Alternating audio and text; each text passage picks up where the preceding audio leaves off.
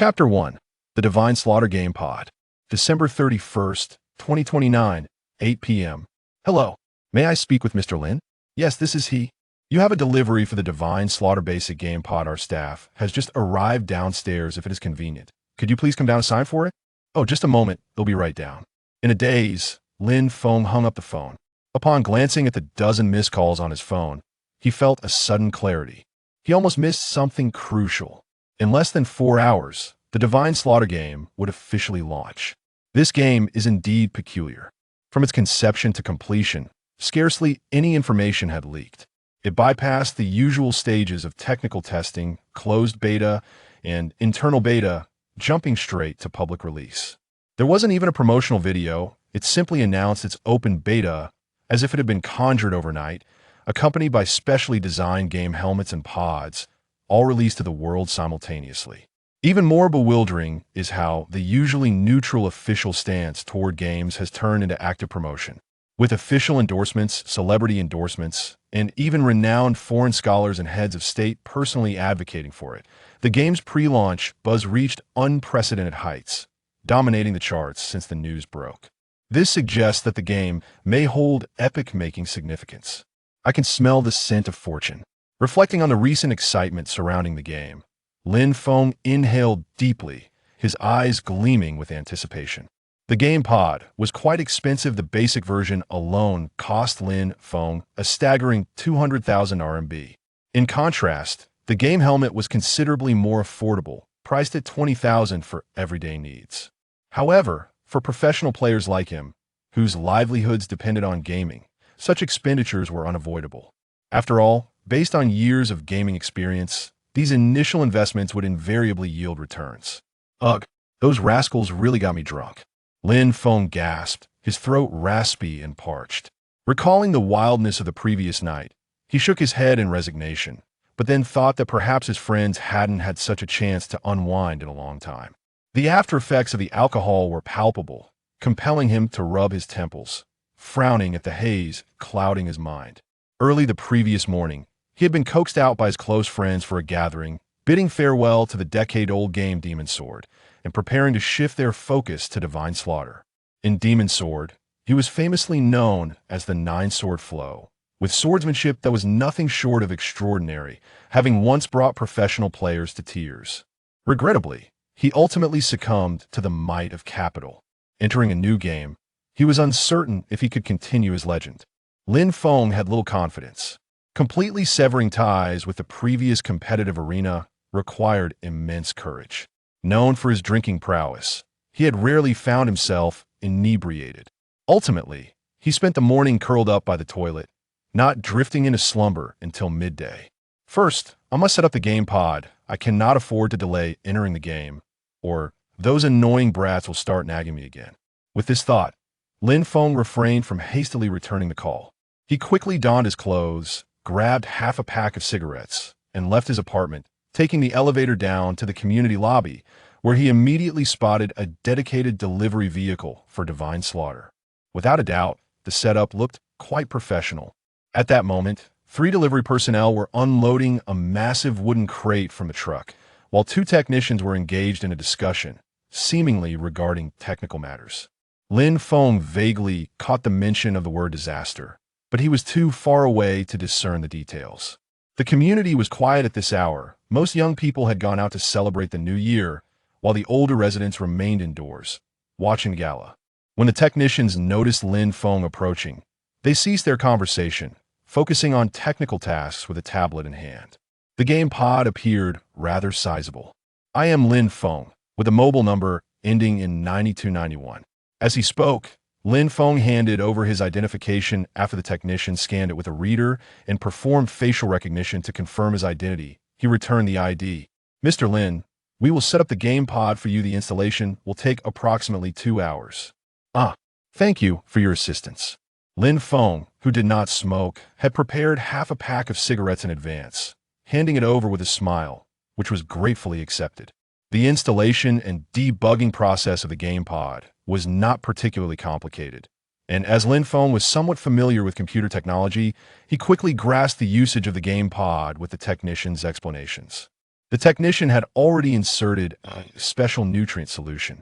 A bottle of this nutrient solution costs 3,000 RMB and can meet an adult's nutritional needs for a month, with prolonged use potentially enhancing physical health. According to the technician, the production costs of the game pod and nutrient solution far exceeded the payments made by players. It was rumored that the government subsidized a significant portion of the expenses, though the truth of this was uncertain. At 10 o'clock in the evening, once the technician finished debugging the game pod, Lin Feng escorted him to the door. "Thank you for your help. Gentlemen, take care. Mr. Lin, here is our company's after-sale service number if you encounter any issues during use. Our technicians are available 24 hours a day. All right, I may need to trouble you at some point." "Haha, it is our duty." After a brief exchange of pleasantries, Lin Feng pocketed the card handed to him and closed the door. Noticing that the launch time was drawing near, Lin Feng took out his phone to call into their group chat, but no one joined the voice chat. The last message displayed in the cool and awesome group was time-stamped at 21 hours, 45 minutes, and 36 seconds, sent by his close friend Wang Qian. Chapter 2.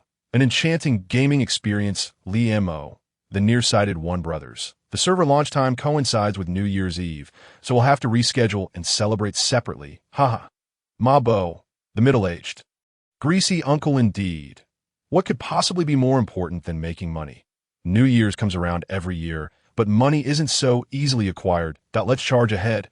Wang Qian, the spirited youth. It seems our explosive gang will once again stir up a tempest in Godslayer. Trust me, we shall seize resources, riches, and beauties. Everything shall be ours. Ha! The sight of his close friend Wang Qian laughing heartily, hands on hips, was so vivid that Lin Feng could almost see it through the screen. As for the previous messages, they were merely casual chatter, like the video of Lin Feng vomiting into a toilet last night, accompanied by the raucous laughter of a few friends. These rascals, truly heartless, only sought amusement without offering any support.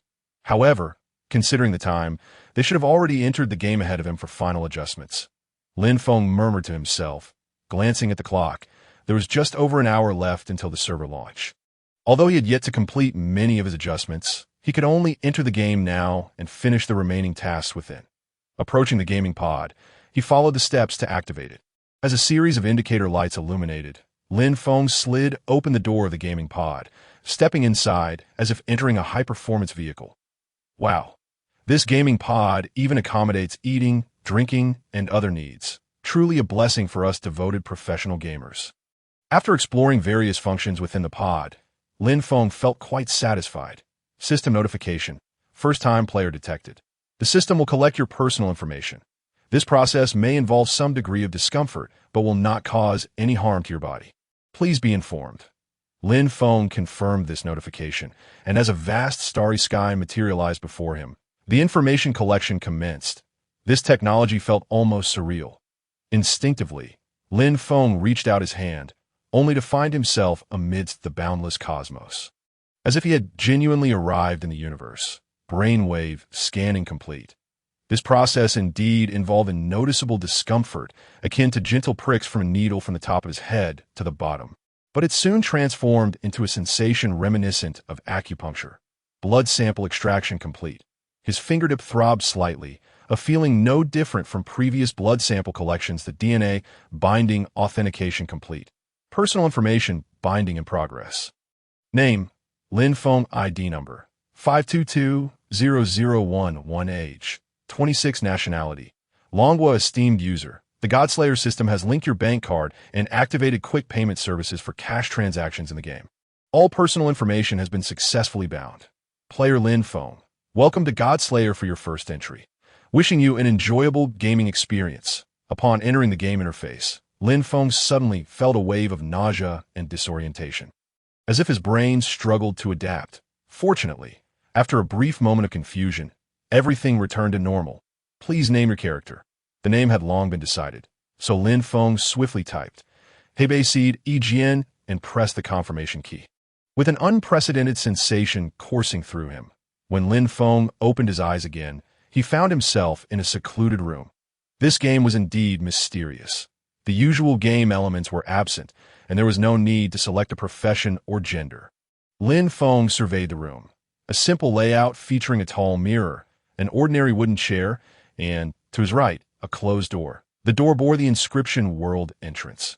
Lin Feng noticed that, aside from the details of his attire and silhouette, the reflection in a mirror closely resembled his real self, save for the name Hebei Seed, Jian floating above his head, confirming this was indeed a game. It wasn't that the Godslayer game couldn't achieve a perfect replica. Rather, in order to safeguard personal privacy, some protective modifications were made to the player's appearance. Lin Feng pinched himself, discovering the sensation felt entirely real. Goodness, a fully immersive gaming experience. This was truly a groundbreaking endeavor. His heart raced, hands trembling. Such authentic feelings were unattainable even in dreams. Yet, the nature of games often involves high expectations followed by disappointments. Only a thorough experience could reveal the truth. The initial outfit was rather simple. Well-fitted white linen robes and three-quarter-length white linen pants. While not particularly comfortable, it would suffice, though certain areas chafed a bit during movement. It seemed that being too realistic might not be entirely beneficial. Moreover, the countdown to the server launch hovered before Lin Feng's eyes. As the seconds ticked down, with a click, the ground illuminated with indicator lights, and the once-closed door opened slightly. Lin Feng hurriedly stepped forward, pushing the door open and walking through. Blinding light assaulted his eyes. And after a brief moment of blindness, his vision finally adjusted, revealing that he was now in a village. Every blade of grass, every tree, every flower and leaf mirrored reality, and taking a deep breath, he inhaled the fragrant scent of grass and earth. Surrounding him were numerous men and women, all clad in white linen garments, their faces brimming with excitement. World announcement. Since entering the game, the novice protection period has commenced. During this period, players have unlimited resurrection rights. Godslayer wishes you an enjoyable gaming experience. So that means after the novice protection period, resurrection will require resurrection coins. Game companies, after all, exist to profit. Following this logic, resurrection coins are likely to be quite costly. You can't change a dog's nature. This insidious capitalist market truly has no bounds. Relevant authorities ought to take proper measures, lest they squander such groundbreaking gaming technology. What the hell? Who touched my backside? I'm a man, bro. Don't panic. I just touched a girl's backside, and 1,000 soft currency was deducted from my bank card. I didn't expect to touch you without any charge. What the hell? I was deducted 2,000 soft currency. Dude, where did you touch? That is so expensive. Chapter 3. Talent ability. Equipment upgrade. Just as the atmosphere began to shift awkwardly, someone in the crowd shouted, "Where can we get weapons?" There seems to be a novice gift pack too. A group of eager young players instantly transformed into a swarm of seniors rushing for free eggs at a supermarket, dashing toward the source, some even losing their initial cloth shoes in the frenzy. The novice village where Lin Feng found himself was not large, with only around 5,000 players scattered throughout, making it feel somewhat crowded. Bright flashes from teleportation arrays illuminated the area, signaling the arrival of new players, who appeared bewildered yet excited. With the friend function not yet activated, it was likely available only after reaching a certain level. Lin Feng chose not to waste time engaging with other players. As a professional gamer, maximizing exploration and leveling up as swiftly as possible was of utmost importance. The NPC was a rotund man wearing a hat adorned with the character for fortune, cheerfully waving his hands to calm the excited players. "Everyone, don't rush. There's enough for everyone." Just when Lin Feng felt overwhelmed by the crowd and wondered when his turn would come, a system prompt appeared asking if he wished to converse with the village's fortune officer. His heart leapt with joy, and he promptly selected yes. Upon confirming, the crowd before him transformed into phantoms, and the fortune officer, who had previously seemed distant, suddenly stood right in front of him, smiling warmly. "Fortune officer of Maoyao village. Hebei Seed, Jian, choose whatever weapon you desire from my collection. You may take one item of your choosing." As the words fell, a dazzling array of weapons appeared before Lin Feng. From swords and spears to axes and halberds, whips and hammers, the 18 varieties of weaponry were all present. The weapons' attributes were relatively balanced, and Lin Feng even took the time to test the feel of various weapons before ultimately selecting a Tang sword as his initial armament. Fortune officer of Maoyao village. Hebei Seed, Jian. This is your chosen novice basic Tang sword. and here is your novice gift pack. I hope you will contribute to Maoyao Village and become a true warrior as soon as possible at the same time. A leather satchel was handed to Lin Feng, which was the so-called novice gift pack. Upon opening the novice gift pack, he discovered that it contained not only 100 spirit coins, but also a bottle of red health potion and a bottle of blue mana potion, each containing 100 units. The leather satchel itself was also part of the gift pack. The system notified him that he had unlocked his inventory, weapon slot, and attribute panel. A.S. Lin Feng sprinted towards the novice quest hub in the nearby Hat Village. He opened his attribute panel. Name: Hei Bai Sei E Jian Realm. Mortal body level 1, 0, 100 points. Health 50, increases by 50 points per level. Mana 50, increases by 10 points per level. Physical attack 10, magical attack 10, physical defense 5, magical defense 5, movement speed 5, attack speed 0, 5 attacks per second. Strength 5, affects physical attack 1 point of strength, 2 points of physical attack. Intelligence 5, affects magical attack 1 point of intelligence, 2 points of magical attack. Constitution 5, affects health 1 point of constitution, 10 points of health. Bone structure 5, affects defense 1 point of bone structure, 1 point of physical defense, and 1 point of magical defense. Spirit 5, affects mana 1 point of spirit, 10 points of mana. Agility 5, affects movement and attack speed 1 point of agility, 1 point of movement speed, and 0.1 attacks per second. All players start with base attributes of 5 points. However, aside from the basic skill Novice Insight, individuals possess different innate abilities. Skill Novice Insight allows viewing information about monsters up to 10 levels above oneself, costs 10 points of mana. Innate ability Equipment upgrade upgrades equipment quality by 1 tier. Lin Feng felt somewhat dazed, but suddenly recalled something important. He quickly drew his Tang Dao and examined its attributes. Novice Basic Tang Dao Quality Common Physical Attack 2. Then, Lin Feng equipped the weapon in his weapon slot and checked again.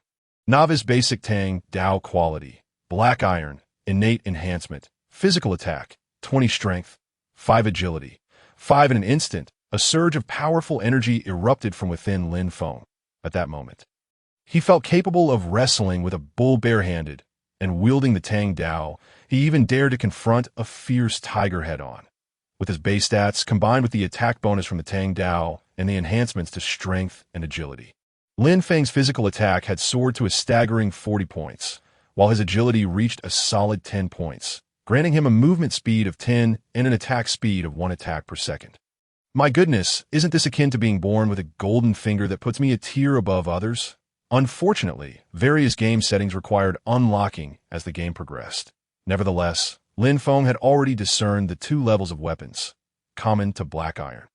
Taking the Black Iron weapon in Lin Feng's hand as an example, it was evident that the improvement in equipment quality was reflected in the weapon's attributes, and it was not a trivial increase. At that moment, the Novice Quest Hub in Hat Village was bustling with players crowding around. Initially, it seemed that the throng would make it difficult to accept quests, but in practice, the process was not as complicated as anticipated. Once Lin Feng stepped into a certain area, he effortlessly received a game quest, similar to the village's fortune teller. One only needed to be within a certain range of the NPC to obtain information. Main Quest 1. Exterminate Beasts 0-100. Quest Description: a large group of beasts has long gathered outside Hat Village. Due to a decrease in hunters, brave warriors are now needed to slay them. Side Quest 1. Kill the Wolf King 0-1. Quest Description: the Wolf King outside Hat Village is highly aggressive. Slaying one will earn the title of warrior. Please bring its corpse to the village chief for certification. Chapter 4. The Tormented Players with 2 quests, 1 main and 1 side. Many players had already seized the opportunity and hurriedly followed the quest markers to begin their endeavors. Lin Feng muttered to himself, wondering if there were any rewards for the first kill, and hastened to the quest location without delay. His friend list was grayed out, and the shop function was unavailable. Knowing he could not contact his friends, Lin Feng could only accelerate his progress alone, that a few close friends were likely engaged in similar pursuits. Thanks to the substantial increase in agility, Lin Feng's running speed was nearly double that of most players, allowing him to swiftly overtake many who had left the village before him and enter the Beast Woods. System notification: Entering the beast woods then, there was nothing that in the forest. Many players had gathered. Strangely, most players were shouting profanities as they struggled against chickens, ducks, and rabbits that were half their height, locked in fierce combat. Amidst the chaos, bizarre voices echoed, lamenting the game's design, claiming that a single chicken almost cost them their lives, and declarations of quitting the game. Some inexperienced players, even under the minimal pain threshold of 10, the lowest for novices, could not endure for long and quickly transformed into a wisp of white light.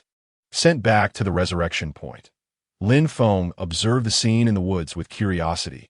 After years of gaming, it was his first time witnessing such a spectacle, where the very first monsters encountered outside the novice village could send numerous players back to respawn. Lin Feng approached a rather adorable large poultry. Without any announcement indicating the exploration of an unknown area, the first kill of a common monster would not trigger rewards, since these poultry were classified as beasts. They did not appear to be harmless. The beasts here were largely common species from daily life, merely magnified many times over. The chickens, ducks, and rabbits bore striking resemblance to their ordinary counterparts, but had gleaming red eyes.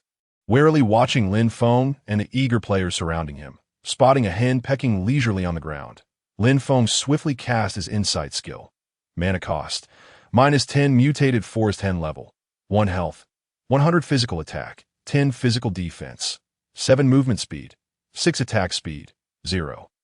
6 attacks per second skill. Cluck cluck. Performs 2 rapid normal attacks. Cooldown time, 1 minute. In terms of stats, players had a slight advantage in attack power, but the hen's health was double that of a novice player. And it also had superior defense and speed. Based on the paper values, it would take 20 effective attacks to kill a single hen. The crux of the matter was that a novice player, just out of the village, possessed no attack speed bonuses.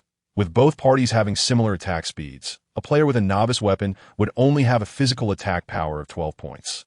This meant that considering physical defense, each player would strike every 2 seconds, dealing 5 points of damage, while also taking 5 points of damage in return. Without using health potions, a player would not be able to kill a single beast before becoming a wisp of light. Fleeing, the beasts were slightly faster than normal players, and once aggro was drawn, unless one exited the beast woods, it was nearly impossible to shed the threat in terms of skills, aside from players' unique talents. These beasts could trigger a skill similar to double strike every minute, and oh wonder, so many players had transformed into white light. Those who returned opted to form parties. Once health potions were consumed, they would be left vulnerable. Lacking the strength to face them alone, the only path left was to band together. Perhaps due to the wisdom gained from experience, resurrected players chose to cooperate, yet many uninformed newcomers raised their weapons and recklessly attacked these monsters. The outcome was predictable. Without favorable innate talents, these players soon cried out in pain and transformed into white light, returning to the resurrection point, creating a scene of utter chaos. Lin Feng did not linger any longer. Gripping his Tang Dao tightly, he made a swift move towards the nearest mutated hen and struck. His aim was decent, landing a blow just below the hen's neck. -33, the hen's head tilted, emitting a clucking sound as it turned its head red and pecked at Lin Feng. Lin Feng merely jumped back and evaded the hen's peck. System notification: you dodged an attack from the mutated forest hen. Lin Feng raised his Tang Dao again, aiming for the hen's head, and swung down. -66, a critical hit. The hen was instantly dazed, a dizzy icon appearing above its head. System notification: the head of the mutated forest hen received a heavy blow from you. Entering a 3-second stunned state. 0.3 seconds was ample time for Lin Feng to attack 3 times. -1. Once again, a critical hit notification appeared, swiftly depleting the life force of this mutated woodland chicken. Chapter 5. Deep in the beastly woods, that a dreadful cry echoed as the mutated woodland chicken collapsed, becoming the first beastly spirit to succumb beneath Lin Feng's blade. System notification: you have slain a mutated woodland chicken and earned 1 experience point. Lin Feng glanced at his experience bar, noting a progress increment of 1.t level up from level 1 to level 2. He needed to defeat 100 of such beasts that a player of African descent would require 40 seconds to slay a single beast without considering health or triggering critical hits, while a lucky player might do so in just 20 seconds. After merely observing for a short while, Lin Feng discerned that the reality was even grimmer for many players. Their efficiency in defeating monsters was lamentably low, often necessitating 3 to 5 individuals to engage in battle for several minutes before one beast would finally fall. I must attempt to capitalize on the kill progress and the experience gained. Thus, amidst the furious exclamations of several players, Lin Feng deliberately tried a few times, discovering that kill contributions were calculated based on the player's involvement in the takedown. Furthermore, the attacked beast had to perish within a certain time frame for any contribution to be credited, leaving no room for opportunistic tactics in essence. While teamwork provided a sense of camaraderie, it offered little practical benefit. If this pace continued, an ordinary player without exceptional talents would likely waste considerable time in achieving the goal of defeating 100 beasts. However, each individual's talents varied, as did their combat experiences, leading to distinct differences in their monster-slaying speed. Among them were players who could dispatch foes as effortlessly as slicing through vegetables, advancing deeper into the beastly woods. Conversely, some players, underestimating their own strength, ventured only briefly into the depths before lamenting their demise, returning as wisps of white light. Having nearly grasped the rules, it was now time for the hunt. Lin Feng observed the silhouettes of players delving into the heart of the woods, a spark of inexplicable excitement igniting within his eyes. Mutated woodland chickens, mutated woodland ducks, mutated woodland hares. As he walked and killed, he swiftly dispatched 3 of each, only to find their base attributes identical. Despite their differing appearances, a mere reskin, perhaps, system notification. Do you wish to enable the automatic material pickup feature? Naturally, who would decline such a convenience? Lin Feng promptly opted to enable the automatic material pickup function. He then took a moment to check for other automatic pickup features, only to discover, to his dismay, that only materials could be automatically collected. Nevertheless, this was a time and energy saver at this juncture. Having automatically collected the materials dropped by the beasts, Lin Feng had already exited the beastly woods. The materials could be sold at shops or utilized for crafting in the future. The pelts of hares, the claws of chickens, the down of ducks. Upon reviewing the item descriptions, he found them lacking in significant utility. The time spent, coupled with the delays from walking, rendered him unable to witness the time it took others to slay even 2 beasts. After all, many players upon defeating 2 beasts typically had to return once. Attracting attention was hardly advantageous. Thus Lin Feng, much like those endowed with promising talents, chose to approach the depths of the beastly woods in the most prudent manner. System notification.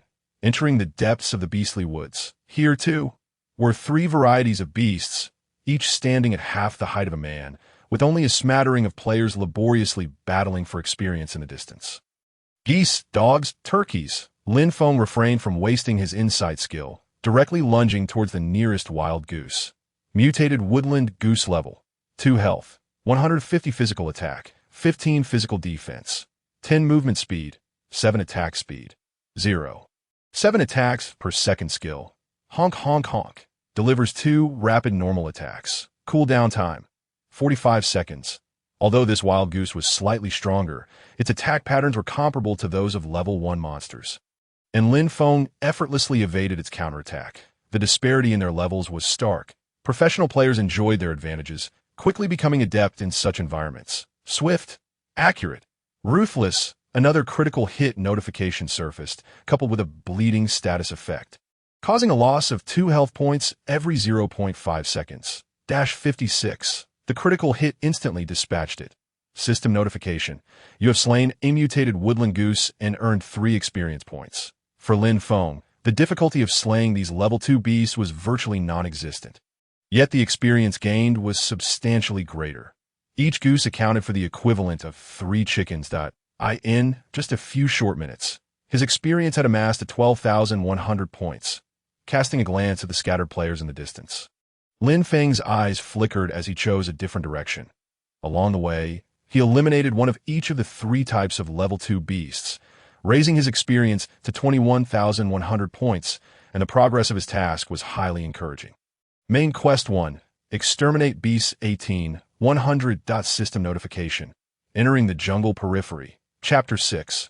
Wild Goats. The jungle periphery? It indeed appeared quite distinct. Unlike the heavily manipulated woodland earlier, upon stepping into this new area, Lin Feng was greeted by a markedly different forest scenery.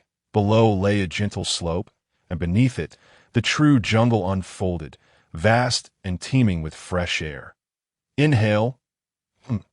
A faint whiff of sheep dung wafted through the air. Bah! The bleating of sheep resounded, a chorus of sounds emanating from the gathering goats atop the hillside. Noticing the absence of other players, Lin Feng flicked his flowing locks and strode towards the nearest goat. My apologies, dear brother. After a token gesture of politeness, Lin Feng struck the goat's thigh with his blade. Wild goat level. 3 health, 250 physical attack, 20 physical defense, 13 movement speed, 8 attack speed, 0.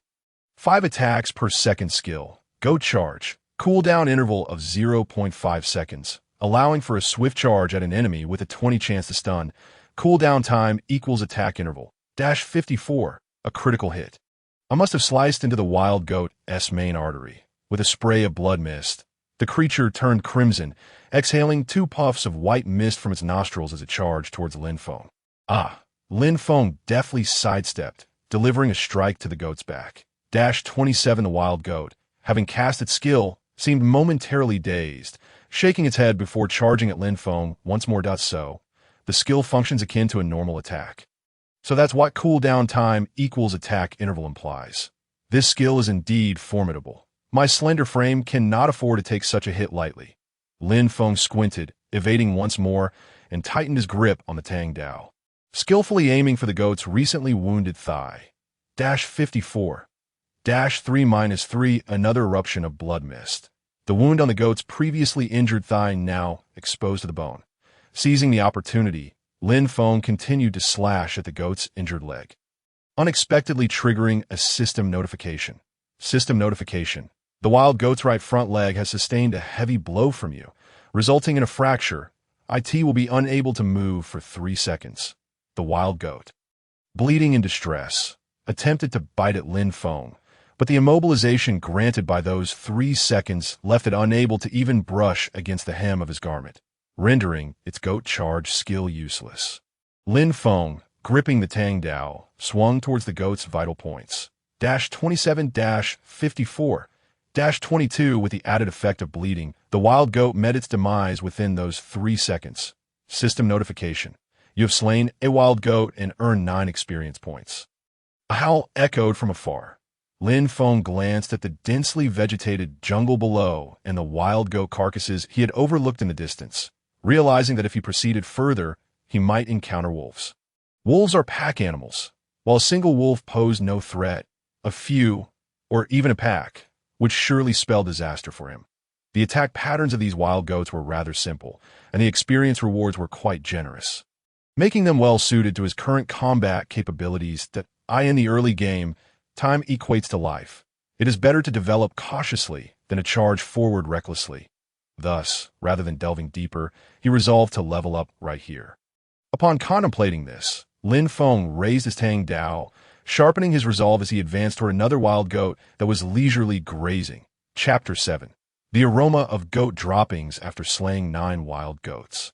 A faint golden light emanated from beneath Lin Feng's feet, heralding a long-awaited level up, along with the acquisition of 5 attribute points. Fragmented materials dropped from each wild goat, primarily consisting of valuable items such as sheep skins and horns. The automatic loot collection feature alleviated some of the hassle.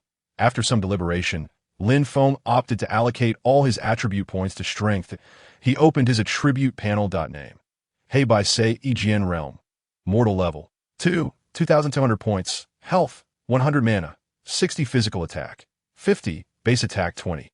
Weapon attack 30, spell attack, 10 physical defense, 5 magic defense, 5 movement speed, 10 attack speed, 1 time S strength, 10 intelligence, 5 constitution, 5 root bone, 5 spirit, 5 agility, 10 base agility 5.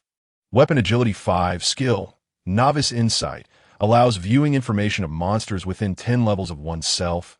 Mana cost, 10 points, talent ability. Equipment upgrade, enhances equipment quality by 1 tier, given his current situation. Boosting his attack power emerged as the optimal choice for efficiently dispatching these wild goats. He aimed to reach level 3 before venturing to the next area, observing the changes in his attributes post-level up. Lin Feng shook his head in resignation. The drop rates were disappointing, and the attribute enhancements were quite meager. Throughout his monster-slaying endeavors, he had yet to catch a glimpse of a potion, let alone any weaponry. The rewards from leveling up were limited to the 5 free attribute points, alongside a health cap increase of 50 points and a mana cap increase of 10 points. Hardly substantial incentives. Perhaps best described as mere consolation. However, from another perspective, such attribute enhancements were relatively friendly to most players, as long as one persevered to level up. The risk of being resurrected as a mere specter would diminish, rendering the slaughter of chickens and rabbits entirely sufficient for sustenance, that a modest comfort indeed. In contrast to the exaggerated virtual games, killing gods appeared to favor realism. IT emphasized authenticity. Main Quest 1. Eliminate Beast 28100 Side Quest 1. Slay the Wolf King 0-1. There remain 72 beasts to be slain for the main quest. And to reach level 3, Lin Feng would need to kill an additional 22 wild goats. If he could procure some equipment during this process, he would be able to explore the next region. With that in mind, Lin Feng withdrew his blood-stained Tang Dao from the carcass of the wild goat before him. The gore effect was set to default off, but Lin Feng decided to activate it to level 10 to acclimate himself to the impending slaughter. Though only a tenth of the real effect, the visceral stimulation still provoked a sense of nausea that he needed to adapt quickly. Whether in reality or in a game, immersing oneself wholeheartedly often facilitated rapid adaptation to the current environment, resulting in accelerated progress. Just as Lin Feng silently approached another wild goat, a deep, forceful bleat suddenly erupted from behind him. Bah! The moment the sound reached his ears, Lin Feng felt an immense force surge from his lower back. And before he could react, he was sent sprawling. -30, I landed hard. Ouch, my poor back. Lin Feng spat out a mouthful of grass mixed with fresh goat droppings and hurriedly rose, only to find a goat, twice the size of an ordinary wild goat, looming before him. Its nostrils flared, exhaling twin jets of warm air. He quickly cast an insight spell. Mana -10 Elite Wild Goat, Black Iron Grade Elite Monster. Level 5 Health, 400 Physical Attack, 35 Physical Defense, 20 Movement Speed, 10 Attack Speed, 0. 5 times S Skill. Goat Charge, casting interval 0.5 times S, grants a speed boost for a short duration, allowing a rapid charge at enemies, with a 25 chance to inflict stun. Cooldown is equal to the attack interval. What the hell? That took a third of my health. With a quarter chance of being stunned, if it triggers, I could very well be finished. Lin Feng was taken aback. The first elite monster he encountered in this game made such an entrance, leaving a profound impression. The lingering scent of fresh goat droppings still clung to him. Chapter 8. Elite Wild Goat. Observing the attributes of the elite wild goat, Lin Feng realized that engaging it head-on would not bode well for him. If he failed, it would likely spell disaster for his escape. Although their movement speeds were comparable, the opponent possessed acceleration skills. What to do? He was eager to level up and had no desire to take unnecessary risks that could waste his resurrection time. Yet risk often accompanies reward. The spoils from slaying an elite monster could far surpass those from ordinary foes. If he managed to defeat this elite creature with a 3-level disadvantage, there was a high probability it would drop equipment. His passive skill was sorely lacking in that regard. While he was uncertain if a Black Iron Grade Elite monster could drop gear, his past gaming experiences suggested a strong likelihood of obtaining items. Lin Feng glanced at his inventory. The potion capable of restoring 100 health points remained full. With a mere thought, the potion materialized in his grasp, restoring the 30 health points he had lost at a rate of 10 points per second. Now, with the potion support, he had a total of 170 health points. Given that wild monsters could not deliver critical strikes, he could endure 5 more attacks from this elite wild goat without perishing. As Lin Feng pondered his strategy, the elite wild goat charged at him once more, initiating its skill. This was it. Lin Feng's decisive nature compelled him to embrace the risk. He seized his Tang Dao and swung it toward the elite wild goat's horns. Lin Feng -30 Elite Wild Goat -30 in a clash of brute force. Both combatants sustained equal damage. neither yielding an inch. However, Lin Feng held the advantage in attack speed, seizing the opportunity while the elite wild goat adjusted its head. Lin Feng struck again, landing a blow directly on the goat's neck. -30 no critical hit. Though he struck a vital area, the damage was insufficient to trigger a critical effect. The elite wild goat had recovered and launched another goat charge at Lin Feng. During the execution of the skill, Lin Feng could not evade the burst of speed, but he could still withstand the blow, so he swung his blade again toward the charging goat's head. Lin Feng -30 elite wild goat -30 Lin Feng had identified the right moment. With his Tang Dao, he aimed for the same spot on the goat's neck. -30 still no critical damage. But this time the wound penetrated deeper into its neck. The elite wild goat's attack interval had reset. Goat charge, another head-on confrontation. Lin Feng -30 elite wild goat -30, I refuse to believe that your neck isn't forged from steel. With a roar, Lin Feng's Tang Dao struck true, landing once more in the same spot. -60, -5 not only did he score a critical hit, but he also inflicted a bleeding state. Aside from the initial ambush from this elite creature, Lin Feng had now withstood its 3 subsequent attacks, losing a total of 120 health points. The elite wild goat, on the other hand, had endured 6 of Lin Feng's strikes, suffering a total of 220 health points in damage. With Lin Feng still at full health and his potion yet to be fully consumed, he resolved to take 3 more hits and send it packing. Lin Feng spat out a mouthful of blood and glanced at his torn palm. Had it not been for the pain being dulled to a level of 10, he wouldn't have been able to hold his weapon steady in reality. Thank you, game. The elite wild goat's eyes were blood red. If it had thoughts, it would undoubtedly wish to impale Lin Feng. Goat charge. Brother, your tactic is too predictable. Lin Feng braced himself for another clash, but upon impact, a ringing sensation echoed in his ears. System prompt. You have received goat charge shock damage, entering a 1.5-second stun state. What the hell, I'm stunned. Lin Feng -30 elite wild goat -30 -5 the last remnants of his health potion evaporated, leaving him with only 10 health points. Without the potion support, his life plummeted to 80 points. Although he was stunned and unable to move, all other states remained normal. Before the 1.5 seconds elapsed, Lin Feng's body was propelled backward, tracing a perfect arc through the air. The elite wild goat's attack had forcibly interrupted the stun effect. -60. That damned wild goat just dealt a critical hit. Health points reduced to a mere 20. If, during this process, the elite wild goat were to possess greater swiftness and launch another attack before Lin Feng could land, he would undoubtedly meet his demise. Fortunately, it lacked such speed. Chapter 9. Ambushed. Damn it. Lin Feng was momentarily stunned. What had initially seemed a guaranteed victory was now turning against him. He could no longer withstand the assault, as the elite wild goat charged once more. Lin Feng's heart raced, and he swiftly turned to flee. Thankfully, the distance between him and the goat was sufficient after being knocked away, for although it would shorten the gap with each use of its furious charge, it would still require some time. With 120 health points remaining, a bleeding effect of -50.5 seconds, coupled with a slow regeneration rate, it seemed it would take approximately 13 seconds for it to succumb. Lin Feng was gambling, hoping that the injuries the elite wild goat had sustained were severe enough to ensure its blood loss would lead to its demise.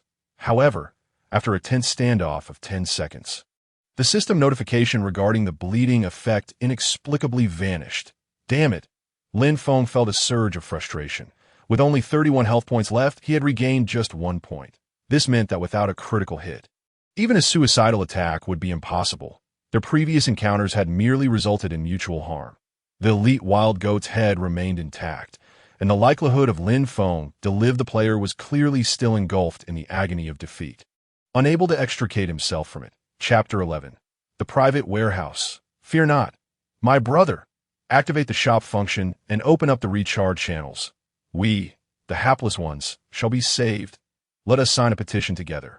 There are already 390 signatures from players, and with yours, it shall be 391. The man in sunglasses continued to seek signatures, attempting to rally more individuals to join his cause. In his view, there is strength in numbers. Surely even the official developers of the game would heed the voices of the players. Lin Feng returned to the novice village. only to discover that the population had not diminished, but rather increased significantly. For the game Godslayer, which had launched at dawn, it was now the dead of night. Why were these ordinary players still awake, competing with us? The professional gamers? Don't they have work tomorrow? Lin Feng muttered softly to himself as he sought a secluded spot. Before his demise, no, before he was eliminated, the black box he had obtained remained in his inventory. He recklessly open it in broad daylight might provoke unnecessary commotion, especially if it caught the attention of certain individuals, likely leading to complications he wished to avoid. This was not the outcome Lin Feng desired. He preferred to accumulate wealth quietly. Since he was already on the way, he decided to inquire with the village chief. The resurrection point was located in the center of Meower village, the same as the initial entry point. Furthermore, with the map already illuminated, Lin Feng found navigation remarkably convenient. Activating the automatic pathfinding function would suffice. Before long, he arrived at the village chief's location. Yes, it was indeed the chief, surrounded tightly by a throng of players. Fortunately, Lin Feng did not need to approach too closely to initiate a dialogue. Meower village chief. Heibai say, Jian, it has been a while. You appear to have grown considerably stronger. There's something you wish to inquire of this village chief? Chief, I would like to know if there is a private space available in Meower village. I wish to open the black box without drawing attention. Meower village chief. You have indeed come to the right person. Seek out the Meower village warehouse manager at the village entrance. He will provide you with the space you desire. Thank you, Chief. Meower village chief. Truly a polite young man. Although fully aware that the chief was merely an NPC, Lin Feng's habitual gratitude imposed no burden. It was simply a sentence, since he was at the village entrance. Finding the warehouse manager was not a challenge. Upon reaching the entrance of Meower village, Lin Feng quickly spotted the sign indicating the warehouse's location. Following the sign, he found a manager, a seemingly capable middle-aged man. In a sizable courtyard nearby, Meower village warehouse manager.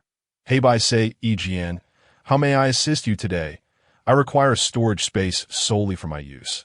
Lin Feng furrowed his brow, contemplating, and added, one that allows me private access, preferably with a separate room. Meower village warehouse manager. According to your needs, activating the appropriate storage space will require a payment of 100 spirit coins. Will you be paying in cash or by card? Is a bank card acceptable? Meower village warehouse manager. I regret to inform you that I just checked, and bank cards are currently unavailable. Only spirit coins can be used for payment. With a sense of exasperation, Lin Feng produced 100 spirit coins and completed the transaction. The manager handed him a key labeled with the number 001, Meower village warehouse manager. This is your key. Please keep it safe. Your room has been registered and is located right here. How realistic, Lin Feng thought, noting the lack of formalities once the payment was made. The manager gestured toward a nearby building, and Lin Feng approached to find a room marked with the number 001. Inserting the key into the lock, he heard, identity verification in progress. Heibai say, Jian, welcome back. The door swung open, revealing a translucent blue membrane before him. Stepping through this ethereal barrier, he entered what was indeed a standard storage room. Approximately 40 square meters in size, furnished with several empty boxes and shelves. Was the key merely a decoration? Lin Feng stowed it away, confirming that the space was exclusively his before finally retrieving the black box. It emitted a faint black glow. Equipment box, bound item. Level. Black iron usage instructions. Contains an unknown black iron-grade weapon. What could it possibly be? Lin Feng rubbed his hands together, murmuring some arcane and obscure incantations. Then opened the black box. A blinding flash of black light erupted, and the box vanished, replaced by a piece of armor with a deep black metallic sheen. Chapter 12. Black Rhino Armor System Notification. Congratulations, Heibai say, Jian. You have obtained black rhino armor from the equipment box. It certainly bore an unassuming name. The armor had a conventional plate design, yet featured rhinoceros horns on both shoulders, with engravings of a rhinoceros head on the chest and back. This design vastly surpassed the Tang Dao he held. Indeed, it was unassuming, yet walking down the street, it commanded a 90 rate of attention. Lin Feng marveled as he caressed the armor, noting that it was not made of iron, but rather fashioned from material akin to black rhino hide. Black rhino armor quality. Black Iron physical defense, 20 constitution, 5 bone 5 from the attribute values. It was comparable to his upgraded novice Tang Dao. However, this armor had passive abilities. Lin Feng eagerly donned the Black Rhino armor. Black Rhino armor quality, bronze, talent enhanced. Physical defense, 80 constitution, 20 bone, 20 active skill. Soul of the Black Rhino summons a Black Rhino with fixed attributes to assist. Lasting 30 minutes, cooldown time of 24 hours. Incredible. This was unfathomably powerful. Lin Feng's heart soared with elation, fully aware of what this entailed, and he could not help but exclaim in excitement. No wonder items were so difficult to obtain, and the drop rate for weapons and armor was exceedingly low. With such attributes, acquiring even one piece at the game's early stages would easily carry a player through the novice phase. However, upon reflection, such luck seemed improbable. Most players were struggling, and individuals like Lin Feng were exceedingly rare. The few exceptional players who could replicate his methods would need to possess similar talents, making it nearly impossible for anyone to match his prowess. Opening his attribute panel, he examined. Name: Heibai Sei Jian Realm. Mortal level, 2. 83,200 points. Health, 300 mana. 60 physical attack. 50, base attack 20, weapon attack 30, magical attack, 10 physical defense. 105, base defense 25.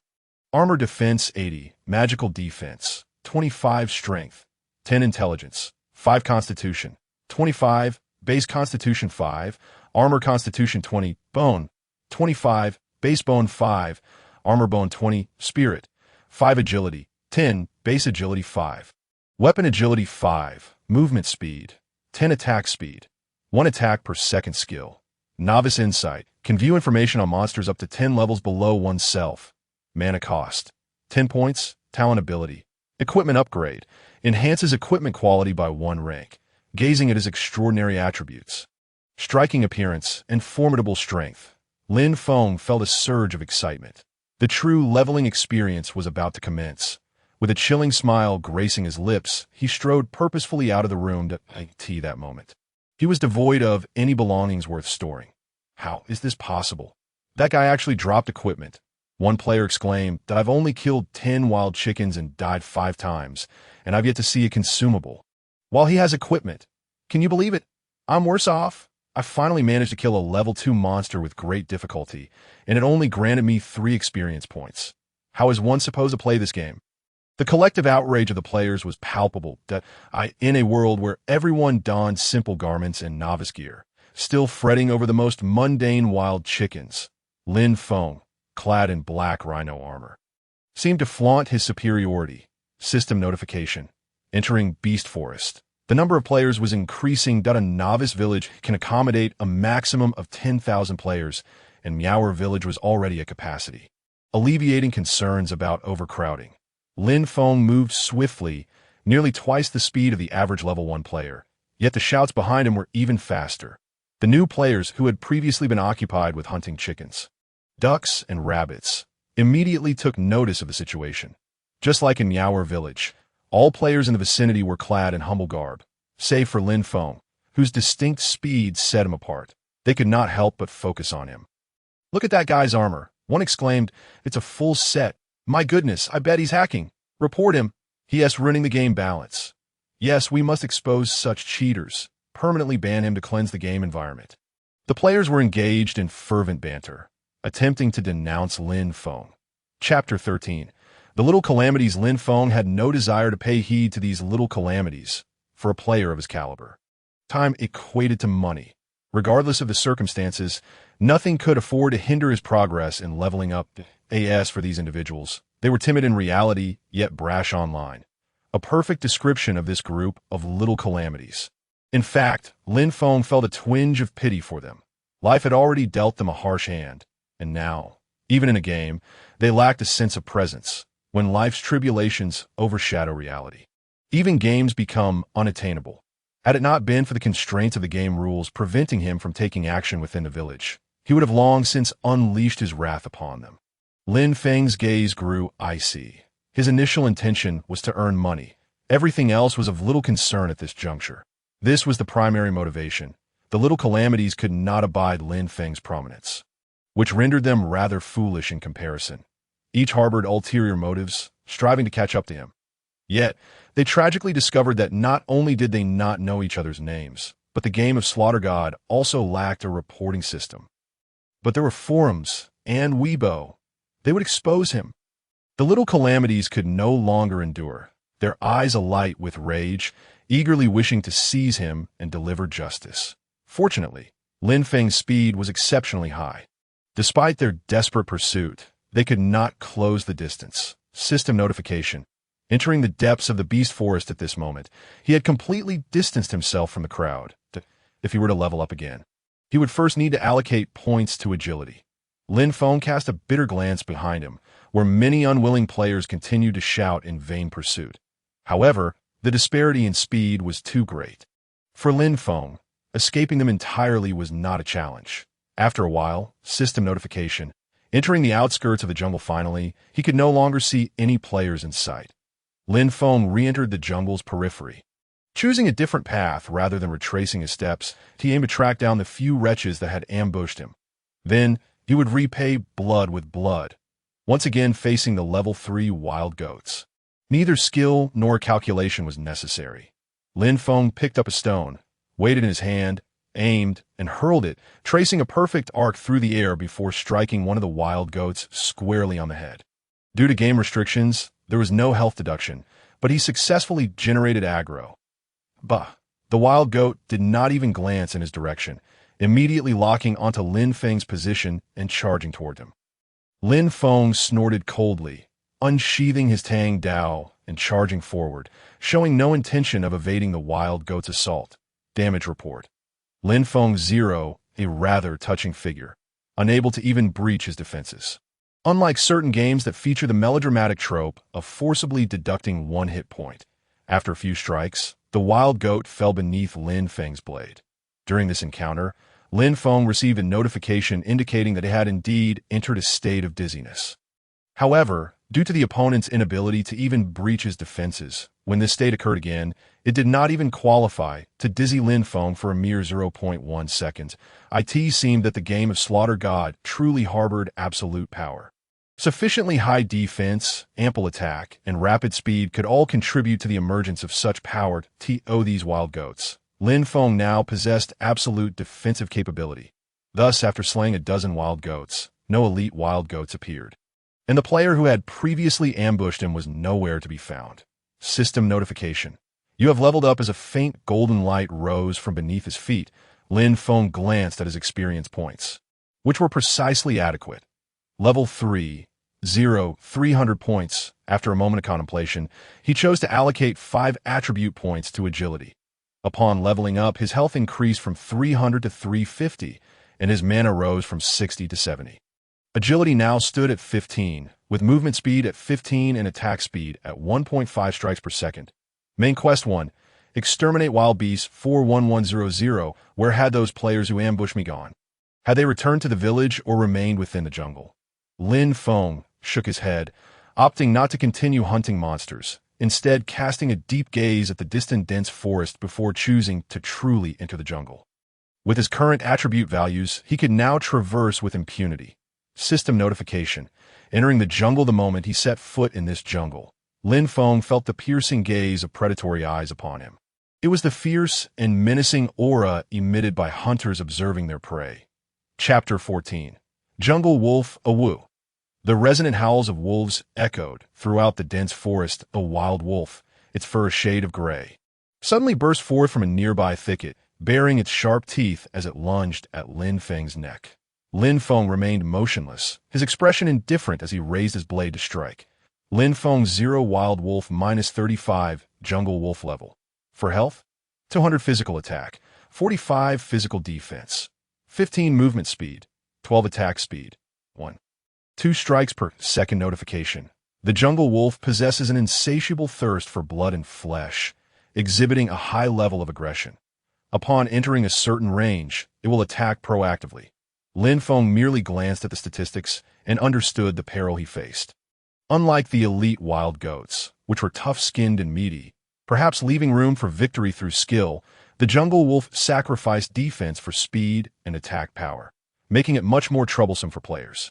Had he ventured into this area with his strength prior to acquiring the black rhinoceros armor, he would likely have met his demise within 10 seconds.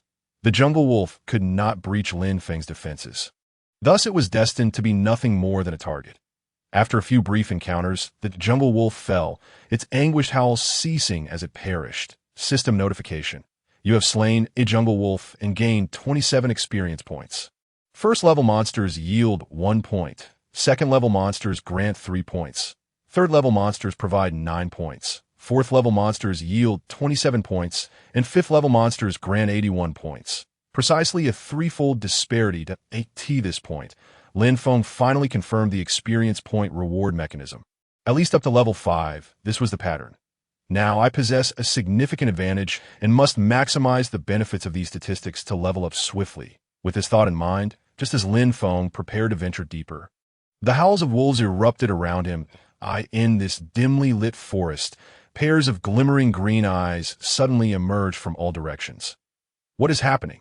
Lin Feng surveyed his surroundings in surprise, realizing that a pack of 30 to 40 jungle wolves, their eyes gleaming with menace, was closing in on him. Could this be a form of game mechanism to trap me here, preventing me from smoothly progressing to the next area, thereby hindering my ability to maximize my experience gain in a short time? Lin Feng believed his hypothesis held considerable weight.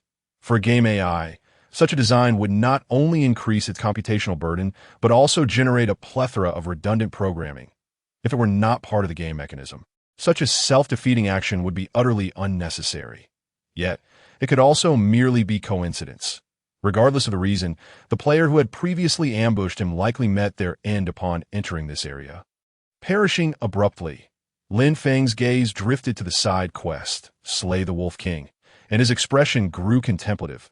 Countless thoughts flitted through his mind. However, none of this mattered now. Present, Lin Feng stood alone, facing a pack of bloodthirsty beasts. This scenario resembled an individual who had unwittingly wandered into the jungle, suddenly being targeted by a horde of feral creatures. The fear that blossomed within him was potent enough to paralyze a person on the spot. Even within a game, such an immersive level of realism made it difficult for the mind to remain alert. In the heat of the moment, Lin Feng's heart raced uncontrollably, and his legs felt weak and unsteady. His body's physiological reactions were beyond his control. He took a deep breath, mentally preparing himself. It's just a game. They cannot breach my defenses. Lin Feng engaged in self-reassurance. The wolves began to emit low, menacing growls directed at him. He resisted the urge to flee. The wolves, in unison, lunged toward him. The green, vicious eyes of the beasts loomed larger in Lin Feng's vision. Their sharp teeth and claws aimed to tear into his flesh. In an instant, countless gaping maws began to ravenously shred at Lin Feng's body. Lin Feng 000, minus 35, a barrage of zeros erupted above Lin Feng's head as he fought back with all limbs, wielding his blade in retaliation. Even if only the slash of his Tang Dao could inflict damage, his other movements were equally formidable in spirit. If limbs could also deal damage, the efficiency of slaying foes would undoubtedly increase significantly. Lin Feng pondered quietly to himself. Just because it is not possible now does not mean it cannot be in the future. Chapter 15, Transformation. The sensation of pain still lingered. However, perhaps due to not being fully breached, the feeling of discomfort had significantly diminished. He sensed the change in pain. Lin Feng's once restless heart began to find a peculiar sense of stability.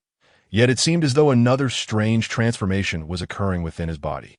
It was peculiar, almost as if a long-forgotten feeling had resurfaced, igniting an urgent desire within him to fight. At that moment, a different spark suddenly shone in Lin Feng's eyes. His body appeared to be filled with excitement in an instant. Though he could not articulate it, it felt akin to a thirst for battle. Kill. Lin Feng let out a proud roar that reverberated throughout the forest. It was as if the beast that had been suppressed within him was now surging forth like a flood. Eager to engulf the mountains and woods, he wielded his Tang Dao with extreme speed, relentlessly striking at the bodies of the jungle wolves that surrounded him. The jungle wolves, fearless and tireless, continued their assault on Lin Feng. Yet he remained unfazed, gradually shifting from initial panic to a state of ease amidst the pack's onslaught. He even fought while advancing deeper into the thicket. System notification.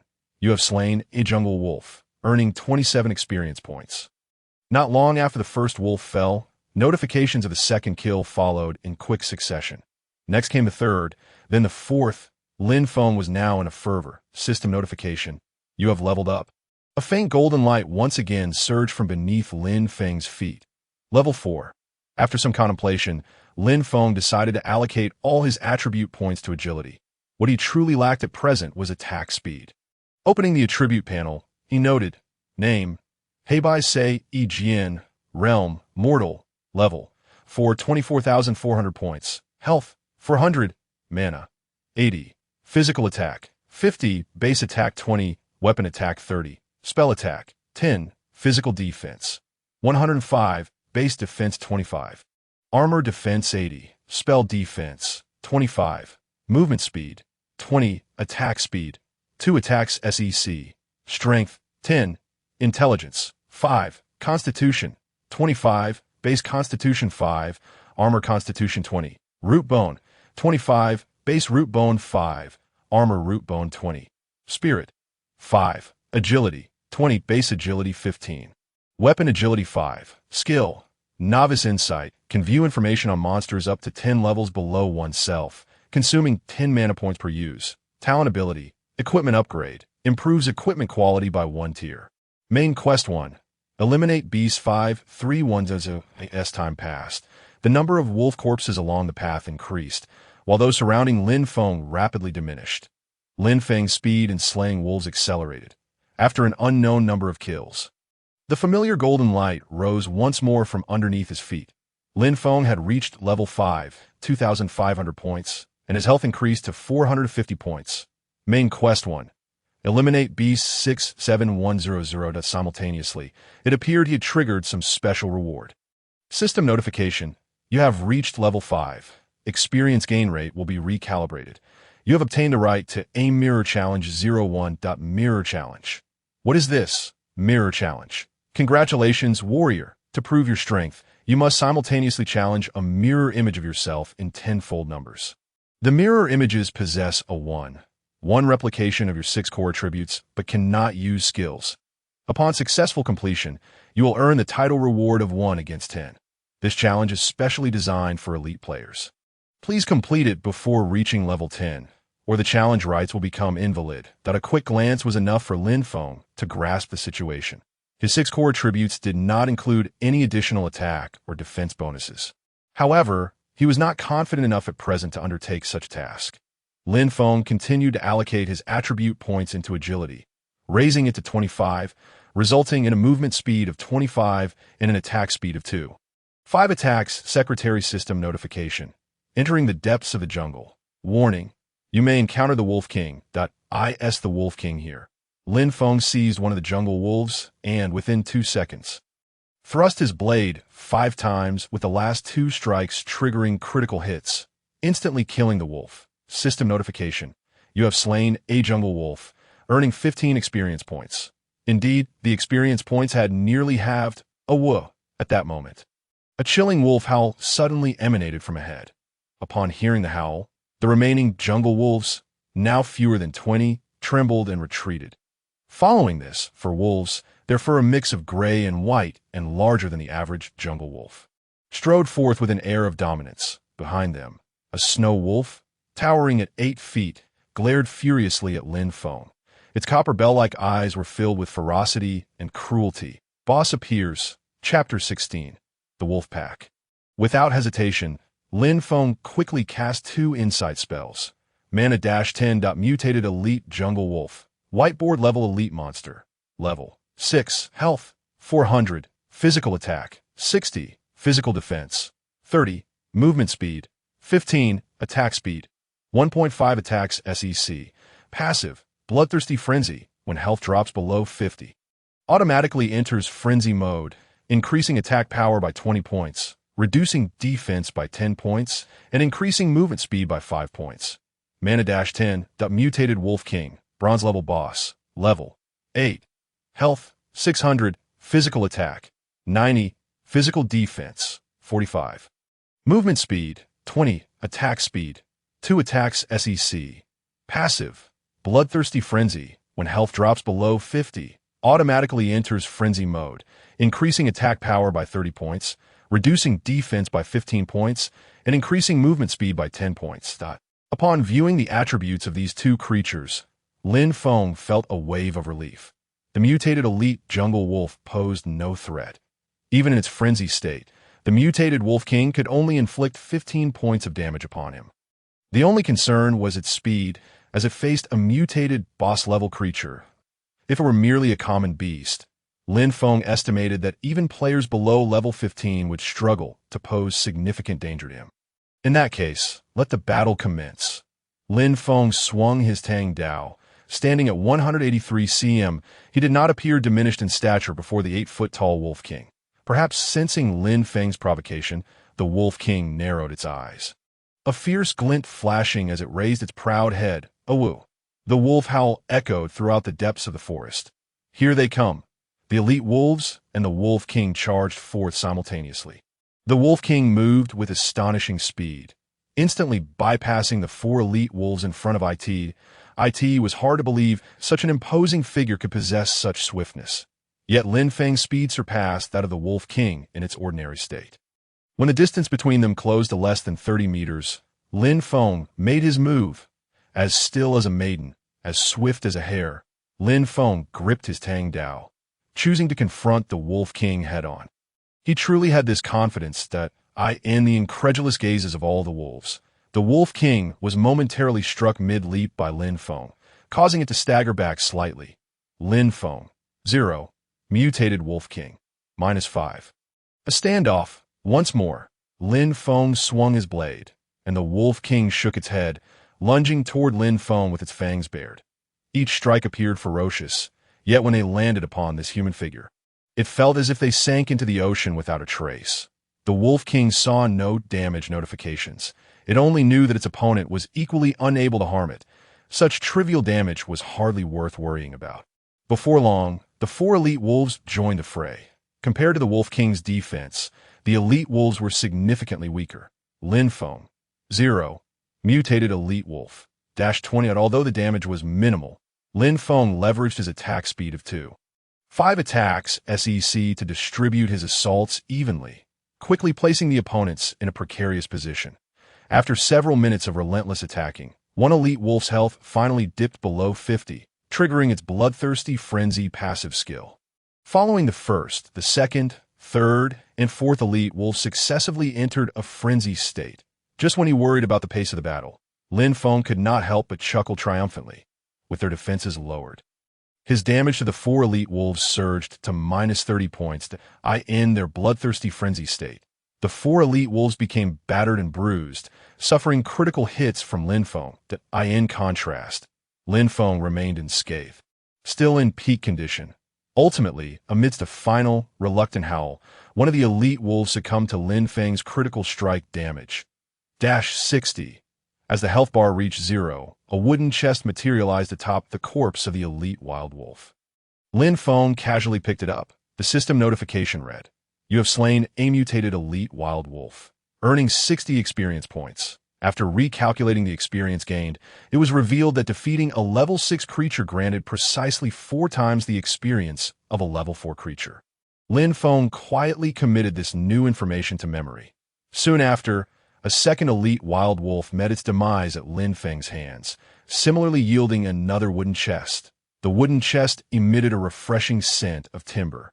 Surrounded by a faint golden hue, with 2 of its elite members fallen, the Wolf King was left helpless. The remaining 20 or so ordinary wild wolves charged at Lin Feng like moths drawn to a flame. Chapter 17. Spoils of War for the Pack of Wild Wolves. The scene was extraordinarily brutal for Lin Feng. However, it was merely a trivial slaughter. Half an hour later, apart from the Wolf King, every wild wolf present had been thoroughly eliminated by Lin Feng. In addition to reaching level 6 with 42,600 points, his health had increased to 500 points. Lin Feng had amassed 4 wooden chests in total. Without hesitation, he allocated 5 attribute points to strength, raising it to 15 points. His physical attack power surged to 60 points, and his health remained at 500 points. Main Quest 1. Eliminate beasts 91,100. Moreover, each elite wild wolf contributed to his gains. With the Wolf King now a mere figurehead, its attacks, despite the bloodthirsty frenzy enhancement, could still not penetrate Lin Feng's defenses. The situation was hopeless. Lin Feng stood immobile, allowing the Wolf King to strike at will. Yet it could not harm him. With a casual slash, Lin Feng could inflict a loss of 15 health points on the Wolf King. Perhaps due to game mechanics, the refresh rate of wild wolves in this area was notably low, as there were scarcely any other player's footprints. Since the moment he killed the first wild wolf, half an hour into the battle, he had yet to witness any fresh spawns. Let us see your true strength as the first boss.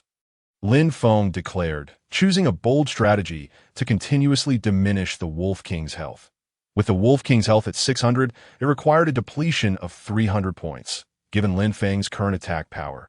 Each strike dealt a mere 15 points of damage, including the earlier 5 points of damage. Lin Feng had effectively struck the Wolf King nearly 30 times. Finally, accompanied by a long-suppressed, terrifying howl, the beleaguered Wolf King entered its bloodthirsty state. Its physical attack power skyrocketed to 120 points, and its movement speed surged to 30 points. The cost, however, was a plummet in physical defense to 30 points. Yet it was now capable of inflicting damage on Lin Feng, albeit at the risk of its own peril. Lin Feng minus 15, mutated Wolf King minus 30, while the Wolf King enjoyed a speed advantage. Lin Feng possessed a comprehensive superiority in attack speed, health, and power. The Wolf King had no chance of victory. After Lin Feng sustained less than 150 points of damage, the mutated Wolf King finally succumbed in a fit of rage, its eyes wide open in death. System notification. You have slain a mutated Wolf King, earning 240 experience points. System notification. Wild monsters in this area will respawn in 0:04:59. With the Wolf King's death, the wild monsters began to respawn, granting players a 5-minute grace period. System notification. You have activated the depths of the jungle teleportation array.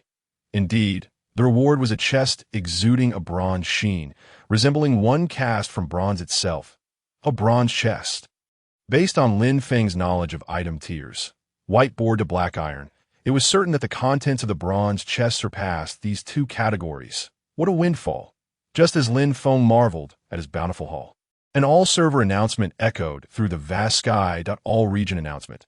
Player Heibai say EGN has achieved the first kill of the novice village BOS's mutated Wolf King, earning 1 guild establishment token. Like a thunderclap, the announcement reverberated, resonating like the tolling of bells. The repeated all-region announcement left Lin Feng momentarily stunned. A guild establishment token? Such a prize in the early stages of the game. It was an absolute treasure for establishing a guild.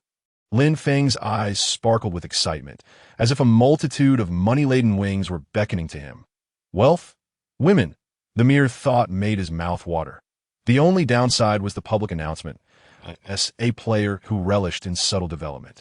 He had little desire to become a target for many players at this early stage. Nevertheless, since the deed was done, he might as well create a grand spectacle and then reap a substantial reward. Countless affluent families would undoubtedly be intrigued by this first guild establishment token. A beam of light descended.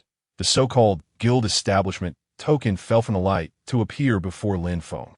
It resembled a miniature city, shrunken countless times. With such an offering presented to him, there was no reason to refuse. Lin Feng sighed softly, extending his arm through the beam of light to touch the guild establishment token. Though it only bore an outline, he could discern intricate details within it. Towers, wooden city walls, training rooms, guild halls, and artificial hills. All rendered with remarkable realism, almost to the minutest detail. Chapter 18. Return to Hat Village. How does one use it? Guild Establishment Token can designate a specific area as a guild site, as long as it meets the requirements. The operation was remarkably simple. Lin Feng could even establish a guild in this remote wilderness. However, such a hasty choice in the wild seemed rather absurd at this moment. The respawn timer for wild monsters had also run out. A multitude of ordinary wild wolves began to reappear around Lin Feng. Unlike before, however, These once highly aggressive wolves would only attack when Lin Feng was within their vicinity. Rather than launching a coordinated assault, it seemed the rules of this area had changed following the Wolf King's demise. System notification. Due to your significant level difference with the current wild monsters, experience points 5, that when a level difference was only 1 tier, he had not received a warning about a significant level gap. But at level 2, it immediately dropped from 20 points to 5 points, a staggering decline, only a quarter of what it had been. Fortunately, this did not affect the progress of Main Quest 1. After consecutively slaying 8 wild wolves, plus the contribution from the Wolf King, the completion notification for the main quest soon followed. Main Quest 1. Eliminate Beasts 100,100 completed. Notification. Please visit the Hat Village Chief to claim your reward. Experience points changed to level 6, 322,600 points. Both quests involved the village chief that it was time to return and submit the tasks. Just as Lin Feng prepared to leave, he suddenly recalled the side quest and hurriedly made his way to hoist the Wolf King's corpse. Fortunately, the materials dropped by the wild wolves had been automatically collected. Thankfully, items of the same name could be stacked. Mutated Wolf King corpse. The Hat Village chief seems quite interested in it, but it cannot be stored in the item slot. You must carry it back to the village. He could only carry it. Wasn't this akin to being a street rat? He wondered why there wasn't a return scroll. Walking back like this would surely attract attention. Just as Lin Feng was about to haul the Wolf King's corpse back to town, he suddenly recalled the earlier system notification. He glanced at the notification bar and indeed saw what he desired. I have activated the depths of the jungle teleportation array. Where is it? Lin Feng pondered, looking toward the direction from which the Wolf King had come. Let's check it out. The likelihood is greater over there. Thus, Lin Feng carried the Wolf King's corpse deeper into the jungle at his speed. After about a minute of running, he finally spotted a teleportation array imbued with profound significance. The circular array was adorned with exquisite magical stones, pulsating with a flickering blue glow. Gazing at this teleportation array felt like stepping into a magical gaming world. With a smile, Lin Feng stepped onto the teleportation array, and a window immediately popped up before him, displaying 2 straightforward options. Hat Village Depths of the Jungle. Both options were lit up at AS for other locations. They bore no text, likely only appearing once activated. How convenient. With a thought, Lin Feng decisively selected Hat Village. At that moment, near the resurrection point in Hat Village, a radiant beam suddenly erupted from the long-dormant teleportation array that a player, previously unaware of the situation, stood on the array chatting with others as the light beam appeared. His body was pushed aside. Isn't this our Hat Village's teleportation array? Why would it suddenly light up? Could someone be teleporting? Damn it. In just a few hours, I've only managed to slay 20 chickens and ducks. And already someone has unlocked the teleportation array? Amidst the clamor of the surrounding players, a youthful figure clad in formidable rhinoceros armor, bearing the massive carcass of a wild wolf upon his shoulders, suddenly emerged into the sight of the crowd. The radiance of his arrival was fleeting, dissipating as swiftly as it had materialized. A wave of dizziness washed over him. Lin Feng's surroundings rapidly crystallized into focus. Goodness, someone has truly activated the teleportation array. Look, is that not the corpse of the Wolf King from the side quest he bears? How can this be possible? We can barely contend with Tier 2 monsters, and ascending to level 2 seems a distant dream. This is undoubtedly a ruse. We are all aware of his gaming ID. Expose him, report him, alert the gaming company. Chapter 19. The Guild Establishment Order in Truth. Everyone was acutely aware. This game, Godslayer, was backed by the WTC organization, the World United Organization, and had been designated by all nations as a new battleground for warfare. The prospect of needing a ruse was utterly unfathomable. The game's content was known only in part, even to the planners, while the gaming company merely operated as a proxy. How could a ruse exist? What were these fools prattling on about? It could only be said that jealousy distorts perception. Lin Feng remained unaffected by the attitudes of these players. Everyone, please make way. Do not obstruct my path. As some attempted to hinder him, their efforts proved futile in the face of his overwhelming power. A mere flick of his hand sent one staggering, nearly tumbling to the ground. with a physical attack power of 60 and a strength boost of 15, even though the rules prevented him from inflicting harm. These petty players were no match for him. Curse him! He calls us dogs. You're the dog. Your entire family are dogs. It's not me who insulted you. It was he who insulted us. Why threaten me with a blade? Apologies, brother. My hand slipped. Can words truly be lethal? They may irritate, but those who take them to heart shall be the ones to suffer. Speaking of which, this presents an excellent opportunity for promotion. With the first guild establishment order in the entire region and the voice function yet to be activated, I must resort to alternative means of announcement. With this thought, Lin Feng suddenly clasped his fists and called out to the throng ahead. Esteemed players, I would like to request your assistance with something. Just as most assumed Lin Feng was about to appease them and plead for leniency, he flipped his palm, revealing an exquisitely crafted token. This token was known as the Guild Establishment Order. I'm the first player in our Dragon Kingdom region to receive the Guild Establishment Order Award, known as Heibai Sei Jian. Upon hearing this declaration, the players who had been clamoring to report Lin Feng for cheating suddenly fell silent, shifting instead to hushed discussions. Although the intricacies of the game mechanics were not fully understood, past experiences indicated that the holder of the first Guild Establishment Order would be the first to establish a guild. The various benefits within a guild would allow all members to bypass the trials of the novice period in such a groundbreaking game. The advantages gained were undeniably beyond imagination. Brother Jian, what orders do you have? I, Hamiya Kuangfeng, shall do my utmost to assist you. Indeed, Brother Jian need not stand on ceremony. We were merely jesting earlier. Seeing is believing. Brother Jian is truly formidable.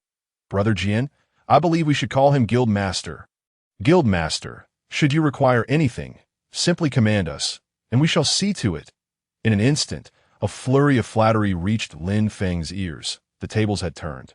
Lin Feng relished this scene, smiling as he replied, "It is not a troublesome matter. I wish to request your assistance in promoting this first Guild Establishment Order, which I intend to sell .as for the price. It will be awarded to the highest bidder. Interested parties, organizations, or companies may leave a message at the warehouse." Lin Feng glanced at the time. It was now noon. At 12 p.m., I shall hold an auction at the Hat Village warehouse. Besides the Guild Establishment Order, there may also be some urgently needed items available. I hope all interested players will grace us with your presence. Having said this, Lin Feng disregarded the astonished expressions of the many players, shouldering the exaggerated form of the Wolf King's carcass as he swiftly made his way to the village chief. At his current speed, no player could hope to catch up with him. Soon, Lin Feng arrived before the village chief of Hat Village, promptly submitting main quest 1. Exterminate 100 beasts completed. Hat Village Chief.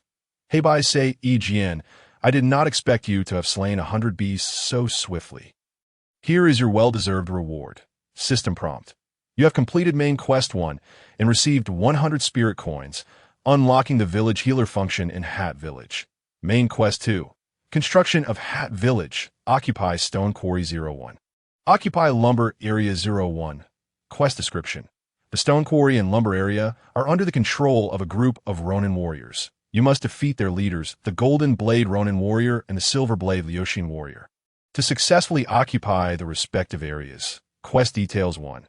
We are born in Hat Village, and everything within it is intertwined with our existence. Currently, Hat Village is akin to an infant in swaddling, ever at risk of obliteration. Yet in its fragility lies boundless potential, requiring our collective guardianship. The construction of the village is a shared responsibility. Chapter 20. Hat Village Warriors Quest Details 2. The Wolf King lies dead.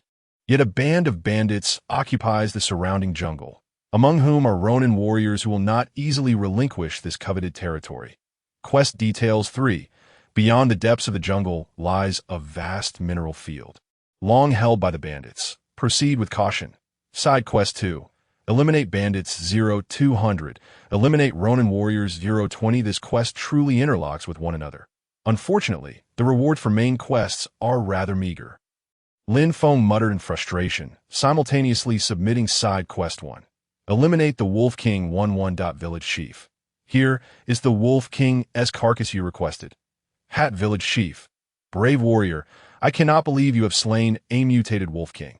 You have truly alleviated a great threat for the villagers of Hat Village. Here is your well-deserved reward. System prompt. You have completed Side Quest 1. Eliminate the Wolf King 1-1, gaining 200 favor points with the Hat Village Chief. Favorability has shifted to friendly. Hat Village announcement. Player Heibai Sei EGN has successfully obtained the first title of Hat Village Warrior. The boss, the Wolf King, will respawn in 12 hours. Such an announcement was anticipated by many players. However, the respawn time for the Wolf King seemed excessively long. Congratulations, you have successfully activated the favorability system. The favorability of NPCs within the game possesses certain hidden effects. Please utilize it wisely. With this, the Hat Village Chief produced a box. Thank you, Village Chief. Amidst the envious gazes of numerous players, Lin Feng retrieved a pure gold medal, embedded with the Chief's likeness. Hat Village Warrior Medal, all attributes 10 Indomitable. Gain 10 Resilience points, Resilience. Resist all negative effects, Special Effect, Recognition, and Trust. Gain a certain value of favorability from all NPCs in Hat Village. Hat Village Chief. Huh. What a polite young man. Come, let me adorn you with this. As he spoke, the chief placed the Hat Village Warrior Medal upon Lin Feng's right chest. It was indeed a source of honor. What's there to boast about? It's merely cheating. That a sarcastic voice emerged from a nearby male player, causing the chief's expression to darken immediately. This villager, do you dare to insult our village's warrior? Oh, you an NPC. Think you can do anything to me? Kill me. The male player clearly failed to grasp the gravity of the situation. The chief's gaze turned icy. Law enforcement team, apprehend this individual on my behalf. With that command, two burly men clad in leather armor appeared, seizing the player by both arms. You are accused of insulting our village warrior. Please be silent and follow us. The cold voice echoed. To the astonishment of the crowd, the male player's mouth suddenly sealed shut. Aside from muffled sound from his nostrils, he could produce no other sound. Under the watchful eyes of the gathered players, shackles materialized upon the player's body, and he was escorted away. Log out and log back in, you fool. How stupid can you be to be apprehended by an NPC? Yet the player gazed in terror at the crowd, unable to articulate a word. Lin Feng observed the player being taken away, feeling a peculiar sensation, though he did not dwell on it. After making an example of him, the chief surveyed the crowd. All of you are citizens of Hat Village. Henceforth, do not slander our village warriors. For a first offense, imprisonment for 3 days shall be the consequence. Repeated offenses will be met with severe punishment. How impressive! Lin Feng raised an eyebrow, suddenly feeling as though he had stumbled upon a treasure. With the NPC's protection, would he not be able to roam freely within Hat Village's domain? Thank you, Village Chief. Lin Feng paid no mind to whether or not he was regarded as an NPC. He clasped his hands in a gesture of respect, expressing his gratitude. Aware of the intricate dynamics at play, the other players refrained from making snide remarks. They gazed at Lin Feng with a mix of envy and jealousy, yet dared not utter any more disparaging words. Ladies and gentlemen, kindly make way as Lin Feng strode away with a swagger. Those who harbored disdain for him chose to remain silent for the moment. It was merely a trivial game. What was there to boast about? Once the day passed and the recharge channels opened, he would be nothing but a waste. This sentiment echoed among the wealthier players at that moment. Chapter 21. A surge in power. There was but one Hat Village, yet boasted countless pathways. Each pathway could accommodate up to 10,000 players online simultaneously. During the New Year holiday, many players who had just celebrated the arrival of the new year found themselves deeply captivated by this almost lifelike game world. The number of players departing steadily dwindled, with a continuous influx of new players logging in every minute. Lin Feng returned to the warehouse management area. That a glance around the storage revealed that some items had already been purchased by other players. He opened the warehouse door and retrieved 4 wooden boxes. Ordinary wooden box level. White instructions. Contains an unknown white level item. The wooden boxes corresponded to white level items, the contents of which remained a mystery. He opened the first box. That a faint white light flashed, revealing a rather ordinary white ring before Lin Feng's eyes. Ancient ring quality. White luck 1. Enhances all luck-related probabilities. Lin Feng promptly donned it on his right index finger, finding it quite appealing. Ancient ring quality. Black iron, talent enhancement. Luck 3 Spirit 5. He opened the second box. Poison Gas Bomb, a one-time consumable that inflicts 20 points of true damage in a 10m x 10m area, lasting for 15 seconds. The third box. Flying Pill, a one-time consumable that can elevate the user up to 10m above ground, with a flight speed twice that of the user's movement speed, lasting for 1 minute. The fourth box. Composite Recovery Potion 300300.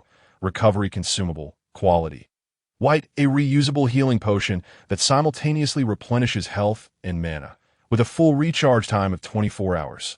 Finally, the last one. The Bronze Treasure Chest, contributed by the Wild Wolf King. The bronze chest shimmered with a green light, its ancient patterns clearly visible, hinting that its contents would surely be exceptional. What could it possibly hold?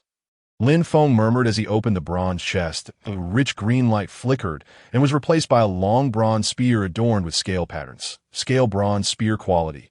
Bronze physical attack, 100 strength, 20 agility, 20 passive. Green radiance. Each attack inflicts an additional 10 points of true magical damage upon acquiring the scale bronze spear.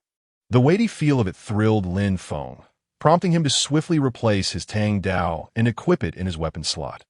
Under the influence of Lin Feng's talents, the spear, originally bronze in hue, transformed into a striking silver sheen. Scale bronze spear quality. Silver physical attack, 300 strength, 60 agility, 60 movement speed, 20 passive. Silver flash. Each attack inflicts an additional 30 points of true magical damage. Active skill. Dragon emerges from the sea, consumes all mana, dealing area damage equal to mana consumed. Spell attack 2 after a 5-second delay. Such terror. Lin Feng gasped in astonishment. He felt invincible. He opened his attribute panel. Name. Black and White Say, E-Sword Realm. Mortal level. 6, 322,600 points. Health, 600. Base health, 300. Armor health, 200. Title health, 100. Mana, 180. Base mana, 80. Ring mana, 50. Title, 50. Physical attack, 350. Base attack, 30. Weapon attack, 300. Title attack, 20. Magical attack, 30. Base magical attack, 10. Title magical attack, 20. Physical defense, 115. Base defense, 25. Armor defense, 80. Title defense, 10. Magical defense, 35. Base defense, 5. Armor defense, 20. Title defense, 10. Movement speed, 110. Base move speed, 20. Weapon move speed, 80. Title move speed, 10. Attack speed, 11 times per second. Strength, 85. Base strength, 15. Title strength, 10. Weapon strength, 60. Intelligence, 15. Base intelligence, 5. Title intelligence, 10. Constitution, 35. Base constitution, 5. Title constitution, 10. Armor constitution, 20. Root bone, 35. Base root bone, 5. Title root bone, 10.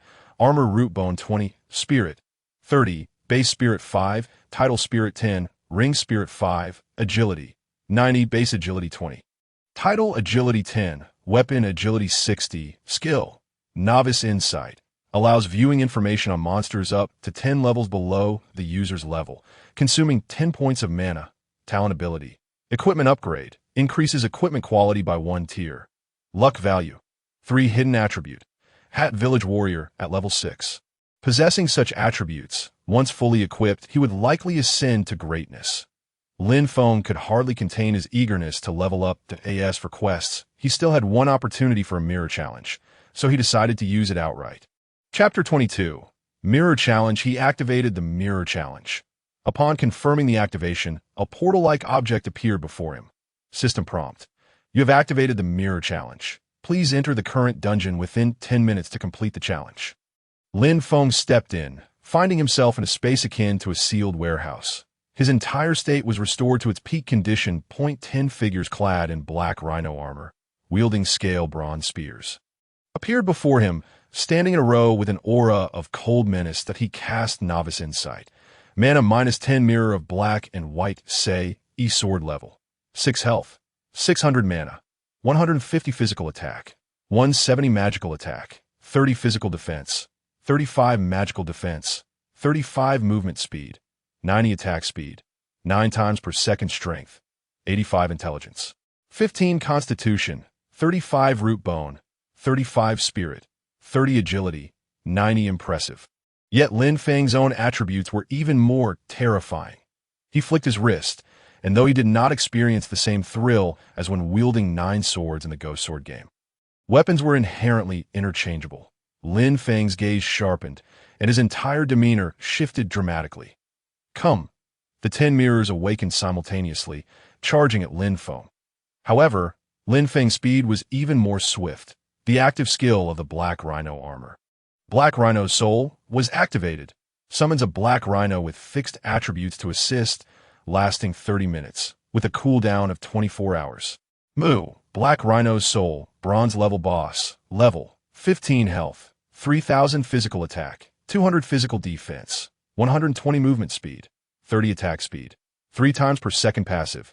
Tough skin, reduces damage from any attack by 40 points. Active skill, Black Rhino's charge. The Black Rhino emits a 10-second war taunt, dealing 200 points of magical damage in a 10m x 10m area and slowing all targets by 50 for 10 seconds, with a 30 chance to stun targets for 3 seconds.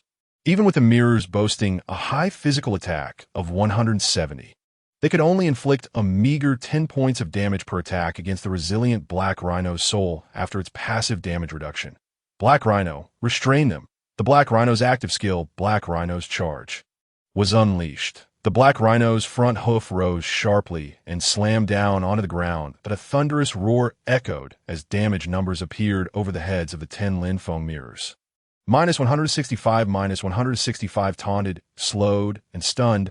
Multiple negative statuses struck simultaneously. Even if the Black Rhino stood still and endured, the 10 Lin Feng mirrors would require a little over 3 seconds to take it down. Adding the delay from the active skill, this duration could extend to around 10 seconds. Given Lin Feng's staggering physical attack of 350, he could dispatch a mirror with just 3 strikes. Yet he had an even better option. From the moment he chose to use the active skill of the Black Rhino armor, he was prepared. In the mirror space, all skill cooldowns reset, with the 10 mirrors restrained and a rare opportunity to unleash his ultimate move. Lin Feng could not afford to let it slip by. Dragon emerges from the sea. The active skill of the fish scale bronze spear, Dragon emerges from the sea, consumes all mana points and, after a brief delay of 5 seconds, unleashes a devastating area damage equal to consumed mana spell attack, power multiplied by 2, instantly depleting 170 mana points. The once solid ground transforms into a tranquil sea surface. A swirling vortex stirs within, from which a colossal dragon's head emerges, howling towards the heavens. Roar! Its gaping maw violently snaps shut, as if devouring every mirror image in its path. -365, dealing 400 points of spell damage. Akin to an apocalyptic catastrophe sweeping across a 400 square meter area, enveloped in such a wide range. Even with a 5-second spell casting time, the damage is sufficient to affect the majority of the mirror images. Moreover, they are all preoccupied with the war taunts of the Black Rhino, oblivious to the need to evade. All fall victim. In an instant, 3 mirror images are obliterated. The remaining images succumb swiftly under Lin Feng's rapid movements and the torrential barrage of spear strikes. This entire sequence transpires almost synchronously within 10 seconds. Had Lin Feng initially chosen to take a risk and confront these mirror images head-on, his speed in dispatching enemies would have undoubtedly surged. Yet, with only a single opportunity for challenge, prudence reigns supreme. Additionally, experiencing his equipment skill for the first time is an undeniable boon. System notification. Congratulations to player Heibai, say Jian, for completing the 10-fold mirror image challenge within the allotted time. Earning the title 1 against 10, a beam of light illuminates the center of the space, and a medal materializes before Lin Feng. He approaches to retrieve it. Chapter 23. Periphery of the Mind Zone. Oh. They've even engraved my avatar upon it, though it appears somewhat menacing. Gazing at the medal featuring his furrowed brow and fierce visage, Lin Feng can only smile. Riley .1 against 10, title, quality. Common all attributes 10 passive skill. Glorious Victory, kill to level up 01000. Characteristic, Glorious Victory activates regardless of whether equipped or not. As it does not fall under the category of equipment, Lin Feng's innate abilities cannot be utilized, and it overlaps with his title of Hat Village Warrior. Thus, he cannot don it for the time being. Regrettably, until the titles can merge, he must simply let it accumulate experience points for now. Lin Feng exits the alternate space, swiftly emerging from the warehouse. With his current movement speed of 110, he resembles a swift cheetah racing through the village. His speed is so remarkable that no one can discern his appearance. Scoundrel! A female player clad in a grass skirt suddenly cries out. Lin Feng is momentarily taken aback, then shouts back, "Sorry. I'm in a hurry." His silhouette vanishes rapidly, leaving the female player screaming in place. Arriving at the teleportation array, he directly selects to transport to the depths of the jungle as the ethereal light flickers. Lin Feng's figure vanishes in an instant. Upon reappearing, he finds himself at the teleportation point deep within the jungle point. Two prowling wolves launch themselves at him, their once proud movements now appearing sluggish, as if they were crawling. Lin Feng casually thrusts twice with his spear, and the wolves, unable to emit a single howl, collapse lifelessly. Grasping the silver spear once more, Lin Feng's combat prowess has undergone a qualitative transformation in such a short span. The distant sounds of wolves howling and players battling resonate. It seems others have finally made progress. Without pausing, Lin Feng swiftly dispatches several unsuspecting wolves before confirming his direction via the illuminated map. Racing toward another area. System notification. You have entered the periphery of the mine zone. Numerous wooden houses stand, with wisps of smoke curling from their chimneys. Patrols of fierce marauders roam, brandishing spears and swords. The contours of hills are clearly visible several kilometers away, and rudimentary mining tools and facilities are scattered around the houses. These marauders, rather than resorting to pillaging, appear to engage in commerce. This behavior is quite atypical for common marauders. Dispensing with novice perception, Lin Feng's sole desire is to eliminate these marauders and clear the area swiftly. Striding boldly with his silver spear, he elicits a low, defiant call, instantly capturing the attention of the marauders. Lin Feng beckons with a finger, twirling his spear into a dazzling flourish. I dare say, none among you possesses the strength to contend. This act immediately draws their ire. However, Lin Feng is taken aback to discover that even the monsters in the game harbor animosity. Who dares to speak so arrogantly? Slay him. Doors of nearby houses swing open, and burly men rush forth. The marauders roar and charge at Lin Feng. Just as he hoped, swift as the wind, he strikes with the spear like a flash of lightning. With a flick of his wrist, he hurls the silver spear, piercing a hapless soul. 300 health points reduced to 0. System notification. You have slain a common marauder, earning 30 experience points. Marauder level, 6 health, 300 physical attack, 60 physical defense, 20 movement speed, 15 attack speed, 1.5 per second compared to the jungle wolves. These marauders are indeed considerably tougher. Yet to Lin Feng, they present no substantial challenge. One strike suffices. The marauders surge forward recklessly, seemingly intent on a mutual demise. Yet, with their power utterly eclipsed, such actions merely hasten their demise while granting Lin Feng experience points. Half an hour later, Lin Feng has dispatched 500 marauders, thoroughly clearing the entire area of monsters. Although his attack speed is remarkably high, the rate at which these monsters respawn cannot keep pace with his killing speed, with an astounding 350 physical attack power and 115 physical defense. These marauders cannot even breach his defenses, instead falling to his single lethal blow. System notification. The periphery of the mine zone will refresh in half an hour. Gazing at the sea of corpses strewn about, even Lin Feng cannot help but feel a wave of nausea. Chapter 24. Marauder Boss. Fortunately, the level of bloodshed remains a mere 10, with the amount of blood not excessively exaggerated. However, the scattered limbs, severed arms, and dismembered heads indeed take some getting used to. The 500 level 5 monsters have yielded a substantial amount of experience.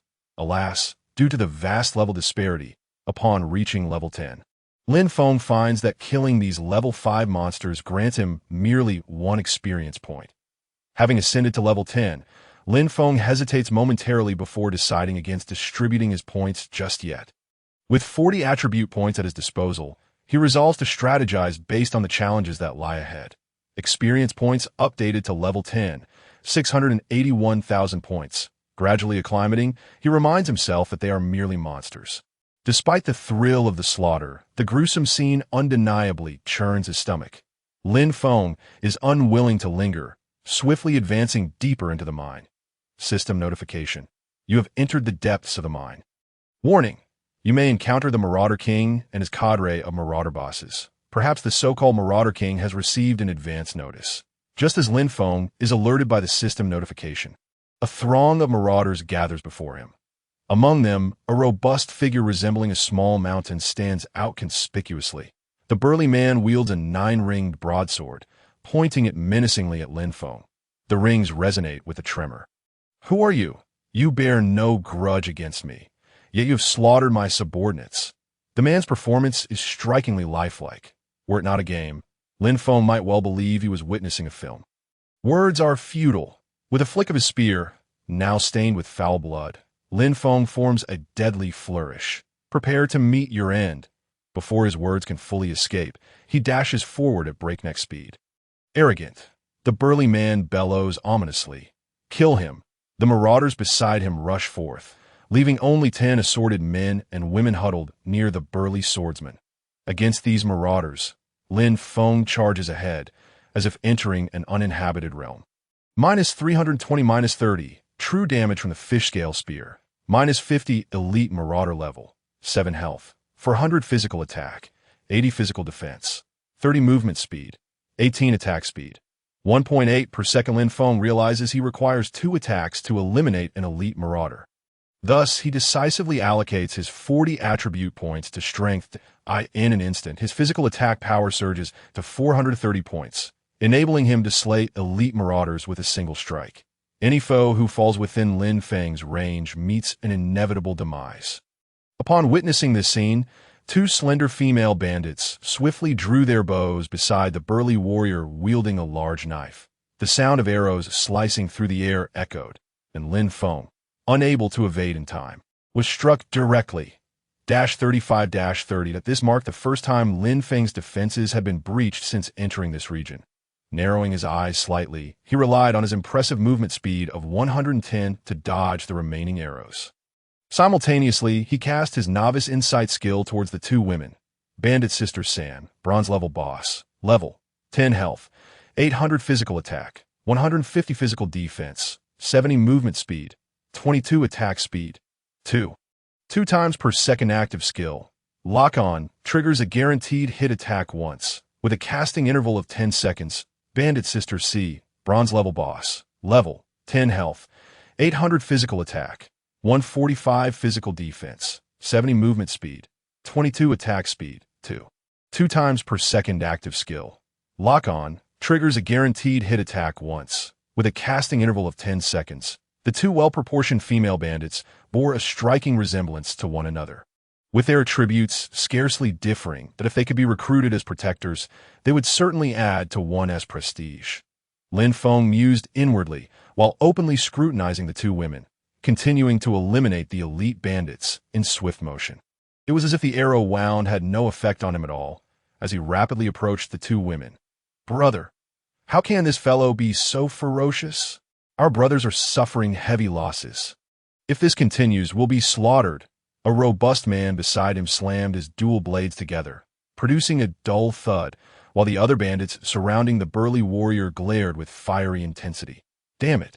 I will crush him to dust. The burly warrior's eyes bulged with rage as he glared at Lin Feng, his gaze filled with unquenchable bloodlust. Eldest sister and second sister will provide range support. Third sister and fourth sister will maneuver around and shoot. Big Mountain and Great Sea will hold the defense, while Xiao Wan and Xiao Wu will launch flanking attacks. A Hu and Man Bao will confront this fellow head-on. Understood, brother. The bandit bosses responded in unison, clearly following the burly warrior's command. Chapter 25. The siege from the boss's brothers. Let us strike together and eliminate this arrogant brat. With a roar of the burly warrior, the elite bandits encircling Lin Feng scattered in fear. In their place, 11 bandits, both men and women, led by the burly warrior, charged towards Lin Feng in a coordinated assault. Seeing this unfold, Lin Feng narrowed his eyes. They wish to slay me? With a flick of his hand, he cast several novice insight spells onto the other 9 bandits. In an instant, the numerical information of a group of bronze-level bosses appeared before him.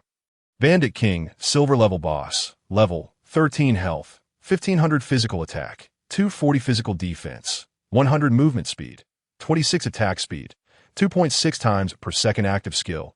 Bloodthirsty Frenzy consumes 0.5 to 1 of maximum health per second, gaining a boost of 2 to 4 to physical attack power and a stacking effect of 0.1 to attack speed with a maximum attack speed cap of 10 times per second. This skill lasts until 10 maximum health remains. Passive skill, Unyielding Resolve, after deducting defense. When receiving 15 to 50 points of attack damage, it is replaced with a consumption of 1 maximum health. For 51 to 100 points of attack damage, it is replaced with a consumption of 2 maximum health, and so forth. Note: the Bandit King possesses formidable physique, particularly his passive skill, which is exceedingly powerful. The only way to defeat him is through rapid attacks. Observing the numbers that materialized before him, Lin Feng silently withdrew his silver spear from the chest of a retreating elite bandit. The hint of crimson flickered in his eyes, indicating a sense of seriousness as he halted his previously relentless advance. With a physical attack power of 240, combined with the Bloodthirsty Frenzy skill, his attack power could peak at 300. Coupled with the Unyielding Resolve passive, my 430 physical attack power would require 16 actual hits to vanquish him. Considering my attack speed of 11 times per second, defeating him in a one-on-one confrontation wouldn't be difficult. However, the challenge lies in finding the opportunity to eliminate him swiftly in this 1v11 group battle. Failing to do so, my physical defense of 115 means that even without critical hits, I would still endure 185 points of damage. Furthermore, with the active skills and normal attacks from his allies, should I be besieged, I fear I would not last even a second. In that moment, Lin Feng felt his mind racing. With a flick of his spear, the thick bloodstains were flung off. Immediately after, his previously stationary body surged forward, charging directly towards the 11 bandit bosses. Seeking death, seeing Lin Feng, alone, leap into the encirclement, the bandit bosses' eyes glinted with ferocity. The Bandit King took the lead, shouting as he swung his 9-ringed broadsword towards Lin Feng's head. The howling wind carried the pungent scent of blood from the Bandit King, a nauseating aroma of sweat mixed with iron that churned the stomach. Active skill, Bloodthirsty Frenzy activated, resulting in a loss of 1 maximum health per second. The Bandit King's physical attack power surged to 300 points. His rugged face -30, -217, -30, -149, accompanied by the piercing of long guns through the air. The blossoms of gunfire danced, and a flurry of damage values swiftly emerged. Lin Feng unleashed 4 consecutive shots, directly slaying the bandit boss. Deshawn, system notification. You have slain bandit boss Deshawn, earning 200 experience points in a similar manner. The day's bandit boss, Dahai, met the same fate at Lin Feng's hands. System notification. You have slain bandit boss Dahai, earning 200 experience points. The attributes of both were nearly identical, and the other bandit still in a dazed state was positioned too far away. Lin Feng knew he lacked the time to eliminate him as well. This included the Bandit King. Aside from the range suppressors, Bandit Hu Din Yang and Bandit Hu Aaron Yang, even those who were tasked with nearby movement and shooting, Bandit Hu Sen Yang and Bandit Hu Xin Yang, were hindered by speed restrictions. The third bandit boss to fall into a dazed state was Bandit Hu Xin Yang. At this moment, she had already regained her senses, swiftly retreating to distance herself from Lin Feng, with her companions guarding her. Lin Feng found himself without any opportunities. You have slain my brothers. This grudge shall not die until I am avenged. I will ensure your bones are ground to dust. Upon witnessing Deshawn and Dahai fall in quick succession, the Bandit King's eyes glinted with fury, yet his form was ensnared by the spirit of the Black Rhinoceros. Faced with this formidable summoned beast, the Bandit King found himself unable to break free. With each passing second, new wounds appeared on his iron tower-like physique. Coupled with the effects of the bloodthirsty berserker skill, the Bandit King's health was plummeting rapidly. Roar! The sounds of 2 ferocious roars echoed, as the other 2 robust bandit bosses, having invoked some unknown skill, transformed into half-human, half-beast forms, charging fiercely towards Lin Feng. The three became embroiled in a fierce battle. Bandit Ba Hu, bronze level boss, level 11 health, 800 physical attack, 140 physical defense, 90 movement speed, 22 attack speed, 2 attacks per second active skill. Tiger form.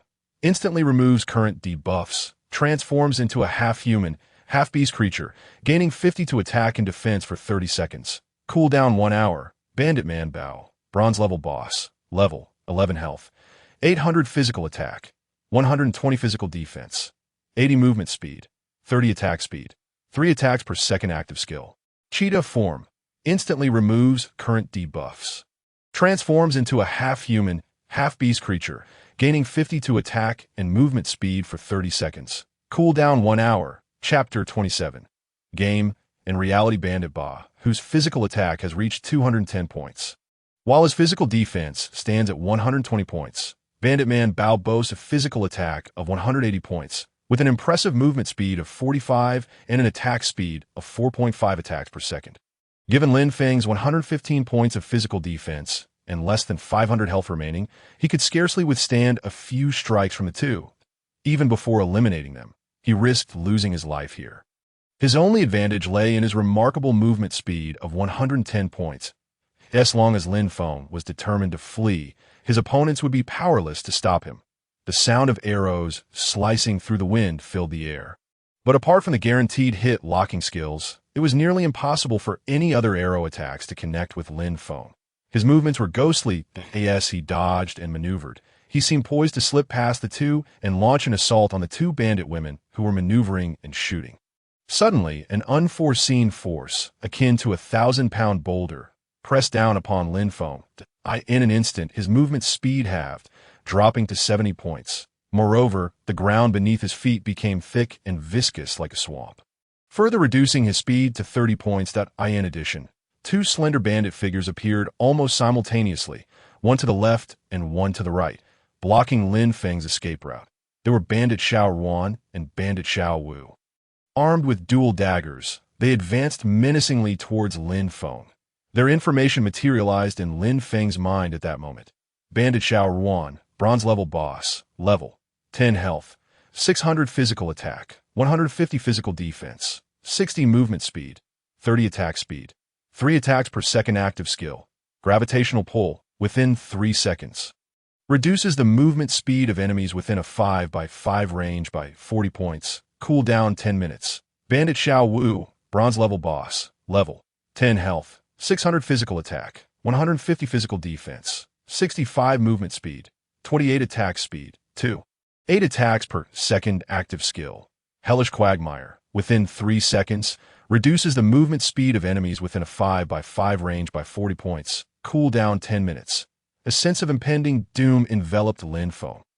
His hair stood on end. 130 mana depleted. In the blink of an eye, the once viscous ground transformed into a calm sea, covering an expanse of 520 square meters. The surface of the sea churned violently as a gigantic dragon's head erupted from the whirlpool, howling towards the sky.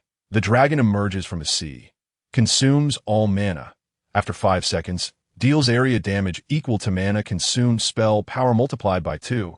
Despite its grandiose presence, the 5-second delay in this context was undoubtedly a significant hindrance. Damn, what kind of skill is this, possessing such might? Fall back. No. This is our only chance. We must kill him. Fortunately, the opponents were unaware of Lin Feng's skills, aside from Bandit Xiao Ruan and Bandit Xiao Wu. The other bandit bosses were momentarily at a loss. Lin Feng had initially intended to take them down one by one, and their varying reactions played right into his hands. The two lunged at him. Lin Feng raised his spear, and in less than a second he thrust it twice at one of them. 370 minus 30 minus 200 Bandit Xiao Ruan's health was entirely depleted, causing his body to stiffen and collapse. System notification: you have slain Bandit Xiao Ruan, earning 200 experience points. 35 minus 35 pain shot through Lin Feng's back. As he killed the bandit, he was also struck hard in return. Seizing the opportunity, the opponent struck him twice. Lin Feng swiftly withdrew his spear and turned to thrust twice at Bandit Xiao Wu. -365 -30 -205. The opponent was equally ruthless, calculating to trade his life for injury, and again attacked Lin Feng.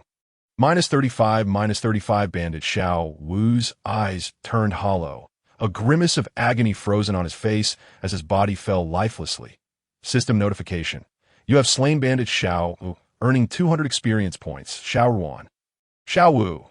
The bandit bosses let out anguished howls at that moment. The line between game and reality blurred. It felt as though everything here was all too real. This delay allowed Lin Feng to slay both. The previously indecisive Bandit Ba Hu and Bandit Man Bao no longer hesitated. With gritted teeth, they charged at Lin Feng. Chapter 28.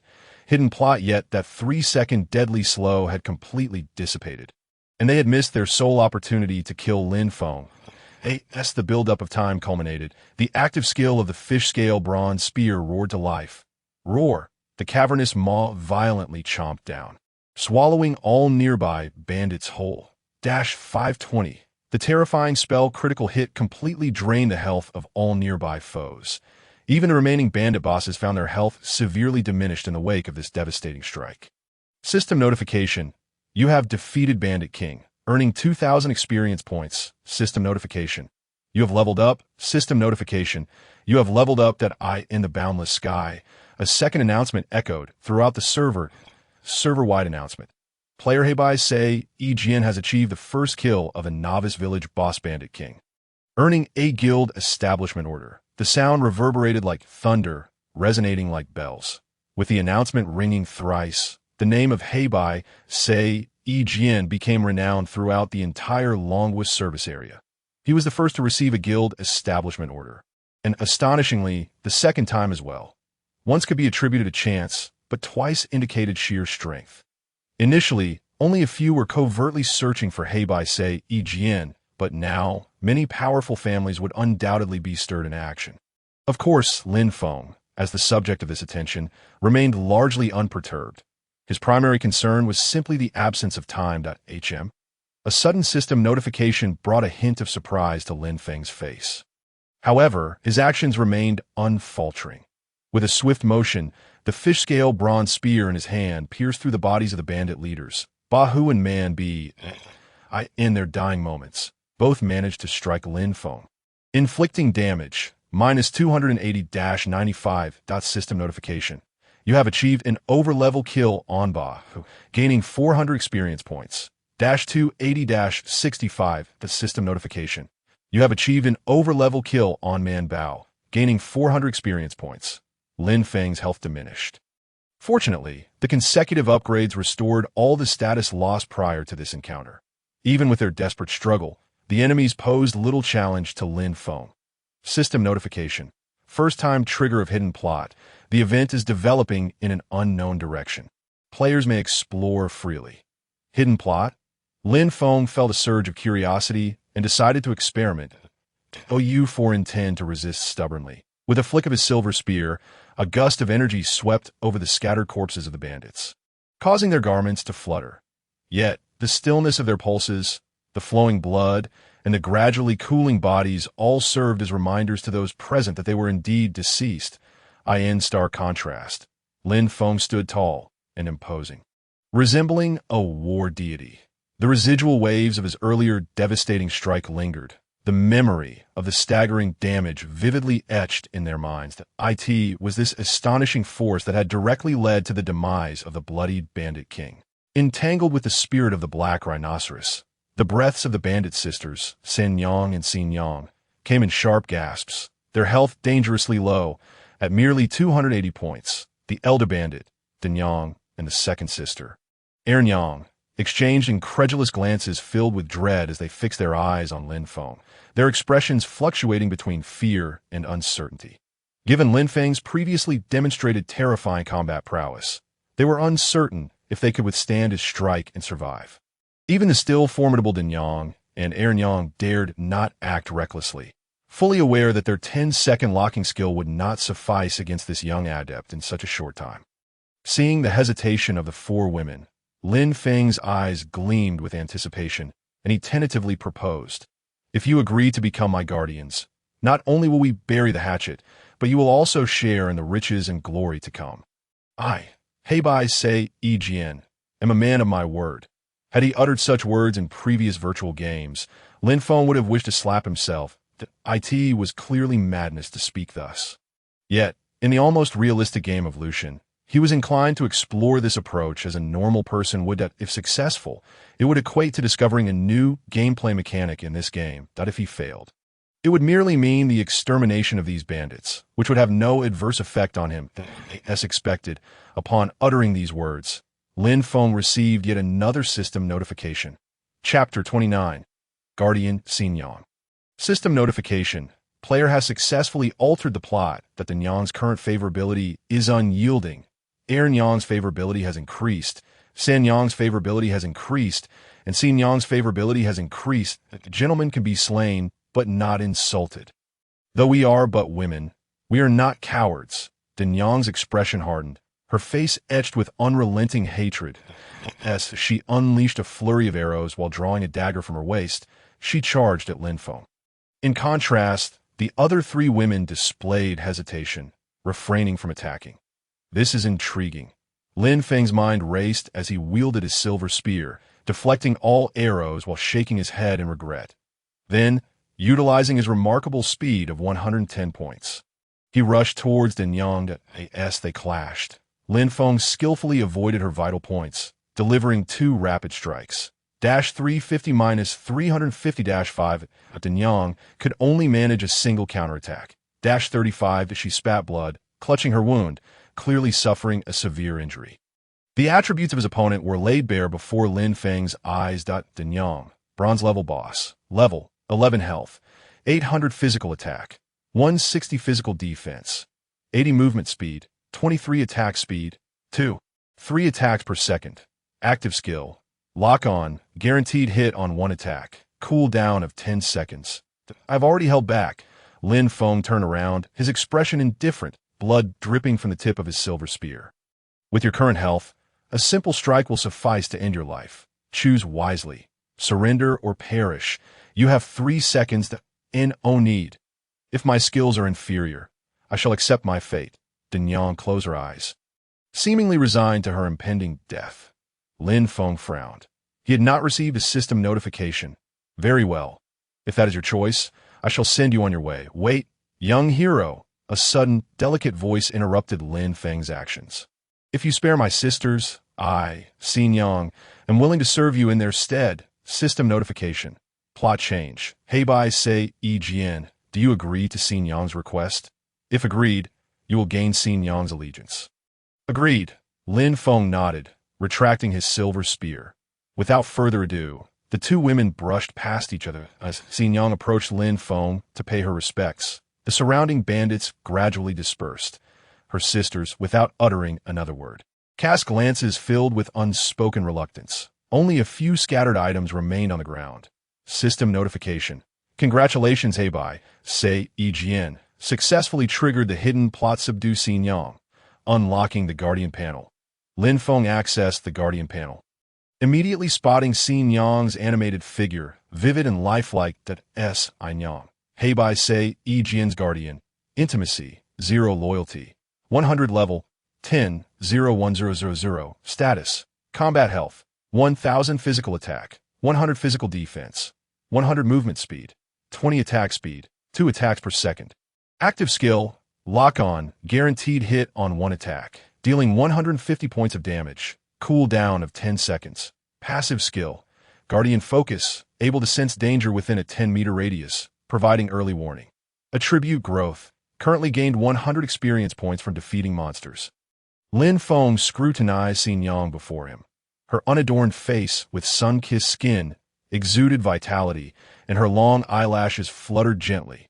Were it not for her name, one might mistake her for a young woman in the bloom of youth.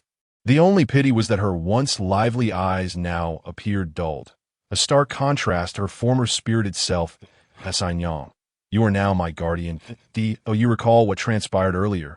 I remember. Her response was prompt, yet anyone observing her current demeanor would find it hard to reconcile with a previously vibrant individual. Lin Feng raised his hand, intending to pat her shoulder in a gesture of encouragement. when he suddenly received a system warning. Warning: player's intimacy with the current guardian is insufficient. Any inappropriate physical contact may result in a decrease in loyalty and other severe consequences. Lin Feng awkwardly withdrew his arm and, pointing at the assortment of boxes scattered around, tentatively inquired, "Do you possess the ability to pick up items?" "Yes." "Then please assist me in gathering them." Chapter 30, Stone Material Quarry. Soon a substantial quantity of materials, along with 8 boxes, was promptly delivered into Lin Feng's hands. Among them were 7 bronze boxes and 1 silver box, contributed by the 7 bronze-level bosses and 1 silver-level boss. I struck gold. This should sufficiently equip me. Lin Feng rubbed his hands together, storing the 8 boxes in his inventory. With a thought, he called over the black rhinoceros, still nursing its minor wounds and exhaling white vapor. "Let us proceed to the stone material quarry." "All right." The black rhinoceros emitted a grunt of agreement. Although the responses from both man and beast were rather simplistic, they were far superior to the solitude that Lin Feng had previously experienced. Particularly, the other party's appearance was rather pleasing, providing a welcome relief to Lin Feng's taut nerves in this desolate environment devoid of other players. He turned and continued deeper into the mining area. Opening his attributes panel, he noted, Name: Heibai Sei E Jian Realm. Mortal level: 12, 11, 80, 1200 points. Health: 900, base health 600, armor health 200, title health 100, mana 180, base mana 80, ring mana 50, title 50, physical attack 430, base attack 110, weapon attack 300, title attack 20, magical attack 30, base magical attack 10, title magical attack 20, physical defense 115, base defense 25, armor defense 80, title defense 10, magical defense 35, base defense 5, armor defense 20, title defense 10, movement speed 110, base speed 20, weapon speed 80, title speed 10, attack speed 11 per second, strength 125, base strength 55, title strength 10, weapon strength 60, intelligence 15, base intelligence 5, title intelligence 10, constitution 35, base constitution 5, title constitution 10, armor constitution 20, root bone 35, base root bone 5, title root bone 10, armor root bone 20, spirit 30, base spirit 5, title spirit 10, ring spirit 5, agility 90, base agility 20, title agility 10, weapon agility 60, skills, novice insight, allows viewing of monster information within 10 levels of oneself, consuming 10 mana points, talent ability, equipment upgrade, enhances equipment quality by 1 tier, fortune value 3, hidden attribute, warrior of Mauer village, remaining free attribute points 20. The ground was strewn with gravel, each step producing a crunching sound. Lin Feng discovered the teleportation array deep within the mining area and activated it. The air was thick with a metallic scent of blood, and the scattered bandits no longer initiated attacks against him. He wondered if other players experienced a similar narrative upon entering this scene.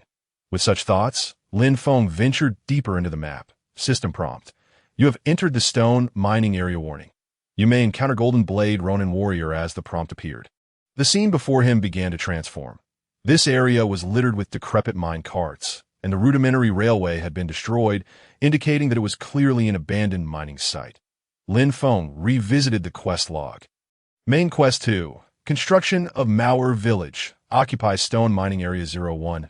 Occupy Lumber Area 01. Quest Details 1. We were born in Mauer Village, and everything about it is closely related to us. The current Mauer Village is akin to an infant in swaddling, perpetually at risk of annihilation. Yet simultaneously fragile, it harbors boundless possibilities that require our collective guardianship. Building the village is a shared responsibility. Quest Details 2. The Wolf King is dead, but a band of marauders occupies that forest. Among them are Ronin warriors who will not easily relinquish their hard-won bounty. Quest Details 3. Beyond the depths of the forest lies an expansive mining area, long held by bandits. You must proceed with caution. Side Quest 2. Slay 200 bandits. Slay 20 Ronin warriors. Lin Feng pondered thoughtfully, glancing at the stoic Hussein Yang beside him. Yang. Do you know where the Ronin warriors are? Indeed, Hussein Yang nodded, about to respond when her previously dull eyes suddenly sharpened, and she swiftly drew two delicate daggers from her waist. Chapter 31. Golden Blade Ronin Warrior Enemy Attack. No sooner had the words left her lips than several shadowy figures, masked and garbed in dark attire, surged forth from the surroundings. They bore long swords on their backs, resembling ninja warriors from the islands, albeit with notable differences. Their speed far exceeded that of the previous marauders Lin Feng had encountered. Step back. The newly acquired guardian was quite precious, and Lin Feng was reluctant to put her in harm's way without gauging the threat level of their adversaries. Following Lin Feng's command, Hussein Yang immediately retreated behind him. Fortunately, the masked figures focused their assault on Lin Feng, and as long as Hussein Yang did not intervene recklessly, they would not target her either. With an attack speed of 11 per second, Lin Feng wielded his silver spear, unleashing a flurry of piercing strikes in multiple directions. The sounds of clashing metal echoed. -500, -500, almost all critical hits. -0, they could not breach Lin Feng's defenses. Ronin Warrior level, 10 health, 500 physical attack, 100 physical defense, 40 movement speed, 20 attack speed, 2 per second as the attributes of the Ronin warriors materialized before him. Lin Feng felt entirely at ease that in contrast, the group of Ronin warriors was swiftly vanquished by Lin Feng. System prompt. You have slain a Ronin warrior, earning 1 experience point. Upon receiving such a notification, Lin Feng's enthusiasm waned. The evident disparity in levels had triggered the experience cap mechanism. Side quest 2. Slay 200 bandits. Slay 20 Ronin warriors. Having slain 8 Ronin warriors, new ones continued to emerge. Observing his nearing upgrade experience, Lin Feng opted not to engage further and turned to issue a command. Yang. These Ronin warriors are yours to handle. They cannot breach your defenses. Understood. Hussein Yang dashed to the forefront, resuming her role as protector, intercepting the approaching Ronin warriors with her blade. Black Rhinoceros, safeguard Hussein Yang, with his guardian and the Black Rhinoceros left behind to engage the lowly minions. Lin Feng raced down the tunnel deeper into the stone mining area. The tunnel was wide and straightforward, eliminating any concern of losing his way. Utilizing the light from the torches lining the tunnel, Lin Feng sprinted toward the heart of the mining area. He engaged in combat multiple times along the way, maintaining his experience at 1198 1,200 points. Should he encounter any troublesome situations, killing 2 Ronin warriors would suffice for a smooth upgrade, restoring him to full strength, a masked warrior clad in golden attire, wielding a golden long knife, slowly opened his eyes.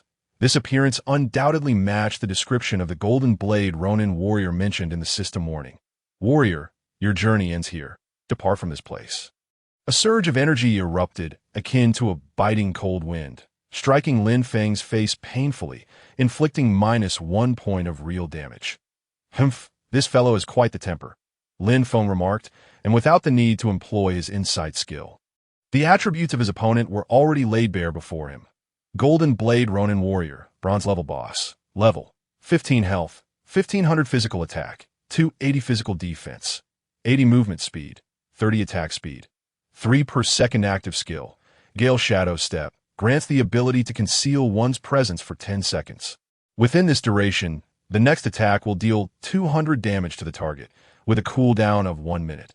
Fortunately, prior to entering this place, Lin Feng had deliberately controlled his experience points, should unforeseen circumstances arise. Then retreating would be the best course of action. Warrior, will you only choose to flee? As the golden-bladed rogue, samurai, charged once more, Lin Feng's gaze flickered momentarily before he resolved to confront his adversary head-on. The system notification chimed. Heavenly Sword of Black and White, you have been slain by the golden-bladed rogue, samurai. Another notification followed. During the novice protection period, death incurs no penalties, having perished a second time. Lin Feng had gleaned some experience. As the blinding light dissipated, he calmly emerged from the resurrection point, lamenting the fact that he had narrowly escaped with merely a few hundred health points remaining. Hey, buddy, this is a petition. A familiar voice reached his ears. It was the bespectacled man he had encountered mere hours ago during his first demise, perhaps due to the remarkable nature of Lin Feng's equipment. The man regarded him with a puzzled expression, as if he were on the verge of speaking, yet hesitated. Hey, it seems we meet again. Lin Feng initiated the conversation, prompting the man to recall their previous encounter. Ah, it's truly you, brother. You've only died for the second time? Indeed, I believe so. Lin Feng nodded in affirmation. The bespectacled man, however, wore a look of astonishment, his mouth forming a large S. He processed Lin Feng's statement. Just as he was about to utter another remark, a melodious feminine voice suddenly resonated between the two. Master. Before their eyes stood Su Xinyang, radiant and graceful. The bespectacled man was momentarily taken aback. This beauty, does she refer to you as master? Su Xinyang offered no response, instead walking directly to Lin Feng's side, resuming her role as his protector. The bespectacled man gazed at her, momentarily at a loss for words. Buddy, I have some matters to attend to. See you next time. Ah, very well. Until next time. It was only after Lin Feng had walked away that the man regained his composure. Damn, how is this guy so impressive? Observing the ordinary players clad in rough, coarse garments around him, he felt utterly diminished. Lin Feng's extraordinary equipment was a sight to behold, leaving any player envious. And soon, some resourceful traders began to take notice. Hey buddy, there's an opportunity for profit here. Just V me 50, and I guarantee you'll earn over 500,000. The trader seemed unaware. The Invincible Guild is recruiting strong players. A single black iron-grade item could secure you a position as an elder. What do you say? Think about it. Let's be clear, I'll buy that gear off you for 10,000 soft coins. Just leave your WeChat contact, and we can facilitate an on-the-spot transaction, as Lin Feng continued on his path. These traders encircled him, their greedy gazes seemingly intent on stripping him bare. Some female players, with ulterior motives, approached him with feigned innocence. Handsome, where are you from? Would you take me for a flight? Young man, you're so impressive. Could you lend your equipment to me for a moment? Just for a moment. Hey, handsome, let us add each other on WeChat for a detailed chat. The incessant buzz of attention was bothersome. Lin Feng found himself increasingly agitated. His focus was solely on leveling up swiftly to distinguish himself within this novice village, laying a sturdy foundation for future endeavors. This was the very essence of their grand aspirations. The guiding principle that had been upheld through the years. Engaging with women would only hinder his progress in leveling up. The trifling gains before him would merely obstruct his path to greater wealth. Such distractions were demons that stood in the way of his growth. Upon reflecting on these matters, Lin Feng's resolve grew stronger. Xinyang. While in the village, can you prevent others from approaching me? Activating the Do Not Disturb mode. Within a 2-meter radius, should anyone approach you, I shall take action. System notification. Player Heavenly Sword of Black and White has received the new status Do Not Disturb from the Protector Rogue Su Xinyang. System notification. Player Heavenly Sword of Black and White has activated the status bar. This status may be employed in peaceful zones. Once activated, other players cannot approach you voluntarily, and should they disregard the warning, they will incur the wrath of Player Heavenly Sword of Black and White. Perfect. With this status in place, the commotion around him subsided significantly. Lin Feng no longer had to worry about being obstructed by a throng of players. Nor did he need to dash about recklessly in the village. Chapter 33. Fame breeds fear. Su Xinyang was impressive. Lin Feng instinctively gave her a thumbs up, complimenting her capabilities to his surprise. This simple, unintentional gesture elicited a system notification. System notification. Player Heavenly Sword of Black and White has increased intimacy with Protector Rogue Su Xinyang by 1. The intimacy, which had been at 0, now surged to 1. Marking the commencement of a new dynamic. It seemed that employing human interaction models with protectors could indeed enhance intimacy. The cacophony of voices danced around him. Lin Feng was disinterested in engaging in disputes. It was not until he reached the entrance of Warehouse 001 that he turned back, reiterating the details of the upcoming auction. With these traders around, it's the perfect opportunity for publicity. If any of you are interested, I will be hosting an auction here at noon today. Besides 2 guild establishment tokens, there will be various sought-after items, including weapons and gear, that I hope to see interested players in attendance. Highest bidder wins for all items. I shall take my leave now. With that, Lin Feng departed, leaving the players in a state of bewilderment. But it's just luck that he obtained 2 guild tokens and some gear. What is there to boast about? Did you notice? That female player beside him seems like a professional bodyguard. Could he be a scion of some prominent family? Perhaps. I've heard that nearly all major gaming companies and large family conglomerates have sent representatives into this game, vying for an advantage that I doubt it. He is definitely struggling for money. Didn't he say he'd de-auction off both guild tokens at noon? Such a short-sighted move indicates he is just a lucky loser. Yet he is the first in the entire region to achieve a first kill. I heard that players from other countries have taken far longer to achieve that. If he were to establish a guild, I would be the first to join. Indeed, with such a leader, the future looks bright. I too wish to join. The crowd buzzed with speculation, but Lin Feng remained blissfully unaware. Naturally, he was indifferent to their opinions. Accompanied by Su Xinyang, Lin Feng stepped into the familiar warehouse, exhaling deeply as he retrieved 7 bronze chests. Opening them one by one, a series of system notifications followed. System notification. Congratulations, Heavenly Sword of Black and White. You have obtained an Experience Pill Protector from the bronze chest. Experience Pill Protector. Effect. Usable solely by protectors. Upon consumption, grants a one-time experience boost of 5,000 points. This type of item can only be used once per protector. Ah, a fortuitous gift. This item would almost elevate Su Xinyang by 4 levels, alleviating any concerns regarding her survival. System notification. Congratulations, Heavenly Sword of Black and White. You have obtained 2 sharpening talismans from the bronze chest. Sharpening talisman effect. Within 10 seconds, enhance all player attributes by 50. Current remaining uses, 11. Excellent. Although the duration is brief, when paired with his attack speed, it would enable him to dispatch numerous boss-level monsters with ease. System notification. Congratulations, Heavenly Sword of Black and White. You have acquired a Black Iron Falcon mask from the bronze chest. Another piece of new equipment, holding the exquisite mask crafted from black eagle feathers and leather. Resembling an eagle's visage, an aura of intimidation emanated from it. Black Iron Falcon mask quality. Black Iron Spirit, 5 magical defense, 10. Whether this black iron-grade equipment was a stroke of bad luck or sheer fortune. Its attributes appeared rather unremarkable. Yet, Lin Feng possessed a talent. He eagerly donned the mask. The eagle feathers on the mask expanded, seamlessly conforming to Lin Feng's facial structure, revealing only his piercing, eagle-like eyes and the lower half of his face. Falcon mask quality. Bronze, talent enhanced, spirit, 10 agility, 5 magical defense, 20 active skill. Eye of the Falcon. For 1 minute. Gain the ability See Through the Mist. Cooldown. 1 hour. Description of See Through the Mist. Allows the user to perceive certain hidden skills. Chapter 34. The unboxing segment Hidden Skills. Now, that's a valuable asset. Lin Feng recalled the scene from before when he was deceived. Had he possessed this hawk mask at that time, he would have opted to eliminate the hidden dangers first, rather than relying on the capricious whims of luck. System notification. Congratulations, Black and White E-Sword. You have obtained a Golden Healing Ointment from the bronze chest.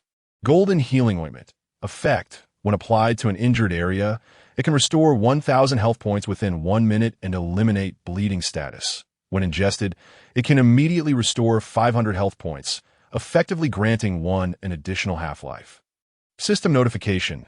Congratulations, Black and White E-Sword. You have obtained a Robber's Treasure Map, Common. From the bronze chest, Robber's Treasure Map, Common effect. If you can locate the site indicated by this map and dig deep, you may discover treasures belonging to the robbers. Map coordinates. Depth of the mine, 1577, 1186. A treasure map. Perhaps it holds some spirit coins or jewels that IT could certainly fill my depleted purse. System notification. Congratulations, Black and White E-Sword. You have obtained a bronze amulet from the bronze chest. Bronze amulet. Quality. Bronze, Spirit 10, Bone 10, Magic Defense 20. Passive. Has a certain probability of negating a skill effect. The greater the level disparity, the higher the triggering probability. The bronze-hued amulet was intricately inscribed with complex Sanskrit characters. Lin Feng's eyes lit up as he equipped it in the amulet slot. Immediately, this bronze amulet hung around his neck, resting close to his chest. Bronze amulet. Quality. Silver. Talent enhanced. Spirit 20. Bone 20. Constitution 10. Magic Defense 40. Active skill. Sacred Light Protection. Grants a defensive shield lasting 1 second, capable of absorbing some skill effects. Success rate depends on the level disparity between both parties. Cooldown time 30 minutes. Passive skill. Protection has a certain probability of negating a skill effect. The greater the level disparity, the higher the triggering probability. Another delightful surprise. Lin Feng retrieved the final silver chest. This last one was also dropped by that silver-grade boss, the Robber King, that he hoped to unveil another piece of fine equipment. The moment he opened the silver chest, a beam of silvery light shot up into the sky, followed by a system notification. System notification. Congratulations, Black and White eSword. You have received a fortune enhancement upon opening this silver chest. Consuming all current fortune points will allow the items within to gain attribute enhancements. Current fortune points 3. Would you like to use it? Receiving such a prompt, Lin Feng glanced at the ring on his hand. After a moment of hesitation, he chose to proceed. Then, a wisp of blue smoke gently dissipated from the ring and flowed into the silver beam of light. System notification. Congratulations, Black and White eSword. You have obtained a silver saddle from the silver chest. As the silver light faded, a saddle, seemingly crafted from pure silver and engraved with strange patterns, appeared before Lin Feng. A silver saddle.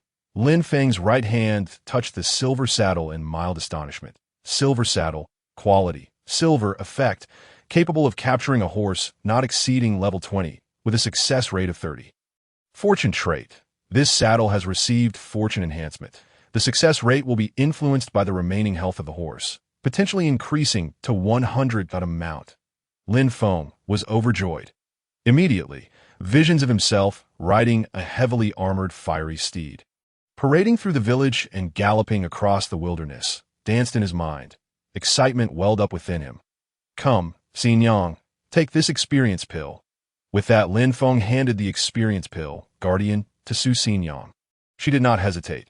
Receiving it from Lin Feng, she promptly placed it in her mouth and began to chew. A faint white light appeared, swirling around Su Xinyang. Chapter 35. Xinyang skills. Your Guardian has leveled up. Affection level increased by 1 point. Your Guardian has leveled up. Affection level increased by 1 point. The system prompted this 4 times in succession. Lin Feng wondered if it was merely his imagination. But Su Xinyang's originally wheat-colored skin seemed to have become more delicate and fair.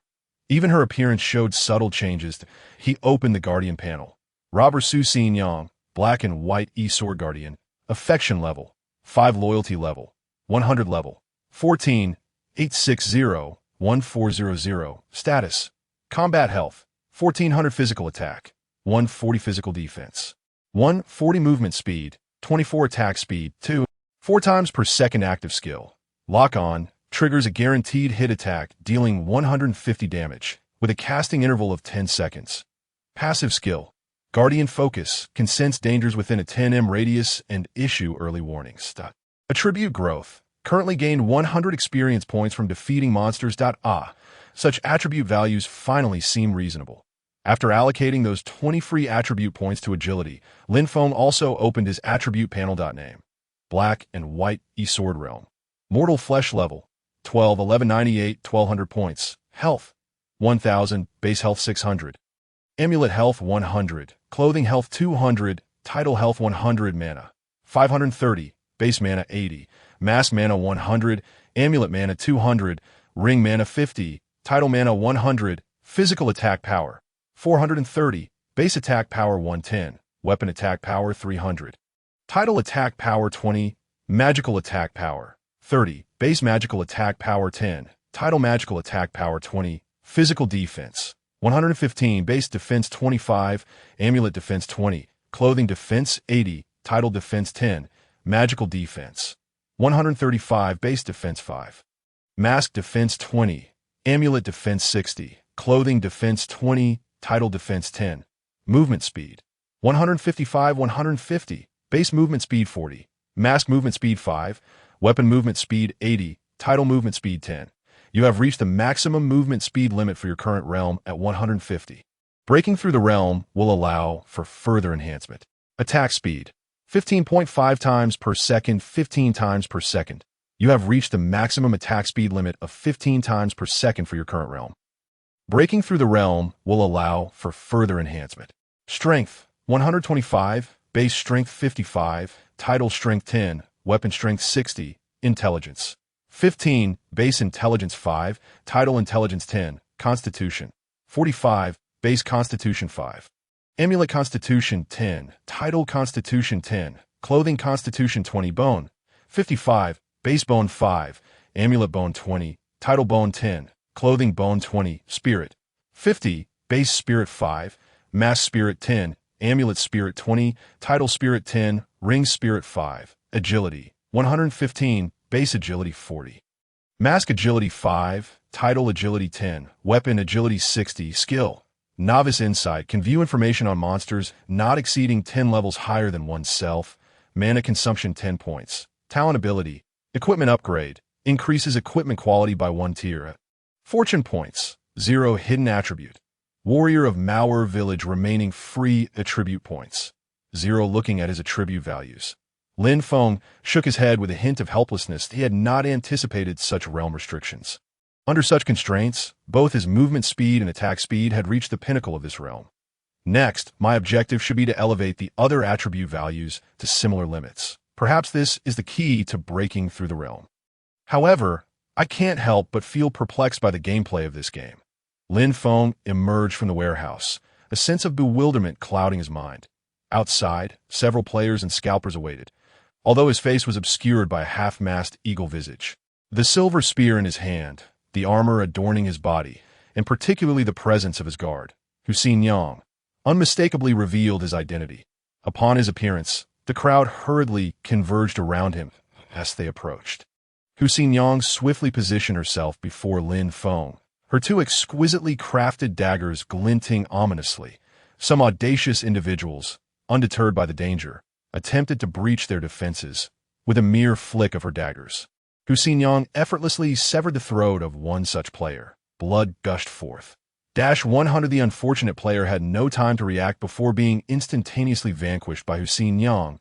A system notification chimed. Your guardian Luko Hussein Yang has slain the player Tsang Hai Kuang Xiao. Due to the player activating Do Not Disturb mode, this action will not trigger the punishment mechanism. A murder. Chapter 36. Another battle. Instant kill. The players scattered in a frenzy, many hastily seeking refuge, awaiting Hussein Yang's apprehension by the village guards. However, nothing of the sort transpired. This woman is cheating. We must lodge a complaint on the official website. Expose her, cried one player as others rallied around, attempting to obstruct Hussein Yang's exit. Yet, any malicious interference was met with a swift strike from Hussein Yang's blade. After dispatching several players, the remaining onlookers dared not engage in such futile endeavors.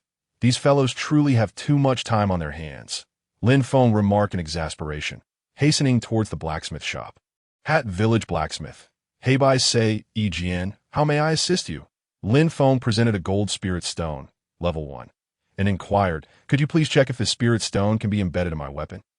The blacksmith glanced at Lin Feng's silver spear and replied coolly, only weapons of at least golden quality possess the necessary embedding slot for me to affix this spirit stone. I see. May I inquire about the cost?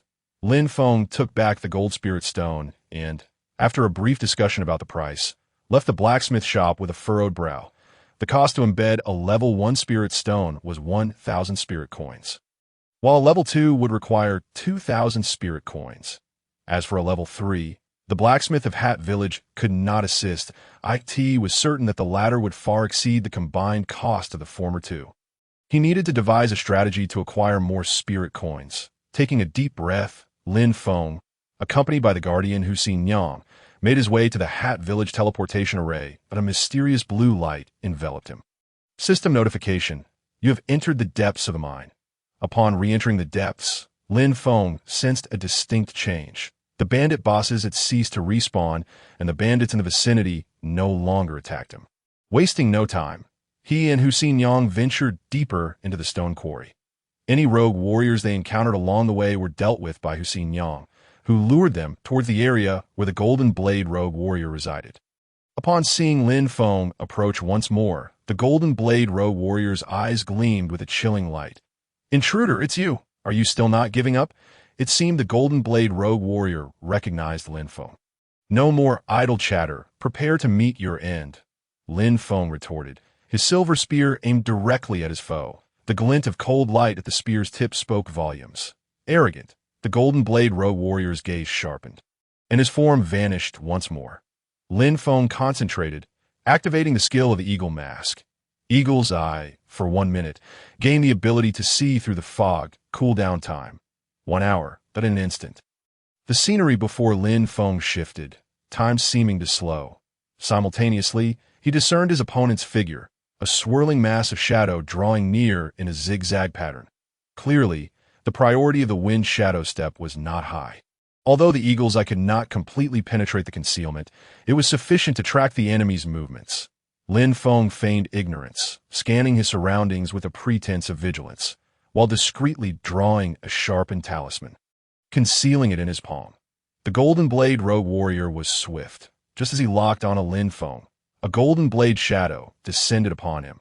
Yet Lin Feng raised his gaze towards him, thrusting his silver spear toward the next instant where the Golden Blade rogue warrior would appear, striking preemptively.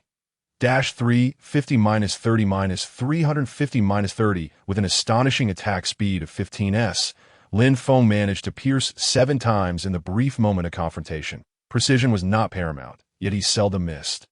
Under the barrage of attacks, a dense cloud of blood erupted from the opponent's body, swiftly taking him down. -445-10 Lin Feng grunted, bracing himself against the enemy's strike, a ghastly wound leaving him in a bleeding state for 10 seconds. Fortunately, it did not inflict fatal damage. System notification. You have defeated the Golden Blade rogue warrior beyond your level, gaining 1,500 experience points. System notification. You have leveled up. System notification. You have leveled up. Experience surged through his body, propelling him from level 12, 1198-1200 points, to level 14, 198-1400 points. Chapter 37. Entering the logging area after leveling up twice, Lin Feng's previously injured state rejuvenated to its peak, that in stark contrast. The Golden Blade rogue warrior's body crumpled to the ground like a tattered sack, blood pooling beneath him. After a few spasms, his corpse yielded a bronze chest, with the death of the Golden Blade rogue warrior. The remaining rogue warriors scattered in disarray. Lin Feng summoned Hussein Yang, who was not far off as Yang. Be alert. Acknowledging his command, Hussein Yang nodded, raising her bloodied dagger, her vigilant gaze scanning the surroundings. With her keen senses, not a whisper of movement within a 10-meter radius could escape her notice. Lin Feng casually flicked his silver spear and approached the bronze chest, choosing to open it directly. A flash of azure light revealed a pair of azure-patterned boots, emerging from within the chest. System notification. Congratulations, Heibai Sei Jian. You have obtained a pair of azure python boots from the bronze chest. That a smile graced Lin Feng's face as he inspected the attributes of the azure python boots. Azure python boots quality. Bronze strength 10, agility 10, physical defense 20, active skill. Serpent's glide. Approach opponents swiftly with serpent-like footwork, enhancing movement speed for the next second by 100. Cooldown time 10 minutes. What a splendid find. Lin Feng replaced his long-worn cloth shoes with the azure python boots. Azure python boots quality. Silver, talent enhanced. Strength 20, agility 20, physical defense 40, active skill. Serpent's glide. Approach opponents swiftly with serpent-like footwork, enhancing movement speed for 1 second by 100. Cooldown time 10 minutes. Passive skill. Lightfoot. Your footsteps while walking or running will be muffled. After a moment's contemplation, Lin Feng allocated the 10 free attribute points gained from leveling up to strength. Coupled with the attribute boost from the Azure Python boots, his physical attack power surged to 490 points, while physical defense reached 175 and magical defense 155. That his physical attack power now approached the pinnacle of his current realm. With a single-handed flourish of his silver spear, the tip stirred the air, scattering the dust from the ground. Main Quest 2. Hat Village Development. Occupy Stone Quarry 11. Occupy Logging Area 01. Side Quest 2. Slay 200 bandits. Slay 20 rogue warriors. Let us proceed to the logging area. Now at level 14, Lin Feng found little interest in engaging the minuscule Karami, who offered a mere 1 experience point due to the vast level disparity. Soon, the duo reached the junction between the stone quarry and the logging area. Yang. You needn't follow me any further. Enjoy the scenery here. If anything arises, do not hesitate to contact me. Understood. After receiving Hussein Yang's response, Lin Feng nodded and sped toward the logging area. With his current maximum movement speed of 150 points, he swiftly arrived at the logging area. System notification. You have entered the logging area. Warning, you will encounter Yoshin warriors. As Lin Feng stepped into the logging area, it felt as though he had entered an uninhabited realm. Before long, the once numerous rogue warriors lay defeated, their ranks dwindling to the far end of the logging area. A warrior clad in silver attire, two katanas sheathed at his waist, and dressed in ninja garb, stood with arms crossed, coldly regarding Lin Feng. Is this the boss of the logging area? Lin Feng narrowed his eyes slightly as he effortlessly crushed the neck of a wandering warrior with one hand, while simultaneously casting a detection spell towards his opponent. Mana cost. -10 Silver Blade Flow Heart Warrior, Bronze level boss, level, 15 health, 1200 physical attack, 300 physical defense, 60 movement speed, 40 attack speed, 4 times per second active skill, dual blade flow, within 10 seconds. Gain double attack speed and double movement speed bonuses, and increase the success rate of parrying and blocking normal attacks by 100. Cooldown time, 30 minutes. Passive skill, dual blade flow technique. Mastering this technique grants a certain chance to interrupt or block an opponent's normal attack during combat, and increases the success rate of using two-handed weapons. The dual blade flow warrior's double attack speed is 8 times per second, while the double movement speed reaches 80 points, with the passive effect of the dual blade flow technique doubling. It remains uncertain how many of my basic attacks he could withstand. Lin Feng felt a slight stir within him. If the Golden Blade Wandering Warrior is the king of one-on-one duels, then this Silver Blade Flow Heart Warrior is undoubtedly the nightmare of group players. Chapter 38. Skill Book. Even for Lin Feng at present, this foe was evidently more challenging than the initial encounter with the Golden Blade Wandering Warrior. However, this limitation was where it ended. With Lin Feng's impressive current attack speed cap of 15 times per second, it was nearly impossible for his opponent to compensate with the passive effect of the dual blade flow technique. Kid, retreat now, and I shall hold no grudges. Otherwise, death awaits. As the Silver Blade Flow Heart Warrior's voice faded, Lin Feng had already surged forward. Under the wide-eyed gaze of the former, the latter shot forth like a cannonball, his silver spear swinging with tremendous speed. Dual blade flow. The Silver Blade Flow Heart Warrior exclaimed in fear, activating his active skill just as Lin Feng's fierce assault enveloped him. -430 -30, miss -430 -30, miss -280, even with 2 misses. From a moment the first strike was launched to the final blow, the time elapsed was merely 0.4 seconds. It was almost an instantaneous kill. Before his demise, the opponent could only manage to strike Lin Feng twice. -125 -125, his health decreased by 250 points, which was but a quarter of Lin Feng's impressive 1,000 health points. It was hardly a concern. Lin Feng nonchalantly retracted his spear and gave a gentle push to the Silver Blade Flow Heart Warrior, who had just struck him twice. The warrior's gaze quickly dulled with confusion as he collapsed backward, his body crashing heavily to the ground, and a flicker of azure light signaled the appearance of a bronze chest hovering above his corpse. Accompanied by a system notification. System notification. You have defeated the Silver Blade Flow Heart Warrior beyond your level, earning 1,000 experience points. Main Quest 2. Construction of Meower Village. Occupy Stone Quarry 11. Occupy Lumber Area 11. Has been completed.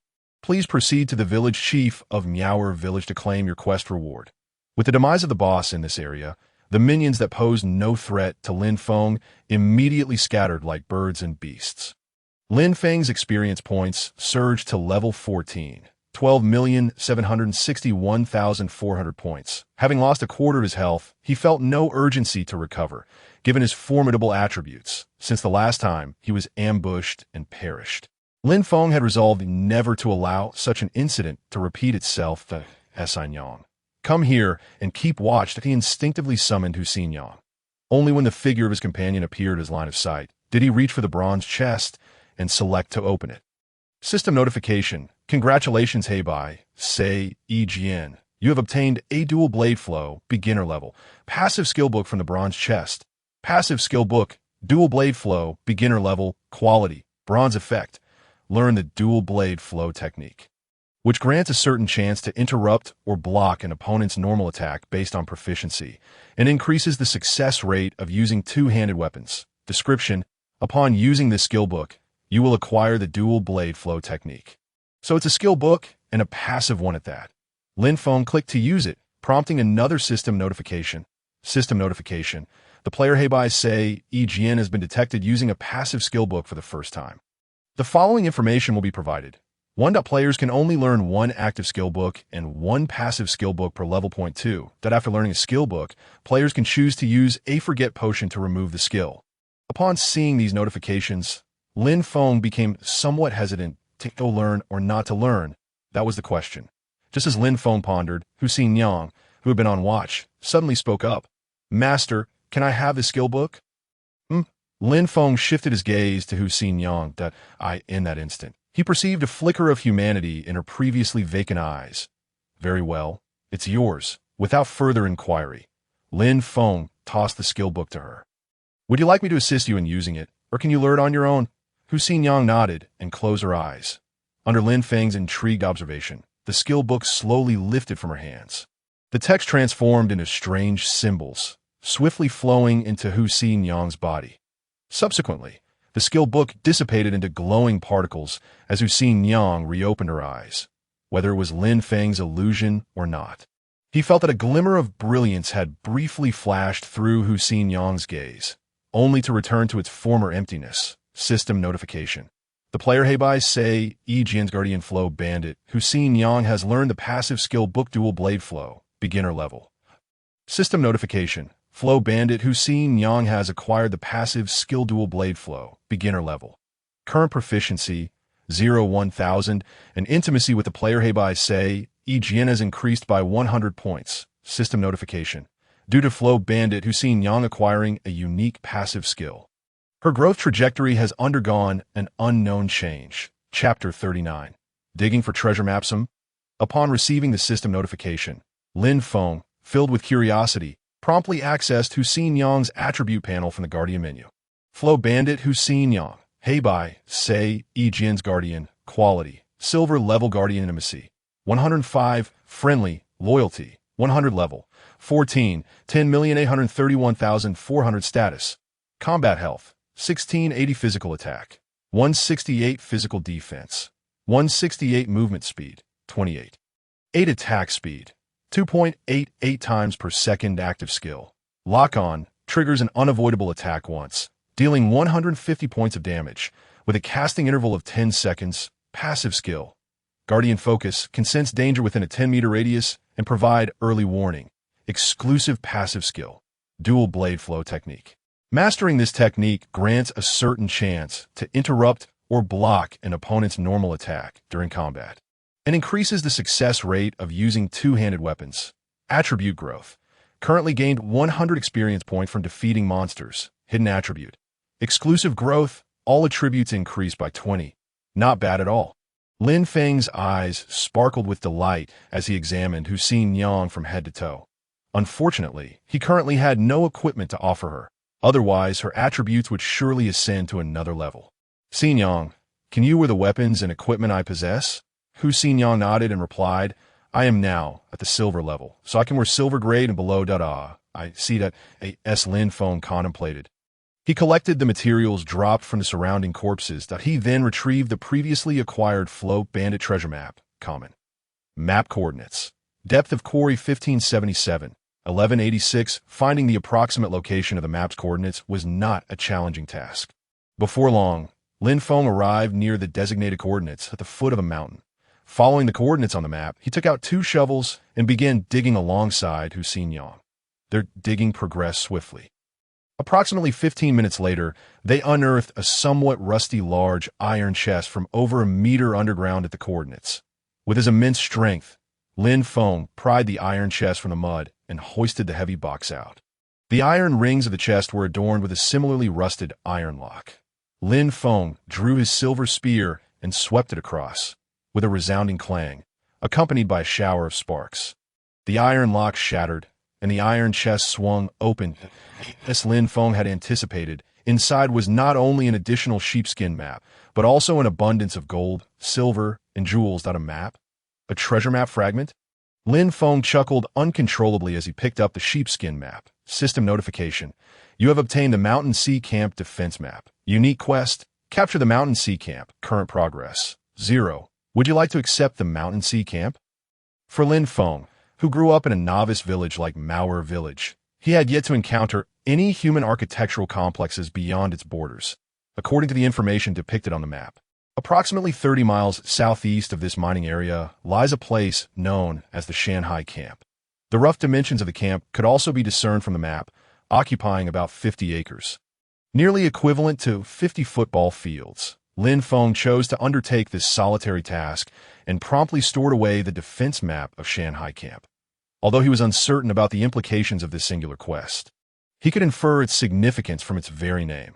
Based on the direction indicated by this task, Lin Feng surmised that it was likely a race to see who could complete the quest first, thereby earning the rewards. That he contemplated the necessity of completing this task swiftly when the opportunity arose, as it might yield substantial rewards.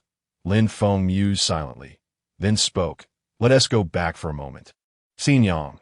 Upon arriving at the teleportation array, Lin Feng felt a stir in his heart. The players along this route from Mauer Village seemed to know him all too well, although the game mechanics in Lucian made it difficult for him to expose his identity. It remained a lurking risk. With this thought in mind, Lin Feng decided to switch to a different route. In the world of Lucian, each novice village had numerous routes, with a maximum of 10,000 players online simultaneously on each. Chapter 40. Maintenance announcement. Logically, there should be some routes with very few players, yet that was not the case. When Lin Feng switched game routes, he discovered that even the least populated route had over 8,000 players. The multitude of routes in the novice village was overwhelming, making it a headache to navigate. Hence, if he wished to avoid encountering certain players or wished to prevent his situation from becoming familiar to the same group, frequently changing routes would be the best course of action. He wondered how Wang Qian and the others were faring. Reflecting on this, Lin Feng glanced at the time, realizing it was already 10 in the morning. Thanks to the game pod, he felt no hunger at all. However, due to the absence of a chat feature in Lucian, he could only rely on external means to communicate with his friends. Thus, Lin Feng chose not to exit the game pod, instead switching to a new novice village route within the game interface and utilizing the pod's functions to connect his phone. Just as he was about to message Wang Qian and the others, he suddenly noticed a trending headline on Douyin. The top trending topic was undeniably the official public release of the Lucian game starting today, with billions in trending index soaring ahead. The subsequent entries were all related to Lucian, consisting of phenomenon-level topics dominating the charts. Lin Feng casually browsed and found several related trending items. Point 1 particularly caught his eye. Lucian game reveals a hacker god player accused of cheating. Upon clicking, he saw a player clad in black armor, wielding a silver spear, and sporting an eagle-faced mask, exuding an air of nonchalant dominance. The footage was quite well done. Fortunately, even the exposed portions of the face had undergone blurring, rendering the true appearance unrecognizable. However, within Lucian, players could adjust their appearance by a range of 20 to... Although Lin Feng did not belong to a particularly appearance-focused faction, he had still adjusted his looks upward by 20 for a more pleasing visage. Besides a few eccentric individuals, most players likely followed suit. The virtual world would never completely mirror the real world. Otherwise, conflict from the game spilling into reality would inevitably lead to criminal behavior. Lin Feng skimmed through the content, noting that most consisted of photos or video clips, with a comment section teeming with diverse voices, supporters, detractors, insults, accusations, skepticism, and even pleas for sponsorship or protection. That a cacophony of opinions. Indeed, the keyboard warriors were in a frenzy. Lin Feng found it somewhat amusing and chose not to dwell on it. He activated the phone function, entering a vibrant group chat filled with exuberant members. No messages had been sent. Clearly, everyone was busy. Lin Feng intended to say something but ended up deleting the prepared text. After switching routes, he returned to the novice village. Upon arriving at the new novice village, Lin Feng unsurprisingly found all the players' faces to be unfamiliar. This indeed was a different batch of players. Just then, an announcement echoed throughout the server. Due to popular demand, the game server will officially launch the game store, trading post, and friends features at noon today. Given the extensive updates, the entire server will undergo maintenance from 12:00 to 16:00, during which players will be forcibly logged out. Please make arrangements to avoid losses. Lin Feng was taken aback by how swiftly the update and maintenance arrived. Nonetheless, the opening of the trading post spared him considerable trouble. However, the early activation of these features could spell trouble for him. Watching the scrolling server announcement, Lin Feng realized that this was his most precious time for leveling up. Once the store and trading post were operational, and players began forming teams to conquer dungeons, the era of vying for financial, manpower, and material resources would commence. Players like Lin Feng would find it exceedingly challenging. Yet, what game did not involve such fierce competition? Moreover, considering Lucian's game positioning, the benefits of spending money might be quite limited. As for the previously circulated auction news, it had become a trivial matter. He could simply list his items on the trading post once maintenance concluded, that a time-saving and worry-free approach. For a game to sustain long-term operation, it requires support from players across all tiers. A game like Lucian should not fall into the traps of ordinary game developers, leading to a cash grab scenario that precipitates its collapse. Lin Feng chuckled at his own musings. Chapter 41. Submitting main quest 2, perhaps having been burned by some pay-to-win games in the past, led to such peculiar thoughts. After activating Do Not Disturb mode, he set off with Hussein Yang towards the village chief of Mauer village. Hey, look at that guy's outfit. Isn't he the hacker god who has gone viral on the forums? My idol. Indeed, rumor has it that the hacker god is on the XXX route, where there are supposedly hundreds of thousands of players trying to squeeze in to find the actual hacker god. Hacker god? These folks are really out of touch. If he truly is cheating, would Lucian officials allow the situation to escalate? The emergence of a gaming deity is a normal occurrence. Why not acknowledge someone else's prowess? TSK. You just don't understand. There is no such thing as a real god. It is merely a creation of the officials to build up hype. Word has it that such individuals are backed by major financial groups. In my opinion, the real hacker god must have unimaginable forces supporting him. The crowd buzzed with discussion. Yet, upon reflection, it was only human nature. Since the launch of Lucian, Lin Feng had been the sole recipient of the 2 server-wide announcements, not to mention his epic defining weapons and equipment, which also drew considerable attention. Therefore, Lin Feng's sudden appearance on this route was indeed hard to overlook. Fortunately, the game rules limited these players' actions, allowing them only to point and gossip from a 2-meter distance. The terrifying presence of his guards deterred them. Of course, Hussein Yang's identity as a guard had only just been confirmed. Previously, many assumed she was just a bodyguard, a standard accessory for wealthy young masters. However, various signs indicated that it was not as previously speculated until her identity was substantiated. Without further ado, Lin Feng made his way directly to the village chief of Mauer village. Village chief of Mauer village. Hey Bai, say Ejian. You've returned. What good news do you bring this time? The village chief gazed at Lin Feng with a hint of anticipation in his eyes.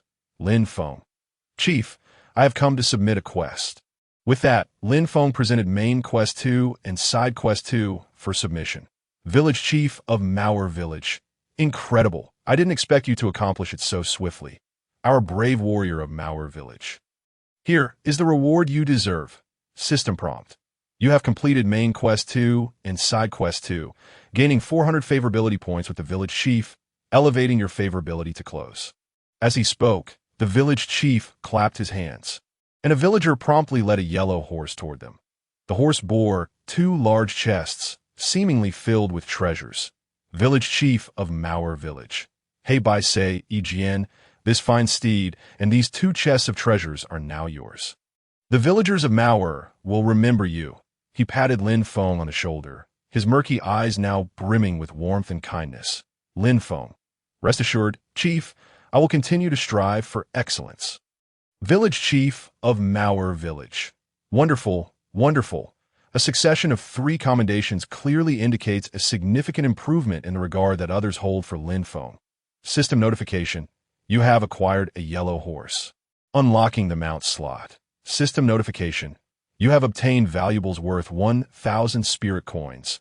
What a fortuitous turn of events. Initially contemplating the matter of acquiring a mount, Lin Feng found the task effortlessly resolved. Upon accessing the mount slot, he encountered a straightforward introduction concerning the horse. Mount: Yellow horse. Mount of Heibai Sei Yijian. Level 1. Non-growth mount. Cannot be upgraded. Maximum load. 2 persons riding effect. Maximum movement speed 40. Is that all? Lin Feng felt a twinge of disappointment. However, being the first to ride a horse and gaining an additional riding position was still quite commendable. Subsequently, he approached the village chief of Hat Village to claim the next main quest. Main Quest 3. Eliminate Night Demons 010. Rescue the villagers of Hat Village 010. Explore unknown areas. Progress 0. Quest Summary. Do not worry. Night demons will appear automatically. The villagers of Hat Village may be within the unknown areas that require your exploration. Quest Details 1. Are you familiar with the nights in Hat Village? Here, day and night are reversed. Whenever night falls in Hat Village, terrifying creatures emerge, preying on animals and attacking villagers. Quest Details 2. This quest must be completed between 12 o'clock and 2000 hours. Quest Details 3. Exceeding the quest objectives may yield additional rewards, subject to a cap, requiring player initiative to explore. Quest Details 4. Deep within the mining area, there lies a muddy swamp where several villagers have recently gone missing. You must proceed to rescue them. Chapter 42. 190 kilometers H. This quest offers a relatively high degree of freedom, yet the task of eliminating night demons 010 can only commence post-maintenance. Lin Feng decided to first venture into the unknown area to complete the task of rescuing the villagers of Hat Village 010. With that thought, Lin Feng mounted his horse and executed a few simple commands, which the yellow horse performed with remarkable fluidity. Despite it being his inaugural ride, the game mechanics ensure the process was seamless, allowing Lin Feng to breathe a sigh of relief. As Anyang, mount up. You shall sit in front. As Lin Feng tightened the reins, the towering yellow horse neighed, drawing envious glances from surrounding players. Unperturbed by their curious stares, Lin Feng extended his hand toward Yang, who gracefully leaped into position before him. The embrace was soft, and Lin Feng, having been single for quite some time, felt a stir of emotions. Clearing his throat to mask his embarrassment, he then pulled the reins. Go! With a resounding neigh, the yellow horse surged forward. With Lin Feng's own impressive movement speed of 150 points, combined with an additional 40-point speed boost, the horse's pace soared to an exhilarating 190 points. What does that signify? It is 34 times the normal walking speed of a person, equivalent to a speed of 190 kilometers h. Riding out at such speed was akin to a gallant escape, creating a whirlwind that left other players staggered in its wake. Scoundrel! A female player clad in a grass skirt blushed, playfully scolding as she clutched her attire. Riding at such extreme speeds was far more exhilarating than driving a luxury car. Thanks to the game's mechanics, safety was paramount. Even at such velocity, there was no fear of falling from the horse. Regrettably, the wind was so fierce that it stung Lin Feng's face. He had not experienced such discomfort while reaching his maximum speed. But the sensation was markedly different atop the horse, rendering it highly realistic. The areas Lin Feng had explored illuminated the map, alleviating any concerns about his route. Riding the imposing yellow horse, Lin Feng experimented with manual controls before reverting to automatic navigation mode. Indeed, the convenience was undeniable. Along his journey, he noted a significant decrease in players trapped in the beast forest, though many still lingered near its depths, slowly leveling up. Only a select few could challenge the wild mountain goats on the forest outskirts. Upon entering the jungle, the number of visible players dwindled to a mere handful, yet remnants of battles still lingered in the area. Clearly, it would not be long before players fully conquered this territory. Lin Feng had no desire to engage with these players. Conversely, even if they recognized Lin Feng and wished to approach him for conversation, they were afforded no opportunity, considering that a speed of 190 kilometers h was beyond the reach of ordinary players. As for the depths of the jungle, no signs of players could be discerned for the time being. Unbeknownst to Lin Feng, a conspiracy had already been woven in the vicinity of the Hat Village jungle area where he had previously been connected, led by none other than Lin Miaoka, the one who had ambushed him. Unfortunately for them, Lin Feng had already switched lines, ensuring their efforts would be in vain out of course. That was a matter for another time. As professional teams successfully navigate the early stages, my advantages may dwindle, Lin Feng mused, acutely aware that to maintain his lead, he could afford no lapses in diligence. As he galloped onward, the scenery blurred past in a rapid retreat.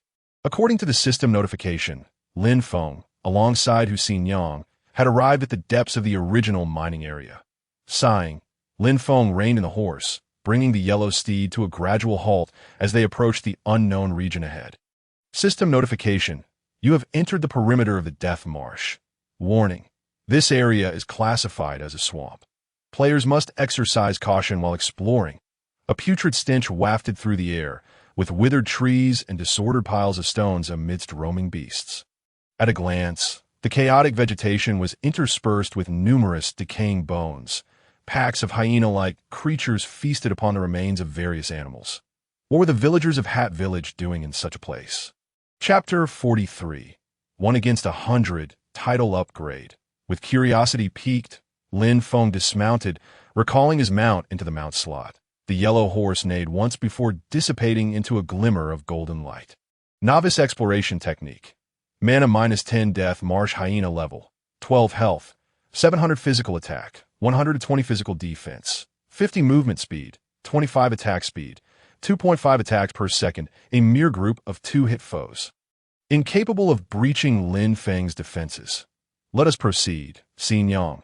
With silver spear in hand, Lin Feng advanced briskly, drawing the attention of the surrounding death marsh hyenas.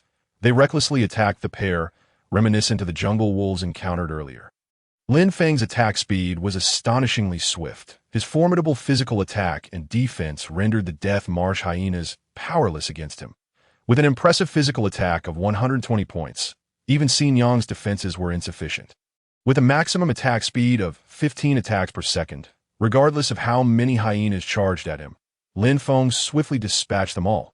The constant influx of system notifications gradually numbed his senses. Even if he inadvertently stepped into the swamp, he could easily extricate himself with sheer force. The dangers of the Death Marsh posed no threat to Lin Feng.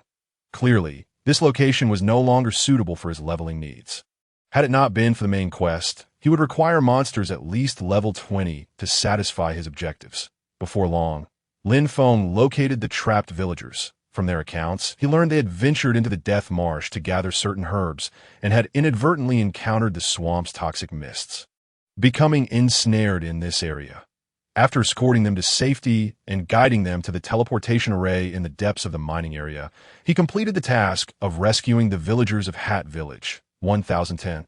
Main Quest 3. Eliminate Night Demons. 010. Rescue the villagers of Hat Village. 010. Explore unknown areas. Progress 30. It was imperative to level up quickly. Tasks could always be revisited later. After finishing the quest, Lin Feng suddenly shifted his mindset. After eliminating the surrounding beasts that had been drawn to them and disengaging from combat, he summoned the yellow horse once more, inviting Hussein Yang to ride alongside him. Go! With a piercing cry echoing through the air, Lin Feng set forth once more into the distant realms of the unknown. This time, he aimed to venture into the most suitable zone for leveling up and slaying monsters.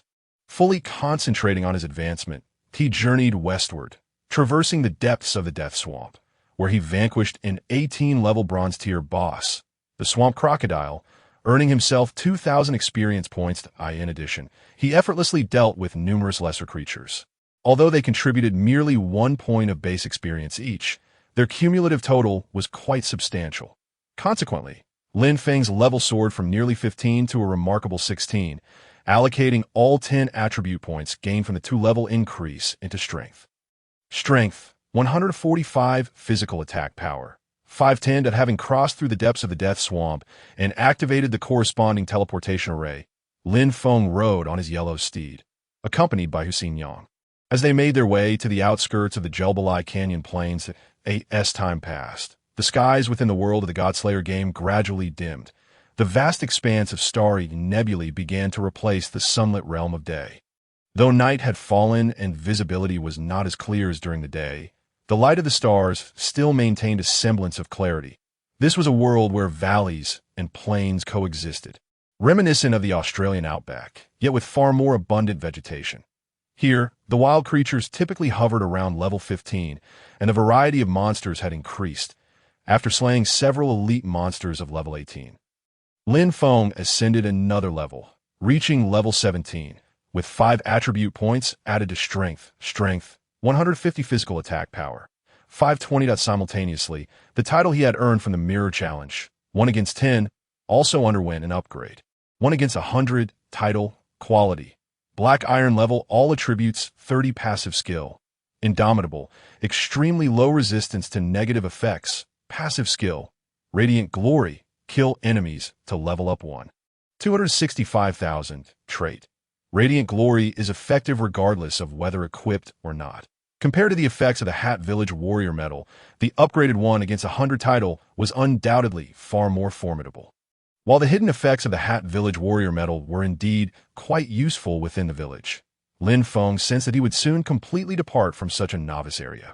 Let us switch the title, Lin Feng thought.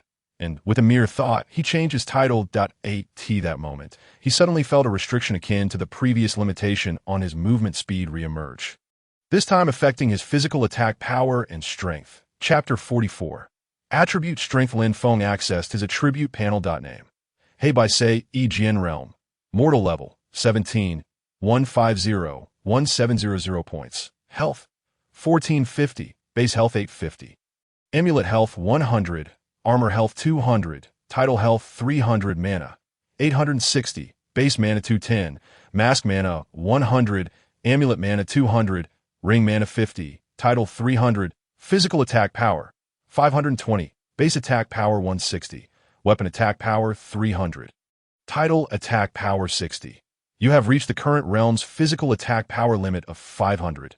Breaking through the realm will allow further enhancement. Spell attack power 70. Base spell attack power 10. Title spell attack power 60. Physical defense 135. Base defense 25.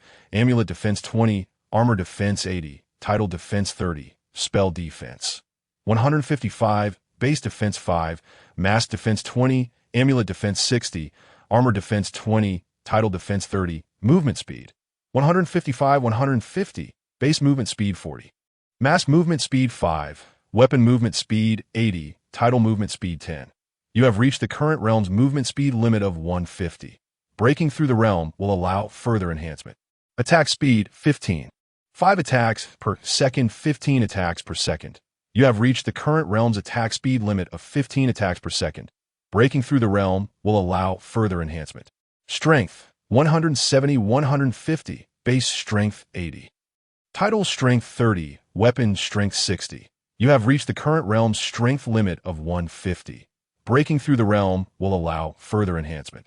Intelligence 35, base intelligence 5, title intelligence 30, constitution 65, base constitution 5, amulet constitution 10, title constitution 30, armor constitution 20, root bone 75, base root bone 5, amulet root bone 20, title root bone 30, armor root bone 20, spirit 70, base spirit 5, mask spirit 10, amulet spirit 20, title spirit 30, ring spirit 5, agility 135, base agility 40, mask agility 5, title agility 30, weapon agility 60, skill, novice insight, allows viewing information on monsters up to 10 levels below oneself, consumes 10 mana points each. Use, talent ability, equipment upgrade, enhances equipment quality by 1 tier, fortune value, 0 hidden attributes, none remaining free attribute points, 0 in addition. Lin Feng took a moment to review the equipment skills he currently possessed. Weapon, fish scale bronze spear active skill. Dragon Emergence, consumes all mana, deals consumed mana spell attack power, 2 area damage after 5 seconds, passive skill. Silver Flash, each attack inflicts an additional 30 points of true magical damage. Armor, Black Rhino armor active skill. Soul of the Black Rhino, summons a Black Rhino with fixed attributes to assist. Lasting 30 minutes, cooldown of 24 hours. Amulet, Bronze Amulet active skill. Divine Light Protection, gains a defensive shield lasting 1 second, capable of mitigating certain skill effects. Success rate depends on level difference. Cooldown of 30 minutes, passive skill. Guardian has a certain probability to block a skill effect, The greater the level difference, the higher the triggering probability. Mask. Song Ing Mask Active Skill. Eye of the Song Ing gains the ability to see through fog for 1 minute. Cooldown of 1 hour. See through fog ability description. Can penetrate certain hidden skills boots. Green Python Boots Active Skill. Serpent's Approach. Rapidly approaches the opponent using serpent-like footwork, enhancing movement speed for the next second. Gaining a 100 movement speed bonus for 1 second. Cooldown of 10 minutes. Passive Skill. Light Steps. Your footsteps while walking and running will be quieter. Title. 1 against 100 Passive Skill. Indomitable. Extremely low resistance to negative effects. Passive Skill. Radiant Glory. Kill enemies to level up 1. 265,000. In total, there are 5 active skills and 5 passive skills. The slots for the hat, belt, gloves, and gauntlets remain empty, lacking any additional equipment. Although he wore 2 rings, their fortune effects have been exhausted, leaving only a negligible amount of attributes. After slaying over a dozen elite wild creatures, he had only acquired 8 ordinary wooden chests of the most basic level. The items obtained were of little value, mostly consisting of consumables and materials. Among them, he did find 1 ordinary whiteboard equipment piece. Song Wolf Leather Pants Quality. Whiteboard level physical defense 10 with attributes as mundane as they come. Lin Feng promptly handed them over to Hu Xinyang. The bronze tier boss, however, consistently yielded a bronze chest, which contained a reasonably decent piece of equipment. Chapter 45. Equipment. Crocodile Belt Quality. Bronze level consumable item slot. For Root Bone, 10 Constitution, 10 Active Skill. Crocodile Whip gains the strength of a crocodile, causing the next attack to deal magical damage equal to the sum of all defensive attributes. Cooldown of 10 minutes. Lin Feng immediately equipped the crocodile belt. Remarkably, after donning the crocodile belt, it felt as though a miniature ancient crocodile was cinched around Lin Feng's waist. Upon closer inspection, the belt displayed intricate patterns, with every detail vividly rendered.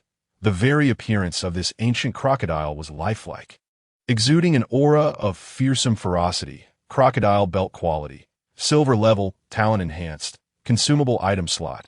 6 Root Bone, 20 Constitution, 20 Active Skill. Crocodile Lash gains the strength of a crocodile, causing the next single target attack to deal magical damage equal to the sum of all defensive and offensive attributes. Cooldown of 10 minutes. Passive Skill.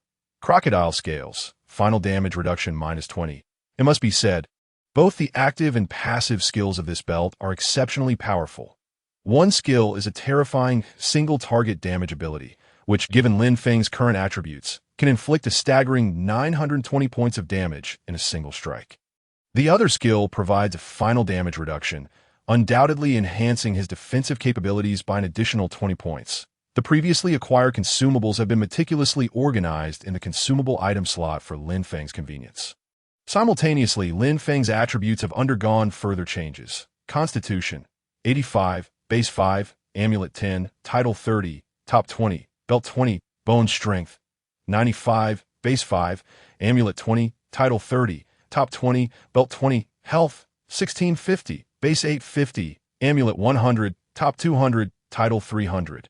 Belt 200, Physical Defense, 155, Base 25, Amulet 20, Top 80, Title 30, Belt 20 Magical Defense, 175, Base 5, Mask 20, Amulet 60, Top 20, Title 30, Belt 20. Due to the experience sharing mechanism in battle, Hu Xinyang has also leveled up at a commendable pace, reaching level 17. Upon accessing the Attributes panel of the Guardian, we see Flowing Robber Hu Xinyang, Black and White Sei, Sword Guardian, Quality, Silver Grade Guardian Affinity, 110, Friendly, Loyalty, 100 Level, 17, 231700, Status, Combat Health, 2040 Physical Attack, 204 Physical Defense, 214, Base 204, Lower Body 10, Movement Speed, 40.8 Attack Speed, 4.08 per second Active Skill, Lock On, triggers a guaranteed hit attack, inflicting 150 points of damage, with a casting cooldown of 10 seconds. Passive Skill. Guardian Focus. Can sense dangers within a 10-meter radius and provide early warnings. Exclusive passive skill. Dual Wielding Techniques. Mastering this technique grants a certain chance to interrupt or block an opponent's normal attacks. while increasing the success rate of using two-handed weapons. Attribute growth. Currently gained 100 experience points from personal monster kills hidden attribute. Exclusive growth, all attributes increase by 20. Lin Feng is thoroughly satisfied with the attributes of a Silver Grey Guardian. Particularly, Hu Xinyang's physical defense is nothing short of formidable. The only downside is the absence of magical defense, necessitating caution against explosive magic users. Furthermore, Lin Feng has noticed a decline in his loot drop rates. The black iron chest received from the first elite monster he defeated, along with the rewards from the first boss, have completely vanished. As for the little Karamis, Lin Feng has not received any loot since acquiring a few ordinary wooden chests. For Lin Feng, the difficulty in defeating enemies has sharply decreased since he became acclimated to the game, likely correlating the quality of loot drops with the difficulty of the kills that I must test my limits and challenge particularly formidable bosses, preferably those of silver or even gold grade. Lin Feng's conjecture is not without merit, though it remains uncertain. Nonetheless, such an endeavor is undeniably necessary. With this objective in mind, Lin Feng and Hu Xinyang ventured forth, slaying foes as they progressed into the distance. System prompt. You have entered the Gur by Lai Great Canyon Plain area. The system notification chimed. Only 5 minutes remained until game maintenance. In this region, large creatures have begun to appear. Lin Feng casually cast a novice detection spell. Mana -10 Chapter 46. Communication with Close Friends. Part 1. Giant Kangaroo level. 18 health. 1200 physical attack. 200 physical defense. 100 movement speed. 40 attack speed. For per second trait. Group attack. Any provocation by players will be regarded as an invasion, attracting similar creatures within a 100-meter radius to attack. At the moment the detection spell was cast, such an action immediately provoked the creature's ire. The giant kangaroo's pupils suddenly turned red, and with a thunderous roar, a cacophony of angry cries ensued. Following this, over 30 giant kangaroos were drawn to the scene. Standing nearly 3 meters tall, their muscular forms exuded an oppressive aura. They swiftly surrounded the two, launching a fierce assault. Lin Feng's gaze sharpened. Hu Xinyang. Engage separately. Upon uttering these words, Lin Feng capitalized on his speed advantage, lunging towards the heart of the nearest giant kangaroo with a thrust of his spear. The active skill of the crocodile belt, crocodile whip, manifested as a massive, heavy tail shadow, suddenly merging with Lin Feng's silver spear and piercing through the creature's heart. 1200, a critical hit that completely depleted the giant kangaroo's health, transforming it into fresh experience points. System prompt. You have slain a giant kangaroo above your level, earning 40 experience points. The long-awaited notification echoed, as it had been quite some time since he had achieved a level-up kill of such monsters. Now, only 40 giant kangaroos worth of experience points would enable Lin Feng to ascend to the next level. His spear technique was exceptionally fierce, and although Hu Xinyang's attacks paled in comparison, they were more than a match for the giant kangaroos. In just a few short minutes, the two had completely eliminated the 30-plus giant kangaroos. The fierce creatures lay as cold corpses, yielding a wealth of experience points and various biological materials. System prompt. The game is undergoing maintenance. You have been forcibly logged out. Accompanied by a slight sense of dizziness, the scenery before him transformed into a series of breathtaking landscape paintings. The visuals were stunning. Though lacking the immersive feeling of being in the game, the scene was nonetheless remarkably realistic. Lin Feng exited the game, and as the basic game capsule slowly opened, returning him to reality, he surveyed the mundane surroundings of his room, feeling a wave of disorientation. Whether it was merely his perception or reality, it seemed that time in the game passed at a significantly slower rate than in the real world. An overwhelming stench enveloped him, reminiscent of the sensation of sweating profusely after a sauna in hot weather, leaving him feeling sticky. How peculiar! The room temperature was around 20 degrees, and it had only been 12 hours. How could he sweat so profusely? Adjusting to this virtual reality game would likely take quite some time. Just as Lin Feng changed out of his foul-smelling clothes and prepared to take a shower, his phone rang suddenly. It was a group video call. As he answered, Wang Qian's enthusiastic face filled the screen. Good brother. Wang Qian appeared exceptionally animated, his excitement palpable. Thanks to the brothers following your advice, We sold everything to buy the basic game capsule. You won't believe it. Our game capsule is being traded for over $1 million in the black market, and there's a scarcity of supply. This time, we are bound to make a fortune. Lin Feng was about to respond when Ma Bo's excited voice chimed in. Brothers, the trending topic on Douyin has exploded. It said that the price of a guild establishment order in our game Godslayer is expected to soar to astronomical heights. Who on earth is Black and White Say E-Sword? Damn, he's incredible. Not only did he secure 2 guild establishment orders, but he is also rumored to be the current pinnacle of power in our Dragon District. The Lin Corporation has thrown out a contract worth several tens of millions to recruit him. This is simply outrageous. He'll never have to worry about food and drink again, as they spoke. Several videos purportedly depicting the true identity of Black and White Say E-Sword were shared in the group, and a video from Li Mo emerged simultaneously. He adjusted his glasses and earnestly deduced. Based on my observations, this individual is undoubtedly a professional player, and his talent must be extraordinarily rare. Upon hearing Li Mo's words, even Lin Feng himself was taken aback. What a remarkable deduction. Xiao Mo is spot on. However, I believe there's one more point. This person must have a formidable backing.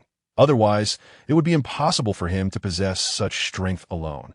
Ma Bo engaged in a serious yet absurd discourse, his earnest demeanor rendering it difficult to refute. Chapter 47. Communication with Close Friends, Part 2. The three of them delved deeper into the identity of this mysterious powerhouse, and Lin Feng abruptly interjected to break their fervent discussion. By the way, what levels are you all now? What are your talent abilities? Oh, almost forgot the main point. Wang Qian slapped his thigh and exclaimed after the maintenance ends at 16:00, the game store. Trading hall and friend system will be activated, allowing us to form teams and grind for monsters. That's the real issue. Indeed, Li Mo nodded sagely before speaking. I've just reached level 8, and my talent ability is agile movement, granting an additional 2 points of movement speed per level that I've already accumulated a 10-point speed bonus. With this talent, I could kite monsters at first, but in the depths of the jungle. Its effectiveness against those wild wolves diminished significantly. I thought I could take a chance in the jungle, but the moment I stepped in, I was torn to shreds by a pack of wolves. It seems that my talent ability ultimately falls short in group battles. That Li Mo's gaze dimmed slightly, clearly dissatisfied with his own circumstances. And what about you? When it came to innate abilities, Ma Bo's enthusiasm evidently waned considerably. My innate ability is forging, which, according to the game's description, implies a certain probability of generating new attributes when crafting equipment. As my level increases, so does that probability, which currently stands at 0.6. What? 0.6 in the early stages of the game. ISNT that practically equivalent to nothing. The trio fell silent, and at that moment, Ma Bo's expression suddenly contorted with frustration, venting his anger. Damn it, after so many years of gaming, this is undoubtedly a money-making endeavor. Yet it offers me no assistance in leveling up or battling, which is utterly disheartening. I just reached level 6, and just before the server shut down, a half-damaged elite jungle wolf was snatched away by someone else. How infuriating. Ma Bo clearly felt aggrieved, appearing as if he had nowhere to vent his frustrations. For him, the best news at present was the substantial increase in the value of the game warehouse. Just this matter alone could keep him smiling for years, allowing him to forget his troubles. Upon hearing the two describe their situations, Wang Qian suddenly broke into a mischievous grin. What with that grin? Wang Qian? Did you win the lottery? Seeing Wang Qian's cheeky demeanor, Ma Bo immediately sensed he had some good news. Sure enough, Wang Qian casually remarked, "Brothers, it seems our quartet will soon revolve around me." Qin Guo. As he spoke, Wang Qian adjusted his attire on video, exuding an air of arrogance. "Stop teasing and spill it. If it's true, I'll gladly call you big brother in the game." As long as I can make some money, Ma Bo was always adaptable. Wang Qian, no longer keeping them in suspense, declared, "My innate ability allows me to gain 1 to all attributes with each level up, so my current level is quite high." With that, under the watchful eyes of the trio, Wang Qian extended his fists, popping his fingers out one by one, swaying leisurely on the screen. Level 10. And I also looted 2 pieces of equipment, a pair of basic boots and a basic shirt. Upon hearing Wang Qian's words, Ma Bo and Li Imo's eyes brightened noticeably, simultaneously glancing at the quiet Lin Feng. In their quartet, Lin Feng had always been the core. After all, in the past, he was renowned as the nine-sword flow in the Go sword game, wielding the nine-sword technique with astonishing prowess. Had it not been for a series of subsequent events, he might have even become a professional player, dominating the competitive arena. Therefore, until he spoke, the other two refrained from commenting. Wang Qian evidently noticed this as well. Little Lin, now even I, Qiangu, can venture around the outskirts of the mining area. Those ordinary bandits wouldn't stand a chance if it weren't for their sheer numbers. Among us four, your strength is undoubtedly the greatest. We all know that, if you don't speak up, it feels as though we're missing our backbone. The difficulty of the game, killing God, is evident to all, especially regarding innate abilities, which carry absolute significance. Lin Feng also understood that if it weren't for his innate ability related to equipment upgrades, his situation would only be slightly better than that of the other three. He intended to reveal his circumstances to them, but hesitated, recalling past events. Chapter 48. Communication with Close Friends, Part 2. He had learned a profound lesson about the perils of being a focal point of attention. Moreover, compared to the Go sword game, the stakes in killing God were far greater. If he inadvertently exposed his true identity, he could find himself in an irretrievable predicament. Until he had fully matured and could stand independently, he had no choice but to conceal his identity. True masters operate behind the scenes, controlling everything. Any exposure on stage should merely be part of their strategy. This way, one has sufficient cards to face all challenges. With that thought in mind, Lin Feng rephrased, "My innate ability is related to equipment drop rates, so the difficulty of obtaining weapons and gear is slightly lower." The trio paid little heed, as many players possessed abilities that enhanced drop rates, but how much could it truly increase? It was probably similar to Ma Bo as 0.6 at level 6 that Lin Feng's mood appeared somewhat subdued, and he chose not to elaborate further, feeling that the moment was not right to lay everything bare before his brothers. The timing still felt premature. Premature exposure would benefit no one. Bo sighed softly, seemingly finding a kindred spirit in Lin Feng, who shared his misfortune. "Hey, Lin Feng, don't be so anxious. We all know your capabilities. Even if you're lagging behind for now, just the recent turn of events with the game warehouse has filled our pockets. What is there to be upset about?" Originally in high spirits, Wang Qian also sensed that the atmosphere was somewhat off and quickly added, "Brother Feng, we're just joking around. Don't take it to heart." Ma Ge is right. With the recent development in the game warehouse, we all profited immensely, so let us keep pushing forward together. As he spoke, Li Mo chimed in, "Yes, with the bond we shared over the years. Have we not faced challenges together every time? Let us go. We got this."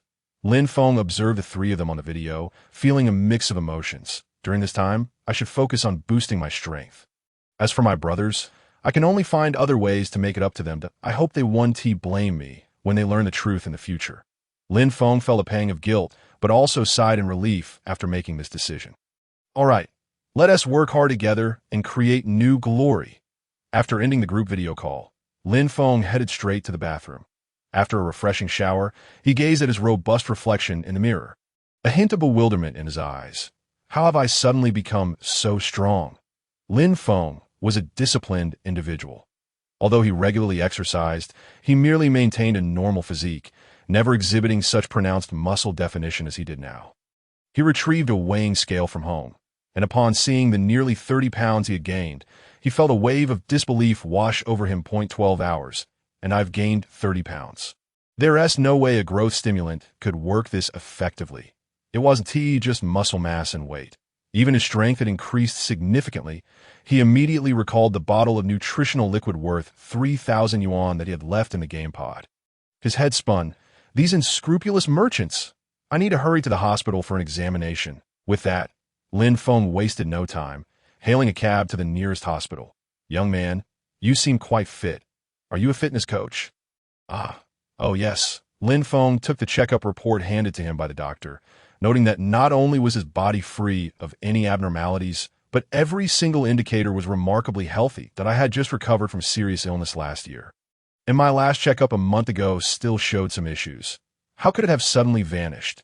Lin Feng murmured, struggling to comprehend the reason, when suddenly, a sharp pain surged through his head, amplifying the dazed sensation he felt upon leaving the game pod.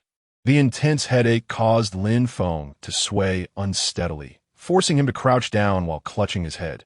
Soon after, his body temperature spiked, and he broke out in a profuse sweat, the black beads soaking his skin. Even his muscles quivering, his unusual condition caught the attention of those around him. What is wrong with this young man? I don't know. He might be unwell. Hey, nurse, come quickly and take a look. The sound of hurried footsteps approached, and a nurse rushed over with an elderly doctor with graying hair, who immediately knelt down to assess Lin Feng's condition. Chapter 49. Changes in the body. Young man. Are you all right? Do you feel any discomfort? The pain came swiftly but subsided just as quickly, just as the old doctor asked 3 times without receiving a response from Lin Feng and was about to call for a stretcher. The young man, who had been crouching and trembling a moment ago, suddenly stood up. His complexion was flushed, and he appeared completely normal, a stark contrast to his previous self. Lin Feng explained to the old doctor, "Thank you for your concern." "Doctor, I'm fine now." "Young man, are you certain you're all right?" The old doctor furrowed his brow and placed a finger lightly on Lin Feng's wrist, his tightened expression immediately easing. His gaze turned incredulous as he looked at Lin Feng. "Young man, where did you train?" "Ha! You're joking, doctor. Since I'm fine, I'll take my leave." He then turned to the onlookers and explained, "Thank you all for your concern. I merely had low blood sugar. But I'm all better now." With that, he hurried toward the elevator. "Hey!" The old doctor wanted to say something else, but Lin Feng had already departed. The old doctor picked up the checkup report, examining the various indicators on it, and a glimmer of light sparked in his murky eyes. He murmured, "Incredible, truly incredible." Lin Feng was unaware of this, that it was merely a minor episode during the physical examination. However, for Lin Feng, it was a different experience altogether. As he suddenly realized that his body had undergone a transformation, he removed the myopic glasses that had blurred his vision and was astonished to find that his sight had become remarkably clear, allowing him to discern details from hundreds of meters away. His hearing, too, had changed in a peculiar manner. He could even hear the sound of a fly flapping its wings amidst the cacophony of a bustling crowd. "I must test my strength." With this thought, he extended his hand and placed it upon the iron railing. As he exerted pressure, the metal beneath his grip began to indent. He ceased applying force, acutely aware of his newfound strength. Any further exertion would likely crush the iron railing. It seemed that the game Godslayer was far more than just a game. As his thoughts shifted, Lin Feng's gaze turned to astonishment. For before him appeared data that could only be seen within the game. It was an exact replica. With just a thought, he could summon the guardian Su Xinyang and his steed, the yellow horse, to materialize before him. System notification. Player Heibai, say, Jian has activated the reality manifestation feature. We wish you an enjoyable gaming experience. Am I the one who has gone mad? Or is it this world that has lost its senses? Lin Feng stood rooted to the spot, murmuring to himself, utterly bewildered. That moment, his phone rang unexpectedly. Shaking his head to clear his thoughts, he glanced at the screen and saw a familiar name and number. However, his expression turned icy in an instant. Upon answering, a gentle voice emerged from the receiver. "Lin Feng, it's me, Ming Xue.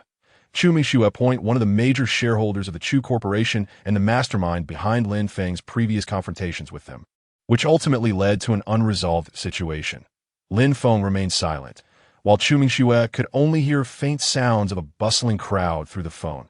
"Lin Feng, can you hear me? I deeply regret what happened regarding you. Had it not been for me, the past is behind us."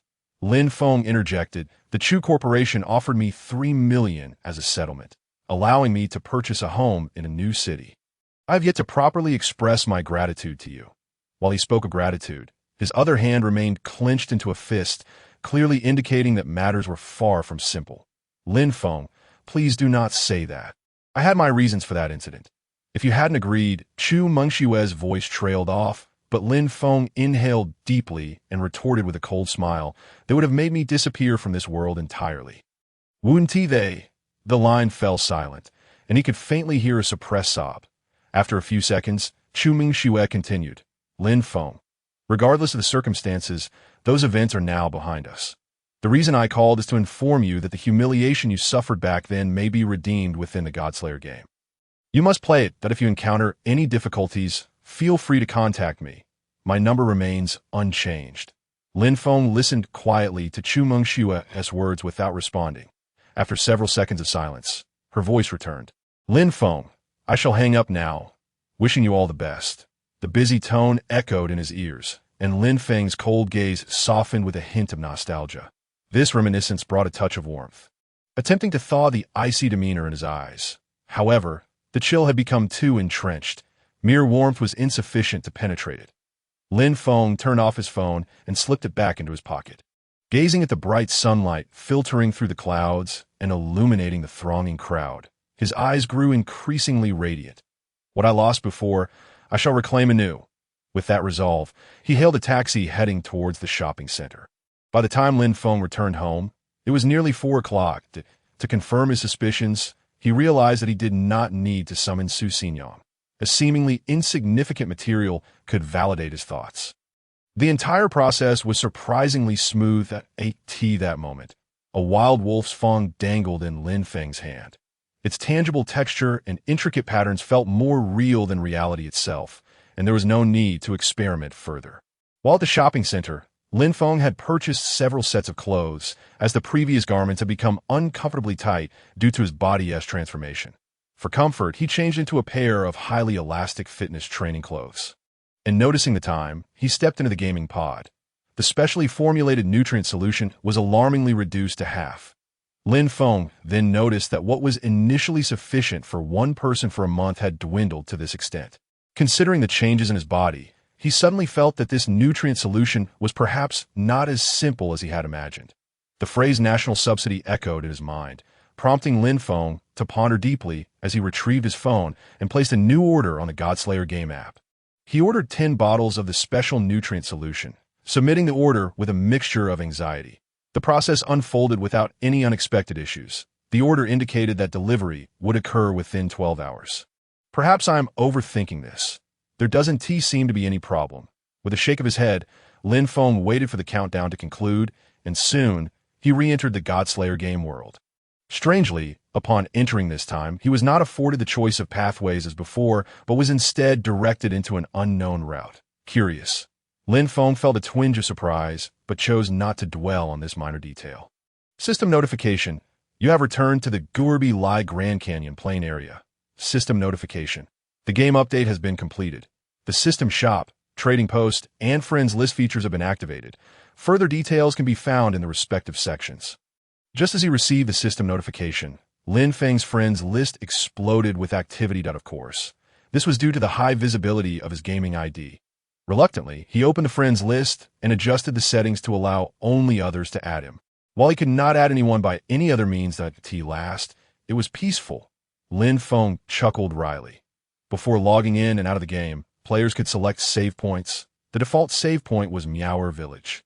But during the previous maintenance, Lin Feng had chosen to save at the entrance of the Guerbi Lai Grand Canyon Plain. The in-game time was also 16:00. However, under the inverted black and white setting. This place remained a world filled with stars. System notification. Welcome to the night phase of the Godslayer game. Night phase. Whenever night falls, between 12 o'clock and 20:00, it becomes the time of the 100 Demons procession. Friendly reminder. During the night phase, night demons will randomly appear in this world, attacking human villages and cities, successfully repel them, or perish at their hands. Night demons. Lin Feng frowned and scanned his surroundings, finding nothing amiss. Unbeknownst to him, the entire area surrounding Meower Village had transformed into a bizarre and terrifying scene. System notification. Maintenance concluded. The previous wild monsters had long since respawned, yet Lin Feng made no provocative moves. The distance between them was considerable, and thus, they refrained from attacking. Compared to the pollution in the city, the air here was remarkably fresh. Lin Feng involuntarily took a deep breath and summoned Su Xinyang once more. Xinyang, how long has it been since we last met? 2 hours, Su Xinyang replied. Lin Feng's gaze turned peculiar upon hearing this point. 2 hours. 4 hours in the real world equated to 2 hours in the Godslayer game. Yet, why do you not perceive any difference in the flow of time within the game? Never mind. Let us check the trading post. Upon opening the trading post, Lin Feng found it was quite different from his expectations. The items available for trade did not include various chests that could yield different items, nor did they encompass weapons or consumables. In fact, there were no materials whatsoever. What on earth does this trading post facilitate? Lin Feng looked at the uniform offerings of 10 spirit coins each, feeling somewhat bewildered. 101 yuan spirit coin. This was currently the only tradable item in the trading post, and it came with trading restrictions. The daily trading limit was set at 10 times the player's spirit coin quantity. The first main quest rewarded 100 spirit coins, meaning that 10 was precisely equivalent to 10 spirit coins. Due to the anonymity of the transactions, the information regarding the players involved is entirely obscured, leaving one to wonder whether the items were indeed listed by the players themselves.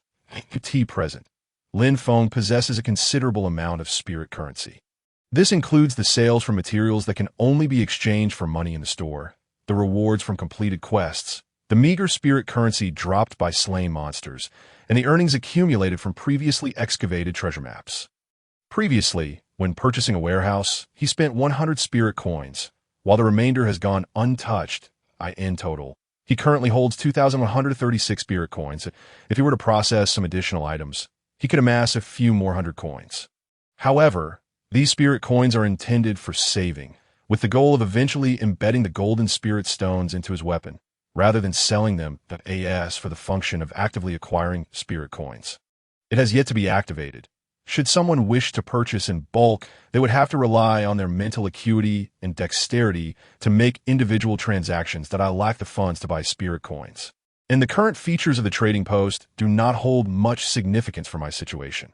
Lin Feng shook his head and turned to open the system shop in contrast to the monotonous offerings of the trading post. The system shop presented a truly dazzling array of items at first glance. However, upon closer inspection, he discovered that the items for sale were exceedingly mundane. Most were cosmetics or decorative accessories related to character appearance, even including items such as mustaches, bras, and shorts, none of which provided any attribute bonuses. Furthermore, the pricing was purely in spirit coins, with the cheapest items costing several coins, though there was a wide variety of such low-cost items. This was perhaps the most extravagant system shop he had ever encountered. Aside from its extravagance, Lin Feng struggled to find a more fitting term to describe it. The game developers appeared to adopt a nonchalant attitude, as if to say buy it or don't. It was undeniable that they offered a plethora of enticing products. Still, none of it held any real utility. Initially, Lin Feng speculated that the activation of the system shop and trading post would swiftly disrupt the balance between the affluent and the impoverished. Even if this particular game, Lush God, was rather unique, it would inevitably exert some influence. Yet, he never anticipated the situation would manifest in this manner. Never mind. I shall focus on leveling up and battling monsters. The matter of selling items can wait until tomorrow. Lin Feng was resolute in his decision, even too disinterested to examine the newly launched features thoroughly. His confidence stemmed from possessing the only 2 guild establishment tokens currently available in the entire Dragon Kingdom. The Guild Establishment Token, which allows one to designate a specific area for guild construction, as long as it meets the necessary criteria, came with certain usage restrictions. Upon acquiring it, he had attempted to test various regions, only to find none met the requirements. Eventually, after consulting the village chief of Meower Village, he learned that the process was far more intricate than he had initially thought, until he successfully opened the treasure chest associated with the treasure map. According to Lin Feng's knowledge, the only location that currently met the criteria was the defensive layout task for the Mountain Sea Camp, which he had obtained from the treasure chest. The sole task: capture the Mountain Sea Camp. Current progress 0. Thus, Lin Feng need not rush to sell or establish a guild. Given the present circumstances, the timing was not yet ripe. Chapter 52. Sand Sea Gopher, Silver Level Boss. He resolved that once he had gained sufficient strength to conquer the Mountain Sea Camp, he would seek an opportunity to sell the remaining guild establishment token at a premium. An merchant is without cunning. Coincidentally, I am a cunning merchant myself. Lin Feng affirmed this as he brandished his silver spear. proceeding alongside Hussein Yang towards the gathering place of the colossal kangaroos, ready for slaughter. Just as Lin Feng engaged in a frenzy of monster slaying, players throughout the Lush God game who were preparing to make substantial purchases erupted in outrage. Damn, this game developer is utterly shameless. What sort of nonsense are they selling? Are these items going to help me defeat monsters, or will they simply make the monsters laugh themselves to death? The Lush God officials are truly brazen. We strongly condemn such unscrupulous developers. We, the players, vehemently oppose this. We cannot allow this gaming model to proliferate, encroaching upon our enjoyment. At that moment, similar scenes unfolded along various routes in Meower Village. Yet they amounted to nothing more than meaningless lamentations. The officials were utterly unresponsive. To be precise, they had no means to address the situation. Finally, after a period of fervent agitation, many players began to calm down. It was utterly futile. It would be better to focus on leveling up. For the first time, Lin Feng witnessed players so eager to spend money, only to find no particularly appealing avenues for expenditure. Let us move on. We need not join the fray. It is far better to level up quickly than to squander time. Yes, at least we can team up with friends to fight enemies. We can privately spend some money to find a strong player to guide us, ensuring we navigate through the early stages of the game. Reluctantly, the players accepted reality that, in no time, professional companions became a sensation within the Lush God gaming community. With various guilds and organizations springing up like mushrooms after the rain, in stark contrast, the officials exhibited no discernible attitude. It seemed they were quite pleased with such a scenario. Lin Feng paid little heed to these matters. He and Hussein Yang advanced from the Goerbi Lai Grand Canyon plains into the depths of the canyon, reaching level 20 to system prompt. Player Heibai say Jian has reached level 20 and may receive the breakthrough quest from the Meower Village Chief. To his surprise, level 20 was the cap. Lin Feng noted that his experience bar appeared as follows. Level 20, 560. Experience can still be accumulated, but the level will not increase until he surpasses the current boundary. Just then, with a piercing shriek, he encountered the second silver level boss, the Sansi Gopher. Sansi Gopher, silver level boss, level 26 health, 3000 physical attack, 400 physical defense, 240 magical defense, 240 movement speed, 50 attack speed, 5 times per second active skill, Sansi Collapse, after 3 seconds of casting time. Inflicts 1000 points of area magical damage, cooldown 10 minutes, active skill, Sandstone Spike. Utilizes surrounding sand and stone to launch 30 spikes instantaneously, each dealing 200 points of magical damage. Passive skill. Sansi Protection. Final damage reduction of 50 points, upon witnessing the formidable attributes of his opponent. Lin Feng felt a sense of unease and promptly allocated 15 points to his constitution. Constitution, 90, physical defense, 150, magical defense. 170. Fortunately, his health was at maximum due to leveling up, alleviating immediate concerns in that regard. He glanced at Hussein Yang's attributes. Lu Ko Hussein Yang. Heibai say Jian's Guardian, quality, silver level Guardian Affection. 113, friendly, loyalty. 100 level. 20, 332000, status, combat health. 2400 physical attack. 240 physical defense. 250, base 240. Lower body 10, movement speed, 48 attack speed, 4.8 times per second active skill. Lock on, triggers an automatic hit attack, inflicting 150 points of damage. Casting interval of 10 seconds, passive skill. Guardian Awareness, can sense danger within a 10-meter radius. Providing early warning, exclusive passive skill. Dual Dagger Technique. Mastering this technique grants a chance to interrupt or block an opponent's normal attack during combat, increasing the success rate of using two-handed weapons. Attribute Growth. Currently gaining 100 experience points for monster kills hidden attribute. Exclusive Growth. All attributes increase by 20. Xin Yang. When the battle starts, simply support me from the side.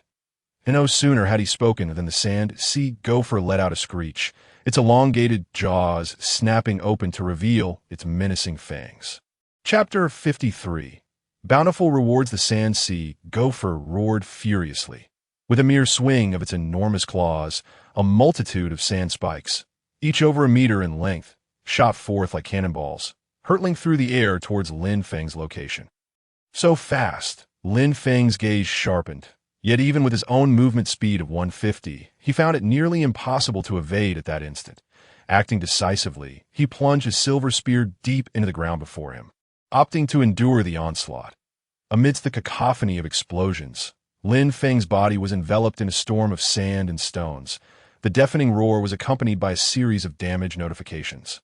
-10, -10, a relentless barrage of damage notifications rang out, alongside two glaring miss notifications. The Giant Crocodile Belt's passive. Giant Crocodile Scales. Final damage reduction -20. The Bronze Amulet's passive. Guardian offers a chance to negate a single skill effect. The greater the level difference, the higher the activation chance. Beneath the protection of these two passives, the seemingly ferocious assault fell upon Lin Feng with little more than a mild sting. Screech, a colossal shadow had already materialized before Lin Feng, its menacing claws striking down fiercely towards his head. In response, two short blades flew forth, clashing against each other, the impact sending them spiraling away. 120, the Sand Sea Mole, in pain yet undeterred, continued its relentless assault towards Lin Feng. Simultaneously, the figure of Hussein Yang soared forth, seizing the two blades that had been deflected, her body twisting at an exaggerated angle as she unleashed a flurry of strikes upon the Sand Sea Mole. The defensive measures and damage output of both parties perfectly countered each other. Had it not been for Hussein Yang's lock skill dealing 150 points of damage, her attack strength would have been insufficient to harm the Sand Sea Mole.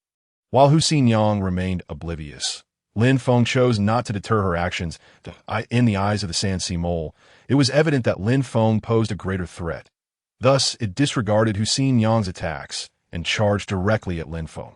Activating the skill from the Python Boots, Serpent's Approach, utilizing serpentine movements to swiftly close the distance to an opponent, enhancing movement speed for the next second, granting a 100 speed boost for 1 second. With a cooldown of 10 minutes, Lin Feng's speed instantly surged to 300, allowing him to evade the Sand Sea Mole's line of sight. Without a target, the creature was rendered incapable of launching an attack. In its haste to turn, it fell victim to Lin Feng's counterstrike. In contrast, Lin Feng wielded his silver spear with precision, activating the skill from the Crocodile Belt. Crocodile Whip, gaining the strength of a crocodile, causing the next single target attack to inflict magical damage equal to the sum of all defensive and attack attributes, with a cooldown of 10 minutes. In that instant, a barrage of spear light erupted with an attack speed of 15 strikes per second, dealing 950 points of magical damage. The Sand Sea Mole's 240 points of magical defense were deducted. -710, -260, -30, true damage. -260-30 in the brief span of a second. The Sand Sea Mole's health bar was completely depleted. With its life force extinguished, its body collapsed thunderously, while Lin Feng sustained merely a loss of over 200 health points throughout the encounter. System notification. You have defeated the Silver Tier boss Sand Sea Mole beyond your level, earning 4,000 experience points. Although unable to level up further, this 4,000 experience still brought Lin Feng immense joy. Presently, he possessed the capability to annihilate most bosses below level 308s for those above level 30. It would depend on their attribute values. With an air of nonchalance, Lin Feng sheathed his silver spear, collecting the materials scattered across the ground in the astonished gaze of Hussein Yang. The materials from a Silver Tier boss were equally of Silver Tier quality, suitable for crafting corresponding level weaponry. Before him lay a grand and exquisite silver chest, and without a moment's hesitation, Lin Feng chose to open it. The instant the silver chest was unsealed, a familiar silver beam shot skyward, creating an otherworldly scene across the desolate plains, as if divine weaponry had descended from the heavens. Within, he could faintly discern a pair of enormous claws. Soon after, a system notification chimed in. System notification. Congratulations, Heibai Sei Jian. You have obtained a pair of giant rat bone claws from the silver chest. Giant rat bone claws quality. Silver Tier physical attack power. 400 strength. 100 active skill. Sandstone spike.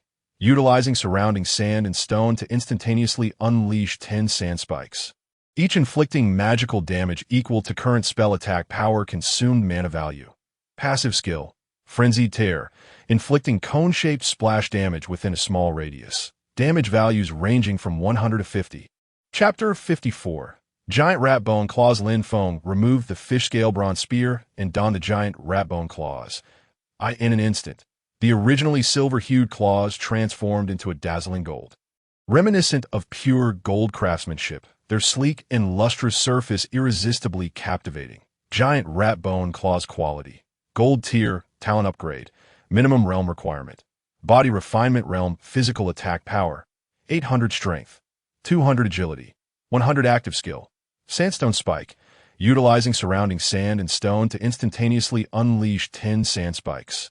Each inflicting magical damage equal to current spell attack power. Consumed mana value.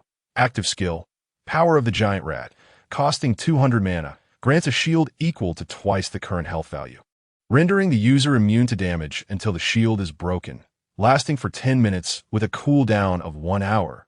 Passive skill, Frenzied Tear, inflicting cone-shaped splash damage within a small radius.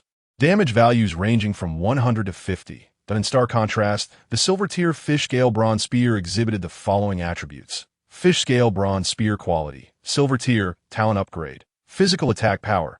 300 strength. 60 agility. 60 movement speed. 20 passive. Silver flash strike.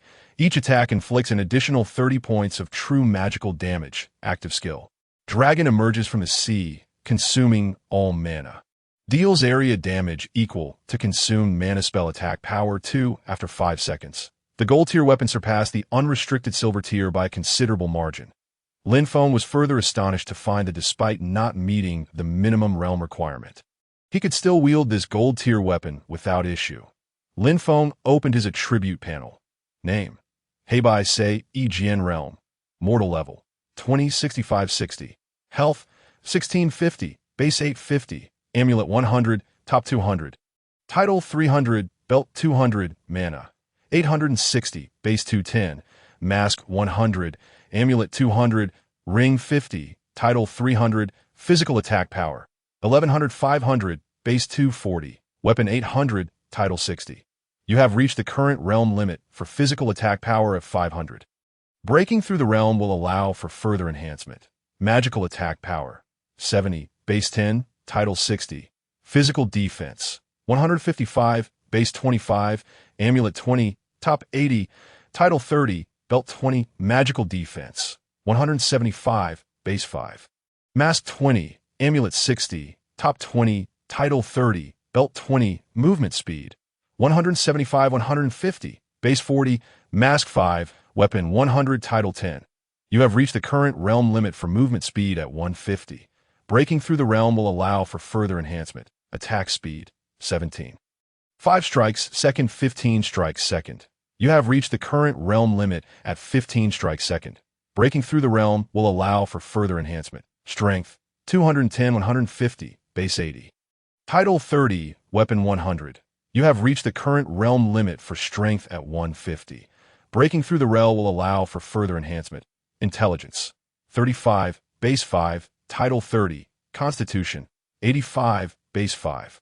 Amulet 10, title 30, top 20, belt 20, root bone 95, base 5, amulet 20, title 30, top 20, belt 20, spirit 70, base 5, mask 10, amulet 20, title 30, ring 5, agility 175, base 40, mask 5, title 30, weapon 100. Skill Novice Insight. Can view information on monsters up to 10 levels below oneself. Consuming 10 mana points each. Use talent ability. Equipment upgrade. Increases equipment quality by 1 tier. Fortune value 0. Hidden attributes. None remaining free distribution attribute points. 0 with a physical attack power of 1100. Lin Feng tossed the fish scale bronze spear to Hu Xinyang s Inyang. Equip it. Upon reaching the hands of Xinyang, the originally silver spear instantly transformed into a hue of bronze, with its attribute values diminishing significantly. Fish scale bronze spear quality. Bronze level physical attack power. 100 strength. 20 agility. 20 passive. Green radiance. Each attack inflicts an additional 10 points of true magical damage. Xinyang nodded slightly, replacing the dual blades in her hands with this fish scale bronze spear. Flowing bandit Xinyang. Black and White Sei Swords Guardian, Quality. Silver Level Guardian Affinity. 120, Friendly. Loyalty. 100 Level. 22, 19332200. Status. Combat Health. 2640 Physical Attack. 304, Base 264. Weapon 40, Physical Defense. 274, Base 264, Lower Body 10. Movement Speed. 72.8, Base 52.8. Weapon 20, Attack Speed. 7.28 times per second. Lin Feng even removed the giant rat's bone claw, allowing Xin Yang to attempt equipping it, only to receive a system message indicating the failure of the equipment. Chapter 55, World Announcement System Message. You have activated the teleportation array deep within the air by Lai Grand Canyon Plain, perhaps in an effort to increase the game's difficulty for players. The number of teleportation arrays is indeed quite limited. With Lin Feng's formidable combat power, he had only managed to activate 4 teleportation arrays during his journey as the ethereal blue light illuminated the surroundings. A momentary blindness ensued. When visibility returned, he found himself back in Miaoer Village. Just as the Do Not Disturb status was activated, Lin Feng noticed something amiss. Strange, where have all the people gone?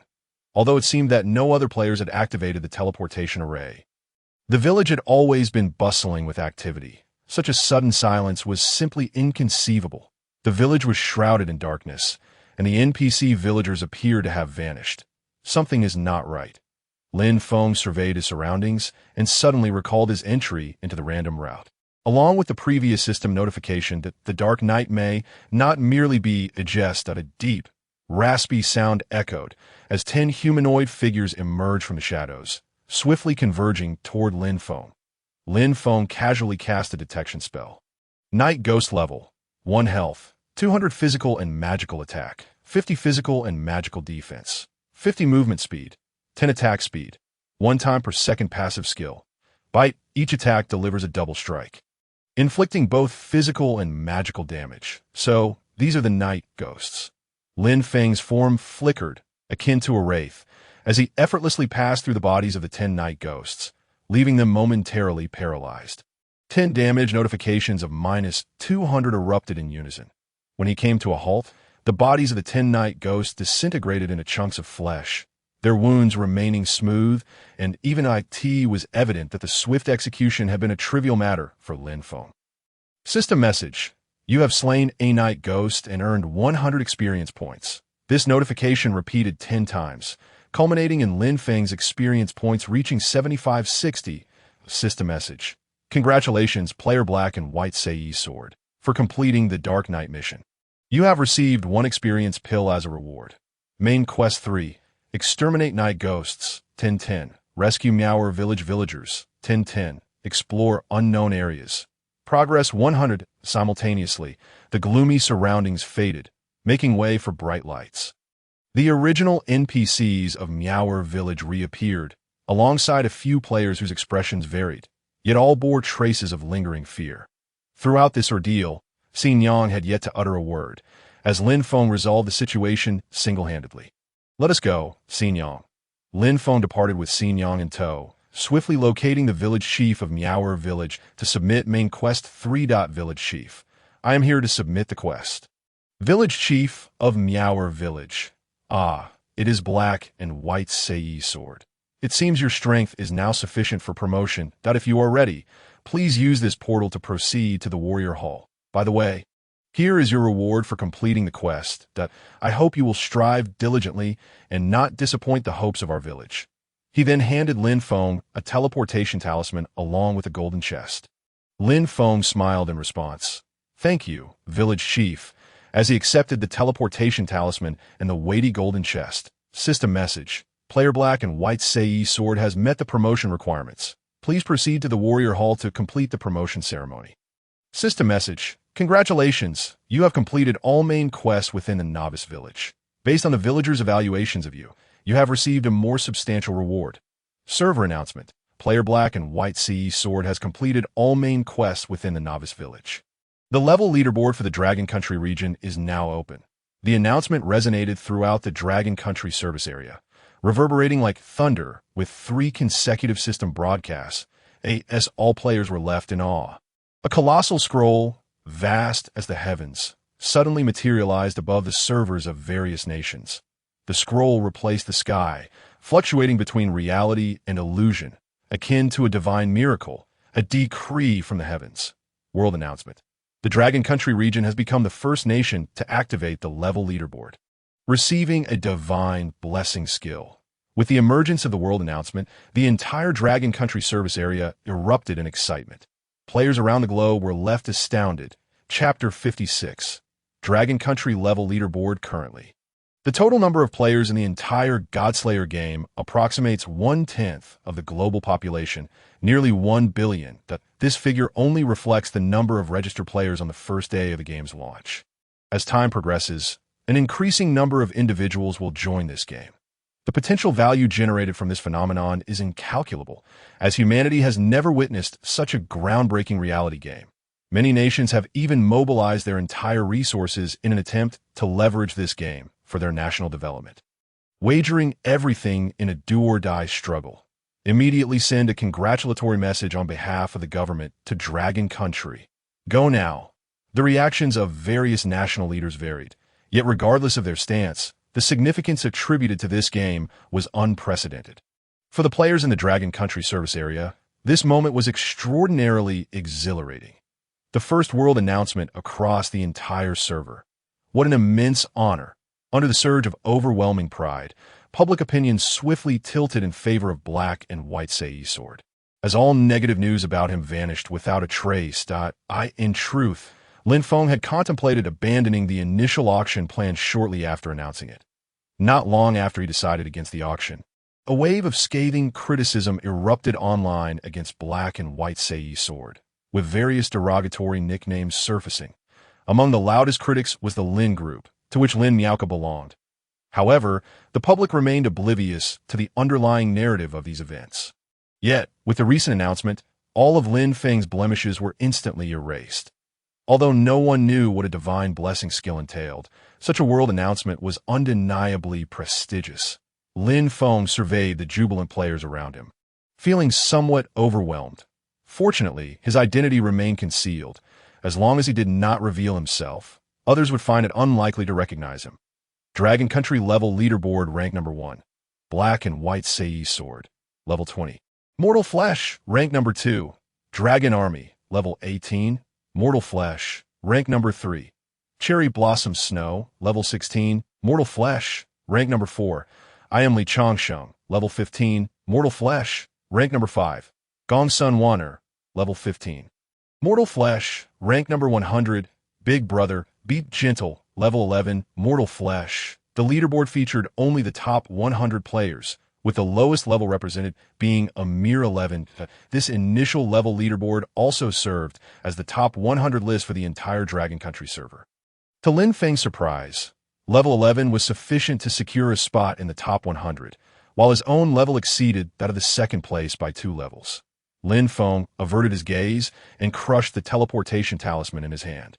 Mystical runes intertwined in the air, forming a bluish oval archway in the blink of an eye, reminiscent of a mirror resting upon the surface of a lake. As the gentle breeze disturbed the lake's surface, ripples and waves radiated outward.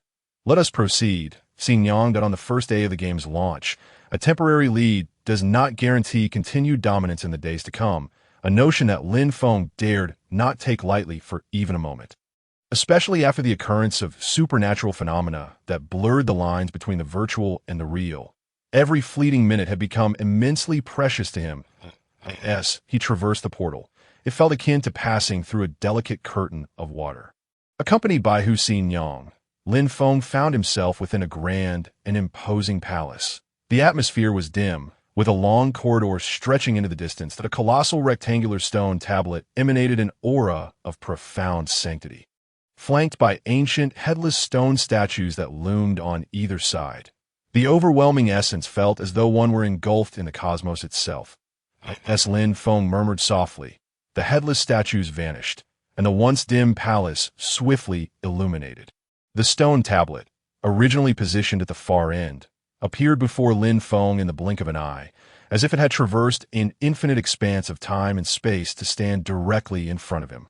causing the scenes before his eyes to blur momentarily in his memory. "O fated one, please place your hand upon the advancement stone tablet." The voice of majestic authority resonated, echoing through the grand hall like the tolling of a great bell or the crashing of mighty waves. Chapter 57. Body Refinement. Realm. Lin Feng was compelled to take a deep breath, suppressing the surge of excitement within him. He then slowly raised his hand and placed it upon the so-called advancement stone tablet. In that instant, a myriad of surreal scenes depicting figures in training, duels, and battles flashed before him like streaks of light, immersing him in a vivid dream from which he could not extricate himself. "Master." The familiar voice of Uxin Yang pulled Lin Feng back to reality. It was only then that he realized he had returned to Miaoer village, though now he found himself in a room dedicated to a divine statue, able to hear the conversations of NPCs outside. Simultaneously, a powerful force surged throughout Lin Feng's body, prompting an involuntary groan of exhilaration. System notification. "Congratulations, Heibai, say, EGN. You have successfully advanced to the body refinement realm. Initial attribute values have changed to 50, upgrade attribute points have changed to 10, and an additional active passive skill slot has been unlocked. System notification. You have reached level 21. System notification. You have reached level 22. System notification. You have reached level 23. Server announcement. Player Heibai Say EGN has achieved the first advancement to the body refinement realm in the Longwa region, receiving a reward of 10,000 spirit coins, a foundation pill, and an ancient god talent skill book. Once again, 3 consecutive server announcements stirred envy and admiration among countless players in the brief span of a single day. Lin Feng had monopolized the announcement since the game's inception. Regional notifications, server-wide announcements, and global announcements. He had experienced nearly every opportunity for recognition. Following the conclusion of the announcements, the system rewards were directly credited to Lin Feng's account. Gazing at the additional 10,000 spirit coins, the exquisite pill box in his inventory, and the ancient god talent skill book, Lin Feng's excitement proved difficult to contain. Foundation pill aids cultivators at the peak of the body refinement realm, increasing the success rate of advancing to the foundation realm by 20 and grants 10,000 experience points. Each individual may consume a maximum of 3. Ancient God Talent Skill Book contains the Tao power condensed by the ancient gods. If one is favored by fortune, it may even grant them the opportunity to alter their fate. Lin Feng yearned to consume the foundation pill immediately, yet he received a system notification indicating that he was currently unable to do so due to his cultivation level. As for the ancient God Talent Skill Book, Lin Feng found himself repeating the description. If favored by fortune, it may grant one the opportunity to alter their fate, leading him to ponder the correlation between the item's efficacy and the value of fortune possessed by the user. This realization prompted him to consider ways to amass some fortune before utilizing the skill book. Such matters could not be rushed. Moreover, given Lin Feng's current strength, leveling up through monster slaying had become significantly simpler. There was no urgency for an additional ordinary talent ability. After returning the 2 items to his inventory, Lin Feng contemplated briefly before decisively allocating 30 free attribute points to agility. He opened his attribute panel. Name: Heibai Say EGN Realm. Body Refinement Realm Level 23 12602-300. Health 2100, Base 1300, Amulet 100, Armor 200, Title 300, Belt 200, Mana 1310, Base 660, Mass 100, Amulet 200, Ring 50, Title 300, Physical Attack Power 1190, Base 330, Weapon 800, Title 60, Magical Attack Power 160, Base 100, Title 60, Physical Defense Power 200, Base 70, Amulet 20, Armor 80, Title 30, Belt 20, Magical Defense Power 220, Base 50, Mass 20, Amulet 60, Armor 20, Title 30. Belt 20, Movement Speed 260, Base 125, Mask 5, Weapon 100, Title 10, Attack Speed 26 hits, S Strength 255, Base 125, Title 30, Weapon 100, Intelligence 80, Base 50, Title 30, Constitution 130, Base 50, Amulet 10, Title 30, Armor 20, Belt 20, Root Bone, 140, Base 50, Amulet 20, Title 30, Armor 20, Belt 20, Spirit, 115, Base 50, Mask 10, Amulet 20, Title 30, Ring 5, Agility, 230, Base 125, Mask 5, Title 30, Weapon 100 Skill, Insight. Able to probe the attributes of wild monsters, not exceeding 10 levels above your own. And gain partial information about players below your level, talent ability. Equipment upgrade. Increases equipment quality by 1 tier. Fortune value. 0 hidden attributes. None remaining free attribute points. 0 Chapter 58. Journey to Kanglan Town outside. No other players were in sight. This area seemed to be accessible only to those who had just achieved a breakthrough in their realm. Lin Feng pushed open the door, and the NPCs outside Meower Village, engaged in conversation, immediately turned their gaze toward him. Their previously vacant expressions momentarily brightened with an unusual glimmer. However, this fleeting spark quickly faded, returning to a hollow, soulless state. Lin Feng could not discern whether it was merely his imagination. At that moment, an elderly woman wielding a sacrificial staff approached, offering Lin Feng a smile that was more sorrowful than joyful. Meower Village Priestess. Heibai Sei Jian, I did not expect you to break through to the body refinement realm so swiftly. It is now time for us to bid farewell. Here is the map from Meower Village to Kanglan Town. Take it with you. Following the map's guidance, you will find your way to Kanglan Town, where you will discover what you seek. Main quest for Journey to Kanglan Town, incomplete. Lin Feng clasped his hands in gratitude toward the NPCs observing him. Farewell, everyone. Until we meet again. Amidst the official well-wishes, Lin Feng summoned his yellow horse and, along with Hussein Yang, galloped toward the teleportation array of Meower Village. Along the way, he encountered numerous players who had completed the nighttime challenge, conversing nervously about their experiences. Some solo players were also making their way toward the village exit, evidently newcomers who had yet to face the nighttime challenge. With the disturbance mode activated, no player stood in Lin Feng's path as he proceeded. Upon reaching the teleportation array of Meower Village, he noticed several players departing in the opposite direction. However, before they could discern Lin Feng's attire, he had already vanished into the teleportation array. What the hell? Did I just see a ghost at this hour? What just passed by? You can't deny it. Creatures of the night and specters are appearing in the village, and the presence of other monsters is not far-fetched. Don't spread rumors. Hurry up and level up. What just passed was likely a big shot who lit up the teleportation array. Among the players, some displayed a higher level of awareness, whispering their speculations. After all, to qualify for teleportation, one must have slain the Wolf King and activated the teleportation array hidden deep within the forest. Such individuals were indeed rare experts within the entirety of the Longwa service area. Deep within the mine's teleportation array, a flicker of ethereal blue light appeared, only to extinguish rapidly that a man and a woman, riding a tall steed, emerged in this area. The previously restless wild monsters, sensing the aura of the pair, scampered away in terror, as if fleeing from a fearsome beast. It was intriguing to witness how differing realms elicited varied reactions from the wild monsters.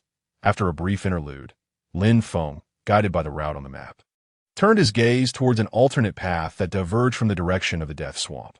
This road appeared to be exceedingly rugged and steep, with its destination shrouded in uncertainty. This was also one of the reasons Lin Feng had never contemplated traversing this route upon entering the Death Swamp. With a sudden jolt, under the automatic navigation, the speed of the yellow steed surged to a terrifying 300 km/h, akin to riding on a high-speed train, which left Lin Feng's mouth agape from the force of the wind. Were it not for Hussein Yang, who valiantly shielded him from most of the gusts ahead, such an experience would be unbearable for an ordinary person. Even though the road was excessively uneven, preventing them from maintaining full speed, the yellow steed still galloped swiftly. Perhaps it was time to devise a wind-resistant hovercard. At this rate, prolonged travel would leave one numb from the relentless wind, and Lin Feng's backside would soon reach its limit. After a quiet murmur of discontent, he resumed contemplating the pressing matters at hand. According to the directions marked on the map, the location of Kanglan Town was roughly aligned with that of the Shanghai camp, suggesting they might lie on the same route. Lin Feng jotted down notes and sketches on the defensive map of Shanghai Camp, comparing it with the increasingly clear routes within the exploration area, conducting a thorough analysis.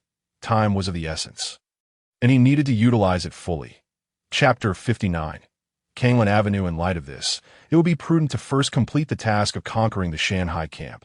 Subsequently, he could proceed to Kanglin Town to ascertain whether it could serve as a base for establishing a gang. Having reached this juncture, Lin Feng's initial intention to sell the gang-building decree had undergone a complete transformation. He had never been one to settle for mediocrity. Given the opportunity, he would be willing to sacrifice everything to seize it. Now, he aimed to leverage this chance to attempt the establishment of his own dynasty. Should he succeed, he would soar to great heights. Should he fail, he would start anew. Taking a deep breath, Lin Feng's dark eyes gleamed with unwavering determination. System notification: you have entered the Shanghai Camp area. Warning: this area is under the jurisdiction of Shanghai Camp. Passing through requires a toll of 100 spirit coins or the selection of an alternative passage. Upon receiving the system prompt, the narrow path suddenly widened, merging into a grand avenue capable of accommodating 3 carriages side by side. Lin Feng noticed a boundary stone at the entrance of the avenue, boldly inscribed with the characters Kanglin Avenue. But if it was indeed called Kanglin Avenue, should it not be governed by Kanglin Town? Why then did the system indicate it was under the jurisdiction of Shanghai Camp? Just as Lin Feng pondered this, he beheld a barricade of horse-drawn stakes ahead. Utilizing the starlight of the night, he scrutinized the area further. It then became apparent that behind the barricade stood a rudimentary wall and gate, where shadows of individuals were visible, armed, and engaged in casual conversation. Lin Feng gently tugged on the reins and observed his surroundings thoughtfully. Xiao Huang, slow down. The steed immediately decelerated as they approached the barricade. A dozen figures clad in iron armor, wielding swords and spears, swiftly surrounded them. Insight technique, activate. Elite bandit of Shanghai Camp, bronze level elite monster. Level, 14 health, 1600 physical attack, 180 physical defense, 120 movement speed, 30 attack speed, 3 hits second active skill, death struggle. Abandon defense to engage in relentless combat against the target. Gaining a 100 attack bonus but suffering a minus 100 defense penalty, with no cooldown time. Passive skill, steel armor, 40 reduction in final damage. For an elite monster, these attributes were commendable, even surpassing those Lin Feng had encountered deep within the Death Swamp. Had Lin Feng rashly ventured into this area previously, he would have suffered considerable losses. However, times had changed. The prospect of gaining minimal experience points and an infinitesimally low drop rate made Lin Feng reluctant to engage. With a gaze imbued with calm detachment, he addressed the group in a low voice. I wonder if you comprehend my words. Now, take me to meet the leader of Shanghai Camp, or else face death. Due to their differing realms, Lin Feng, at the body refinement stage, spoke with a voice that resonated like the tolling of morning bells, sending shivers through the area. The two parties stood as disparate as an infant before tiger. Initially, Lin Feng harbored little hope. Yet to his surprise, the individuals truly recognized him. He is that formidable body refinement expert. Heibai Sei Jian, the esteemed one, sword has graced us with his presence. What shall we do? Against such a powerful figure, no matter how many of us there are, it would be tantamount to seeking death. System notification. You have altered the plot direction. System notification. Player Heibai Sei Jian. You have activated the reputation system. The reputation system?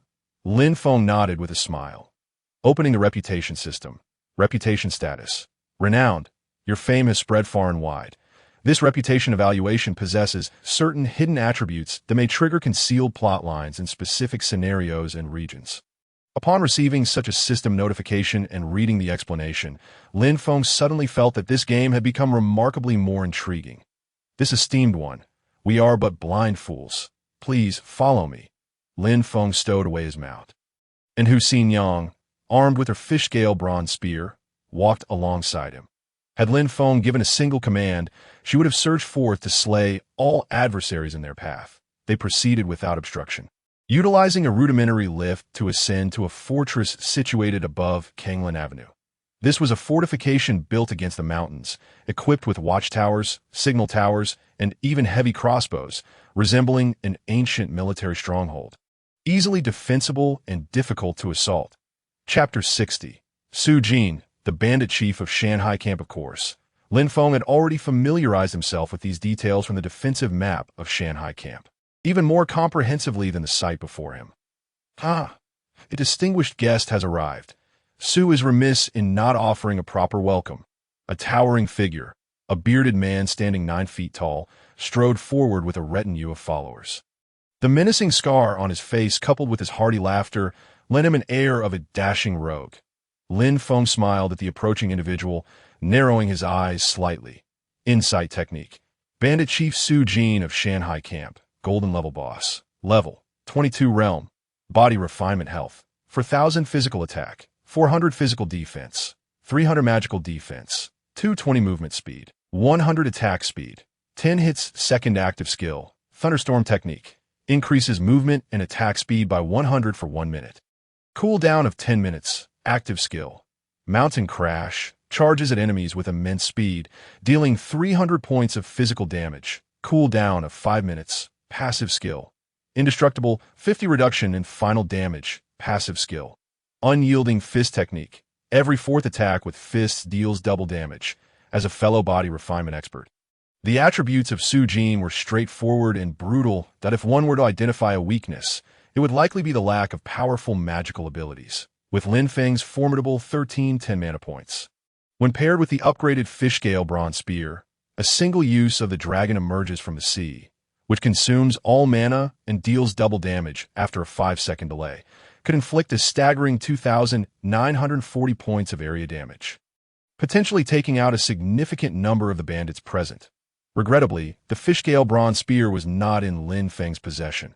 Utilizing that skill might prove troublesome. Yet, that was the only limitation that in an instant.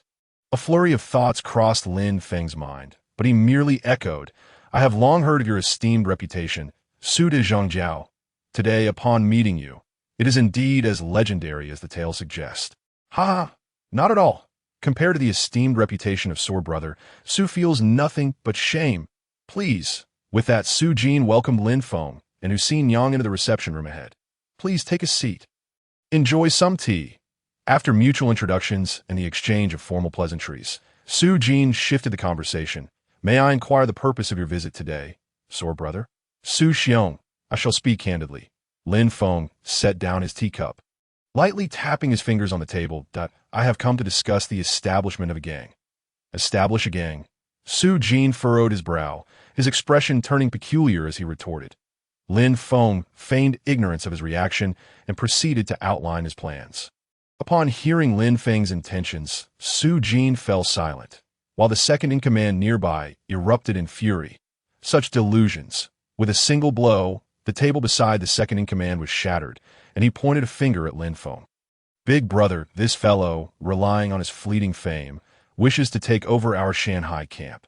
It is nothing short of a fool's errand. Presumptuous, to disrespect my master is to seek death, as the words of the second-in-command faded. Hussein Yang beside him swiftly unleashed her attack. The second-in-command of the Shanghai camp, Wang Meng, silver-level boss, boasted the following attributes. Level 20 health, 2,000 physical attack, 250 physical defense, 180 magical defense, 150 movement speed, 80 attack speed, 8 attacks per second.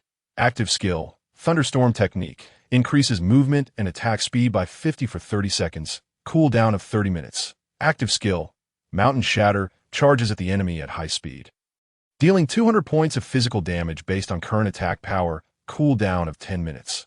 Passive skill, unyielding fist technique. Every 8 attacks with fist techniques inflicts double damage. That it must be noted that despite being of the same silver rank and with a minor level difference, the opponent's attributes and skills far surpassed Hussein Yang's potential. Had Hussein Yang not acquired her exclusive skill book, she would indeed struggle against Wang Meng. Yes, soon, as Hussein Yang made her move. She activated her locking skill. Previously, during the night raid, Hussein Yang, as Lin Feng's protector, had also gained experience. Level 23, 733, 2300. With her current staggering physical attack power of 316, her strike dealt a damage value of 474. Wang Mang -294. Immediately, with her silver spear in hand, she unleashed a flurry of attacks at Wang Mang with an attack speed of 7.52 attacks per second. Wang Mang -136-10. You damn wench. How dare you be serious? Chapter 61. The capture of Shanghai camp completed. Wang Mang, taken by surprise and experiencing pain, had not anticipated such a decisive response from his opponent, as he barely managed to react. He unleashed his skill, Mountain Shatter, Hu Xinyang -226. Just as she prepared to strike again, an overwhelming aura of death enveloped him in an instant. Unbeknownst to him, Lin Feng had already arrived before Wang Mang, his eyes radiating a sharpness akin to the gaze of death itself. I'm going to die. Wang Mang felt as though he was staring death in the face at that moment.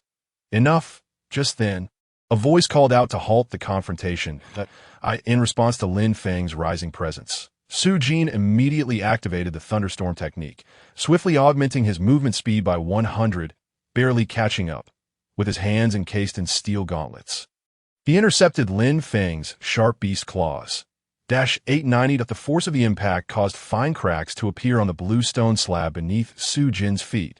-130. In contrast, Lin Feng, with his weapon and belt's damage reduction, endured a mere 80 points of damage. Coupled with his impressive physical defense of 274 points, the damage he sustained appeared negligible compared to Su Jin's. In that fleeting moment, Su Jin felt a profound sense of life and death crisis. If Lin Feng were to redirect his lethal focus, it could spell his demise in an instant. Who on earth is this man? Terrifying beyond measure. Oh, Su brother, do you wish to say something? Lin Feng, as steadfast as a mountain, regarded Su Jin. Although Su Jin did not stand taller than him, at that moment he felt as if he were being gazed down upon by Lin Feng, who trembled slightly. Placing his right hand behind him, blood flowed uncontrollably from the gash in his palm. Had it not been for the protection of the gauntlet, his hand might have been entirely crushed. Wang Mang's earlier actions had undoubtedly provoked Lin Feng.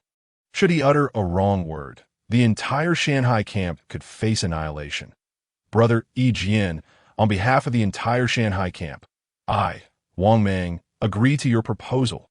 Su Jin gulped involuntarily as he gazed at Lin Feng's sharp, giant rat-bone claw. Proud as he was, faced with a powerhouse like Lin Feng, he found himself compelled to bow his head. System notification. You have altered the storyline of Shanghai camp. System notification. The unique quest capture Shanghai camp. Current progress. 100 has been completed. You have gained 5,000 experience points and the allegiance of numerous bandits from Shanghai camp. A verdant beam of light descended. Lin Feng's experience points shifted. Level 25, 15602500, gaining an additional 20 free attribute points. In the realm of gaming, no assurance or promise holds as much weight as a system notification. The murderous intent emanating from Lin Feng dissipated, and the feeling of being locked onto by death vanished from Su Jin and Wang Mang's demeanor. Excellent, delightful. Lin Feng laughed heartily, placing his hand on Su Jin's shoulder as if they were longtime friends, erasing the prior tense atmosphere as though it were but an illusion, under Su Jin's guidance. They arrived at the control center of Shanghai camp. Here, numerous ethereal blue patterns flowed, revealing the layout and defensive distribution of the entire Shanghai camp in clear detail. Brother Yi Jian, this is the defensive command center of Shanghai camp. You merely need to insert the guild establishment order here, as Su Jin explained. Lin Feng also received a system notification. Nodding, he followed Su Jin's lead, retrieved the guild establishment order, and inserted it into the central slot. System notification. The system has detected that player Heibai Sei Yi Jian is using the guild establishment order. Please confirm usage. Confirm. System notification. Please enter the guild name. After a moment's contemplation, Lin Feng entered Daozone and clicked confirm. System notification.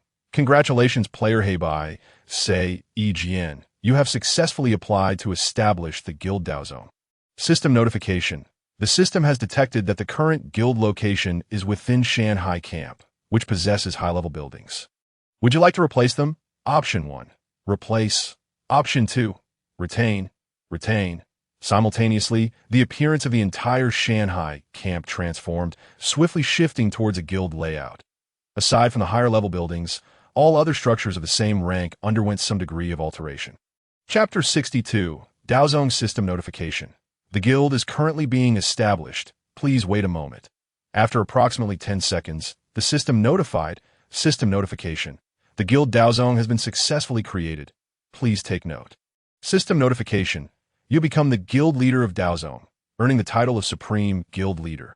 Supreme Guild Leader, title, quality.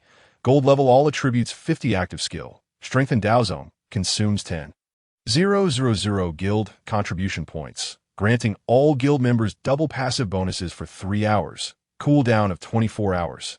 Active skill. Guild Guardian, consumes 10,000 guild contribution points, summoning a Guild Guardian with attributes of 100 points and 100,000 health. Passive skill. Glory of Daozong. Guild members within a 1,000 square meter radius centered on oneself gain an all-attribute bonus of 20 points. Passive skill. Protection of Daozong. Guild members within a 1,000 square meter radius centered on oneself receive a -10 final damage effect. A title, you say? Just as Lin Feng received the system notification, a server-wide announcement spread. Server announcement. Player Heibai Sei Jian has become the first individual to establish a guild in the Longwa region, earning 100,000 guild contribution points. All members of Guild Daozong receive a permanent 10 experience bonus for monster kills. Guild Leader Heibai Sei Jian has been awarded the title of Supreme Guild Leader. This is an official announcement. The server-wide announcement echoed 3 times, resounding throughout the entire Longwa service area. An official announcement serves as the finest advertisement. The entire Longwa service area erupted once more due to Lin Feng's actions.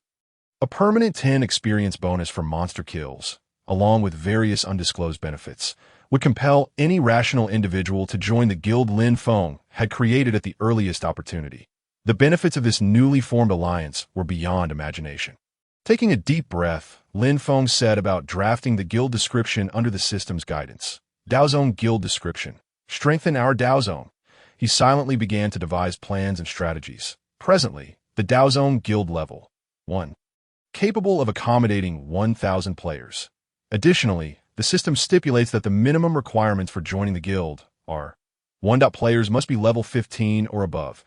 2. Applications must be reviewed by elder-level players or higher. Before long, the discussions concluded, and Lin Feng appointed Su Jin as the vice guild leader, entrusting him with the management of guild affairs. The former Shanghai camp now served as the Daozong Guild's headquarters. In the meantime, a series of guild application notifications chimed in unison. Long Jun, level 19, Mere Mortal. Ying Luoxu, level 18, Mere Mortal. I am Li Chongsheng, level 17, Mere Mortal. Gongsun Waner, level 17, Mere Mortal. Zhao Wuji, level 17, Mere Mortal. Currently, there are only about 30 players exceeding level 15 on the leaderboard. To Lin Feng's surprise, a total of 28 players submitted applications to join, indicating their unanimous desire to become part of this inaugural sect. In the nascent stages of establishing a guild, it is essential to attract a multitude of players to expedite the development of the organization, with substantial investments of contribution points and funds required. Lin Feng possesses formidable combat prowess, yet lacks financial resources. The construction of the guild must rely on affluent and influential players, as well as numerous capable individuals eager to undertake guild missions. Consequently, he opted not to filter the applicants and accepted them all without hesitation. System notification. Player Long Jun has joined the guild Daozong, becoming a member. System notification. Player Ing Luo Shui has joined the guild Daozong, becoming a member. System notification. Player with Shirley Chongsheng has joined the guild Daozong, becoming a member. A cascade of system notifications ensued as all applicants were welcomed into Daozong, instantly invigorating the guild's chat channel. With Shirley Chongsheng. Wow. Who do I see? All the big shots from our Dragon Country region. Guild Master, please grant me an elder position. I, Li Chongsheng, vow to devote myself to the guild's development. Onlooker, I admire the big shots. Guild Master Jian is truly majestic. Today, as I join the guild, we shall undoubtedly follow the illustrious Jian. Onlooker B, oh my, I never imagined I would join Dao Zone. Guildmaster EGN is indeed a remarkable being. I can't believe the top players are all here. Longu, Shuejia, my heavens. How fortunate I am. Onlooker C. Guildmaster, I wish to add you as a friend. Please accept my request. Onlooker D. Huh. Why is our Vice Guild Master Su Jean not on the leaderboard? Can someone explain this to me? Is the Vice Guild Master here? Chapter 63. Strengthen our Dao Zone. A flurry of messages flooded the guild chat. Even the second and third rank players could not resist joining the conversation. Ingluo Shui. Brother EGN, I am quite curious how you managed to secure so many first-place rankings. What does Long Jun think about it? Long Jun? Brother EGN, shall we have a duel?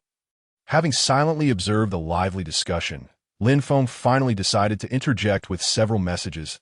He by say, EGN, welcome, everyone, to Dao Zone. All brothers from across the lands, we share a common goal. From this day forth, let bonds of friendship flourish. We rise together and fall together.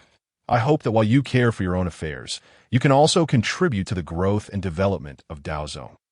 He by say, EGN. Now is the early stage of the game.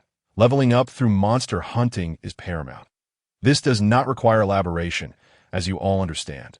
Let us strive together to forge ahead and achieve greater heights. He by say, EGN. In conclusion, let us strengthen our Dao Zone.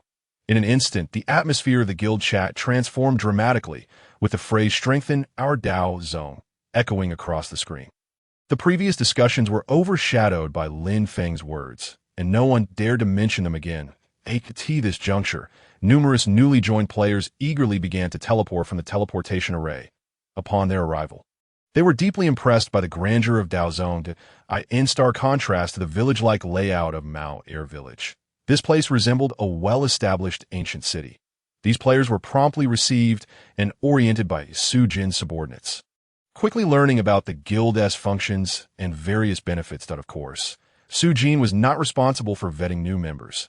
Until good brothers could assist in sharing the workload, Lin Feng had to personally oversee this matter. Look, it's the guild master. Amidst the exclamations of several newly arrived players, Lin Feng activated the teleportation array within the guild. After exchanging a few encouraging words with the players, he departed from the Shanghai camp, accompanied by Hussein Yang, and continued toward Kanglin Town. Master, are you truly at ease in trusting matters to Su Jin?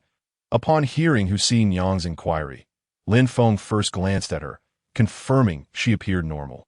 Before a peculiar expression crossed his face, why does it feel as though Xin Yang is becoming less like a mere game code and more like a real person? Although surprised internally, Lin Feng maintained a composed demeanor.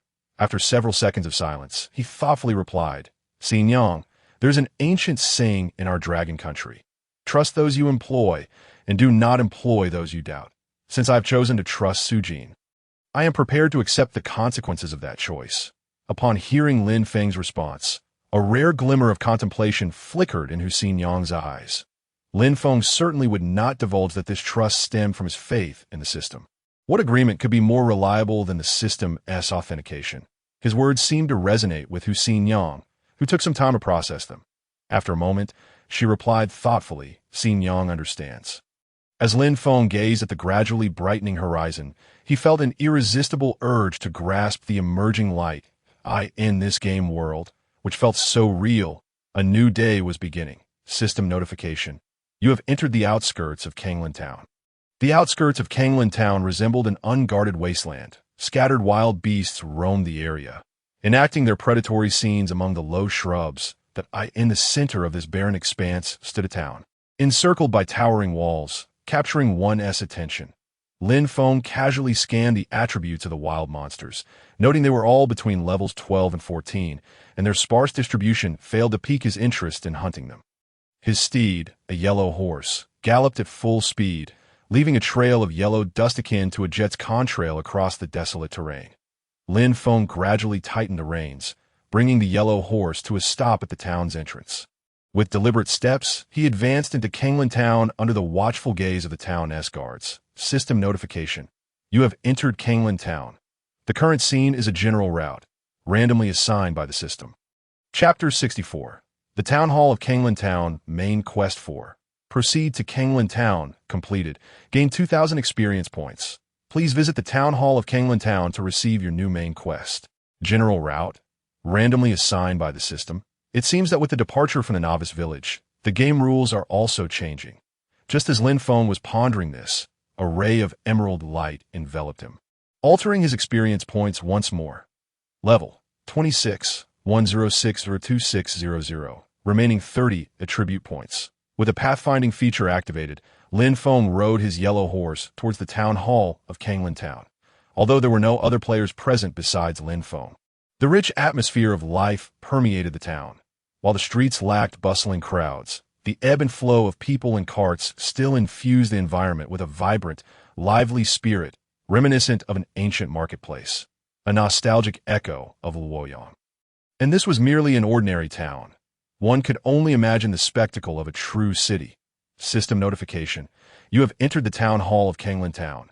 Outside the town hall stood 2 imposing bronze lions, each over 2 meters tall, exuding an aura of intimidation. Their eyes seemed to brim with lethal intent, as if they might spring to life and pounce at any moment. Lin Feng paid them little heed and, upon the guard's urging, dismounted and entered the town hall, where he received a new main quest in a small courtyard. Task Steward the Town Hall. Ah, Hebai Sei Ejian, truly a remarkable figure. No wonder you have distinguished yourself among so many martial artists and arrived in our Kanglan Town.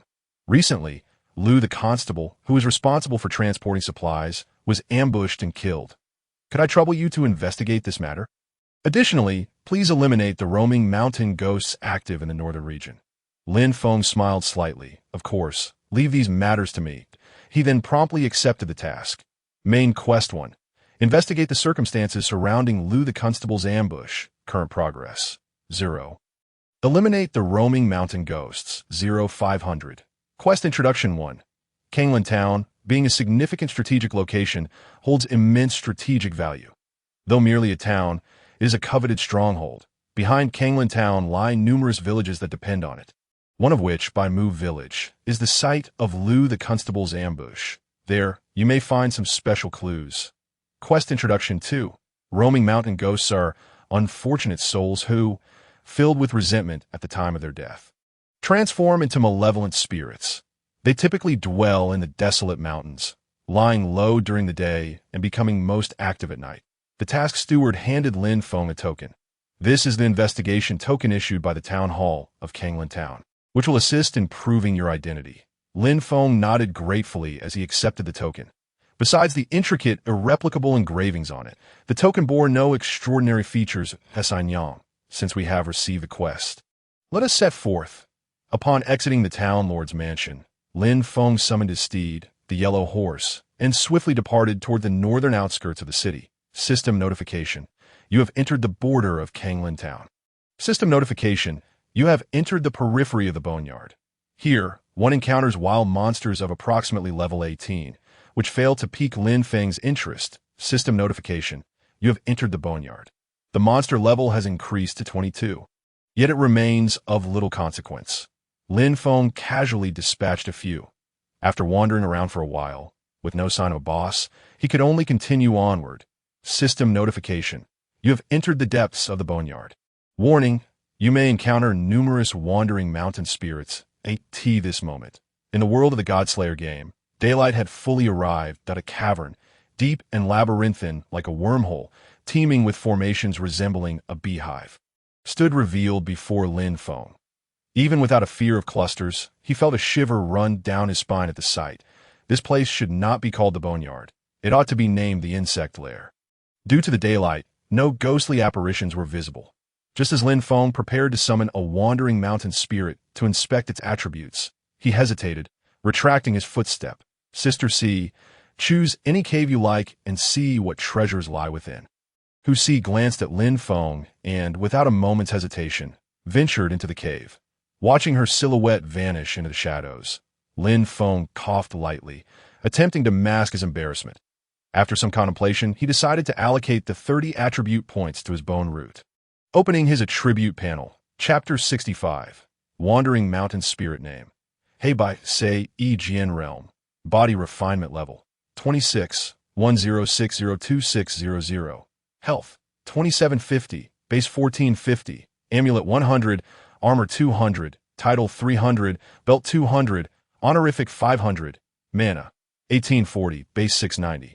Mask 100, amulet 200, ring 50, title 300, honorific 500, physical attack, 1290, base 330, weapon 800, title 60, honorific 100, magical attack, 260, base 100, title 60, honorific 100, physical defense, 250, base 70, amulet 20, armor 80, title 30, belt 20, honorific 50, magical defense, 270, base 50, mask 20, amulet 60, armor 20, title 30, belt 20, honorific 50, movement speed, 310, base 125, mask 5, weapon 100, title 10, honorific 50, attack speed, 31 hits per second, 30.5 hits per second. The player's current realm attack speed has reached 30 hits per second.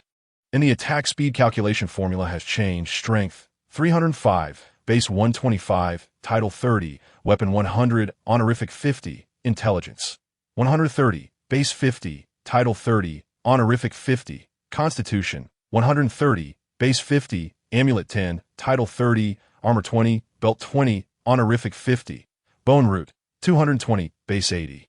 Amulet 20, title 30, armor 20, belt 20, honorific 50, spirit, 165, base 50, mass 10, amulet 20, title 30, ring 5, honorific 50, agility, 280, base 125, mass 5, title 30, weapon 100, honorific 50, skills, insight, able to probe the attributes of wild monsters, not exceeding your level by 10.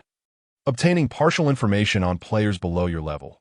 Innate ability, equipment upgrade, enhances equipment quality by 1 tier. Fortune value, 0 hidden attributes, none remaining free attribute points, 0 to his surprise. Upon reaching an attack speed of 30 hits per second, the enhancement potency was halved. It appears that future gains in agility will primarily reflect in movement speed. Better to run than to face defeat. After all, just as Lin Feng mused to himself, a piercing howl suddenly erupted from within the cavern. Soon, a cacophony of shrill cries reverberated throughout the depths of the boneyard. This is bad. Observing the steadily depleting health bar of Husi on the guard panel, Lin Feng dashed into the cave. After traversing a lengthy passage, an immense subterranean world unfolded before him, layered like terraced fields, extending downward. From afar, grotesque humanoid monsters, each over a meter tall, tumbled from the rocky ceiling like dumplings. Stumbling to their feet, they bared their jagged teeth and brandished scythe-like claws, surging forth and overwhelming Husi's figure. What the heck? I didn't expect the numerous mentioned by the system to be this vast. Wandering Mountain Spirit level, 26 health, 1000 physical attack, 180 physical defense, 150 movement speed, 40 attack speed, for hits per second passive skill. Mountain Spirit Horde. When you awaken a mountain spirit, you will be beset by numerous mountain spirits. Within a certain range, each mountain spirit will enhance all its attributes by 0.1, up to a maximum of 100. Characteristic. The attacks of this creature possess corrosive toxins, and the toxin will accumulate upon being struck. At first glance, they seemed weak, but upon closer inspection, the reality was far more daunting. Such attribute strength exemplified the classic scenario of ants overwhelming an elephant, a clear tactic of a sea of corpses. In a mere 10 seconds, Husi's health had plummeted to a mere third, her skin taking on an abnormal greenish hue due to the toxin spread. Lin Feng had no time to ponder further. He leaped toward the center of this subterranean world, activating the active skill of the giant mouse claw mid-air. Sandstone Spike.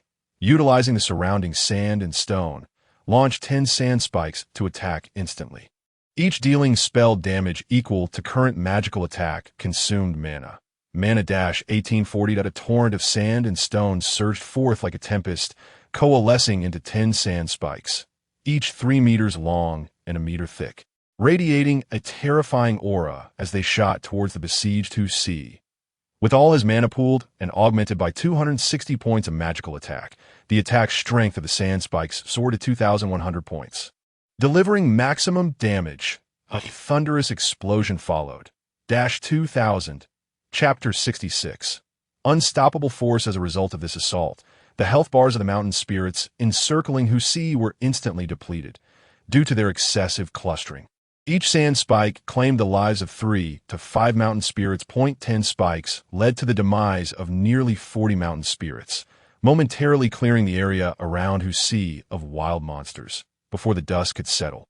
A figure landed heavily, like a rock, standing before Husi. Sister C, here is a healing potion. Drink it to restore your health.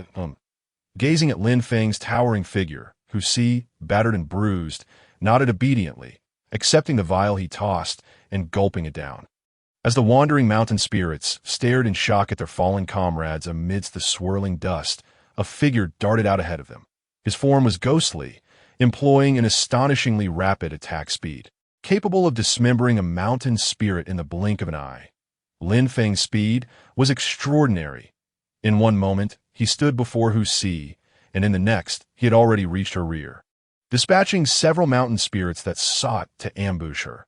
With an attack speed of 30.5 hits per second, coupled with his formidable physical attack of 1290 and the passive skill of the giant mouse claw, frenzied tear, causing cone-shaped splash damage within a small area, with damage values ranging from 100 to 50. Even though these wandering mountain spirits boasted a 100-point attribute bonus, raising their health to 2,000 points and their movement speed to a staggering 80 points. They could barely register a reaction to Lin Feng's assault, let alone mount a counterattack. They couldn't even graze the hem of Lin Feng's attire. In Lin Feng's eyes, their movements resembled those of snails, their attacks appearing to unfold in slow motion, presenting no threat whatsoever. One after another, the wandering mountain spirits fell like harvested wheat, while Lin Feng, akin to a cunning and ferocious tiger, merely waved his claws, reducing these mountain spirits to mere fragments. Countless severed limbs and appendages danced in the air as thick green blood pooled and flowed in this space. The surrounding mountain spirits possessed eyes of an inky green hue, and with a ferocious roar, they charged towards Lin Feng. Countless wandering mountain spirits fell to the ground, only to be swiftly replaced by new, fearless ones. At the center of this chaos was Husin Yang, and around her, an increasingly towering, irregular, circular area was formed. Even though Husin Yang had already detached from the state of combat, Lin Feng found it unnecessary to retrieve her into the protective space. For not a single mountain spirit could breach his defenses to reach her. It was not until the attributes of these wandering spirits began to decline that the final one was shattered by Lin Feng's claw. Within the vast underground chamber, only 2 figures, a man and a woman, remained. Though the ground was strewn with materials, the number of treasure chests was disappointingly low. 12 white boxes, 6 black iron chests, and 3 bronze ones. The drop rate was lamentably meager. The air was thick with an overwhelmingly pungent scent of blood, with the addition of the 27 mountain spirits slain by Husin Yang. Lin Feng's kill count reached exactly 2000. That it was hard to fathom that after vanquishing such a multitude of wild monsters, the spoils were so scant. Fortunately, the guild's buff provided a 10 experience point boost, which even when gaining just 1 point per instance, still offered Lin Feng a modicum of comfort. Level 27, 560, 2700, gained 10 free attribute points. As Lin Feng slowly exhaled this statistic, he shook his somewhat sore and numb arms. With a thought, he retracted the sharp blade from the giant rat's bone claw and turned to Husin Yang, extending his right hand. Husin Yang, are you all right? Husin Yang bit her lip, hesitating briefly before extending her hand, allowing Lin Feng to pull her up. It's just some superficial wounds. It's nothing serious. That's good. Lin Feng nodded, observing Husin Yang's health restored to full after her recent level up. He felt no worry at all. System prompt. You have gained 100 intimacy points with a guardian Husin Yang. The unexpected notification took Lin Feng by surprise. Typically, intimacy increased incrementally, so why had it surged by 100 points this time? In confusion, he instinctively glanced at Husin Yang, but her gaze seemed to shy away, though Lin Feng did not notice this. Let us go, Xin Yang. The stench in this cursed place is unbearable. Lin Feng wrinkled his brow in distaste. While he had not felt nauseated during the battle, now that it had concluded and he surveyed the filth strewn about, his stomach churned, and he felt a wave of nausea. Okay, Hussein Yang nodded. Just as the two were about to depart, the entire underground chamber suddenly shook violently. Chapter 67. The Source of the Mountain Spirits. Platinum Grade Boss Lin Feng collided with the air above, only to be rebounded forcefully. System prompt. The Platinum Grade Boss, Source of the Mountain Spirits, has appeared. Then, two colossal, scythe-like hands burst from the stone wall, tearing it apart effortlessly, revealing its immense figure that towered nearly 3 stories high. Those who slay my kin shall perish. Source of the Mountain Spirits, Platinum Grade Boss, level 30 health, 10,000 physical attack, 450 physical defense, 280 magical defense, 280 movement speed, 100 attack speed, 10 times per second active skill. Devour, consumes the flesh and blood of all kin. Each consumed kin grants a 0.1 increase in its own attribute strength, with a maximum limit of 200. While devouring, it receives 50 damage reduction, and the attribute enhancement lasts until the battle concludes. Active skill. Feast of Gluttony. The Source of the Mountain Spirits enters a frenzied state, capable of knocking back enemies upon casting, inflicting 500 points of true damage, increasing movement and attack speed by 100, and adding a 10 lifesteal effect, lasting for 5 minutes with a cooldown of 30 minutes. Passive skill. Death's Reprisal, when health drops below 10. It triggers Feast of Gluttony again, with lifesteal increased to 20. Passive skill. Curse of Calamity. Any player attacked by the Source of the Mountain Spirits will be locked onto, rendering them unable to evade its strikes. Having just received information on the Source of the Mountain Spirits, Lin Feng did not hesitate to withdraw Hussein Yang into the Guardian space. This was no jest. The previous wandering spirits, along with those dealt with by Hussein Yang, numbered nearly 2,000. Should this creature unleash its Devour skill, its attributes would rise by a staggering 200, catapulting its attack power to a fearsome 1,350 points. Faced with such overwhelming strength, Lin Feng had no chance of victory. Devour. The sharp, piercing sound of grinding teeth seemed to emanate from a throat filled with bitterness. In the next instant, the creature's jaw fell to the ground, sprouting countless tentacle-like appendages that began ravenously consuming the surrounding corpses. Its towering form, comparable to a 3-story building, boasted a mouth of equal magnitude, ravenously gorging itself without ever seeming satisfied. The Source of the Mountain Spirits was expanding at an absurd rate. It seemed that within mere seconds, it would complete its gluttonous feast. Playing such tricks before me, Lin Feng narrowed his eyes, hastily applying the 10 attribute points he had just gained to his Constitution. Constitution, 230, Physical Defense, 260, Magical Defense, 280. Such a target opportunity was not to be squandered. With a thought, the mana-regenerating potion from the giant crocodile belt appeared in his mouth, and as he bit down, his figure nearly vanished from sight. Active skill of the Azure Python Boots, Serpent's Glide. Utilizing a serpentine movement, swiftly approach the opponent, enhancing the next second's speed. Gain a 100 speed boost for 1 second. Cooldown time, 10 minutes. With a speed of 310 points.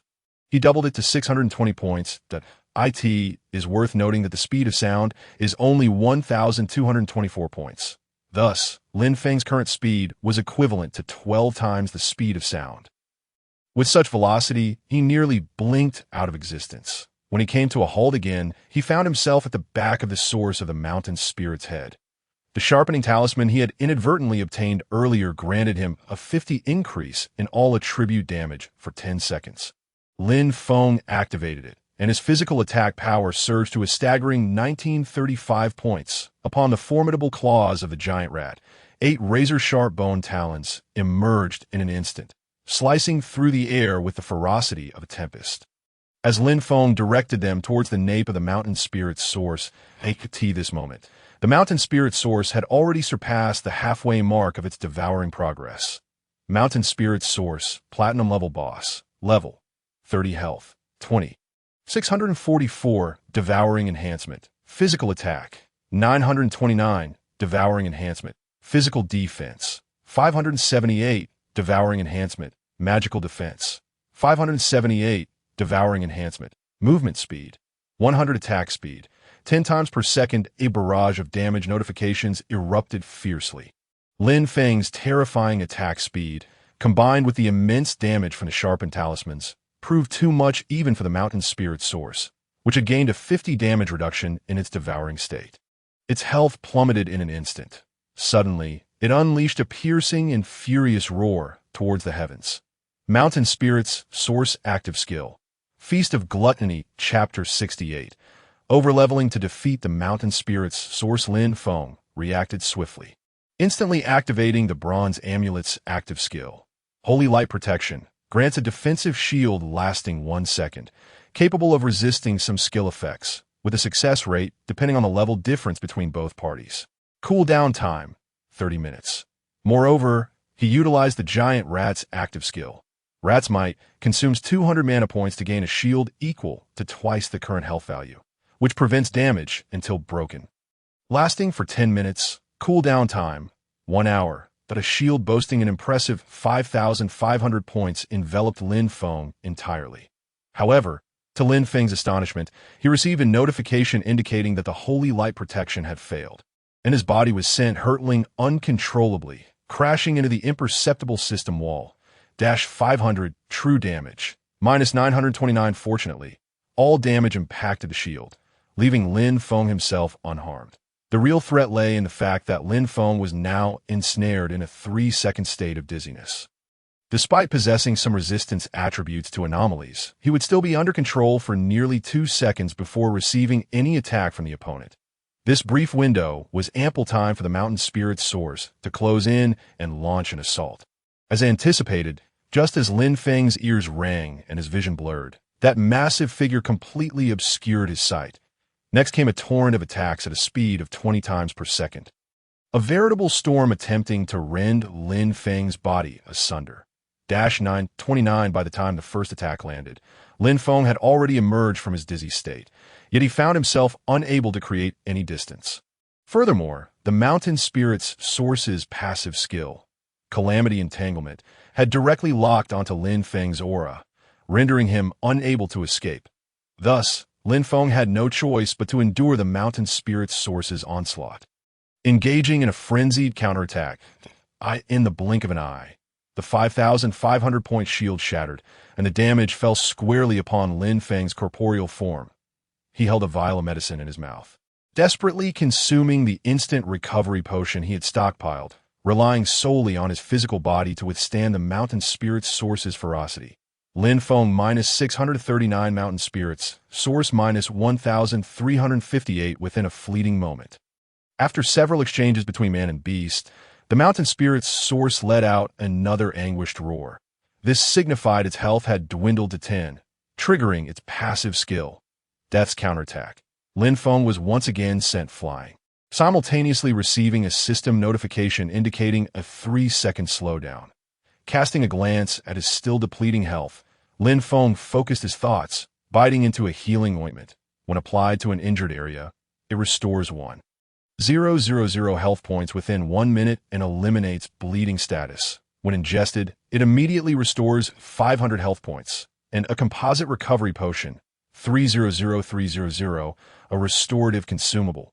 An 800-point health boost swiftly pulled Lin Feng back from the brink.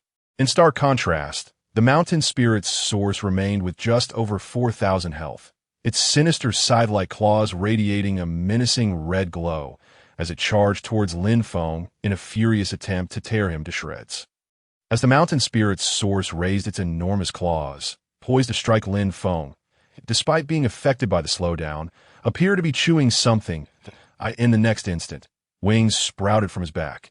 His body suddenly soared into the air, akin to an arrow released from its bow, narrowly brushing past the Mountain Spirit's source as he flew towards its vulnerable nape. What he had just bitten down on was a flight pill, a one-time consumable capable of lifting the user 10 meters off the ground, with a flight speed twice that of their movement speed, lasting for 1 minute. Due to inertia, the Mountain Spirit's source's colossal claws crashed into the system's intercepting barrier, with a movement speed of 200. It attempted to turn and attack Lin Feng once more, but it was already too late. Lin Feng showed no signs of hesitation, relentlessly striking at the mountain spirit source's already injured nape. 1358 minus 1358 minus 1358 at a speed so rapid that it defied the naked eye. Lin Feng's attacks would require a camera capable of capturing at least 30 frames per second to be recorded, yet the mountain spirit source could only withstand 4 of Lin Feng's strikes before its health bar was utterly depleted. The death's counterattack sent Lin Feng sprawling, but it did not induce a state of dizziness, effectively granting Lin Feng an opportunity to in the arena of strong. Life and death often hinge on a fleeting moment.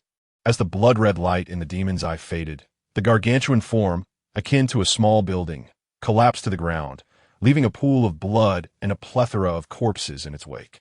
A silver-white treasure chest, crafted entirely of platinum and adorned with intricate patterns and ancient inscriptions, slowly emerged from the mountain spirit's source's body. The dazzling silver light glimmered intensely, emanating an enchantingly mesmerizing glow. System notification: you have overleveled and defeated the platinum-level Busus Mountain Spirit Source, gaining 5,500 experience points. System notification: you have leveled up. System notification: you have leveled up. Chapter 69. Harvest level 29.5. 602,900 plus 20 free attribute points.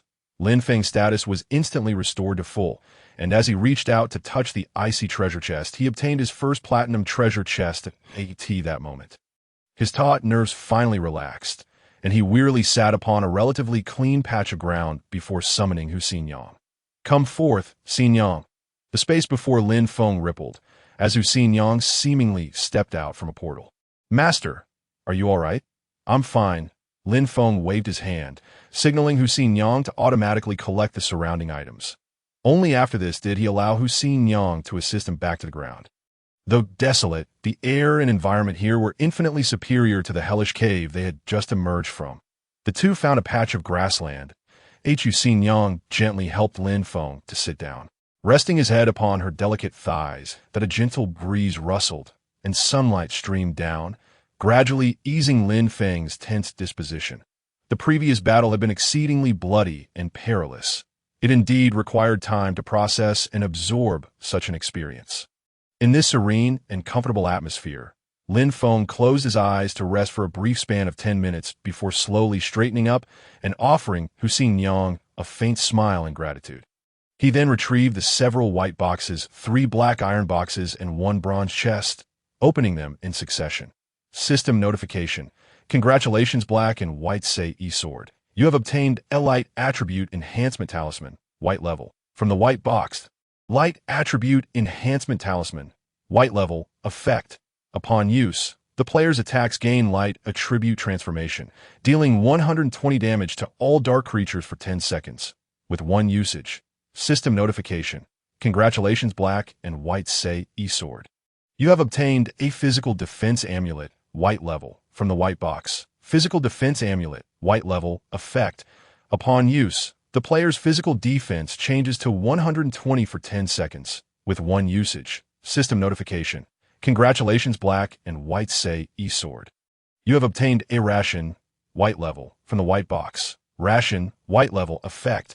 Upon use, the player's recovery speed increases by 50 for 10 minutes. System notification: congratulations, Black and White Say E-Sword. You have obtained an Antidote Pill, white level, from the white box. Effect: upon use, it can alleviate certain poison statuses, with the effect depending on the player's level of poisoning. There are 2 antidote pills that in addition, the numerous white boxes yielded an array of consumables, albeit of low grade, restoring only a few hundred points of health or mana. Among them, the most valuable were the 2 enhancement talismans and the 2 antidote pills. System notification: congratulations, Black and White Say E-Sword.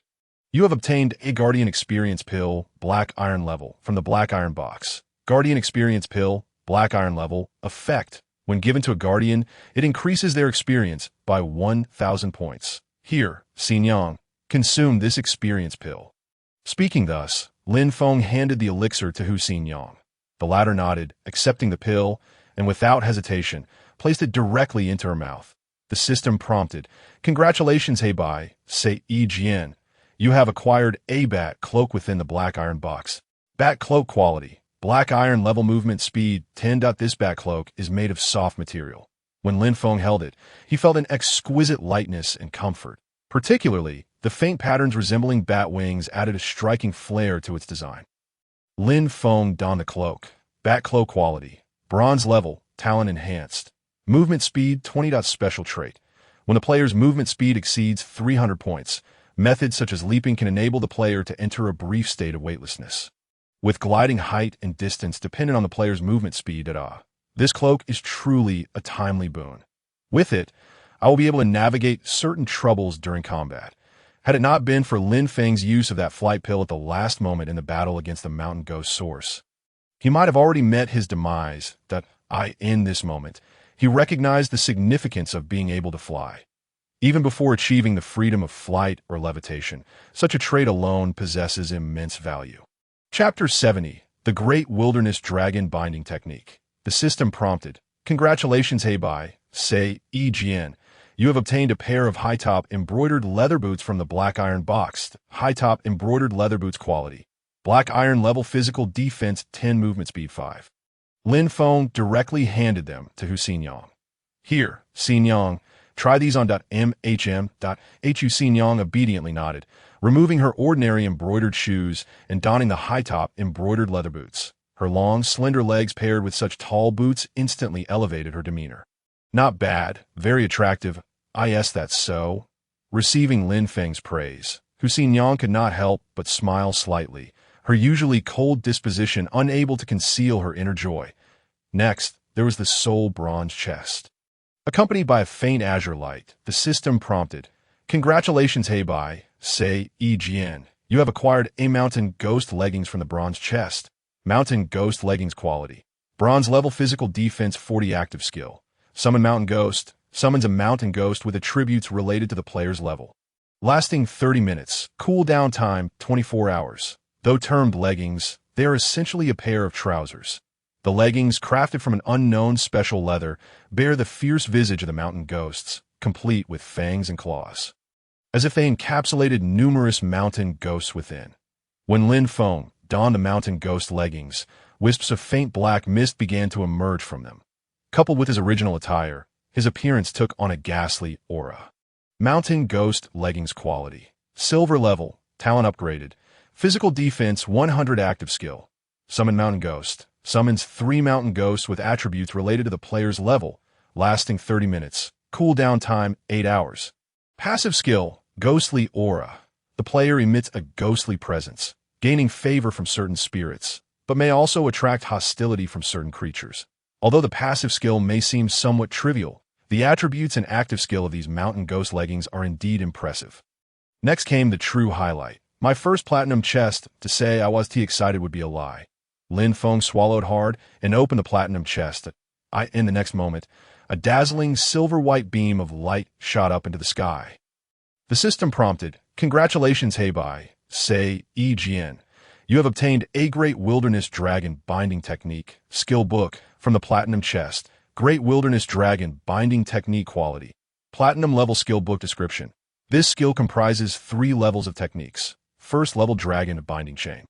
Second level Dragon Sealing Seal. Third level Dragon Capturing Finger.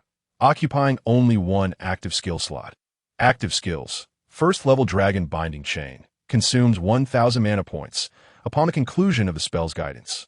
Forms 10 chains with a shield value equal to the current spell attack power, multiplied by 10, entangling the opponent, while each chain inflicts damage equal to 0.2 times the current spell attack power per second, until the chains are destroyed, with the binding degree dependent on the level difference between both parties and the opponent's magic defense strength. Second level Dragon Sealing Seal. Consumes 2,000 mana points. Upon the conclusion of the spell's guidance, locks onto the opponent while inflicting damage equal to 10 times the current spell attack power, with a 0/100 chance of inflicting a binding effect. Duration and probability dependent on the level difference between both parties and the opponent's magic defense strength. Third level Dragon Capturing Finger. Consumes 4,000 mana points upon the conclusion of the spell's guidance. Inflicts a range damage equal to 20 times the current spell attack power, with a 0/100 chance of causing an abnormal effect. duration, and probability dependent on the level difference between both parties and the opponent's magic defense strength. Note: cultivating this technique requires half an hour, during which it can be interrupted at any time, and the progress will be recalibrated. Players should take note that by heaven, I have finally obtained a powerful skill. Lin Feng clenched his fists unconsciously, his dark eyes glimmering. Compared to the skills attached to weaponry and armor, the potency of this skill is beyond compare. Though the mana cost is substantial with Lin Feng's current mana, he can only utilize the first level of the Great Wilderness Dragon Binding technique, but with time and level progression, he will soon be able to unleash the complete technique. Learn. Without hesitation, there was no need for doubt. The only unexpected element is the lengthy half-hour cultivation process. Chapter 71, Cultivation State. Although the wild monsters in this area have been cleared and will not respawn for a while, unexpected circumstances cannot be ruled out. However, the ability to interrupt at any time alleviates any concerns. With this in mind, Lin Feng turned to Hussein Yang and spoke in a low voice, Yang, guard me. Ensure nothing disturbs my focus. Rest assured, my master.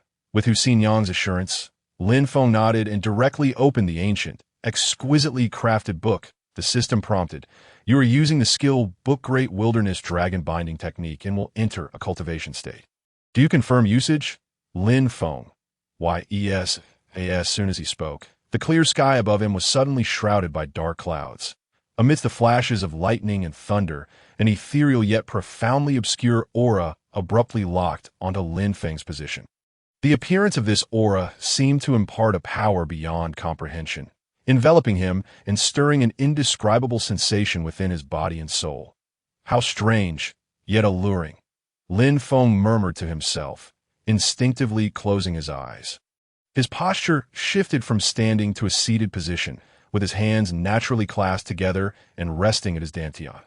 The system prompted, "Player Heibai say Jian has entered a cultivation state. The cultivation of the Great Wilderness Dragon Binding technique has commenced." Lin Feng felt his body gradually grow lighter, as if he were levitating, even experiencing a sensation of weightlessness. The light filtering through his eyelids vanished, only to be replaced by an entirely new scene. Am I floating in the sky? Lin Feng gazed in astonishment at this seemingly sudden realm, only to hear a resounding dragon roar emanating from above the distant clouds.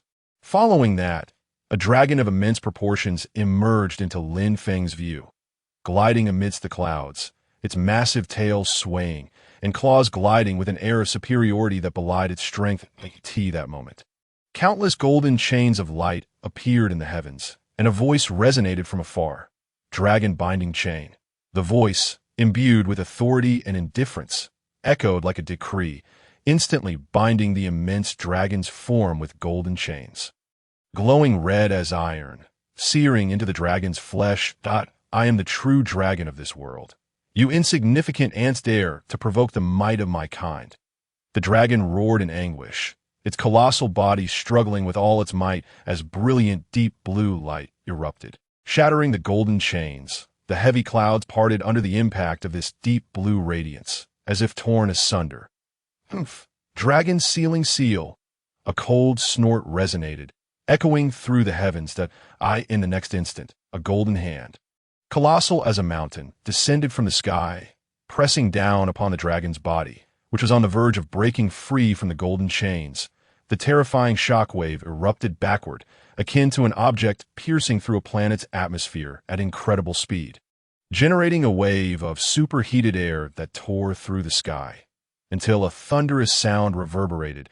As countless stones were swept up, the earth trembled, and the ground cracked under the weight. Suddenly, an invisible wave surged forth like a hurricane, dispersing the dust and revealing the battered, bloodied form of the dragon beneath the golden hand's oppressive grasp. Bold, how dare you harm my dragon kin?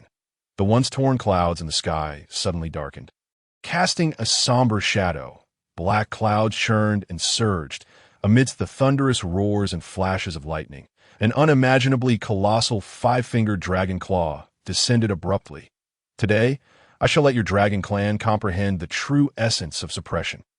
The dragon binding finger. As the voice thundered and echoed, the world shifted and hewed at a similarly immense finger, radiating golden light and inscribed with ancient runes, materialized, carrying a cataclysmic aura as it collided with the dragon claw.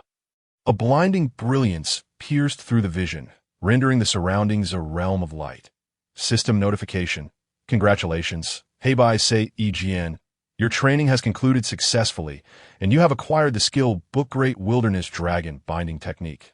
In the next moment, Lin Feng suddenly felt his once light body grow heavy, and the light filtering through his shut eyelids re-emerged. He opened his eyes. Chapter 72. Attribute Transformation. The scenery within his line of sight returned. Lin Feng glanced toward Hu Xinyang. Noticing her back was turned, gripping the fish-scale bronze spear, seemingly vigilant of her surroundings, the extraordinary experience of cultivation lingered in Lin Feng's mind as he reminisced about the vivid scenes he had just witnessed. After a moment, he reluctantly concluded his reflections. Having leveled up to 29, he allocated the 20 points of free attributes into his spirit, then opened his attribute panel. Name. Heibai Sei EGN Realm. Body Tempering Realm Level. 29, 560, 2900. Health, 2900, Base 1600. Amulet 100, Top 200, Title 300, Belt 200, Honorific 500. Mana, 2070, Base 920, Mask 100, Amulet 200, Ring 50, Title 300, Honorific 500. Physical Attack, 1290, Base 330, Weapon 800, Title 60, Honorific 100. Spell Attack, 260, Base 100. Title 60, Honorific 100. Physical Defense, 260, Base 80. Amulet 20, Top 80, Title 30, Belt 20, Honorific 50, Leggings 100, Spell Defense, 280, Base 60, Mask 20, Amulet 60, Top 20, Title 30, Belt 20, Honorific 50, Movement Speed, 330, Base 125, Mask 5, Weapon 100, Title 10, Honorific 50, Cloak 20, Attack Speed, 33 attacks per second, 31. 5 attacks per second. The player's current realm attack speed has reached 30 attacks per second. The calculation formula for attack speed has changed. Strength, 305, Base 125, Title 30, Weapon 100, Honorific 50, Intelligence, 130, Base 50. Title 30, Honorific 50, Constitution, 130, Base 50, Amulet 10, Title 30, Top 20, Belt 20, Honorific 50, Root Bone, 230, Base 90, Amulet 20, Title 30, Top 20, Belt 20, Honorific 50, Spirit, 185, Base 70, Mask 10, Amulet 20, Title 30, Ring 5. Honorific 50, Agility, 280, Base 125, Mask 5, Title 30, Weapon 100, Honorific 50, Skills, Insight Technique, able to probe the attributes of wild monsters not exceeding your level by 10 levels, gaining partial information about players below your level. Talent Ability, Equipment Upgrade, upgrades equipment quality by 1 tier. Active Skill, Great Wilderness Dragon Binding Technique, First Binding Dragon Rope. Second Binding Dragon Seal, Third Dragon Binding Finger. Fortune Value, 0 hidden attributes, none remaining free attribute points, 0 such splendid data. Moreover, due to the mana surpassing 2070 points, Lin Feng was now capable of employing the second-tier skill of the Great Wilderness Dragon Binding Technique. The Binding Dragon Seal. With an elated demeanor, Lin Feng called out toward Hu Xinyang, it's time. Upon hearing Lin Feng's voice from behind, Hu Xinyang hurriedly turned to face him, confirming his safety before concluding her protective stance. Unfortunately, during the battle against the source of the mountain ghost, Hu Xinyang did not share in the experience. Thus, even after consuming an experience elixir, her level barely reached 28. Lin Feng opened Hu Xinyang's attribute panel. Rogue Hu Xinyang, Heibai Sei EGN's Guardian, Quality, Silver Grade Guardian Affection, 226, Affectionate, Loyalty, 100 level, 28, 237, 2800, Status, Combat Health, 3360 Physical Attack, 376, Base 336, Weapon 40, Physical Defense, 356, Base 336. Lower Body 10, Boots 10, Movement Speed, 92.2, Base 67.2, Weapon 20, Boots 5, attack speed, 9.22 attacks per second active skill. Lock-on triggers a guaranteed hit attack, dealing 150 points of damage, cooldown of 10 seconds. Passive skill, Guardian Focus, can sense dangers within a 10 m radius and provide early warnings. Exclusive passive skill, Dual-Wielding Blade Technique. Mastering this technique grants a chance to interrupt or block the opponent's normal attacks during combat. The success rate of using two-handed weapons will also be enhanced. Attribute Growth. Currently gained 100 experience points from defeating monsters. Hidden Attributes. Exclusive Growth. All attributes increase by 20. The numbers appeared impressive. Yet the disparity when compared to Lin Feng's strength was undeniably vast. If a way could be found to elevate Hu Xinyang's guardian quality, even to the level of a gold-grade guardian, her attributes would likely ascend significantly. Lin Feng pulled up the quest log. Main Quest 1. Investigate the circumstances of Lu the Constable's attack. Current progress 15. Eliminate the Wandering Mountain Ghost. 500-500, Chapter 73. The Maw of the Demon's Sealed Casket. Quest item. Quest description 1. As an important strategic location. Kanglin Town holds immense strategic value. Although merely a town, it remains a battleground of contention. Behind Kanglin Town lie numerous villages, one of which, known as Baimu Village, is where Lu the Constable was attacked. There, one might uncover some special clues. Quest description 2. Wandering mountain ghosts are unfortunate souls who died harboring resentment and transformed into specters. They dwell in the desolate mountains and burial grounds, lying dormant in caves during the day and becoming most active at night. The task of eliminating the wandering mountain ghost was undeniably straightforward. However, Lin Feng pondered why there was suddenly a progress of 15 in investigating the circumstances surrounding Lu the Constable's attack. Frowning, he began to recall the entire sequence of events meticulously. He sensed that he might have overlooked some detail. Could it be that the underground world where the source of the mountain ghost resided was somehow connected to this matter? Xinyang, it seems we must return once more. With a resigned smile, Lin Feng led Hu Xinyang back toward their previous destination. In no time, the two found themselves once again in the cavern strewn with corpses. The wild monsters had not respawned.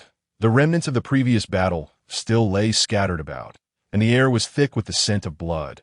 The enormous body of the mountain ghost's source lay silently on the ground, appearing incomplete as all the materials upon it had been taken.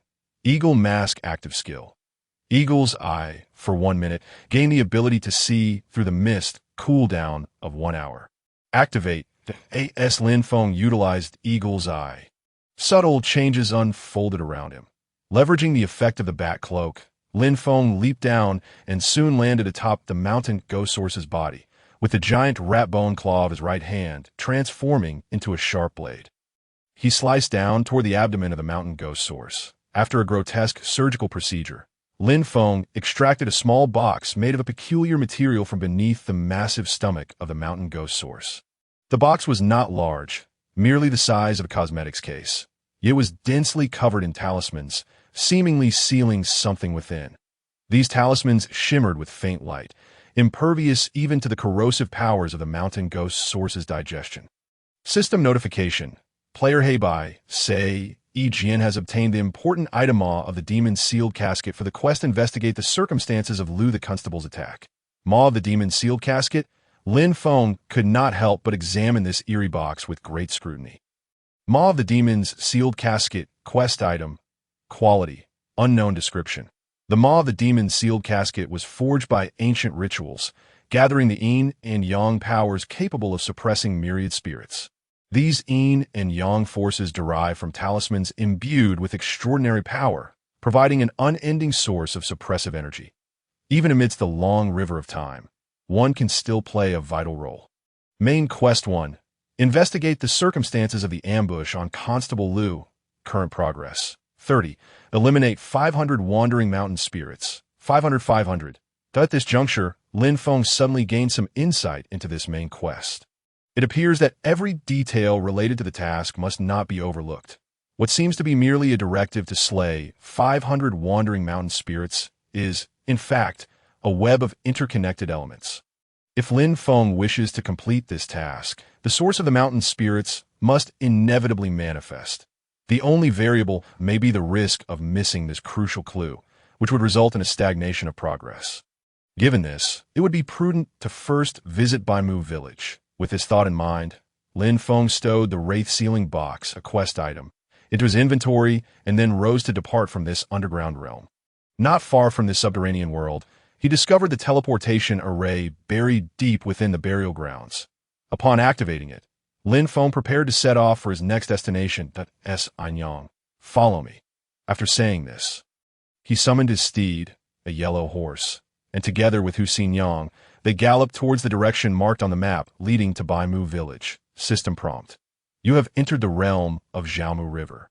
Long before receiving the system notification, Lin Feng had already heard the sound of the rushing river from a distance, deep and resonant, a thunderous roar, compared to the desolation of the burial grounds.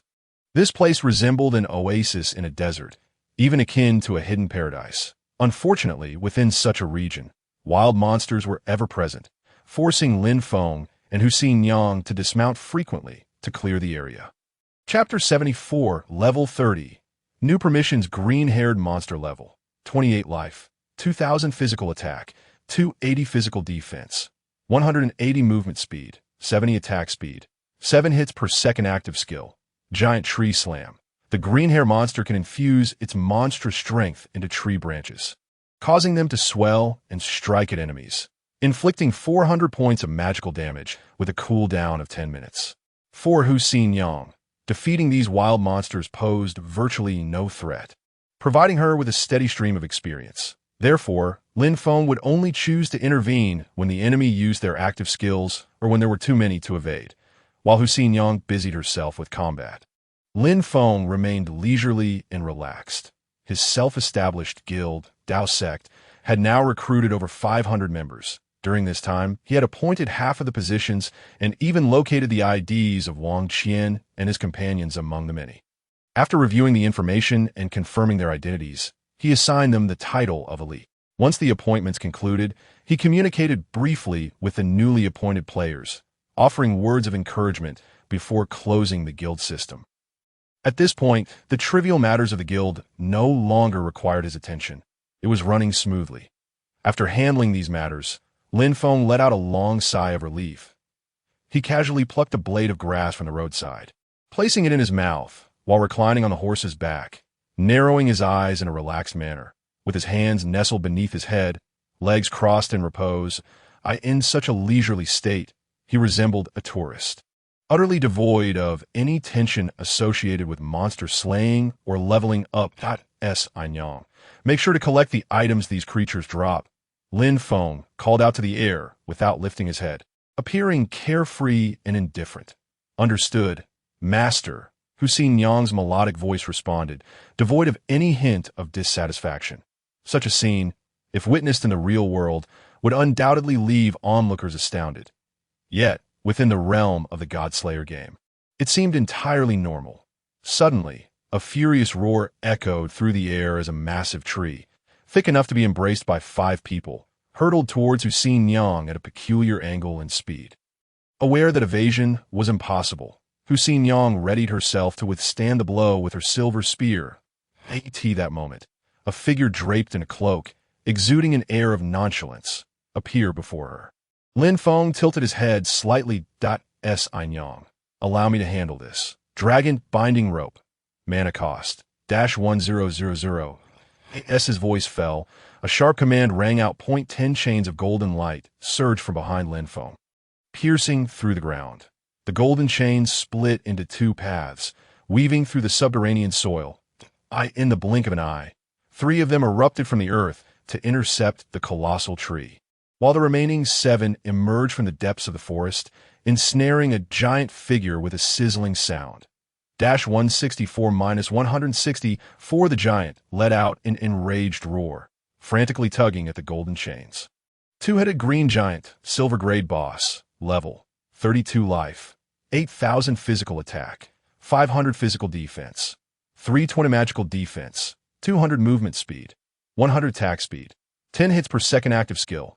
Giant would impact, concentrating its magical power to hurl a giant tree, dealing 1000 points of area of effect magical damage. Active skill, Berserk, upon losing 50 of current life, enters a berserk state, indiscriminately attacking friend and foe, gaining a 100 attribute bonus for 1 minute. Passive skill, Resilient Hide, final damage reduction 100. For the average player, this boss would be exceedingly difficult to contend with due to its robust defenses and formidable burst capabilities. However, for Lin Feng, it was quite another story that, oh, what a living target. Lin Feng raised an eyebrow, his body surging forward at full speed. Within mere moments, he had closed the distance to the two-headed green giant, now in a berserk state, thrashing against the golden chains. Hey buddy, still haven't broken free? The jungle reverberated with the sound of rapid strikes, causing the ground to tremble slightly. System prompt. You have defeated the silver-grade Biosis two-headed green giant at a higher level, earning 2,200 experience points. Level 30, 403000. System prompt. Player Heibai, say EGN. You have reached level 30, unlocking the ability to list items in the trading hall and access new items in the system store. Upon receiving this notification, Lin Feng promptly opened the trading hall. Indeed, he was now able to list items for sale. Chapter 75, a leaf obscuring 1 SIs, although only one item could be listed at a time and a 5 transaction fee applied. This advantage over other players would undoubtedly yield significant rewards that I'm about to strike it rich. Without hesitation, Lin Feng listed the remaining guild establishment token from his inventory for auction, choosing not to conceal his ID. Consequently, a solitary item suddenly appeared in the trading hall of the Dragon Kingdom district. The auctioneer's displayed ID read, Heibai say EGN, guild establishment token starting price, 100,000 spirit coins minimum bid increase. 1,000 spirit coins current remaining auction time, 11:59. 56. Lin Feng set a 12-hour auction duration, and as soon as the guild establishment token was listed, the guild chat exploded with excitement. Oh my goodness, what do I see? The guild leader has actually listed a guild establishment token in the trading hall. Wow, starting at 100,000 spirit coins, the guild leader is so bold, proud of our Dao sect. An overwhelming sense of pride surged within him. The stronger the guild leader, the more unassailable the status of the Dao sect became. Wait a minute. Did you all notice? Our guild leader has reached level 30. Could it be that only at level 30 can one list items in the auction house? Indeed, keen-eyed players had already made this observation. Undoubtedly, these 2 guild establishment tokens were highly coveted by players throughout the Dragon Kingdom district, especially those belonging to large organizations with grand ambitions. However, prior to this, Lin Feng had chosen to establish the first guild himself, and he had no intention of relinquishing the second token either. Now, with the first item listed in the trading hall, it was being auctioned off at a guild establishment token, starting price 10 million soft sister coins. Lin Feng was audacious in his pricing. The fervor in the guild chat and among players outside the guild was entirely different. This Dao sect guild leader is truly a cunning merchant. Such a price could only attract fools. Wow, this guy must be out of his mind for money. I'll offer $1 billion, but forget what I just said. Ah, what a clown. Envy, jealousy, and disparagement flowed from those who had never even qualified to apply for membership in the Dao sect. Their opinions held no significance. Lin Feng's action of listing the guild establishment token in the trading hall had stirred up a storm of interest, with wealthy individuals eager to seize this opportunity. Many players, having recharged sufficient spirit coins, could no longer restrain themselves from bidding. Nonetheless, Lin Feng remained unconcerned. After listing the guild establishment token for auction, he swiftly returned to his previous location, now with a silver chest in hand. Let us continue onwards, Xin Yang. Lin Feng concluded his words and swiftly mounted his steed. The golden horse continued its advance, while Xin Yang cast a glance at Lin Feng before resolutely raising her silver spear, deftly clearing the wild monsters along their path. Lin Feng opened the silver chest that a flash of pure white light revealed a small sword, entirely silver, adorned with peculiar engravings, coming into view. The system prompted, Congratulations, Heibai say EGN. You have obtained a Bailing Sword from the silver chest. Bailing Sword artifact, quality, silver grade requirement. Body refinement realm sword control technique artifact slot. 1 spell attack power. 300 damage value. Physical attack power spell attack power damage type. Spell damage object movement speed. 500 object attack speed, 10 times per second artifact. Lin Feng gazed at the attributes of this item, which were entirely different from any equipment he had encountered previously. Feeling somewhat perplexed, he attempted to equip it, only to receive a system notification of failure. System notification: player Heibai say Jian has not mastered sword control technique and has not activated artifact slot. Equipping Bailing Sword failed. With no other choice, Lin Feng toyed with the Bailing Sword for a while before reluctantly stowing it away in his inventory. Useless for now, it would gather dust in the warehouse, much like the silver saddle from before. System notification: you have entered the range of bridge T. This moment, the previously only heard, but not seen, roaring river came fully into Lin Feng's sight. The river's rapids were capable of shattering boulders. The bridge's obstruction was insurmountable for mere mortals. Obscured river, bridge. Lin Feng recalled the earlier system prompt, his expression turning contemplative. Combined, they suggested the meaning of being obstructed by a single leaf, did they not? Chapter 76. 100 times jumping power. Reflecting on this, Lin Feng could not help but gaze at the obscured river before him. He had never witnessed such violent currents. The banks of the river, worn down by the exaggerated flow, were devoid of the usual landscape, instead revealing only dark, rocky formations. The width of this great river was endless, and Lin Feng had no idea just how far it stretched. In contrast, the massive iron bridge, crafted entirely from fine iron, was adorned with intricate patterns. Lin Feng struck it several times, producing only a deep resonating sound and a jarring force that reverberated through his body. Beyond its remarkably sturdy material, what was even more astonishing was its sheer size. Even the height of the steps leading up to the bridge was daunting, nearly 50 meters, equivalent to 15 stories. Lin Feng looked up. The steps were smooth, lacking any footholds, save for scattered patches of moss. To leap onto it would likely require a jumping power 100 times that of an ordinary person.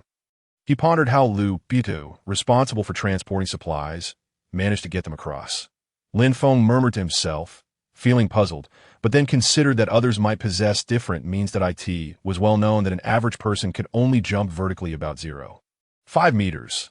Thus, even if the gravitational strength in the Godslayer game world mirrored that of reality, one would need 100-fold jumping power to clear these steps.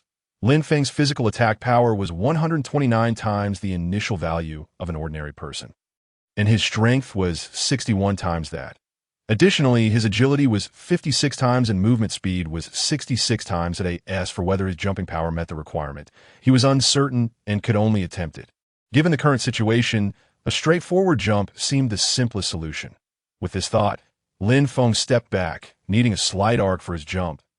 He concentrated all his strength into his legs, bent his knees, and leapt as the stone slab trembled beneath him. Lin Feng's body shot forth like a cannonball. Due to miscalculating the angle, he grazed the iron wall as he ascended. When he landed, the force of his descent was so great that it dented the ground beneath him. After a slight adjustment, Lin Feng chose to leap again. His initial attempts had not been successful, but after numerous tries, he finally grasped the technique and, using his extraordinary jumping power, cleared the lofty steps. Standing atop the bridge, he noted nothing remarkable about the structure itself. The width of the bridge was understandable for weight-bearing purposes, but what was the purpose of these towering steps? Were they meant to prevent ferocious beasts from crossing? Or to deter destruction? Squinting his eyes, Lin Feng attempted to peer towards the end of the level bridge, but the mist kicked up by the churning waters obscured his view, hindering his sight. Constructing such a colossal and nearly insurmountable iron bridge was indeed perplexing. Even within the realm of the game, it defied logic. Oh well, why ponder so much? Shaking his head in self-mockery, Lin Feng summoned Hussein Yang and the Golden Horse, commencing a reckless dash across the iron bridge. With a personal movement speed of 330 points, combined with the horse's 40 points, their speed surged to an astounding 370 kilometers h. Such velocity. With wings, he could practically fly. The Golden Horse galloped with such fervor that the sound of its hooves echoed loudly. Yet beneath the roar of the tumultuous river, this noise was swiftly swallowed. As time passed, the mist ahead thickened into a fog-like barrier, further obscuring his vision. Something felt amiss. Though Lin Feng remained alert, he did not choose to slow down. Given his current combat strength, he was confident he could handle any unforeseen circumstances. Suddenly, amidst the roaring waters, Lin Feng seemed to catch strange sounds, and in the next instant, several whip-like objects shot towards him with alarming speed, blocking his path forward. Damn it! Lin Feng cursed under his breath and activated the Mountain Spirit Leggings active skill. Summon Mountain Spirit. Summons 3 mountain spirits whose attributes are related to the player's level. Lasting 30 minutes, cooldown of 8 hours. Chapter 77. Long-Tongue Monster Mountain Spirit. Summon Creature of Heibai, Sei Jian. Level. 30 health. 5,700 enhanced trait. Physical attack. 570 enhanced trait. Physical defense. 380 enhanced trait. Magical defense. 380 enhanced trait. Movement speed. 133 enhanced trait. Attack speed. 13. 3 times per second active skill, level 30 taunt. Attracts enemies within a certain range to attack itself, granting 30 damage reduction. Passive skill, level 30 hardened skin, final damage reduction 30. Trait, level 33 Spirit's Power. Each surviving mountain spirit grants a 30 all attribute boost. The 3 mountain spirits towered nearly 3 meters tall, robust, and powerful. Their attributes significantly amplified by the 3 spirits power trait. Hu Xin Yang. Hold on tight. As Lin Feng activated the Mountain Spirit Leggings skill. He wrapped one arm around Hu Xin Yang and fiercely tugged on the reins. The immense inertia propelled them forward. Yet due to his bat-like cloak's properties, they glided down smoothly. Meanwhile, the 3 mountain spirits intercepted the whip-like attacks. Roaring fiercely as they pulled back, suddenly, dozens of serpentine figures appeared before them. Hu Xin Yang, seeing this, brandished her fish-scale bronze spear and charged at the crawling creatures with ferocity. Long-tongue monster. Mutated creature of Bame Village. Level. 30 health. 2,400 physical attack. 320 physical defense. 240 magical defense. 180 movement speed. 90 attack speed. 9 times per second active skill. Long Tongue Whip. Unleashes a long tongue with explosive force. Dealing 200 of current physical attack damage to a single target. Attack interval 0.5 seconds. Trait. Hunting prey identified by the long-tongue monster is extremely difficult to escape. The best choice is to eliminate them all. This Bame village seemed rather formidable. Lin Feng thought, his hands moving swiftly. He activated the Eagle Mask skill. Eagle Eye. The previously obstructive fog dissipated, revealing the shadows of the long-tongued monsters within his line of sight. Locking on. Hunting time. Lin Feng smirked slightly, murmuring as he allocated 10 free attribute points into strength, propelling himself forward at incredible speed, with a staggering 10 points of physical attack power and an attack speed of 31. 5 times per second, once he closed the distance, these long-tongued monsters would have merely 0.1 seconds to survive.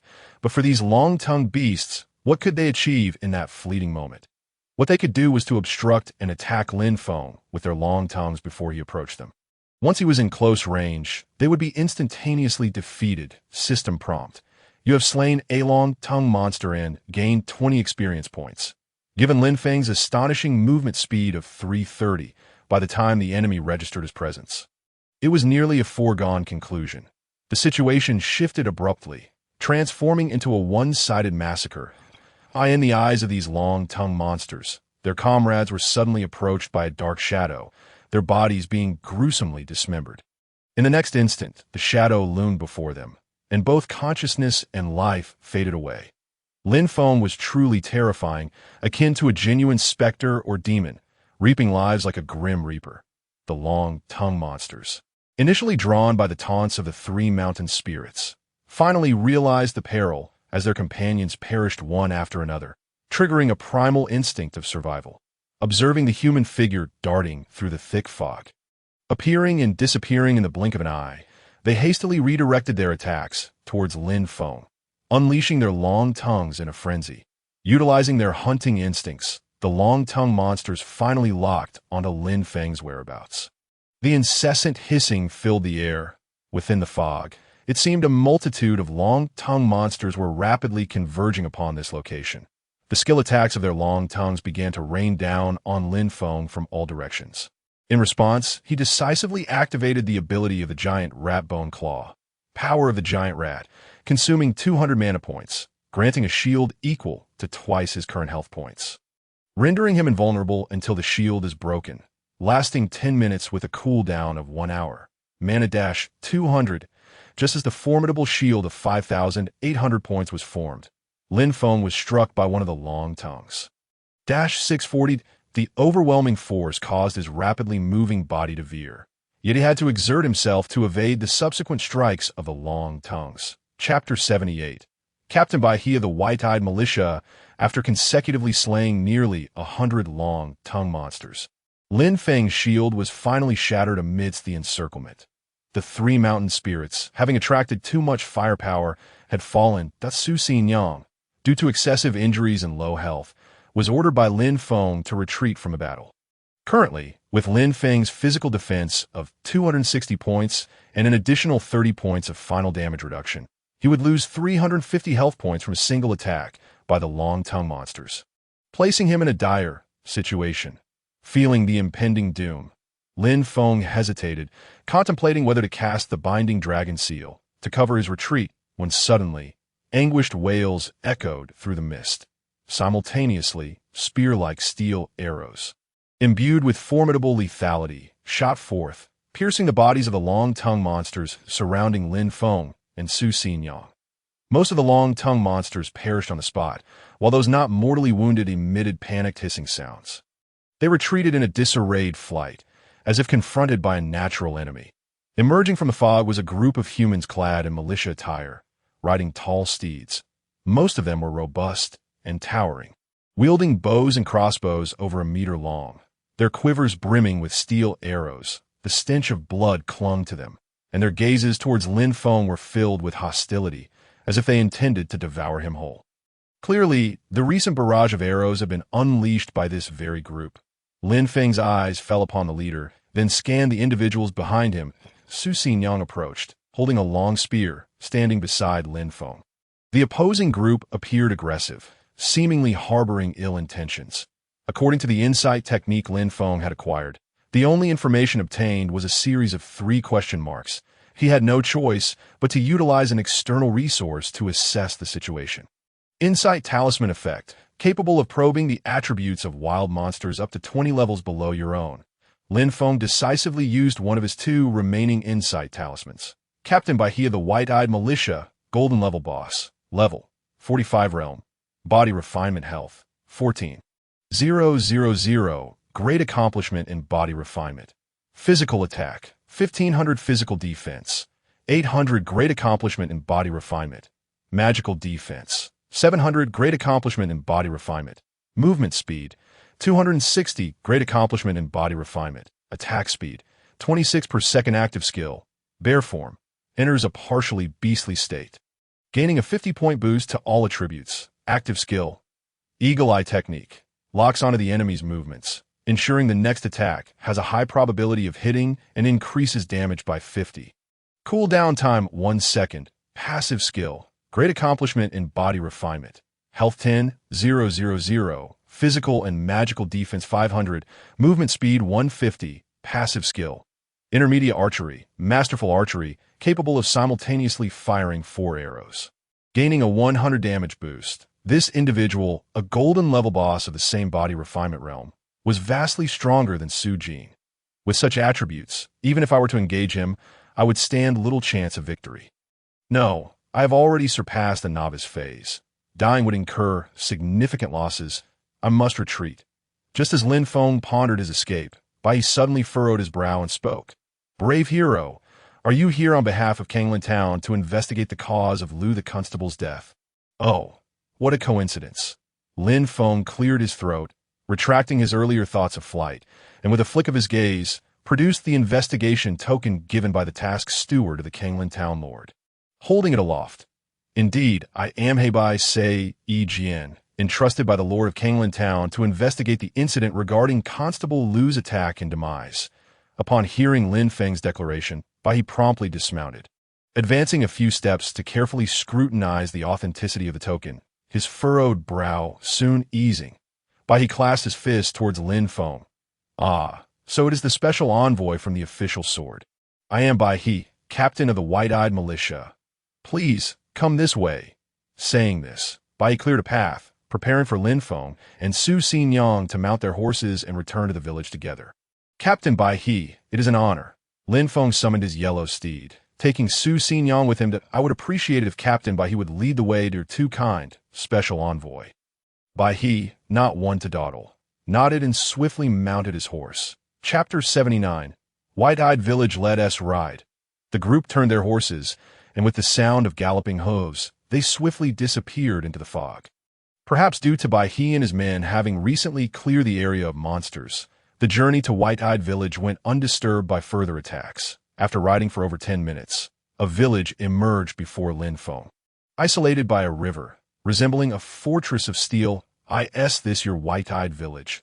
Lin Feng thought in astonishment as he observed the heavy crossbows, catapults, arrow towers, and even cannons adorning the village. Such fortifications were evidently superior to his own Shanghai camp. Compared to this, Hada village seemed like a mere joke. Were it not for its smaller scale, the visible resources of Kanglan Town would be on par with those of the white-eyed village. Lower the drawbridge, following by his verification of his identity. The heavy sound of chains clanking echoed. Soon after, a long steel drawbridge slowly descended, linking the two sides of the river. Let us go, special envoy. Bai He invited, guiding his horse ahead. All right.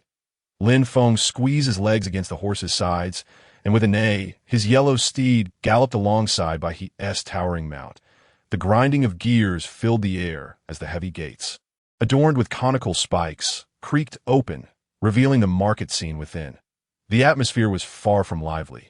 Instead, it was filled with villagers aimlessly wandering, their expressions cold and devoid of life, while the patrolling militia bore an air of chilling hostility. Greetings, Captain! The gatekeeping militia, wielding long shields and spears, simultaneously bowed to Bai He, bidding him farewell as they entered the village. System prompt. You have entered White-eyed village. From the moment Lin Feng set foot on the iron bridge, he felt an inexplicable sensation. After encountering Bai He, this feeling grew increasingly eerie. Now, upon entering White-eyed village, the strangeness intensified. Everything within the village appeared lifeless. What on earth had transpired here? A foreboding unease began to take root within Lin Feng's heart. Logically, a simple main quest should not entail such complexity. Yet at this moment, these events were unfolding before him. System prompt. The main quest 1 has undergone a storyline change. The reward will be adjusted based on the increased difficulty. Players, please be aware. What the hell? Lin Feng felt dazed while Bai He cast a puzzled glance. Special envoy. What did you just say? Oh, it's nothing.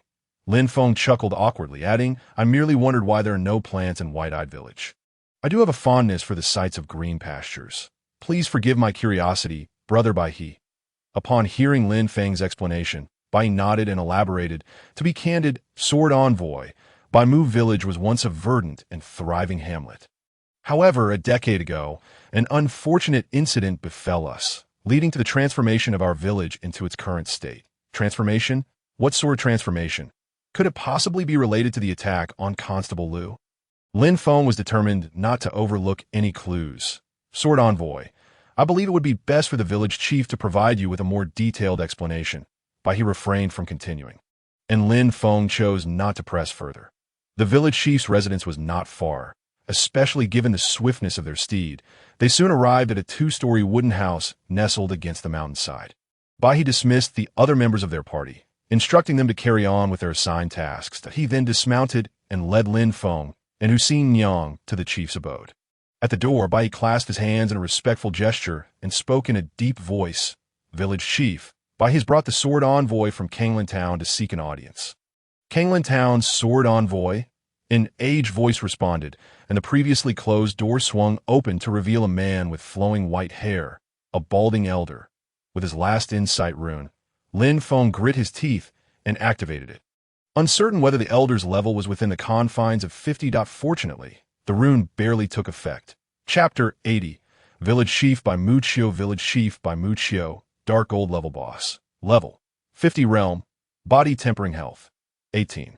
000. Great accomplishment in body tempering. Physical attack, 1,600 physical defense, 900 great accomplishment in body tempering, magical defense, 900 great accomplishment in body tempering, movement speed, 300 great accomplishment in body tempering, attack speed, 30 per second active skill, heavenly round and earthly square. Creates a cage with 10 times the user's health. Cooldown 24 hours, active skill, forgetting affection, cuts all ties and relationships. This is a lethal skill that inflicts magical damage equal to the current health. Cooldown 24 hours, active skill. Threads of Fate, concentrates the admiration of Baimu Village's inhabitants, consuming it all at once to inflict indiscriminate damage on all creatures within a certain radius. Passive skill. Great accomplishment in body tempering. Health 10,000. Physical and magical defense 500. Movement speed 150. Passive skill. Elderly yet strong. Damage reduction of 50. A terrifying old man was scrutinizing Lin Feng and Hussein Yang with a gaze that seemed capable of piercing through their very souls. Although Lin Feng was uncertain whether dark gold was merely above platinum or significantly higher, the attributes alone were sufficient to obliterate him. Feeling anxious under the elder's intense scrutiny, Lin Feng took the initiative to speak. I am He by Sei Yijian, sent by the mayor of Kanglin Town to investigate the incident regarding Constable Lu's attack and demise. He reiterated what he had previously conveyed to Bai He. Upon hearing Lin Feng's words, Bai Mu Qiu furrowed his brow and inquired, "Do you possess any evidence?" Lin Feng produced the investigation token and presented it for examination. Bai Mu Qiu's demeanor softened, and his gaze became gentler. Please, Sword Envoy, step inside and elaborate, he said, gesturing for Lin Feng to enter. Lin Feng returned the gesture, and the four of them proceeded into the wooden house. According to Bai Mu Qiu, Constable Lu had grown up in Baimu Village and was personally selected by the mayor of Kanglin Town to serve as a constable, due to the nature of his position. Lu's responsibilities were relatively mundane, primarily involving cases related to Baimu Village and the transport goods between Kanglin Town and Baimu Village. This arrangement continued until Constable Lu was suddenly ambushed and gravely injured during a delivery of goods half a month ago. Ultimately succumbing to his injuries, Village Chief, I wish to know if Constable Lu was attacked in the depths of the burial site's underground cavern. Upon hearing Lin Feng's question, Bai Mu Qiu, who had been recounting events calmly, suddenly displayed a flicker of surprise in his eyes. How does the Sword Envoy know this? Lin Feng hesitated momentarily, but ultimately decided to retrieve the Wraith Sealing Box, a quest item. As he unveiled the item, Bai Mu Qiu's pupils constricted dramatically, and even Bai He beside him exhibited a sudden change in expression. Their reactions indicated that they were privy to some hidden truths regarding this object. Lin Feng tapped his fingers lightly on the table, cautiously probing. Village Chief, do you recognize this item? Bai Mu Qiu nodded, visibly trembling as he reached for the object, but hesitated, seemingly apprehensive to be honest. Sword Envoy, this item is known as the Wraith Sealing Box, which is renowned alongside another item, the Demon Sealing Box. Both have been venerated by Baimu Village for generations. With that, the village chief stood and walked toward the wall behind him. With a wave of his hand, what appeared to be an ordinary wall suddenly revealed a seam. The wall then parted, unveiling a square stone door adorned with peculiar engravings, in addition to the strange patterns. The door was also carved with images related to rituals. With a clang, as dust settled, the entire stone door retracted upwards, exposing a pitch-black passageway within. Please, Sword Envoy, take the Wraith Sealing Box and follow me.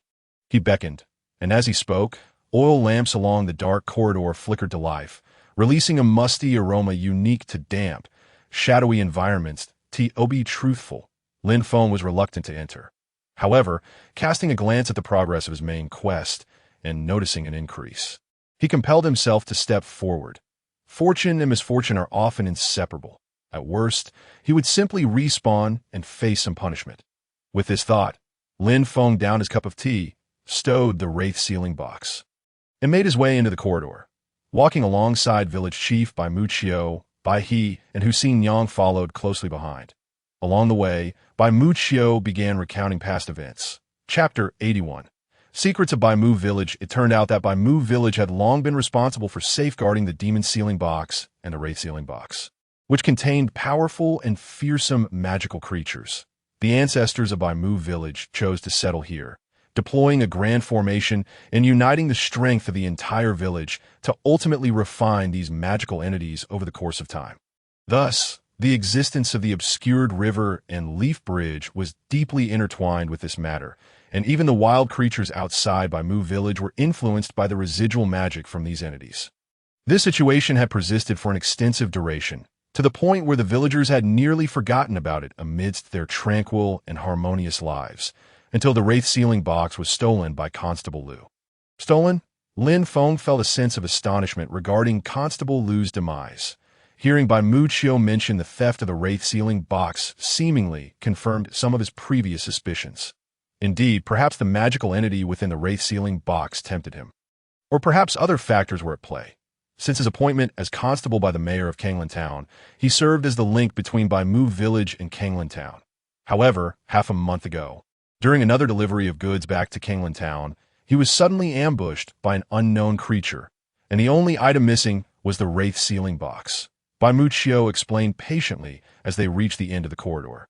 Arriving at a massive altar, the long stone steps were illuminated by a faint, ghostly blue glow, and the high ceiling of the cavern sparkled with points of light resembling stars. The wraith sealing box was once transported to Kanglin Town and then returned to Baimu village. Upon hearing this, Lin Feng felt that the situation was becoming increasingly bizarre. Baimu Qiu nodded, adding, "This matter is deeply entangled and quite complex. It is entirely normal for you, Sword Envoy, to be unaware of certain details." Understanding the implications of Baimu Qiu's words, Lin Feng realized that this task might unfold like a serial, and with his current game progress, he would not be able to delve deeper into the mysteries at play. "Now, what do you require of me next, village chief?" Since some details were unrelated to him, Lin Feng refrained from probing further and directly inquired about the task at hand, given the unique nature of the wraith sealing box. "You will need to ascend the altar and place the wraith sealing box into the designated recess. I appreciate your assistance." As he spoke, Baimu Qiu bowed deeply to Lin Feng, sensing that this task was likely to yield unexpected complications. Lin Feng chose not to summon Hussein Yang, instead instructing her to wait in place. Thus, Lin Feng ascended the steps alone, feeling an increasing chill with each step he took. That it was as if sinister forces were gathering around him, causing his body to tremble involuntarily. System prompt. Player Hey by Say EGN, you are about to encounter the enhanced platinum level boss, Wraith Incarnation. What the hell? Upon receiving such a prompt, Lin Feng hastily checked the consumables he had stored within the crocodile belt, particularly his health and mana levels. To on the side of caution. He even placed a health potion in his mouth and retrieved a talisman, ready for immediate use. After confirming that nothing was amiss, Lin Feng breathed a sigh of relief and continued his ascent towards the altar above. That he walked at a measured pace. As he ascended the final step, the deepening chill that had enveloped him abruptly vanished, revealing two rectangular pillars and a square altar before him. But on the left stone pillar rested a box, while the right pillar stood empty. It was evident that the object on the left was the sealed box of the spirits, while the vacant spot on the right was where he was to place the box of the wraiths. Taking a deep breath, Lin Feng retrieved the box of the wraiths from his inventory and approached, placing it solemnly upon the altar. In that instant, a mysterious force enveloped the entire altar, accompanied by roiling dark clouds and thunder above Lin Feng. A plethora of black mist transformed into tendril-like entities, intertwining and entwining around one another. Ultimately, before Lin Feng's gaze, a creature with two heads sprouting from its forehead and four wings emanating from its back, adorned with grotesque biological visages, suddenly materialized. Its left hand wielded a flesh knife, while its right hand bore a claw, presenting an eerie posture of attack. Roar! A wave of sound coalesced, and a tempest mixed with a foul odor surged towards Lin Feng. Chapter 82. Battling the Wraith's Avatar. The moment Lin Feng caught a whiff of the stench, he nearly retched up his last meal, hastily covering his mouth and nose to stifle his breath, utilizing his insight skill to examine the attributes of his foe. Wraith Avatar, Enhanced Platinum Boss, Level 36 Health, 18,000 Physical Attack, 600 Physical Defense, 460 Magical Defense, 380 Movement Speed, 180 attack speed, 18 hits S active skills. True Wraith gains the blessing of the True Wraith. Health 10, 000, physical attack 300, physical and magical defense 200, lasts for 10 minutes, cooldown 1 hour. I am the Wraith, and I am the Spirit. After the casting concludes, splits the Wraith's essence, restoring all health. With each Wraith possessing all attributes from before division and a maximum health of 12, lasts for 10 minutes, cooldown 1 hour. Phantom Step, movement speed 100. While moving, creates illusory shadows behind, causing enemies who touch them to be slowed by 10. Illusions last for 10 seconds. Phantom Step lasts for 10 minutes, cooldown 1 hour. Demonic Adoration, as a revered entity among demons. The Wraith can command surrounding lesser demons and spirits to serve it. Summon strength varies with the current environment. Passive skills. Feign death. You cannot truly kill the Wraith. You can only seal it. When its health reaches 0, you have 1 minute to seal it within the Wraith box. Failing to do so, the Wraith will resurrect after 1 minute. Wraith Skin. Final damage reduction 500. Fortunate was Lin Feng to acquire this information through his insight. Otherwise, given its appearance and imposing presence, he might not have dared to confront it directly. Even so, upon seeing the attributes, Lin Feng could not help but gasp in astonishment. Had he known, he would have first sought to activate the teleportation array within the village of White Eyes. The intensity of this boss made Lin Feng contemplate his imminent defeat the moment he comprehended its attributes. There was no escaping it. He would give it his all and fight, gritting his teeth. Lin Feng consoled himself as the Wraith Avatar's 2 fleshy wings suddenly flared, propelling its entire form toward him. Passive skill, Demonic Adoration, activated that in an instant, numerous demonized minions materialized out of thin air, converging upon Lin Feng. With a movement speed of 180, Lin Feng felt no fear. However, should he provoke the Wraith, the situation could become exceedingly precarious. As the Wraith Avatar charged forward, Lin Feng swiftly produced a gas bomb. Effect: single-use item, capable of inflicting 20 points of true damage within a 10m radius. Lasting for 15 seconds, he hurled it towards the approaching FOIT hit. Simultaneously, Lin Feng's piercing gaze sharpened, disregarding the demonized minions as he propelled himself forward. The Wraith Avatar, with its volatile temperament, noticed the object Lin Feng had thrown and swung its sharp flesh knife, effortlessly cleaving the gas bomb in half. With a resounding explosion, the bomb detonated, releasing a cloud of toxic mist that rapidly corroded the Wraith Avatar's form. -20, -20, -20 due to the Wraith Avatar's vast size. Multiple instances of -20 true damage appeared simultaneously. The damage was minimal. In fact, had it merely been a matter of its body suffering corrosion, it would scarcely have felt any pain. Only its eyes, being its most vulnerable aspect, experienced the sharpest sensation of discomfort. Instinctively, the white membranes of the Wraith Avatar's 4 eyes descended and combined with the obscured vision from the toxic mist. The surrounding environment became indistinct. Lin Feng's intention had been to obscure its sight, and with that goal achieved, he would not let such an opportunity slip away. Active skill of the Green Python Boots. Serpent's Glide, utilizing serpentine footwork, swiftly approached the opponent, enhancing movement speed for the next second, gaining a 100 movement speed bonus for 1 second. At the very moment the Wraith Avatar lost sight, Lin Feng swiftly maneuvered behind it, forming a hand seal, Dragon Binding Seal. Lin Feng's voice resonated with authority. Double Dragon Binding Seal. Cost 2,000 mana points. Upon the conclusion of the spell's casting, locks onto the opponent, inflicting damage equal to current spell attack power multiplied by 10.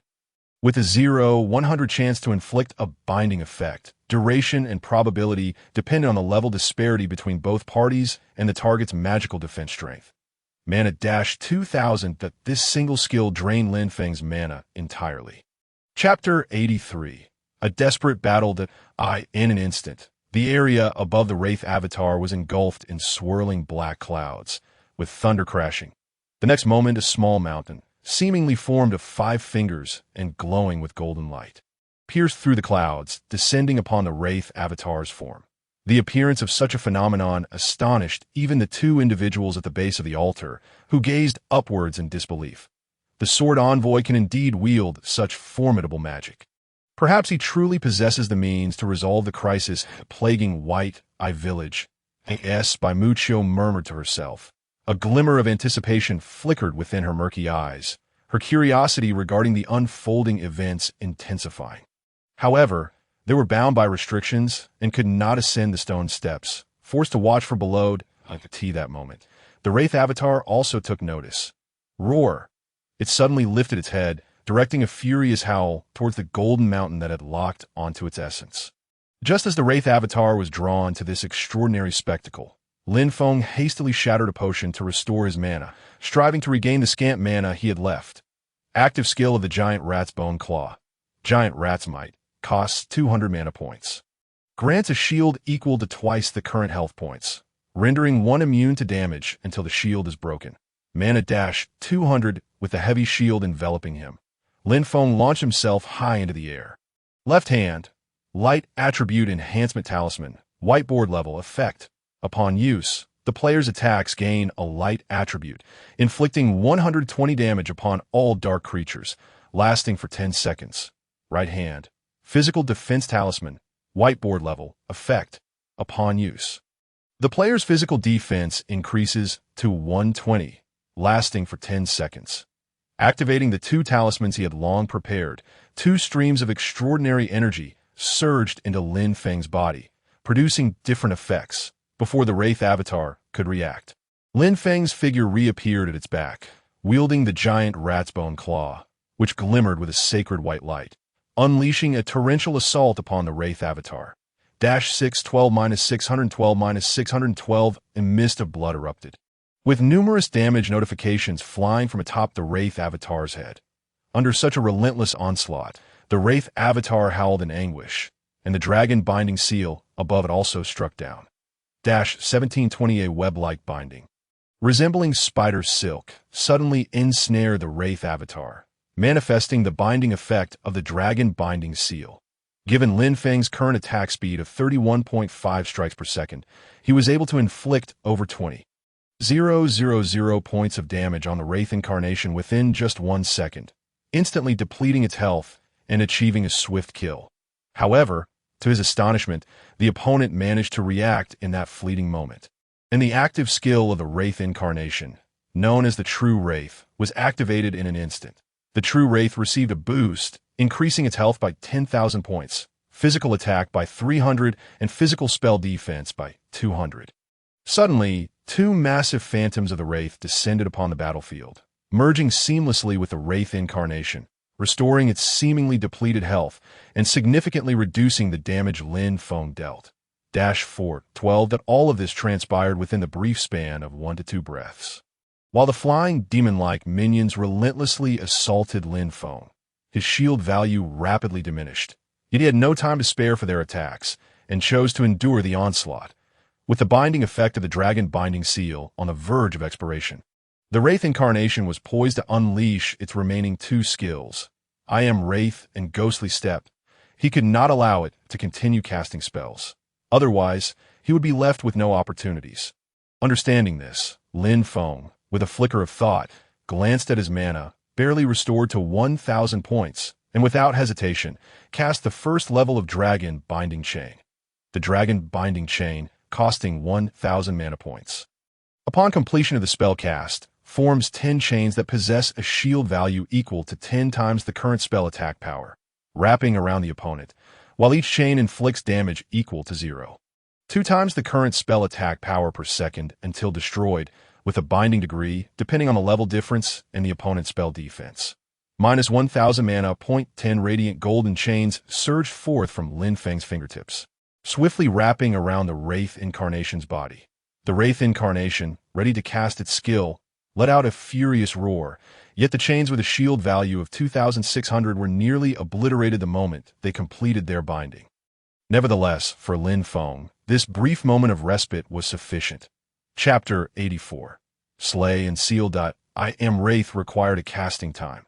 Given the current state of the Wraith Incarnation, attempting to cast it forcefully would likely result in instant demise. Yet Ghostly Step was not bound by such constraints. The Wraith Incarnation's movement speed surged, and it swiftly redirected its attacks, unleashing a furious assault as its health plummeted below 5,000 points. Targeting Lin Feng's frail form for a counterstrike, the active skill of the Bronze Talisman, Holy Light Protection, was activated, granting a defensive shield lasting 1 second to block one of the opponent's standard attacks. Even so, in the ensuing exchanges, Lin Feng's shield shattered, and his health rapidly dwindled by nearly 3,000 points. Lin Feng-558, Wraith Incarnation-412. Amidst the clash, Lin Feng felt as though his body was being sliced by blades and bludgeoned by hammers. The tearing pain and the impact were excruciating, even at a mere intensity of 10, making it quite unbearable. Especially since his health was nearing its end, continuing this stalemate would likely lead to his demise before the opponents. No, he needed to buy just a little more time. Black Rhino. With Lin Feng's roar, the active skill of the Black Rhino armor, Soul of the Black Rhino, was activated, summoning a Black Rhino with fixed attributes to assist him. With a resounding roar, the Soul of the Black Rhino materialized between Lin Feng and the Wraith Incarnation. Soul of the Black Rhino, Bronze level boss. Level 15 health, 3,000 physical attack, 200 physical defense, 120 movement speed, 30 attack speed, 3 strikes per second passive. Tough Hide reduces damage from any attack by 40 points. Active skill, Black Rhino's Trample. Issues a 10-second war taunt, inflicting 200 points of spell damage within a 10m radius, and slows all targets by 50 for 10 seconds, with a 30 chance to stun the target for 3 seconds, the moment the Black Rhino appeared. It immediately absorbed the Wraith Incarnation's attacks. Though it only endured 4 strikes before disintegrating into ash, it was more than enough for Lin Feng. Apologies, your life is now forfeit. Lin Feng glanced at the opponent's health bar, a cold glint of murder gleaming in his eyes. Giant Crocodile Belt active skill.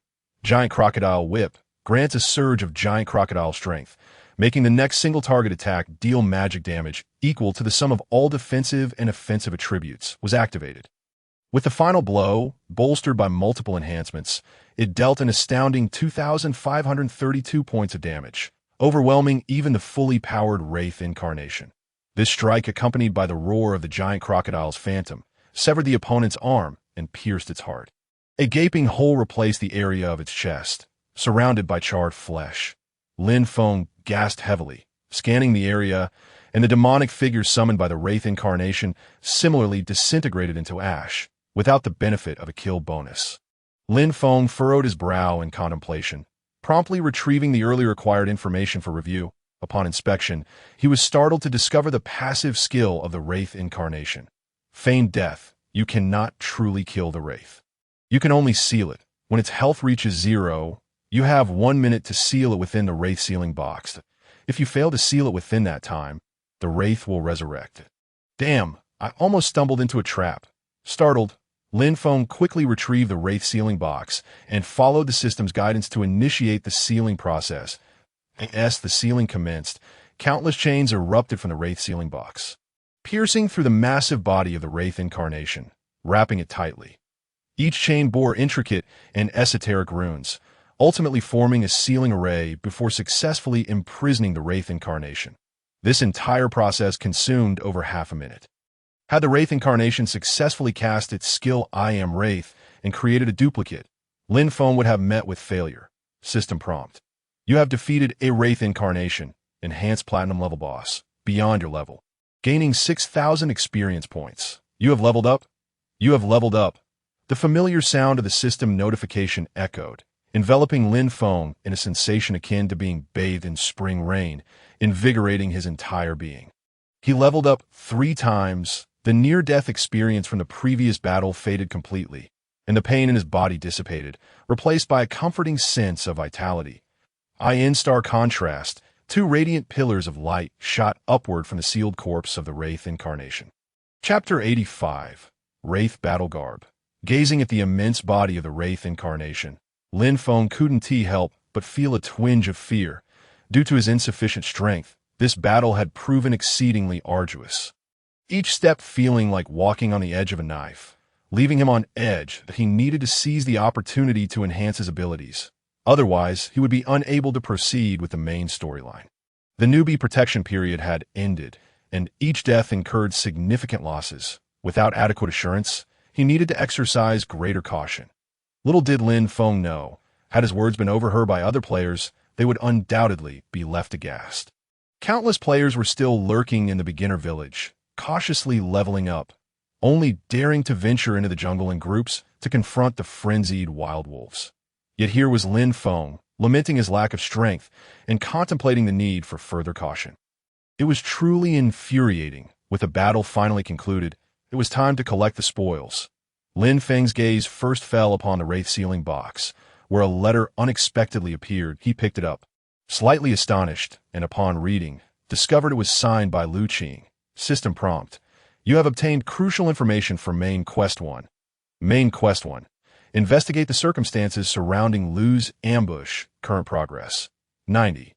Defeat the Wandering Mountain Ghost. 500. The progress was nearly complete. He would soon present this letter to the village elder to finish the quest. Upon reaching this point, Lin Feng's taut nerves finally began to relax. What he did not anticipate was that this treasure chest turned out to be another double yellow egg. Many parts of the wraith's embodiment were composed of biological materials, which Lin Feng hastily collected into his material inventory. Naturally, he was filled with anticipation regarding the 2 platinum treasure chests. The last platinum chest had yielded the formidable technique, the Great Wilderness Captive Dragon Art. Although the 3rd tier of the technique was immensely powerful and compensated for Lin Feng's lack of active skills. Its effectiveness was limited due to its incompatibility with his innate talents. Given his current circumstances, acquiring new equipment was far more enticing. Taking a deep breath, Lin Feng chose to open the chest directly. System notification: congratulations, Heibai, Sei Yijian. You have obtained a Wraith Battle Armor from the Platinum Treasure Chest. Wraith Battle Armor, Wraith Set, Quality, Platinum Minimum Realm Requirement.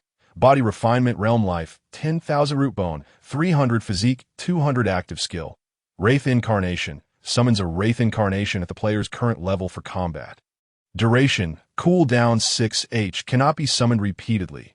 Active Skill, Demon Army, opens a portal to summon a group of demons below your own level by 10 levels, with a number equal to your current level. Demon Duration, cooldown 12h, cannot be summoned repeatedly. Passive Skill, Wraith's Might, Life 5,000, Physical and Magical Defense 100, Passive Skill. Hardened Skin, Final Damage Reduction 200, Platinum Level Wraith Set Effect. 2 pieces, Physical Attack 500, not activated. Upon witnessing the attributes of this equipment, Lin Feng gasped in astonishment. Goodness, wouldn't he be unstoppable from now on? Against wild monsters below level 40, he could probably stand there and let them strike without losing a single hit point. The only concern was that after enhancing his talents, he might not be able to equip it. He decided to give it a try. Lin Feng donned the Wraith Battle Armor. Wraith Battle Armor, Wraith Set, Quality, Dark Gold, Talent Enhanced, Minimum Realm Requirement. Foundation Establishment Realm Body Refinement Realm. Minimum Realm Requirement increased due to Talent Enhancement. Reverting to pre-enhancement level. Life 20,000 Root Bones, 600 Physique, 400 Active Skill. Wraith Incarnation, summons a Wraith Incarnation at the player's current level for combat. Duration, cooldown 4h, cannot be summoned repeatedly. Active Skill, Demon Army, opens a portal to summon a group of demons below your own level by 5 levels. With a number equal to your current level, Demon Duration, cooldown 8h, cannot be summoned repeatedly. Passive Skill, Wraith's Might, Life 1000, Physical and Magical Defense 200, Passive Skill. Hardened Skin, Final Damage Reduction 400, Aura Skill. Wraith's Pressure, when activated. Players below your level by 10 will find it difficult to approach, and forced approach will inflict damage, with damage values affected by level differences and multiple factors. Mana cost 0.1 points per second. Dark Gold Set Effect. 2 pieces. Physical Attack 1000. Activated Chapter 86. Heaven-defying attributes. Terrifyingly strong, powerful. Incredibly powerful. After upgrading to Dark Gold, the attributes of this Wraith Battle Armor were extraordinarily formidable, and it even possessed set attributes that if the remaining platinum chest could grant him another piece of equipment. The speed of his subsequent upgrades would likely be akin to riding a rocket. Lin Feng swallowed hard, his heart filled with trepidation as he prepared to open the other platinum chest. System notification: Congratulations, Heibai, say EGN. You have obtained a Wraith Battle Ring from the Platinum Treasure Chest up by the heavens. It truly came out. Lin Feng couldn't help but burst into wild laughter, only to suddenly recall something. And his laughter abruptly ceased. A ring. Surely this ring wouldn't be some kind of scam. The ring appeared to be forged from meteorite iron, intricately carved with vividly depicted wraith skulls, which seemed to be laughing and crying, captivating all who gazed upon it. What an eerie ring! Lin Feng muttered to himself, shaking his head as he examined the attributes of the Wraith Battle Ring. Wraith Battle Ring, Wraith Set, Quality, Platinum Mana, 2000 Mana, Regeneration Speed, 10 points per second Intelligence, 300 Spirit, 200 Active Skill. Wraith's Eye inflicts a powerful mental attack on enemies, causing spell damage. Damage value equals current spell attack power 5. Cooldown 1h. Passive skill. Mental Barrier. Increases resistance to negative effects. Platinum level set effect. 2 pieces. Physical attack 500. Not activated. What a splendid item. It instantly bolstered his confidence in unleashing the third tier of the Great Wilderness Captive Dragon Art. Moreover, this ring was part of the Wraith set. Lin Feng hastily adorned it on his finger. Wraith Battle Ring Quality. Dark Gold. Talent upgraded. Mana 4000 Mana. Regeneration Speed. 20 points per second Intelligence. 600 Spirit. 400 Active Skill. Wraith's Eye inflicts a powerful mental attack on enemies, causing spell damage. Damage value equals current spell attack power 5. Cooldown 30 minutes. Active Skill. Thorn Entangle. After a 5-second cast, deals area damage and binding effect centered on oneself.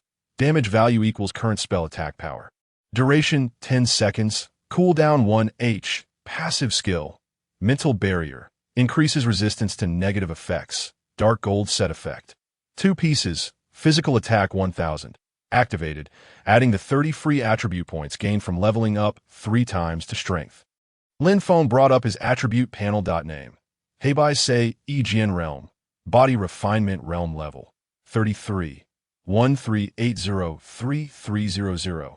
Life. 26,900. Base 1800. Talisman 100. Armor 24,000. Title 300. Belt 200. Appellation 500. Mana 10,110. Base 960. Mask 100. Talisman 200. Ring 8050. Title 300. Appellation 500. Physical attack 2,310. Base 330. Weapon 800. Title 60. Appellation 100. Set 1000. Spell attack 1,460. Base 100. Title 60. Appellation 100. Ring 1200. Physical defense 910. Base 90.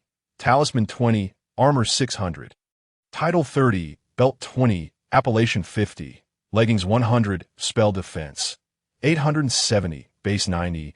Mask 20. Talisman 60. Armor 600. Title 30. Belt 20. Appellation 50. Movement speed 330. Base 125. Mask 5. Weapon 100. Title 10. Appellation 50. Cloak 20. Attack speed 33 times per second 31.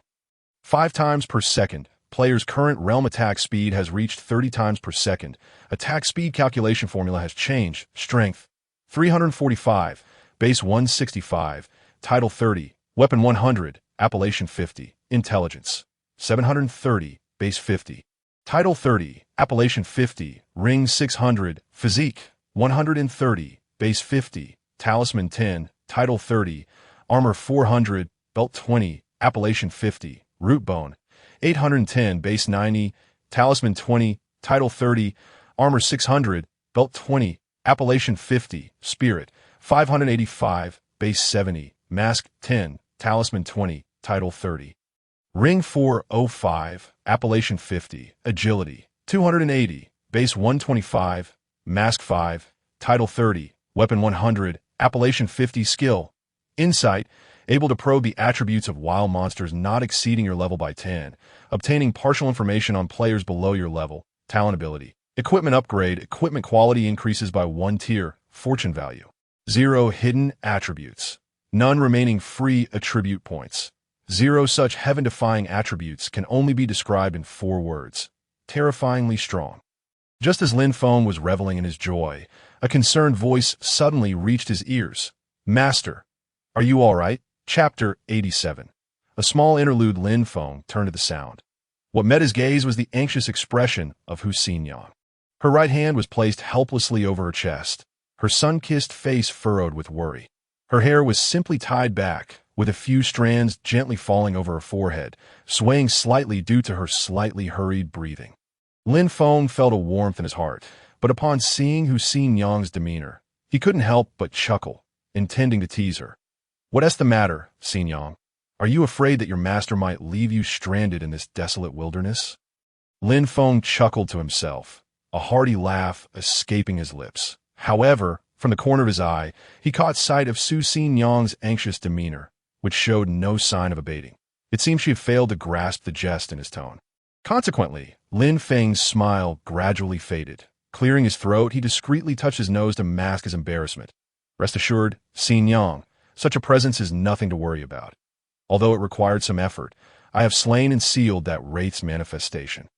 As he spoke, Lin Feng approached Su Xinyang.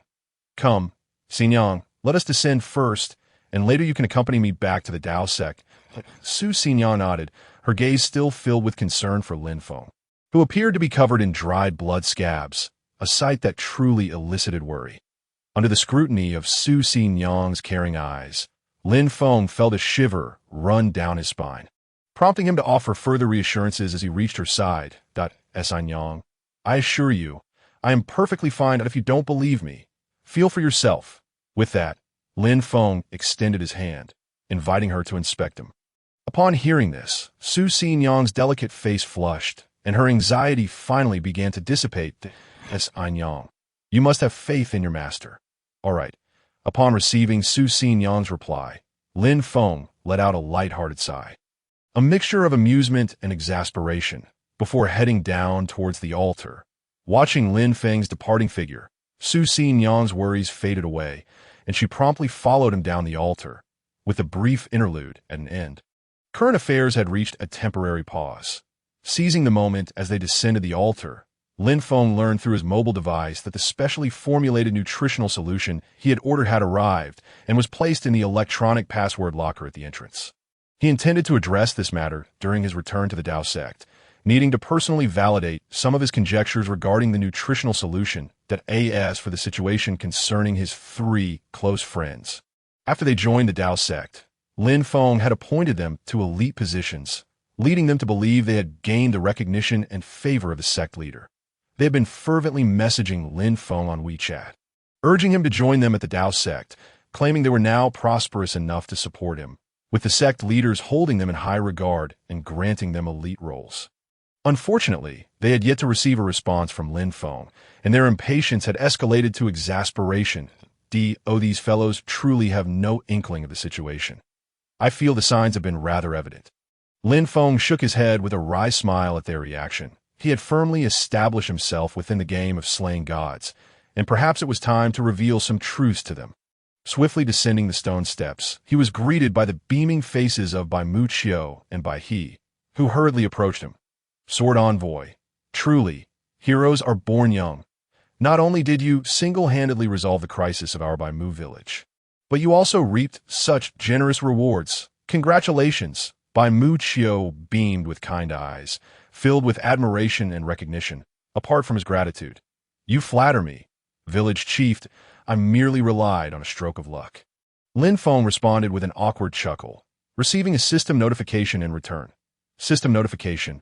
Player He Bai Sei Jian has gained 100 favor points with village chief Bai Qiu. Bai gazed at Lin Feng with gratitude and respect. Clasping his fists in salute, Sword Envoy's valor is a model for us all. I am truly in awe. System notification. Player He Bai Sei Jian has gained 150 favor points with the militia captain Bai Qiu. Bai He, are you implying something? Lin Feng replied with a smile, feeling quite jovial and instinctively wanting to jest. Imply? I'm not certain what you mean, Sword Envoy. I beg for your clarification. Bai He, appearing earnest, left Lin Feng momentarily speechless. After a moment's thought, he concluded that conversing with NPCs in the game required a more straightforward approach. They likely would not comprehend certain internet vernacular. With this in mind, Lin Feng waved his hand dismissively. What I meant was, it doesn't hold much significance. Ignoring the trio's bewildered expressions, Lin Feng swiftly produced the letter penned by Lu Qing, redirecting the conversation towards the village chief. By the way, village chief, after the demise of the creature that emerged from the wraith sealed box, I received this letter. He extended the letter towards Bai Muqiu. This is, Bai Muqiu's expression shifted drastically as he read the words on the letter, prompting Bai He to lean in, his demeanor also transforming. After exchanging glances, Bai Muqiu solemnly unfolded the letter and, after a brief hesitation, began to read its contents aloud. The letter was addressed to Bai Muqiu, referring to him as Grandpa Village Chief. Lin Feng summarized the primary points of the letter as follows. 1. Lu Qing warned Bai Muqiu that he might encounter misfortune during the next supply delivery, cautioning him that if such an event were to occur, he should beware of the Wraith's sealed box, which might stir into chaos. 2. Only 6 individuals were privy to the information regarding the Wraith's sealed box being transported to the mayor's residence in Kanglin Town. Lu Qing, the mayor of Kanglin Town, the head of the Kanglin Town Guard, the steward of the mayor's residence, Bai Muqiu, and Bai He. Lu Qing expressed suspicion regarding the guard captain and the steward. 3. Should the Wraith's sealed box be stolen, it would likely herald disaster for Bai Mu village, and he advised Bai Muqiu to prepare in advance. Finally, Lu Qing expressed his regret for disappointing Bai Muqiu and outlined his last wishes, requesting that Bai Muqiu ensure he is laid to rest peacefully, along with some trivial matters. These revelations may correlate with the forthcoming main storyline quests. Lin Feng silently noted them down, wishing to avoid any unnecessary troubles stemming from these details in the future.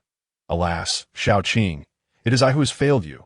With a long sigh, Bai Muqiu's murky eyes glistened with unshed tears. Bai He, witnessing this, also sighed deeply, his own eyes misting over. Lin Feng had no interest in indulging in emotional theatrics. He was not present to spectate a drama, with the system notification still absent. The main quest remained incomplete, and Lin Feng had no desire to waste time there. Thus, he felt compelled to interject and disrupt their poignant display. Village Chief, based on the contents of the letter, it appears there may be more to the incident involving Lu Qing's ambush. Could it be that Bai Mu village is ensnared in some conspiracy? Hearing Lin Feng's inquiry, Bai Muqiu wiped away the tears from the corners of his eyes with his sleeve and began to speak. Sword Envoy may not be aware, but Bai Mu village, in addition to guarding the Wraith Seal Box and the Wraith Seal Box for generations, is also responsible for regularly cleansing the surrounding area of monsters. These matters are not particularly secretive. With a little inquiry, Sword Envoy could easily discover them. As Bai Muqiu spoke, a hint of helplessness flickered in his eyes. It is somewhat shameful to admit, but in recent years, due to the dwindling population of Bai Mu village and the loss of many strong warriors, we find ourselves in a dire state. The power of the monsters has seeped into the formations, continually eroding this land, leading to increasingly severe crises for our village. The proliferation of monsters has even attracted the covetous gaze of bandits, whose aim is to shatter the seals of the Wraith Sealed Box and the Wraith Sealed Box, releasing the formidable fiends within. These malevolent spirits possess overwhelming power, yet for those who cultivate demonic arts, they are irresistibly tempting. Some individuals covertly sabotage our efforts, attempting to muddy the waters and achieve their nefarious ends. As he spoke, Bai Muqiu let out a deep sigh, his expression heavy with fatigue, a testament to the centuries of unyielding duty that had rendered Bai Mu village into its current lamentable state. Even as the village chief, he was uncertain of the path ahead, compelled to fulfill the wishes of his ancestors and continue this endeavor until the day he met his end, when he would finally find solace. Chapter 89. Returning to the room, there is a matter in which I would require the assistance of the Sword Envoy. The village chief was being overly polite, no matter the request. He need only speak, and I shall do my utmost to fulfill it. Upon receiving Lin Feng's earnest affirmation, Bai Muqiu retrieved a letter from within his sleeve, inscribed with the words to the Honorable Mayor, and signed by Bai Muqiu.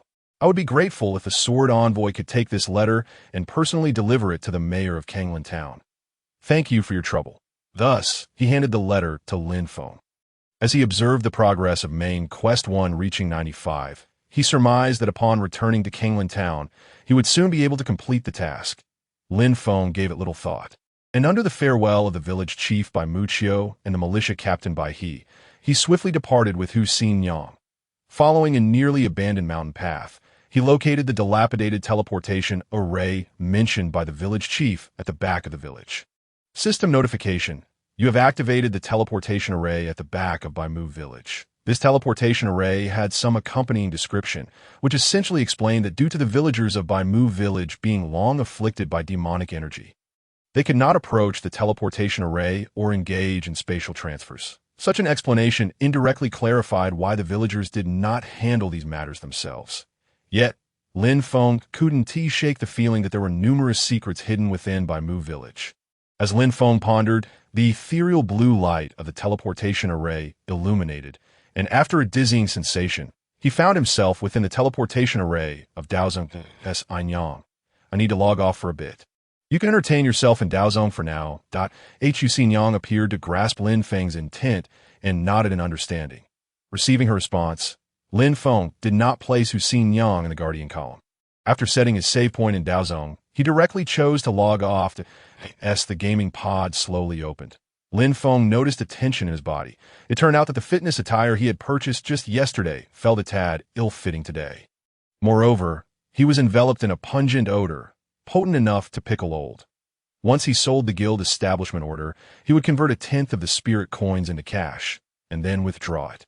With this thought, an unusual gleam sparked in Lin Feng's eyes. The auction price for his guild establishment order had soared close to 800,000 spirit coins, equivalent to nearly 80,000 RMB, coupled with the over 20,000 spirit coins he possessed.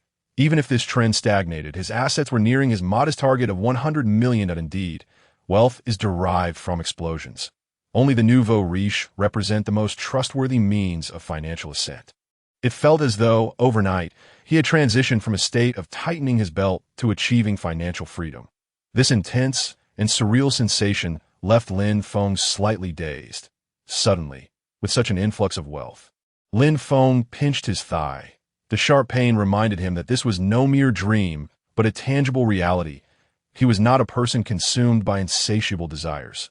On the contrary, he was easily satisfied. However, this did not deter him from pursuing his dreams. Perhaps soon, he would embrace an entirely new mode of life. Lin Feng murmured to himself. With a flicker of thought, items within the world of the god-slaying game began to materialize. It was only when the floor beneath him creaked under the weight that he realized, and he began to remove his equipment. After cleansing himself, Lin Feng stepped outside, retrieving the specially formulated nutrient solution from the password cabinet at the door. Subsequently, he returned indoors, approached the gaming pod, exchanged the nearly depleted nutrient solution, and promptly inserted 10 new solutions into the designated slots. He then ordered another 10 specially formulated nutrient solutions online, and took out his phone to send several messages in the group chat. The gist of the messages conveyed that he had some matters to confess to them, urging the three to prepare themselves mentally. Having completed these tasks, Lin Feng took the exchanged nutrient solution and moved to the window. Gazing at the towering cityscape outside, and then at the nutrient solution in his hand, a myriad of thoughts surged within him. Chapter 90. The coming storm, once a colossal entity, it seemed that now it might not be so unassailable after all. He had thought that the events of yesteryear could only be swallowed in silence. Yet the heavens had bestowed upon him this rare opportunity. With this realization, Lin Feng tightened his grip, shattering the nutrient solution in his hand. Shards of glass scattered wildly. However, in the next moment, the chaotic shards were instantaneously confined by a formidable, invisible force.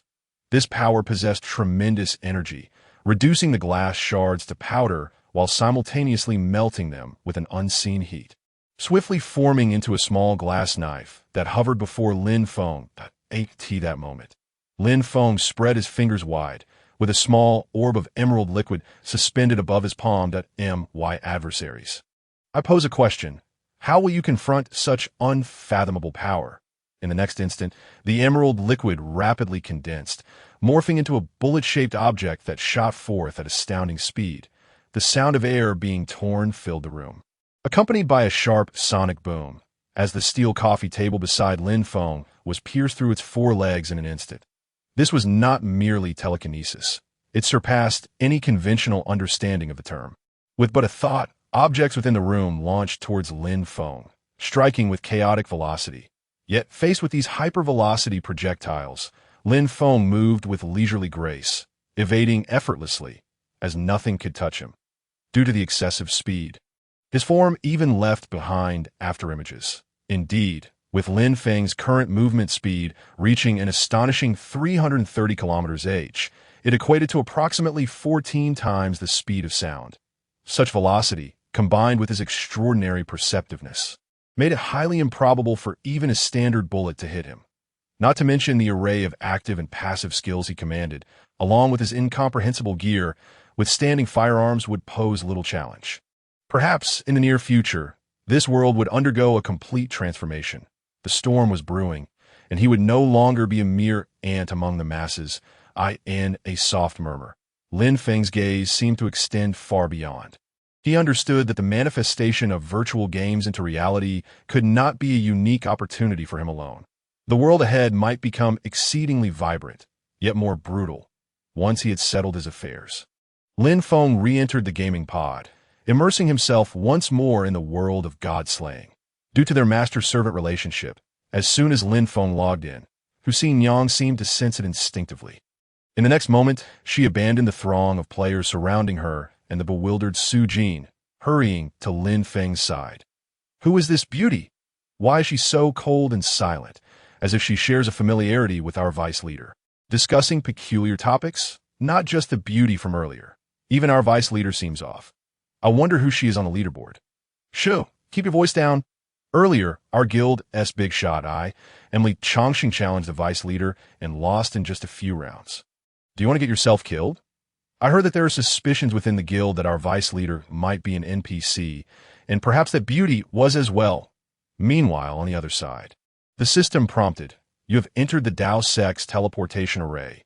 Lin Feng's figure swiftly materialized, observing the scene of the Dao Sect, which he had single-handedly established, yet was now utterly transformed from its nascent state. Lin Feng felt a deep sense of emotion.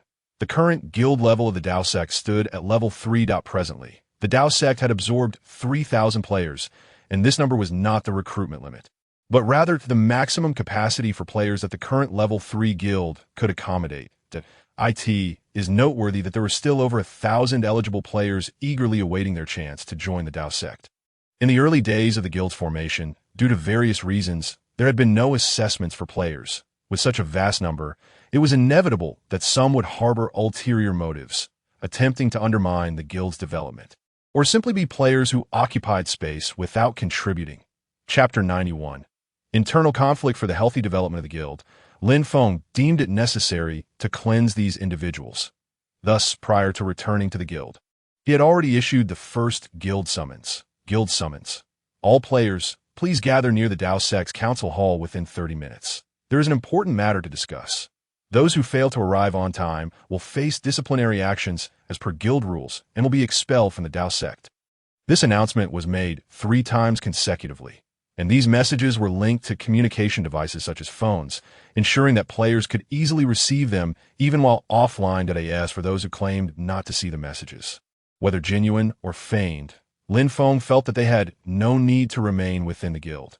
The advance notice of 30 minutes was considered ample time for all players within the guild. If someone had special circumstances, they could only lament their misfortune. The Dao Sect could not accommodate such special individuals. Simultaneously, the entire Dao Sect chat group erupted with excitement. Aside from the guild summons, many members returned to the guild merely to catch a glimpse of their elusive leader. With only 10 minutes remaining until the designated time, Lin Feng's figure suddenly appeared within the guild's teleportation array. With a swift step, he found himself on the open ground outside the array. Due to his title as the foremost leader of the world's top guild, his appearance was akin to the radiant moon rising in the darkness, instantly drawing everyone's attention. Indeed, as soon as Lin Feng entered the guild, someone immediately shouted, "The leader has returned. The leader is truly back. The leader is here. Quickly, my friend, help me take a picture with the leader. I want to post it on my social media." "What are you yelling about?" "I want a picture with the leader too." The guild members were as thrilled as if they had encountered a superstar. "Fellow members, please gather in front of the guild's council hall square. Lin Feng said to avoid any complications. He then dashed toward the council hall at his maximum speed, leaving behind a group of astonished guild members. Come on, it's just a game. What is there to show off about? Keep your voice down. Do you want to get kicked out? What is there to fear? It's just a game. If he annoys me, I'll leave the guild. You should say less. Let us hurry over. Unbeknownst to them, this conversation was overheard by the NPCs within the guild, who silently memorized their faces before heading toward the council hall. Lin Feng's speed was astonishing. Along the way, many could hardly catch a glimpse of him before he vanished from sight. Soon, Lin Feng reappeared near the council hall at the railing of a high building. With his hand resting on the railing, it was effortless for Lin Feng, with his current strength, to conceal his aura. Gazing down at the multitude of players gathered below, who appeared utterly undisciplined apart from the NPCs. A myriad of complex emotions flickered in Lin Feng's eyes. If the times were to change, what I require is a cadre of elite aides, rather than the disarray I see before me. Su Jin had spoken true. Every family has its rules. Every guild its regulations to foster the development of the guild and to forge a formidable force. It was time to instill some discipline among the members. Su Jin had long informed Lin Feng of many matters concerning the guild. However, Lin Feng had been preoccupied with leveling up, lacking the time and energy to attend to such trivialities. Now that he finally had the time, Lin Feng had returned to the Dao sect for these very issues. Currently, on the leaderboard for the Dragon Kingdom region, Lin Feng's name and level stood unparalleled. Dragon Kingdom region level rankings. Rank in O. 1. Heibai Sei E Jian, level 33, body refinement stage. Rank number 2. Long Jun, level 24, body refinement stage. Rank number 3. Ing Luo Shui, level 22, body refinement stage. Rank number 4. Washirli Changsheng, level 21, body refinement stage. Rank number 5. Gong Sun 1 Air, level 21, body refinement stage. Rank number 100. Xiao Long de Shun, level 18, mortal body. Lin Feng observed that the top 100 in the Dragon Kingdom region had remained relatively unchanged. It was still the same group of individuals, and the level disparities were nearly identical to those of the past, with the sole exception being Lin Feng, who had dramatically widened the gap to an insurmountable degree in just a single day. Chapter 92. Paying respects to the guild leader. The once formidable top 10 on the leaderboard had contemplated a direct encounter with Lin Feng, yet it had been a long time since anyone had mentioned such a notion.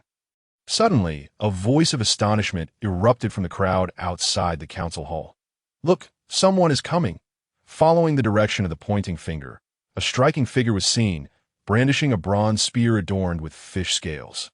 Racing toward them, the captivating silhouette, exuding an aura of lethal grace, immediately captivated the attention of numerous guild members. Under the watchful gaze of the crowd, the figure leaped gracefully, landing before a high building to bow in deference. Master, the voice was melodic yet resonant, exuding a sense of unwavering confidence, reminiscent of a seasoned female general. The title sister who left the guild members momentarily dumbfounded. Look, there is someone on the building. A keen-eyed member of the guild spotted this scene, prompting everyone to lift their gaze toward the figure, arms crossed, intently observing the assembly. At that moment, Su Jin, riding a robust steed clad in golden armor that resembled a formidable warhorse, led a contingent of guild elders, all mounted on armored steeds, in a synchronized approach. Behind them followed a group of guild members donned in iron armor, wielding long blades and spears. These were the subordinates trained by Su Jin and his fellow NPCs. Since Lin Feng had taken them under his wing, their levels seemed to have been unshackled, also experiencing a rise. Led by Su Jin, they resembled a disciplined and unyielding army, emanating an intense air of ferocity that rendered the guild members silent. Instinctively parting to make way, Su Jin leads the brothers to pay respects to the guild leader. We pay our respects to the guild leader. As they spoke, the NPCs bowed in unison, in an instant. A solemn and intense atmosphere enveloped the entire area, akin to a brave army preparing to depart for the front lines, pledging their loyalty before deployment. This scene and its accompanying aura left the many players present in a state of bewilderment.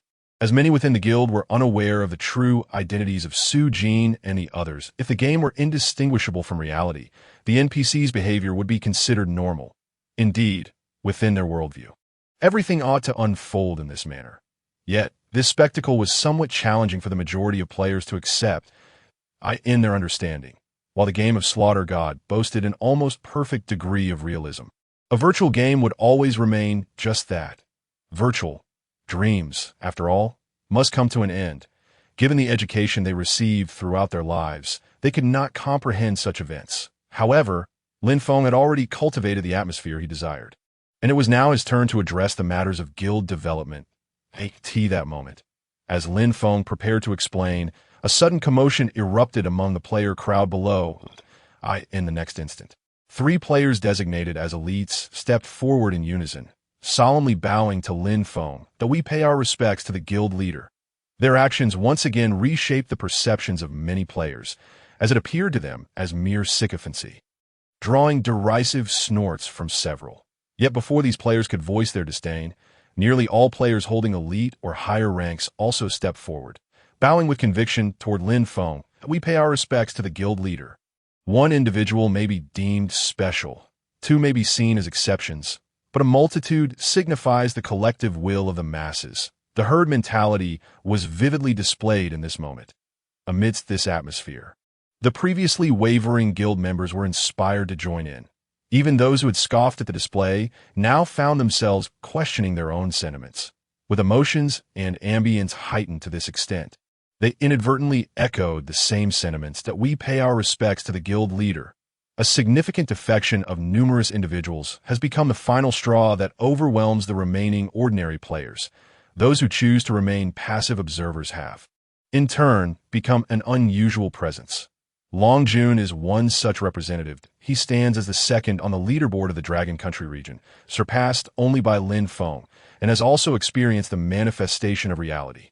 Not only him, but most players who have reached the refining body stage on the leaderboard have undergone this experience, fully aware of what it signifies.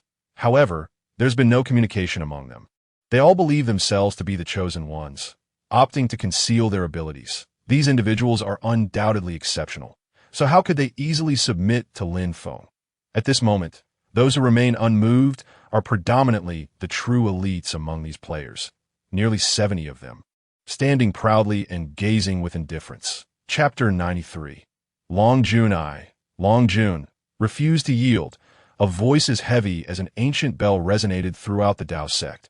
The crowd turned to see a robust man standing like an iron tower, nearly 2 meters tall, arms crossed, his expression stern as he fixed his gaze upon Lin Feng. Clad in full armor, his face obscured by a mask, his appearance resembled that of an ancient warrior. The exposed parts of his body showcased remarkably defined muscles, resembling coiling dragons, embodying an extraordinary physique.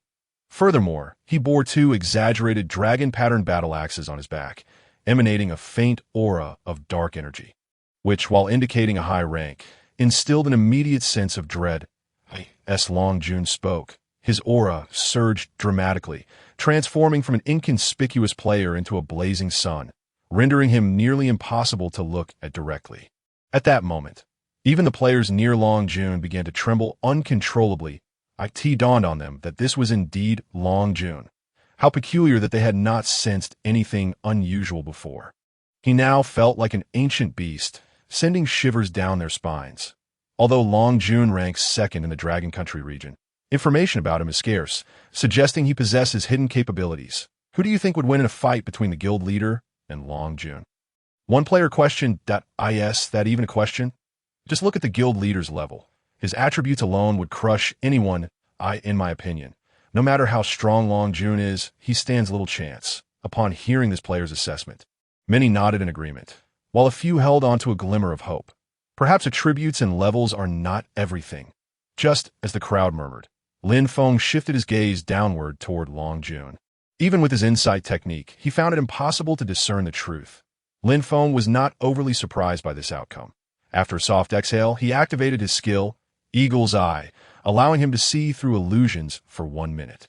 With a mere glance, he caused Long Jun's mind to tremble. Long Jun realm. Refining body stage level. 24 health. 3,000 physical attack, 660 magical attack, 0 physical defense, 260 magical defense, 0 movement speed, 140 attack speed. 14. Seeing Long Jun's attributes caused Lin Feng to raise an eyebrow. If they were both level 24, it was likely that with such combat prowess, Su Jin would not even be a worthy opponent. Unfortunately, there are no what-ifs. The gap between Lin Feng and Long Jun is akin to that between heaven and earth. Should he wish, he could eliminate Long Jun in the blink of an eye. Taking advantage of the effect of Eagle's Eye, Lin Feng's gaze swept across the players present, revealing their attributes as if they were laid bare. Among those of the same level, they might be considered the cream of the crop, yet in the face of the vast disparities, their attributes were utterly insignificant to Lin Feng, that he even found it beneath him to engage. Noticing Lin Feng's silence, Long Jun snorted disdainfully, interpreting it as fear of confronting him, and decided to provoke. "What's the matter, guild leader? Are you too afraid to spar with me?" Lin Feng smiled. A smile imbued with a different meaning. Preposterous. Just then, a delicate yet commanding voice pierced through the in an instant. A long spear with a bronze sheen was leveled before Long Jun had Lin Feng not refrained from issuing commands, and considering the other party was a Dao sect member. Long Jun would have been overwhelmed by a multitude of spear strikes, potentially facing death beneath the weapon that a woman who does not yield to men. Faced with Hussein Yang, the once indifferent expression on Long Jun's face now displayed a hint of seriousness. Her strength might not surpass his, but if a confrontation were to ensue, it would not be resolved quickly. Who is she? What is her connection to Heibai, say Ejian? In an instant, Long Jun's countenance shifted between shades of uncertainty and contemplation. Though he was physically formidable, he was not a mindless brute. Given that Heibai, say Ejian, occupied the top position in the Dragon Country region and was 9 levels above him, the gulf between them was insurmountable, but he would not be foolish enough to think he could overcome Heibai, say Ejian, through sheer strength alone. In light of his earlier remarks, Long Jun felt a twinge of regret. He was truly caught in a dilemma. Chapter 94. As you wish, seeing Lin Feng lightly leap from the high tower, he descended gracefully, aided by the bat-like cloak. As he touched the ground, an invisible force enveloped him, causing the dust and fallen leaves around him to scatter. The release of his energy was palpable in the world of the Killing God game. Achieving such a feat as Lin Feng require mastery at the pinnacle of the refining body stage. At this moment, the overwhelming energy encircled Lin Feng. Even those players who had reached the refining body stage could not discern his attributes, yet they gleaned some insight into his prowess. Yang. Step back. Yes, master. Upon receiving Lin Feng's command, Hussein Yang immediately sheathed her spear and retreated to the side. To be honest, I do not wish to engage in battle with my fellow sect members. But as the guild leader of the Dao sect, it is necessary to establish some authority through combat. Since it has come to this, let it be as you wish. Lin Feng spoke as he walked, an intense pressure transforming into an invisible weight, causing those standing nearby to feel as if they were sinking in a quicksand, the air around them growing heavy. Once eager participants began to feel the urge to withdraw. Just as the crowd assumed Lin Feng was about to strike, he suddenly halted. He extended his hand, pointing at all present who harbored dissent against him, flashing a grin that was both surprising and incredulous. I know there are more than just Long Jun who wish to challenge me, that I am someone who detests trouble. Rather than entangle myself with you later, it would be better to settle it now. Therefore, all those who harbor discontent, come at me together. If you can defeat me in unison, I will willingly relinquish the position of guild leader. Moreover, once the guild establishment decree is successfully auctioned off, I will present 1 million spirit coins as a gift to all of you. Arrogant, utterly audacious. Many players who were already brimming with confidence were instantly invigorated. Guild leader, do you truly mean this? One player hesitated to challenge Lin Feng alone. However, Lin Feng's confidence was overwhelming, daring to take on the entire guild by himself, regardless of being the Dao sect leader or the highest-ranked player in the Dragon Country region. It was undoubtedly an impossible feat. The notion of an ant taking down an elephant or losing a kingdom through carelessness was not beyond the realm of possibility. Such thoughts echoed the sentiments of many players present. Once a word is spoken, it is difficult to retract.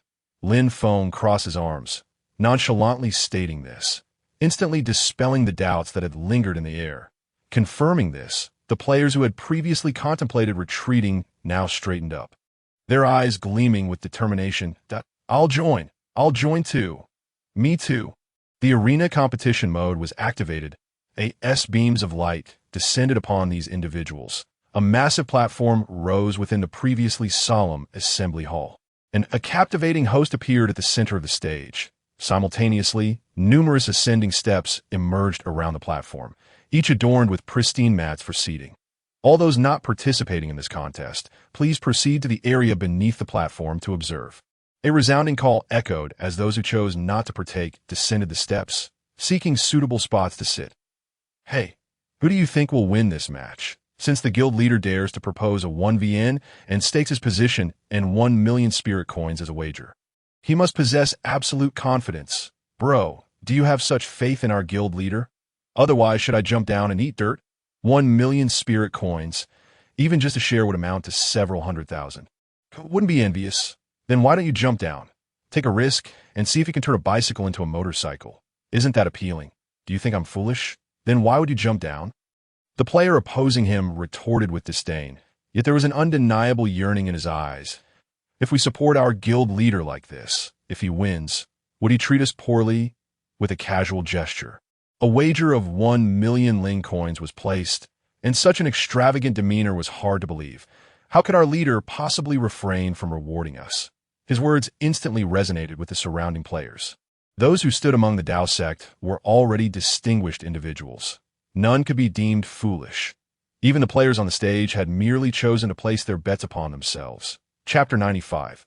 Dao Sect Arena Competition. It must be noted that the decree to establish our guild, placed by our leader, has now gone viral on Douyin. As you can see from the trading hall, with just over an hour left until the auction concludes, the price has surged to 1.6 million ling coins. What the heck, wasn't it just 1.4 million a moment ago? How did someone suddenly raise the bid by 200,000 ling coins? A staggering 1.6 million ling coins. 160 million. My goodness, in an instant, a cacophony of discussions erupted.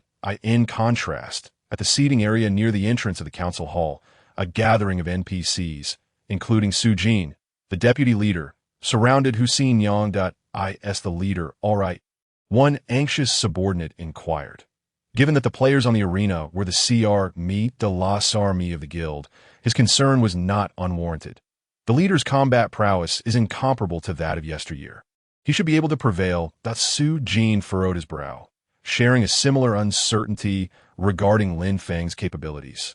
Yet, upon glancing at Hussein Yang, who appeared remarkably composed, he felt a modicum of reassurance.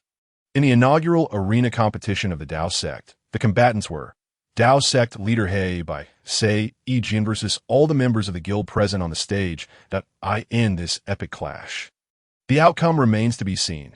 Who shall emerge victorious? I hereby declare the Dao sect arena competition officially commenced. As the melodious voice of the enchanting host resonated across the arena, the Dragon Legion, poised and eager, was immediately enveloped in a mass of rock, charging headlong towards Lin Feng. Simultaneously, Luo Shui brandished a magical short staff, summoning a throng of howling spectral wolves, her staff transforming into a red-thorned whip as she rode forth on one of the spectral wolves. Gongsun Wan Air's form flickered rapidly, and upon solidifying once more, she had multiplied into 4 identical versions of herself, each shimmering with enhanced attributes, surging towards Lin Feng with fierce determination. I Changsheng, with a smile, spread his arms wide, a multitude of slender vines coiling around his palms before he struck forcefully against the ground. In an instant, several writhing, thorny vines morphed into carnivorous plants, their gaping maws lunging hungrily towards Lin Feng. In a flash, players surged forward, casting spells, bestowing enhancements, and summoning creatures. The arena transformed into a vibrant spectacle akin to a fantastical film set, as Lin Feng stood poised to face a horde of ravenous predators, seemingly on the verge of being devoured. In the face of such relentless onslaught, Lin Feng remained expressionless, taking a single step forward. Mana Dash 4000 at the Great Wilderness Capturing Dragon Technique. Triple Capturing Dragon Finger. consuming 4,000 mana points. Upon completion of the spell's guidance, deals area damage equal to the current spell attack power multiplied by 20 and has a 0/100 chance of inflicting abnormal effects. Duration and probability contingent upon the level disparity in the target's magical defense. The once clear sky was abruptly shrouded by ominous dark clouds. As the clouds churned violently, their center began to whirl frantically, transforming into a vortex capable of engulfing the entire dowsect. Jagged bolts of lightning intertwined amidst a cacophony, coalescing into a colossal golden finger. This radiant finger, exquisitely detailed, emanated an aura of terrifying energy as it plummeted towards the arena below. Its appearance seemed to cause the very air around to tremble, as if the entire area beneath was destined for annihilation. My heavens! What is happening? Am I witnessing the apocalypse, accompanied by gasps of astonishment? When the crowd turned their gaze towards Lin Feng, an unbelievable scene unfolded. Countless dense zeros, along with a mere handful of single and double-digit damage values, erupted from above Lin Feng's head. Faced with the combined might of nearly half the strongest players in the Dragon Kingdom, he stood immobile, unyielding to any force attempting to disrupt him. The Sword Master, confronted by such a multitude of formidable assaults, astonishingly remained largely unscathed. Heavens, I recall that the Dragon Legion's signature move, Berserk Posture, inflicts damage exceeding 1,000 points with each strike. Yet why do their attacks seem no more than a mere tickle before our leader? Such an unimaginable reality surpassed my comprehension. Chapter 96. Annihilation, triple capturing Dragon Finger confronted by this extraordinary spectacle. Many were rendered momentarily petrified, experiencing a profound psychological and physiological blow. How can this be? A sense of helplessness intertwined with inexplicable horror enveloped the heart of the Dragon Legion. Perhaps he had anticipated some disparity between himself and Lin Feng. Yet he had never fathomed that the chasm could be so vast, akin to the difference between heaven and earth. The second-ranked player in the Dragon Kingdom. He held firm confidence, bolstered by his overwhelming strength, which had allowed him to look down upon others with pride. However, upon engaging Lin Feng in earnest the other party hadn't even made a single move. The individual he regarded as a rival stood there, motionless, while his own proud attacks were akin to mere feeble prods, failing even to register the opponent's attributes. This overwhelming sense of defeat was something the Dragon Legion could scarcely process. His gaze grew frantic. No, this cannot be. This was the desperate cry of the Dragon Legion's heart, a shared sentiment among all players who prided themselves on their prowess. Yet, as Lin Feng uttered a character that resembled divine retribution, all resistance came crashing down. Annihilate. As the words fell, the descending colossal finger plummeted with unfathomable swiftness. Boom! A blinding light erupted, a thunderous roar reverberated, and the arena trembled, with Lin Feng staggering 1460 points of spell attack power, unleashing an attack capable of inflicting 20 times that strength. Even a level 40 boss would likely struggle to endure, let alone these players who barely surpassed level 20. Damage overflowed, exceeding all limits. The surrounding blue defensive barrier flickered ominously, wavering under the pressure of the deafening shockwaves, on the verge of collapse. The spectators in the stands gaped, utterly dumbfounded by the unfolding spectacle. Moments later, as the flickering blue light of the barrier stabilized, a powerful gust swept away the dust, revealing hundreds of players sprawled on the ground, incapacitated. Only one person remained upright, akin to a solitary sun in the sky, arms crossed, calmly observing the scene before him. Announce the results. The previously unseen, enchanting host suddenly appeared, her voice imbued with excitement. That I declare that the victor of this arena challenge is Dao Sect Leader He, by Sei Yijian. After a brief silence, the arena erupted into fervent cheers. Our leader is magnificent. Our leader is invincible. In that moment, the entire Dao sect resounded with jubilant cries, while those who had fallen began to stir, gradually awakening, shaking their heads in confusion. They rose to their feet, gazing at Lin Feng with newfound respect, their earlier eagerness and defiance replaced by profound reverence. Bowing deeply, they offered their respects. Respect to the leader, scattered voices soon transformed into a harmonious chorus. The Dragon Legion regarded Lin Feng, and despite the latter's seemingly frail form, his clenched fists slowly relaxed, bowing solemnly in acknowledgement. Respect to the leader, fellow disciples. There is no need for excessive formality. Witnessing this, Lin Feng gestured with his hands, accompanied by a gentle breeze that lifted everyone upright. Lin Feng surveyed the previously unfamiliar faces, now appearing all the more endearing and familiar. 1 million Ling coins is indeed a reward for joining the sect. Although I have triumphed in the arena competition, this sum will be allocated by Deputy Leader Su Jin according to the ranks within our guild in the forthcoming period, all matters, both large and small, within the guild will be entrusted to capable individuals from management as the leader. Aside from appointing certain positions, I shall refrain from intervening in internal affairs. Currently, the hierarchy within the entire Taoist sect is as follows. From highest to lowest, Sect Leader 11, Deputy Sect Leader 12, Military Advisor 02, Guardian 04, Elder 08, Hall Master 016, Incense Master 032, Elite 6464, and Ordinary Members 29,373,000. Chapter 97. Issuing Orders. Next, I shall first appoint 3 close friends. Following that, I will assign positions based on contributions to the sect. Any subsequent adjustments will be entirely at the discretion of Deputy Sect Leader Su Jin. After delivering this statement, Lin Feng's gaze fell upon Wang Qian, Li Mo, and Ma Bai. Their in-game IDs are as follows: Killer Wang Xiao, Cooley Xiao, and Epic Ma Xiao. Killer Wang Xiao, Cooley Xiao, and Epic Ma Xiao, please step forward. The overly dramatic names caused Lin Feng to pause slightly as he pronounced them. However, as he slowly articulated their names, not only did the sect members stir, but for the 3 individuals, it was akin to a thunderclap on a clear day. You are, Wang Qian murmured, about to call out Lin Feng's real name, when Li Mo and Ma Bai quickly covered his mouth. Observing the dramatic shifts in their expressions, Lin Feng chuckled softly as he selected the appointment section of the sect system. The previously closed doors of the conference hall suddenly swung open. Lin Feng stood with his hands clasped behind his back, and in the blink of an eye, he appeared at the sect leader's seat within the conference hall. Following this, orders resembling edicts resounded like the tolling of mourning bells throughout the Taoist sect. Killer Wang Xiao, I appoint you as the Hall Master of the White Tiger Hall. Cooley Xiao, I appoint you as the Hall Master of the Azure Dragon Hall. Epic Ma Xiao, I appoint you as the Hall Master of the Black Tortoise Hall. With each decree uttered from Lin Feng's lips, corresponding scrolls of appointment shot forth, landing before the respective individuals. After the 3 opened their scrolls, they found themselves transported to their designated seats in the conference hall.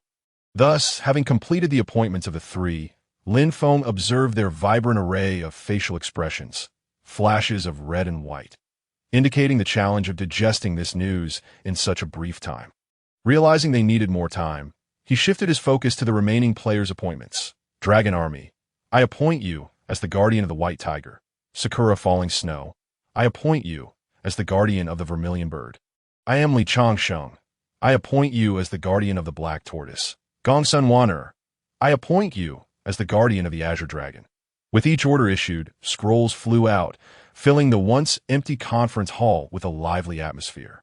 After appointing the 4 Guardians, 8 Elders, and 16 Hall Masters, Lin Feng delegated half of the Incense Masters and Elites to the 4 Guardians, 8 Elders, and 16 Hall Masters, while the other half would be appointed by Su Jin. Soon, the conference hall was filled to capacity with 3,000 seats occupied. After offering encouragement and rewards to some outstanding members of the sect, the time for the evening banquet of this sect assembly arrived. Amidst laughter and merriment, the inaugural sect conference concluded successfully.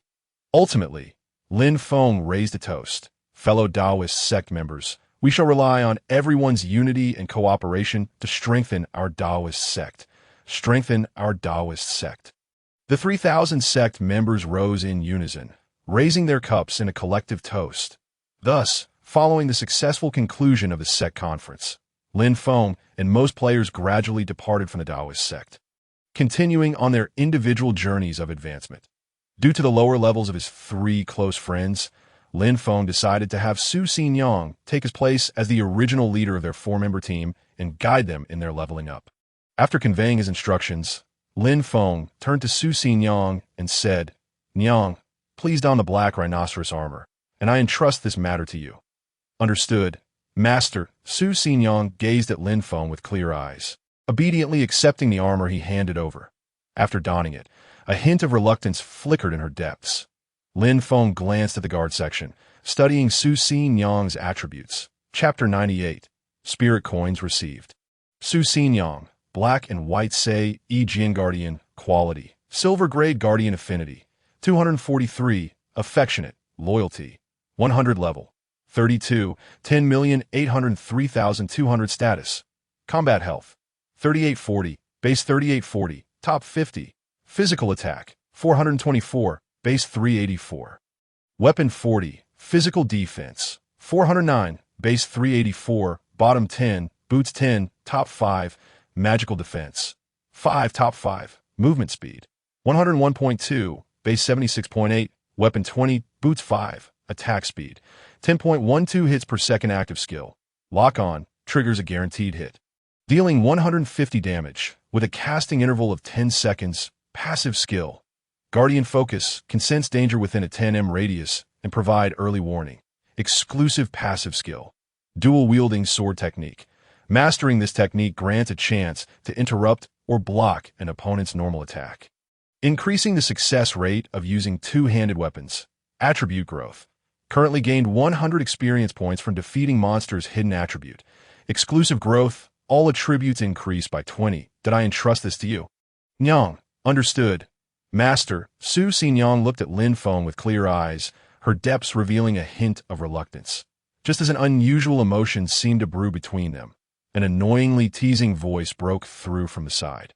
"All right, Master, I must ask, Fengzi, where on earth did you find such a stunning beauty? Damn it. Wang Qian, can you not be so disgusting? Is it your place to meddle in Fengzi's personal affairs?" Ugh, before Lin Feng could respond. Ma Bai, feeling a chill, slapped Wang Qian on the back of the head. "Hey, why did you hit me? I was just curious. And what if you are? Is curiosity a crime? You dare bring it up. Last time, it was your hurtful words that scared her away when Fengzi was trying to confess." Ma Bai's irritation grew, and as blows became heavier, it's solely my fault. You two were the ones who failed to support him while he was confessing. Good brothers should stab each other in the back. We share both good and bad fortunes. All right, you two are truly a pair of clowns. LIMO, chuckled Riley, stepping in to separate the two who were wrestling, only to receive several hits in the chaotic scuffle. These guys really know how to pick a fight. Lin Feng shook his head in exasperation. He had no desire to revisit the unfortunate events of a year ago. After ensuring each received a couple of kicks, they quickly begged for mercy amidst the melee. "Damn it, don't hit my face! Ouch! Who poked my butt?" For a brief moment, the air was filled with the sounds of the men's playful banter. Minutes later, the five arrived at the teleportation array of the Taoist sect, departing towards their respective destinations. System prompt. You have entered Kanglan Town. Summoning his steed, the yellow horse, Lin Feng raced towards the town master's residence in Kanglan Town. Just as he was about to cross the threshold of the residence, he received another system notification. System prompt. Player Hey by Sei E Jian. The item established sect order you listed in the trading hall has been successfully sold. With a final transaction price of 3 million spirit coins, 0.3000000. The figure took Lin Feng by surprise. He wondered who had chosen to purchase this second established sect order for a staggering 300 million renminbi. Immediately, Lin Feng accessed the trading hall and transferred the 3 million spirit coins to his account, raising his spirit coin balance to a little over 3,030,000 simultaneously. Lin Feng opted to sell 10 spirit coins for 303,000. Just as this transaction was listed, he received another notification. Cash transaction prompt. Hello, Mr. Lin Feng. Your Dragon Country Global card has received a deposit of 30,300,000 RMB. Your current balance is 30,363,869.08 RMB. Please check your account. Staring at the transaction notification and the tangible account balance that appeared before him, Lin Feng was suddenly filled with an indescribable feeling. Overnight wealth, the poor boy had unexpectedly transformed into a nouveau riche, becoming a true millionaire. This sensation was certainly not something a common person could easily comprehend. In the midst of his murmured thoughts, Lin Feng could distinctly feel his breath and heartbeat, both becoming uncontrollably rapid. Chapter 99, Wanhua Valley. After a series of deep breaths, he managed to calm his excited emotions and promptly transferred the promised sum of 1 million spirit coins into the guild's account. Although parting with such an amount, equivalent to 100 million RMB, was painful, it was indeed a necessary expenditure. Lin Feng was not one to exhibit short-sightedness. In his grand ambitions and plans, this particular expense represented merely a trifling amount in the developmental journey of the Dao sect.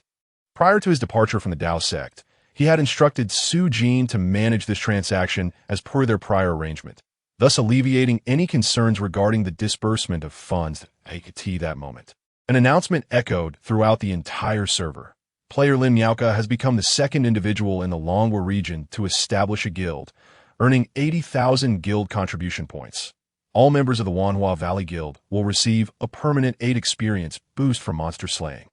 Guild leader Lin Miaoka is awarded the title of Wanhua Valley Guild Leader. This is an official announcement. The announcement reverberated 3 times, resonating across the Longhua service area. The benefits of being the second to establish a guild were unexpected. Lin Feng pondered the location of this so-called Wanhua Valley. The name Lin Miaoka sounded remarkably familiar. After some contemplation, he deduced that apart from the Lin group in the Longhua region, there were unlikely to be others bearing the Lin surname. Thus, it was reasonable to conclude that Lin Miaoka was indeed the daughter of the Lin group's head. However, Lin Feng remained indifferent to such matters. To him, the arrival of the funds was a positive development. The identity of the individual who procured the guild establishment order, whether from the Li group or the Lin group, was of little consequence. Due to certain task restrictions, Lin Feng was unable to meet the mayor of Kanglin Town directly. Following the clues from his quest, he located the task steward of the mayor's office and, under the steward's guidance, made his way to the study in the back courtyard, where he encountered the somewhat enigmatic mayor of Kanglin Town. The task steward recounted the details of the situation. The mayor gestured for Lin Feng to sit, while a maid served tea. Mayor Kanglin Shaw of Kanglin Town remarked, Heibai Sei Yijian, a true hero emerges in youth. To achieve such accomplishments at such a tender age, your future is indeed promising. Lin Feng respectfully replied, Thank you for your kind words. Mayor, I have come to behest of Bai Mu village's leader, Bai Mu Qiu, to deliver a letter personally to you. With that, Lin Feng produced the letter bearing the mayor's personal address and presented it to him. Kanglin Shuo responded, Allow me to peruse this first. After examining the letter for a brief moment, he sighed deeply and addressed Lin Feng with a somber tone. The issues concerning Bai Mu village have lingered for an extensive period.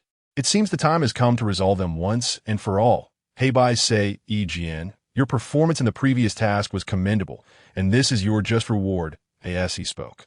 Kanglin Shuo produced a golden treasure chest from his sleeve. System prompt. Player Heibai Sei Yijian has completed main quest 1. Completed investigate the attack on Lu the Constable. Current progress. 100. Eliminate the Wandering Mountain Ghost, 500500, and received a golden treasure chest. Lin Feng accepted the golden chest and stored it in his inventory. Kanglin Shuo continued, Heibai Sei Yijian, there is a matter requiring your assistance. Are you willing to accept the task of aiding Bai Mu Village? Main Quest 2. Resolve the crisis in Bai Mu Village. Current progress. 0. Task Details 1. Although the malevolent Enliang incarnation causing chaos within the Wangliang sealing box has been sealed by you. For reasons unbeknownst to many, the dark energy surrounding Bai Mu Village has reached a critical threshold, with the monsters poised to launch an assault at any moment. Task Details 2. Bai Mu Qiu. The village leader, and Bai He, the captain of the village militia will assist you, but their level of trust in you will depend on your performance in the previous task. Task Details 3. The Chumei sealing box may not be secure. You must remain vigilant against potential crises. After reading the task details, Lin Feng nodded. I accept. As Lin Feng accepted main quest 2, he did not feel an urgent need to complete it.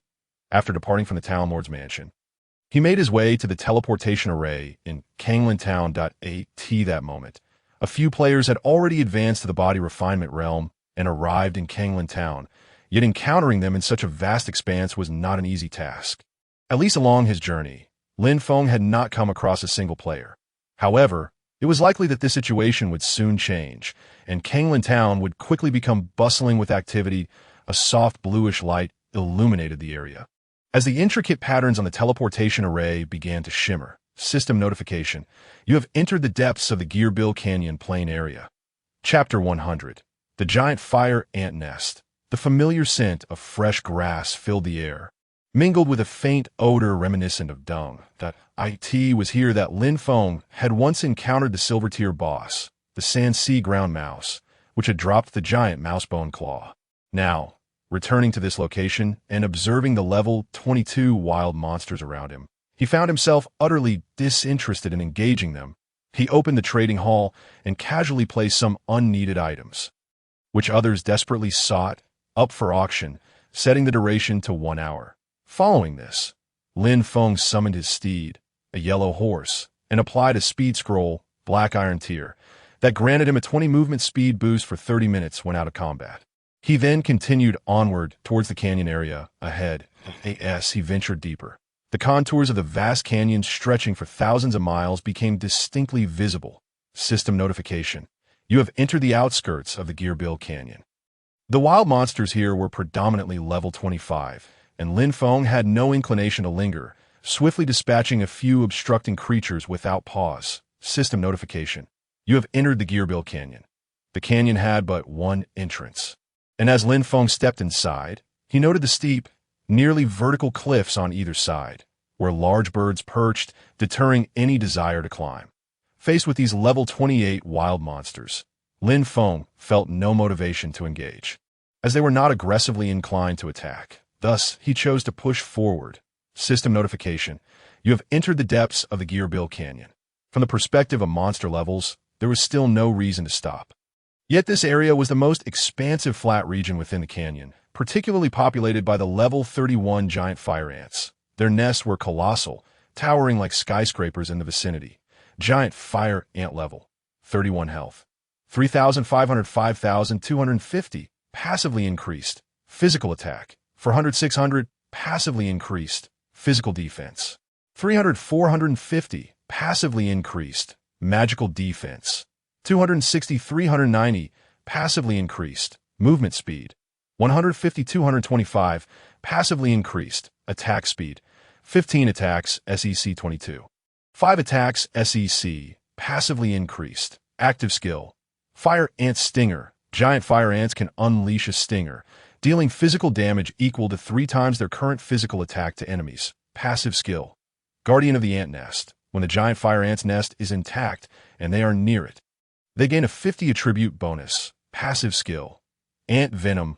All attacks by giant fire ants inflict ant venom, causing 50.1 true damage over 1 minute, stackable up to 10 times, compared to the level 30 tongue monster encountered at Ea Bridge, or even the Wraith incarnation from the Wraith Sealing Box quest. These seemingly ordinary wild monsters exhibited a significant qualitative leap in their attributes, proving to be quite formidable. With narrowed eyes, Lin Feng observed the incessant comings and goings of the giant fire ants from their nest, which was guarded by larger, more intimidating elite fire ants. Their imposing size and fiery red exteriors emanated an aura of danger, making them seem unapproachable. Elite Giant Fire Ant, Black Iron Tier Elite Monster.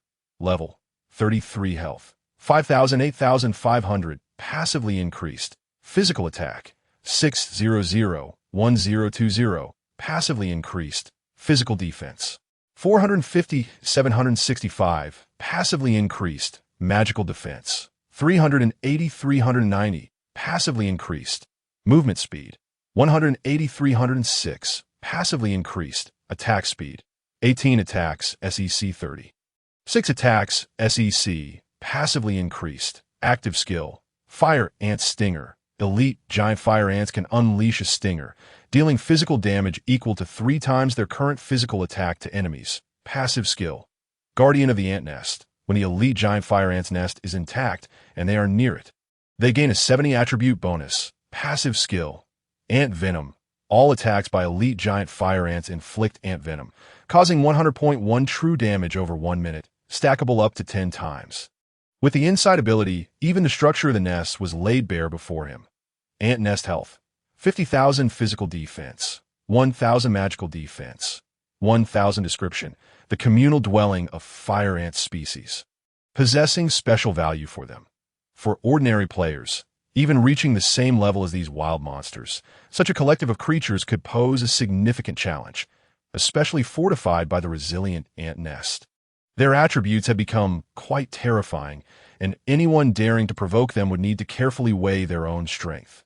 However, for Lin Feng, such a densely packed congregation presented an invaluable opportunity. Chapter 101.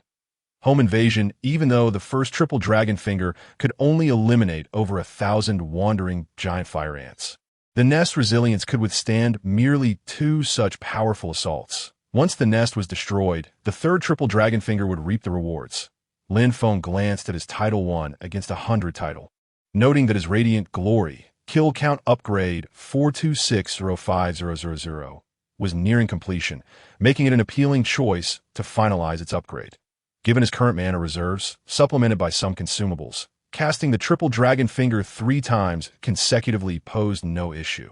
With this thought in mind, Lin Feng proceeded without hesitation, utilizing the passive skill of the green python boots. Light steps, reducing the sound of his footsteps while walking or running, and entered the casting range. Grand Desolate Dragon Capturing Technique. Triple Dragon Finger, costing 4,000 mana.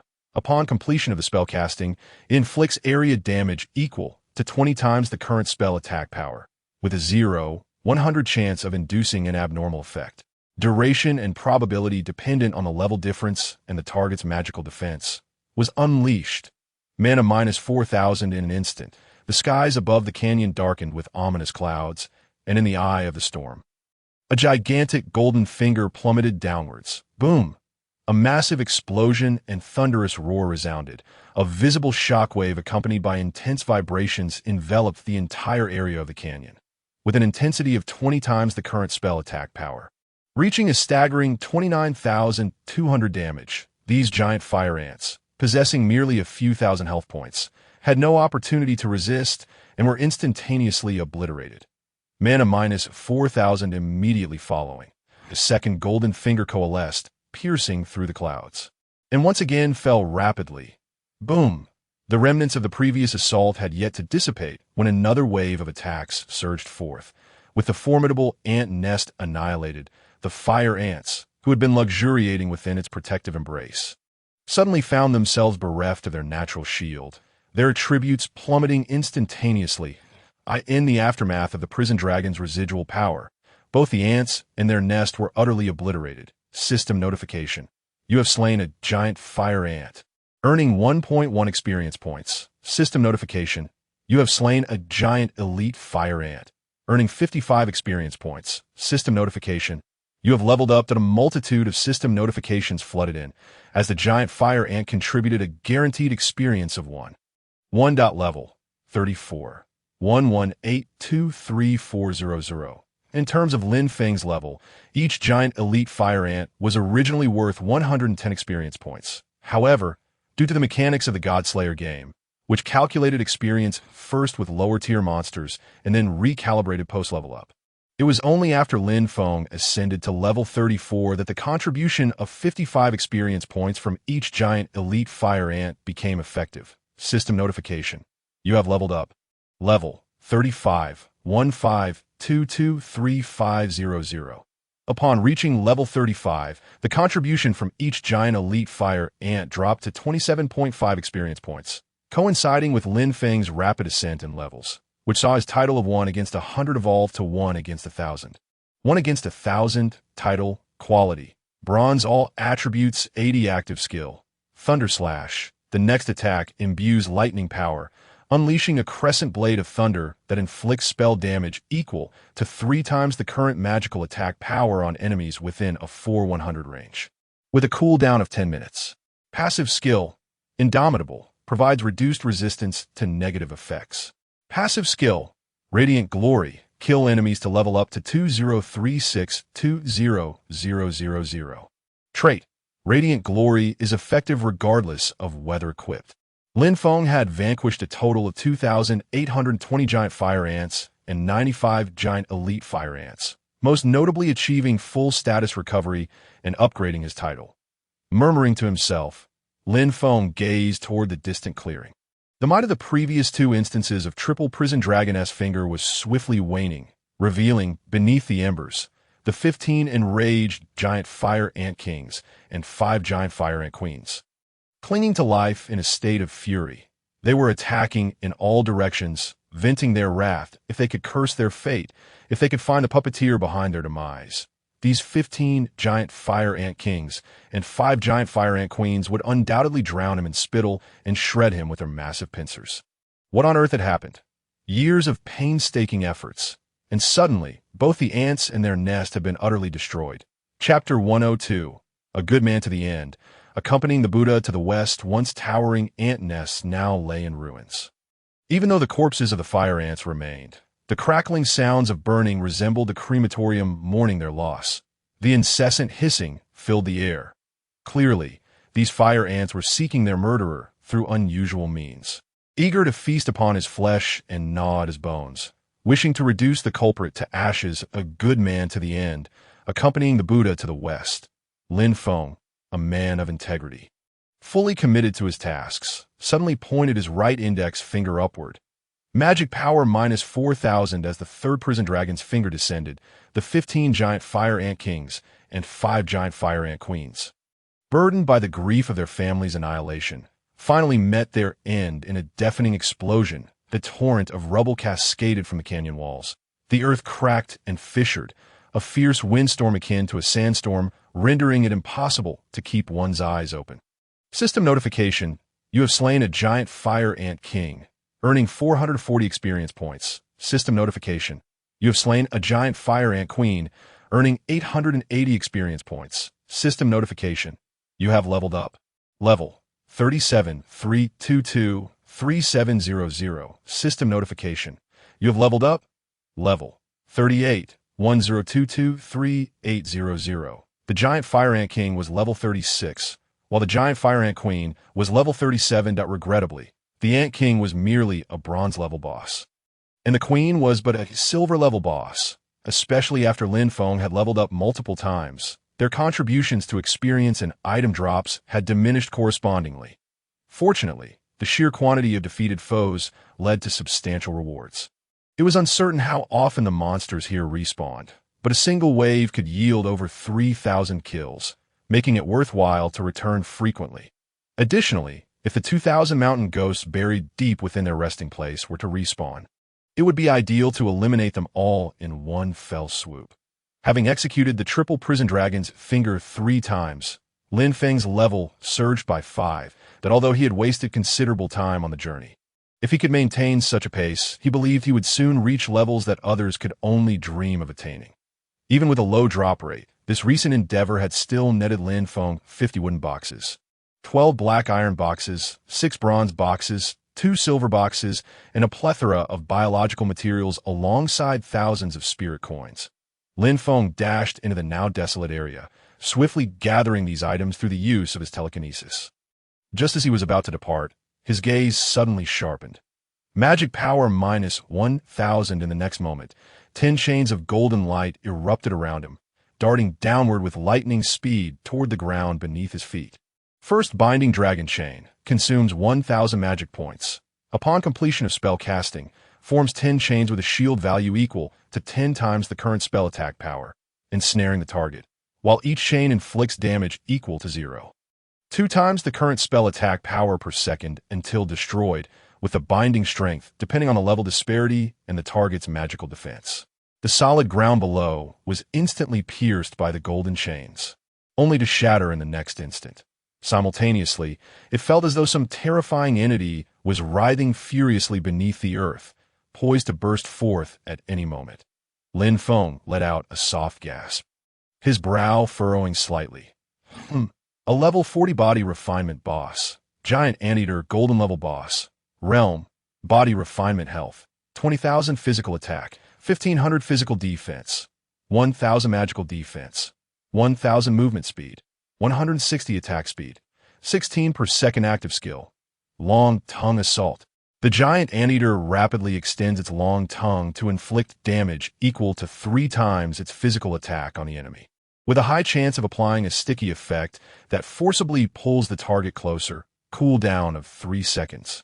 Active skill, Claw Strike. The giant anteater launches all its claws at once, each claw inflicting damage equal to 2 times its physical attack on the enemy, with a high chance of immobilizing the target, forcibly pulling it closer. Cooldown of 10 minutes.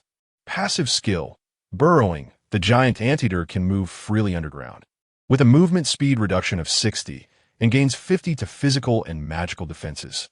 Passive skill, Berserk. When the giant anteater's health drops below 50, it enters a 1-second invincible state, while gaining 50 damage reduction. Chapter 103. Giant Anteater. Golden level boss. The giant anteater possessed an astonishing attack speed, particularly while underground. The effects of its burrowing passive skill compounded to create a truly terrifying power.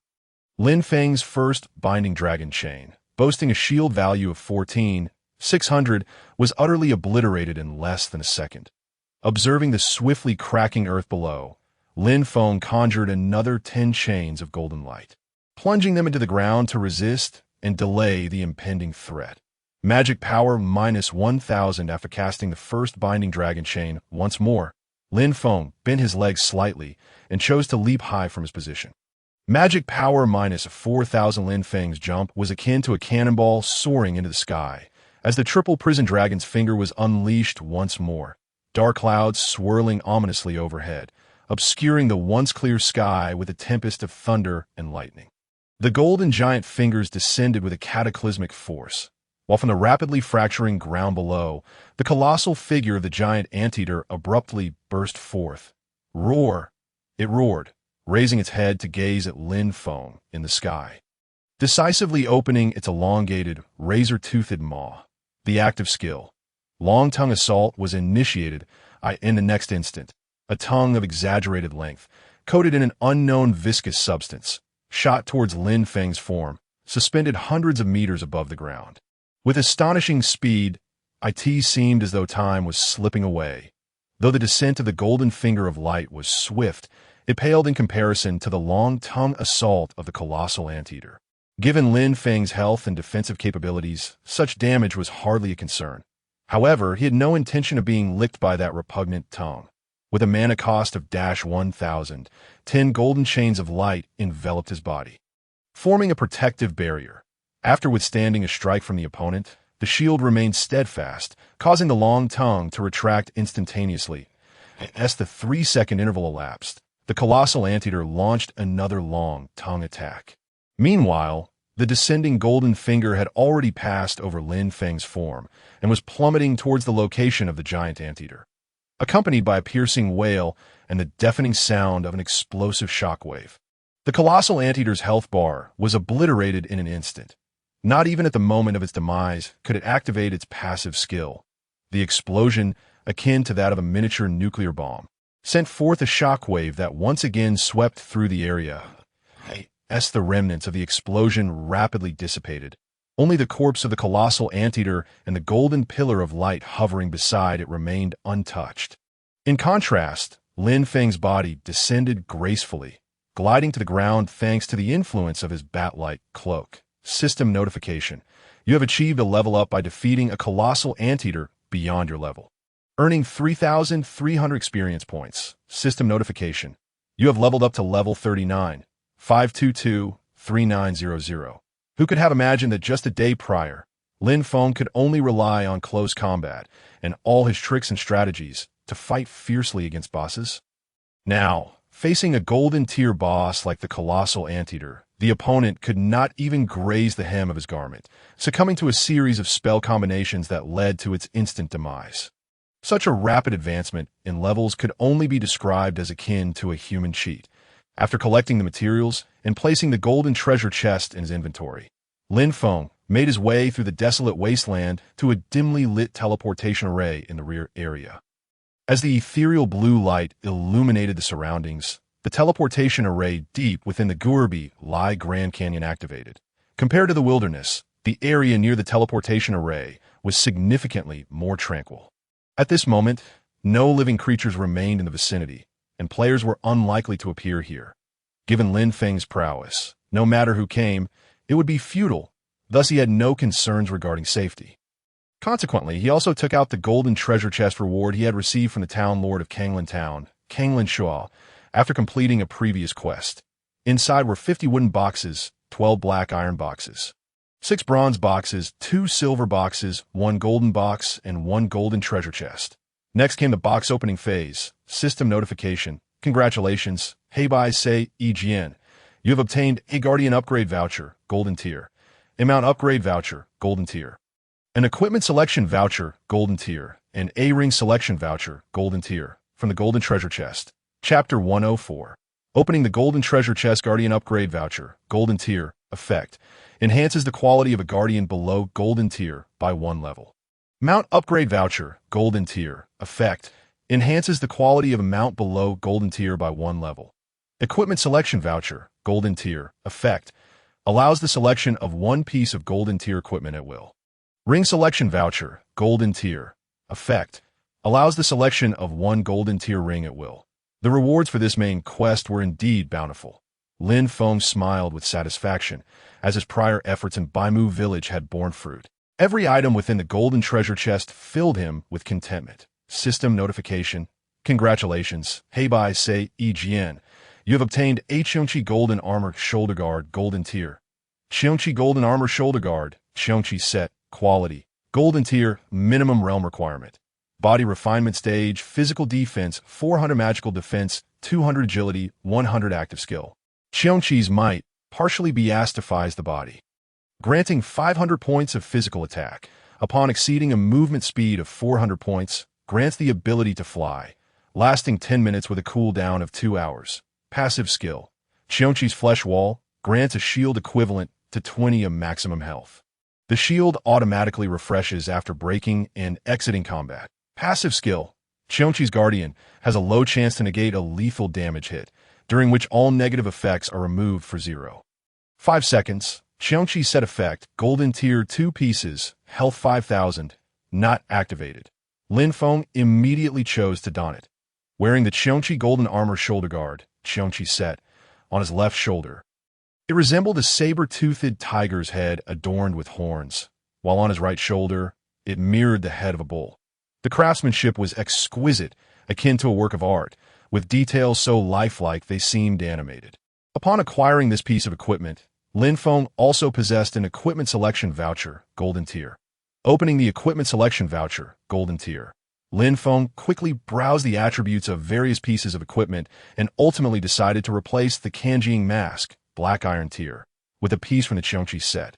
System notification. Congratulations, Heibai Sei Ejian. You have obtained a Qiongqi Golden Mask, Golden Tier, from the equipment selection voucher, Golden Tier. Qiongqi Golden Mask, Qiongqi Set, Quality, Golden Tier, Minimum Realm Requirement. Body Refinement Stage, Magical Defense, 300 Spirit, 200 Agility, 200 Active Skill. Qiongqi's Gaze. Qiongqi can concentrate killing intent through its eyes, dealing current magical attack power 3 as magical damage to enemies, with a cooldown of 10 minutes. Passive skill. Qiongqi's Protection. Qiongqi's Spiritual Sea is immensely powerful, capable of resisting some psychic attacks. Passive skill. Qiongqi's Will slightly enhances the effect of Qiongqi's Protection. Qiongqi Set Effect, Golden Tier 2 pieces, Health 5000, activated. The Qiongqi Golden Mask featured a design that was solid above and hollow below, capable of concealing most of a person's upper face. Its overall aesthetic was impressive, rivaling the exquisite craftsmanship of the Qiongqi Golden Armor. Lin Feng removed the Kanjing Mask and donned the Qiongqi Golden Mask. Qiongqi Golden Mask, Qiongqi Set, Quality, Platinum Tier, Talent Enhanced, Minimum Realm Requirement. Body Refinement Stage, Magical Defense, 600 Spirit, 400 Agility, 400 Active Skill. Qiongqi's Gaze. Qiongqi can concentrate killing intent through its eyes, dealing current magical attack power 5 as magical damage to enemies, with a cooldown of 5 minutes. Passive skill. Qiongqi's Protection. Qiongqi's Spiritual Sea is immensely powerful, capable of resisting most psychic attacks. Passive skill. Qiongqi's will further enhances the effect of Qiongqi's protection. Trait, Breaking Illusion. Most disguises will be rendered ineffective before Qiongqi. Qiongqi set effect, Platinum Tier 2 pieces, health 5000, attack 500 activated. Chapter 105. Equipment supplement. The trait of Breaking Illusion, combined with the insight technique, may enable me to glean more information regarding even stronger beings. Lin Feng was quite pleased with this piece of equipment, especially after activating the set attributes of the Qiongqi set, which further enhanced the benefits. He continued to open boxes. System notification. Congratulations, Black and White Say E-Sword. You have obtained a refined cold iron, silver grade, from the silver chest. Refined cold iron, silver grade, effect, can be used for forging equipment, rendering the equipment itself seamless, with different attributes obtained based on forging skills, and can be used to forge up to gold-grade equipment. System notification. Congratulations, Black and White Say E-Sword. You have obtained a mutant pill, silver grade, from the silver chest. Mutant pill, silver grade, effect. When consumed by beasts, there is a certain probability of mutation. The lower the quality, the higher the mutation chance, and the stronger the mutation effect obtained. System notification. Congratulations, Black and White Say E-Sword. You have obtained a Bronze Guardian Bracelet, bronze grade, from the bronze chest. Bronze Guardian Bracelet quality. Bronze grade, strength 50, active skill. Bronze Guardian summons a Bronze Guardian of the same level as the player, with values influenced by the player's current level. Duration, cooldown time 12h, cannot be summoned repeatedly. Although it is merely a bronze grade item, the craftsmanship of this Bronze Guardian Bracelet is quite exquisite, featuring a cylindrical design with a male guard holding a shield in his left hand and a spear in his right. Brought to life with remarkable detail. The definition of the muscular lines and the intricacies of the bulging veins were enough to captivate anyone. Lin Feng lifted the Bronze Guardian Bracelet with his left hand, and as he brought it close to his right wrist, it automatically adhered to it, fitting perfectly. Bronze Guardian Bracelet quality. Silver grade, talent enhancement. Strength 100, active skill. Silver Guardian summons a Silver Guardian of the same level as the player, with values influenced by the player's current level. Duration, cooldown time 6h, cannot be summoned repeatedly. Passive skill. Guardian enhancement. The summoned Guardian gains additional benefits. System notification. Congratulations, Black and White Say E-Sword.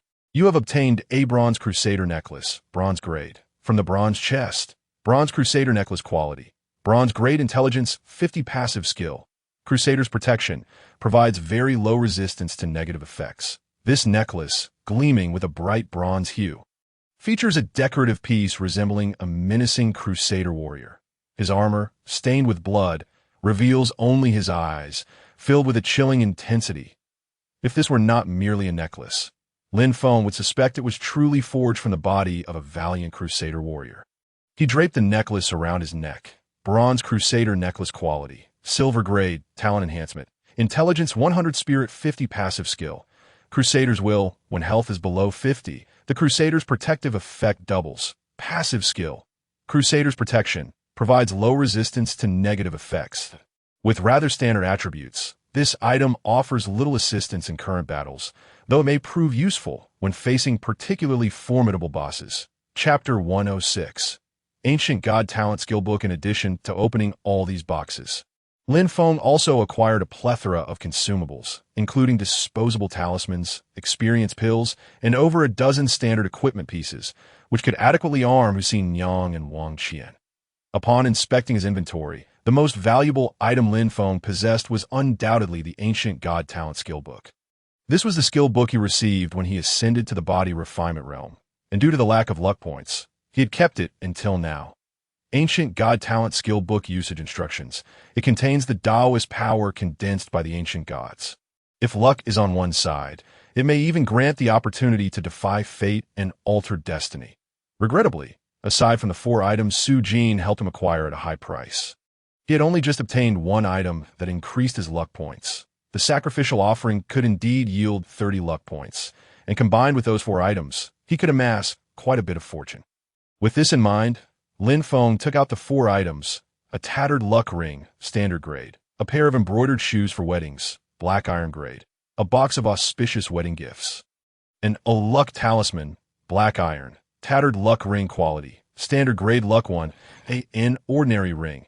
Lin Feng slipped it onto his finger. Tattered luck ring quality. Black iron grade, talent enhancement. Luck 3. Embroidered shoes, black iron grade. Luck 3. Effect. This is a pair of embroidered shoes for weddings. When sacrificed, it can double the luck points in the next consumption. Although it was somewhat embarrassing for a man to wear such shoes, Lin Feng felt compelled to don them for the sake of that bit of luck. Surprisingly, the vibrant crimson and purple colors were indeed auspicious. Embroidered shoes quality. Bronze grade, talent enhancement. Luck 6. Effect. This is a pair of embroidered shoes for weddings. When sacrificed, it can triple the luck points in the next consumption. Auspicious wedding gifts quality. None luck 5. Description. Contains the necessary dowry for marriage, which can bring good fortune for a period after being activated. Luck talisman, black iron. Effect. Upon use, the next luck effect is 10. With 2 sacrificial items, along with the ring, wedding gifts, and the luck talisman. He could accumulate a total of 66 luck points, yet 100 luck points remained Lin Feng's ideal target. However, he also possessed a ring selection voucher, golden grade. Upon confirming its use, Lin Feng searched for keywords related to luck, swiftly filtering out an item that was nearly the most suitable. System notification. Congratulations, black and white say sword. You have obtained a great luck golden ring, golden grade, from the ring selection voucher, golden grade. Great luck golden ring quality. Golden grade luck 20. Effect. The luck value consumption of this ring is 10 points each time. The ring, shining with a brilliant golden hue, featured an engraving of a jovial Lu Xing on its face. Exuding a festive air, Lin Feng adorned his finger with the ring. Great luck golden ring quality. Platinum grade, talent upgrade. Luck 40 active skill. Continuous good fortune. Enhances the next luck-related effect. Cool down time, 24 hours. Effect. The luck value consumption of this ring is 10 points each time, with a total of 104 luck points, complemented by an active skill of unknown effects that enhances good fortune. It was nearly sufficient. Now, the main event was about to unfold. Lin Feng surveyed his surroundings. By estimation, the area near the teleportation array was quite decent, if one were to incorporate metaphysics into the game world. Then the concrete data of luck points should serve as the most authentic form of metaphysics. Taking out the ancient God Talent Skill book, Lin Feng chose to activate it.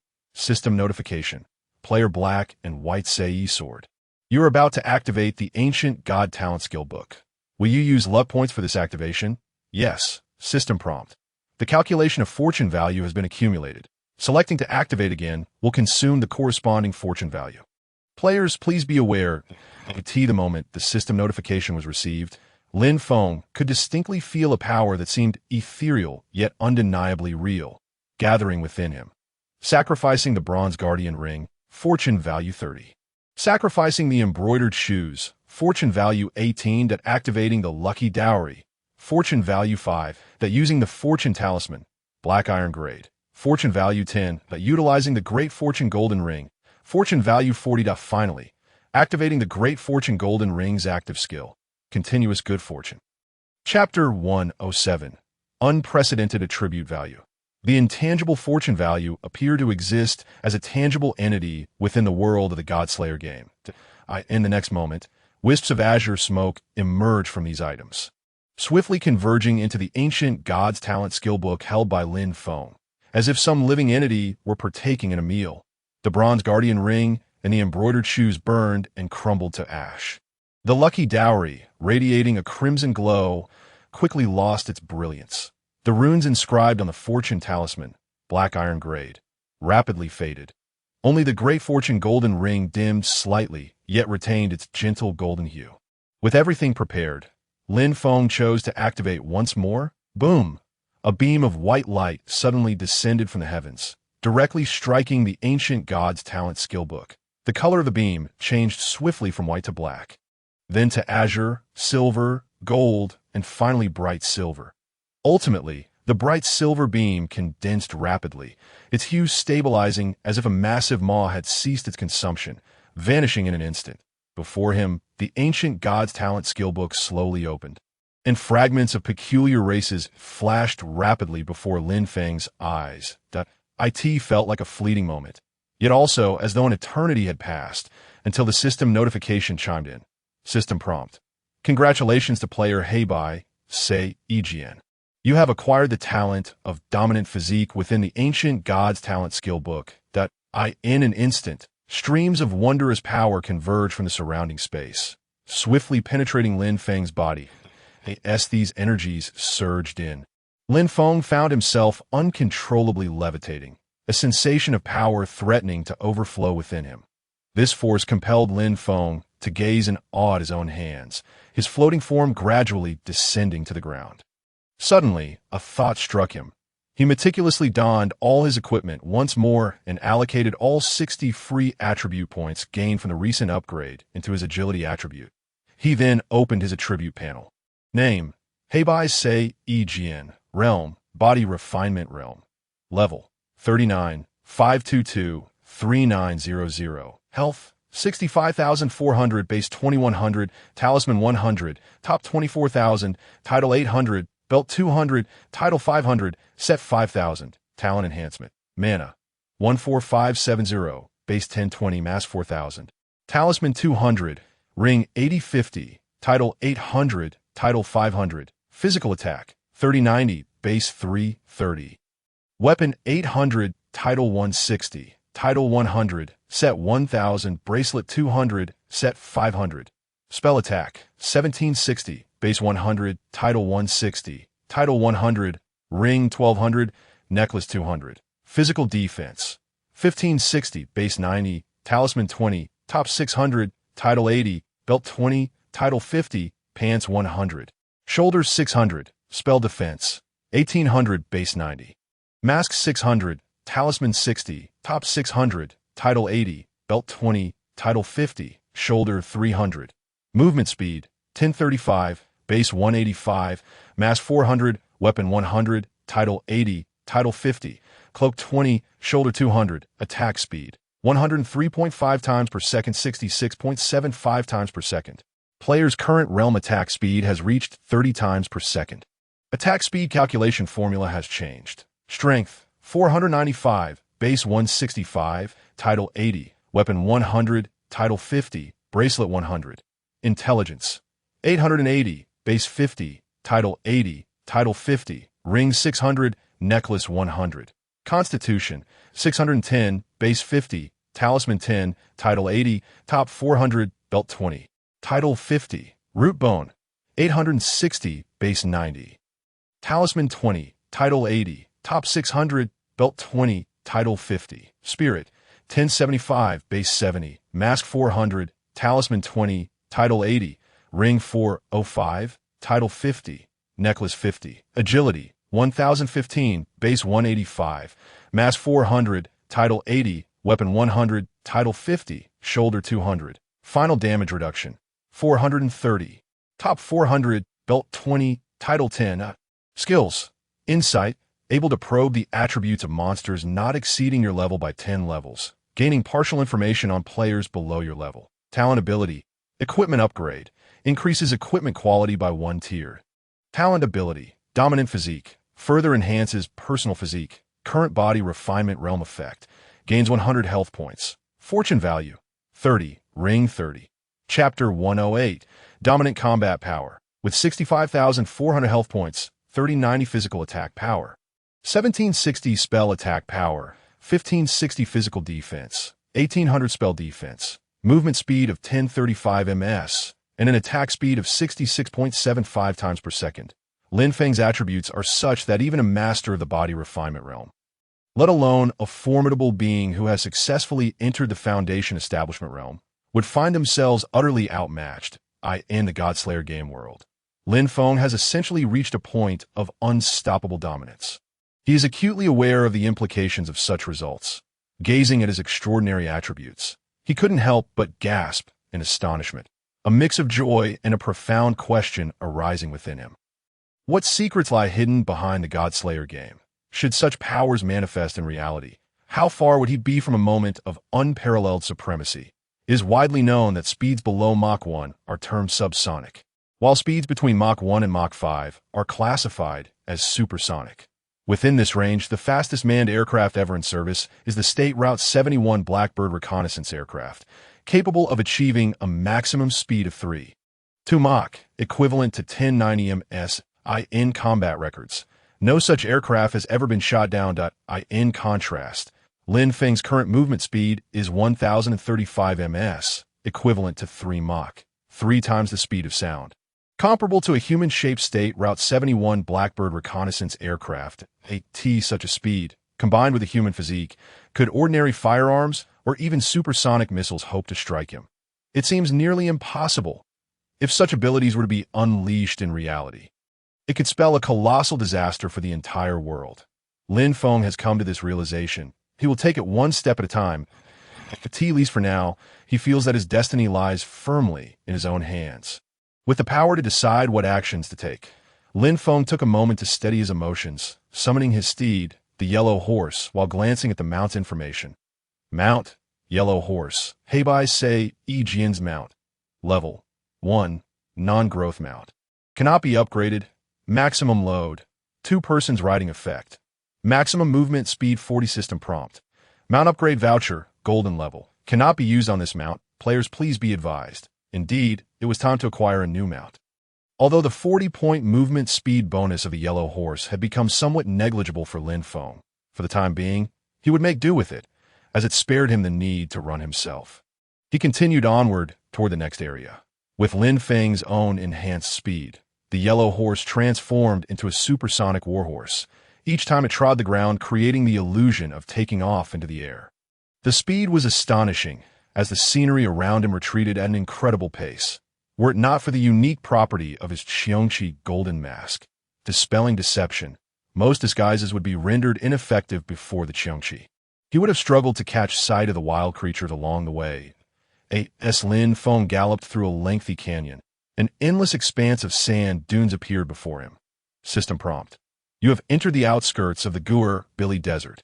The wild creatures here are at level 34. However, for Lin Feng at present, this was not the area he desired to linger for leveling, so he chose to forge ahead. The blazing sun hung high in the sky. The scorching, arid air, coupled with the occasional gust of sand, left one parched. For an ordinary person, it would take mere minutes before succumbing to dehydration and fainting, ultimately leading to death. Yet, Lin Feng could now resist the winds and sands by releasing his vital energy. Thus he had no cause for concern. System prompt. You have entered the Billy Desert. The wild creatures here are at level 37, which does not ignite Lin Feng's desired grind. He cast a cursory glance at the creatures along the way, finding no trace of a boss, and continued onward. System prompt. You have entered the heart of the Billy Desert. Here, the wild creatures have reached level 40. Moreover, due to the presence of a teleportation array in this area, Lin Feng guided his yellow horse directly to the vicinity of the teleportation array. From the originally tranquil sands, a colossal serpent surged forth, seamlessly blending with the environment. Mana-1000 binding dragon ropes. With Lin Feng's magic attack power of 1760, each binding dragon rope boasted a shield value of 1760. 10 ropes were sufficient to restrain the giant serpent for 1 second. Chapter 109. Temple Ruins. The piercing shriek of the serpent's tail thrummed in the air, seemingly entwined with a captivating force. However, for Lin Feng, who possessed formidable resistances, it had no effect whatsoever. The shriek echoed. The giant serpent found itself ensnared by 10 golden chains. Its robust body struggled violently against the bindings, relentlessly attacking the ropes in an attempt to break free. Yet, Lin Feng would never grant it such an opportunity. In a flash, he appeared atop the serpent's head. With the sharp claws of the giant rat's bone acting as extensions of his limbs, he unleashed a tempest of strikes that instantly shattered the serpent's formidable skull, depleting its health entirely. The serpent's tail fell silent, and its massive form thudded heavily onto the scorching sands, blood gushing from its mangled head, quickly coagulating under the searing heat. What was once a formidable level 44 golden boss that required prolonged combat now fell to Lin Feng in a mere encounter, far too effortlessly. Regardless of the creature's nature, in the face of absolute power, the strong need not concern themselves with the method of attack. For Lin Feng, prey such as the giant serpent lacked even the slightest qualification for resistance, swiftly succumbing to his might. System prompt. You have defeated a desert rattlesnake king of a higher level, gaining 4,000 experience points. System prompt. You have leveled up. Level 40,740,10,000. System prompt. Player Heibai Say EGN. You have reached level 40. That the experience acquisition rules for leveling have changed. Players please be advised. To his astonishment, the experience required for leveling up had increased significantly upon reaching level 40. However, upon reflection, it made sense. As players accrued experience at an accelerating pace, maintaining previous leveling rules would be illogical. A trivial interlude. Lin Feng paid it no mind.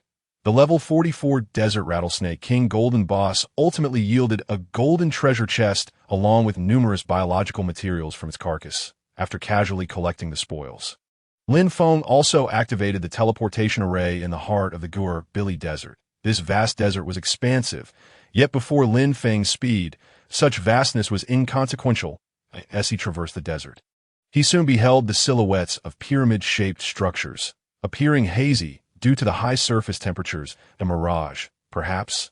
Just as this thought flickered in his mind, the structures, once distant, came into close proximity, majestic and grand. They bore the marks of time's passage. System prompt. You have entered the temple ruins of the Gur Billy Desert. Towering human-like statues stood at each corner of the pyramids. Their heads were missing, and the weapons they once wielded lay in ruin, while the bas-reliefs on the walls depicted these statues as giant beings with human bodies and tiger faces, despite their headless and battered forms. Weathered by the sands of time, they retained an aura of solemnity and grandeur. These temple ruins, constructed by an unknown intelligent species, featured stone doors that seemed to rise over 10 zhong in height. Lin Feng looked up at the stone door, his brow slightly furrowed. Peering into the abandoned temple, he was struck by the brightness within, appearing far from an unguarded ruin. Instinctively, he stepped closer, intending to investigate the temple.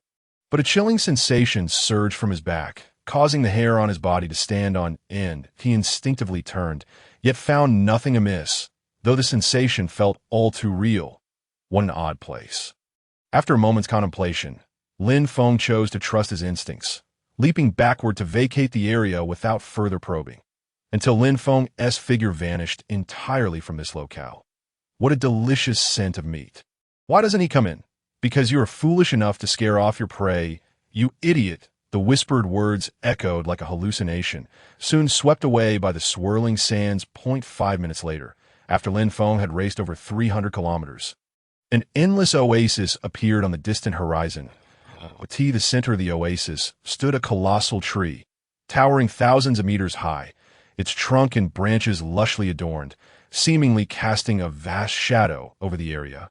Forming the heart of this oasis, system prompt. You have entered the edge of the elven tree. Chapter 110. The Ugly Elves. The trees here were predominantly towering giants, reaching heights of over 100 meters. With thick, sprawling branches, even if one were to run atop them, it would not pose much difficulty. The moment Lin Feng stepped into this realm, he felt countless gazes fixed upon him from every corner. As if the instant he entered the oasis, he would be met with an onslaught. How intriguing. Lin Feng scanned his surroundings, with the aid of his insight skill and the Qiongqi Golden Mask property. Dispelling deception, most disguises would be rendered ineffective before the Qiongqi. The hidden beings lurking in the shadows were utterly exposed. Incomplete elven race level, 43 realm.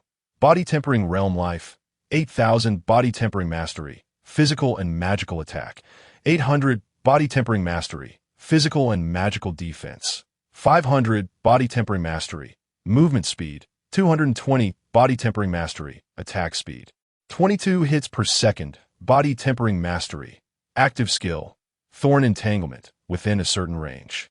Ensnares enemies with thorns, causing a chance to trigger negative states, including paralysis, binding, poisoning, and slowing. Passive skill. Tree Spear Spike. Throws a tree spear in place of a normal attack, inflicting damage while adding a poisoning effect. Dealing 10 true damage per second for 1 minute, stacking up to 10 times. Passive skill. Body Tempering Mastery. Health 5,000, physical and magical defense 200, movement speed 70.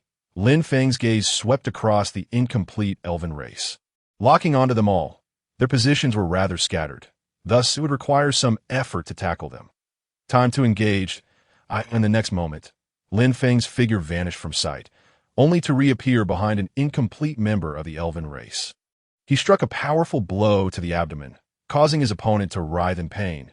Their eyes nearly bursting from their sockets, a swift elbow strike caved in their chest, followed by a knee that crushed their sturdy skull. With a claw-like grip, he seized their neck with brutal force. A sharp crack echoed as the elven creature's health was entirely depleted, the entire process unfolding in silence, rendering it utterly lifeless. System notification. You have achieved a level-up kill against an incomplete member of the elven race. Earning 30 experience points, 30 for 1, 300 for 10, 3,000 for 100. Defeating 333 would elevate Lin Feng to level 41. How grotesque.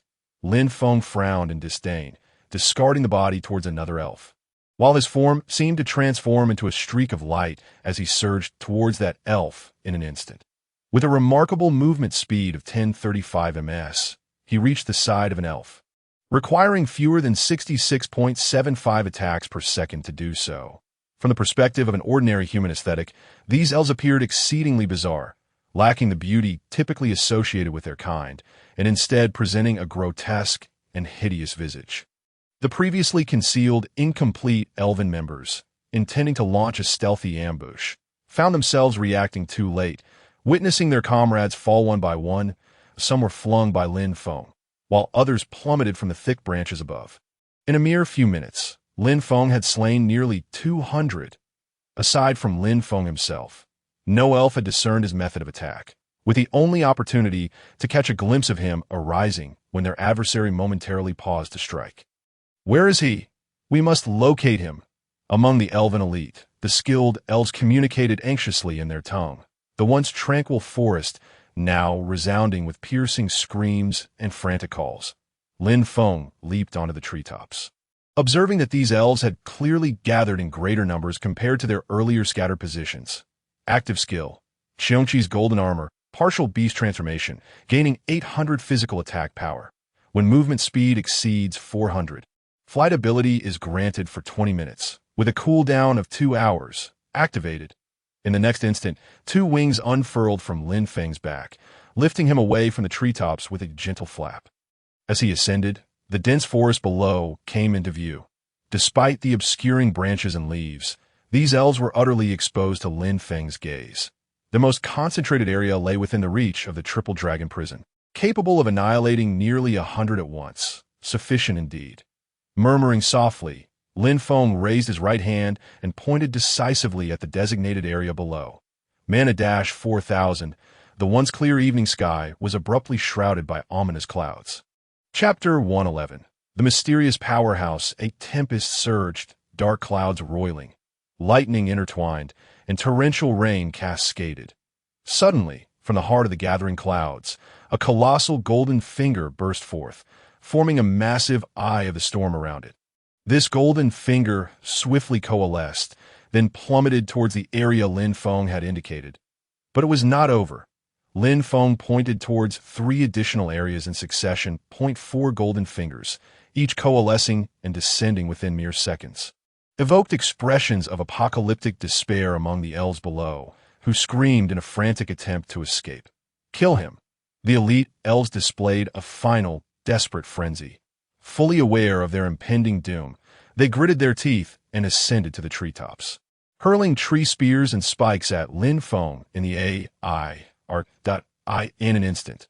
Lin Feng, suspended in the air, became the radiant moon in the night sky, drawing all enmity towards himself as a deluge of tree spears shot forth, seemingly embodying the elves' last flicker of hope.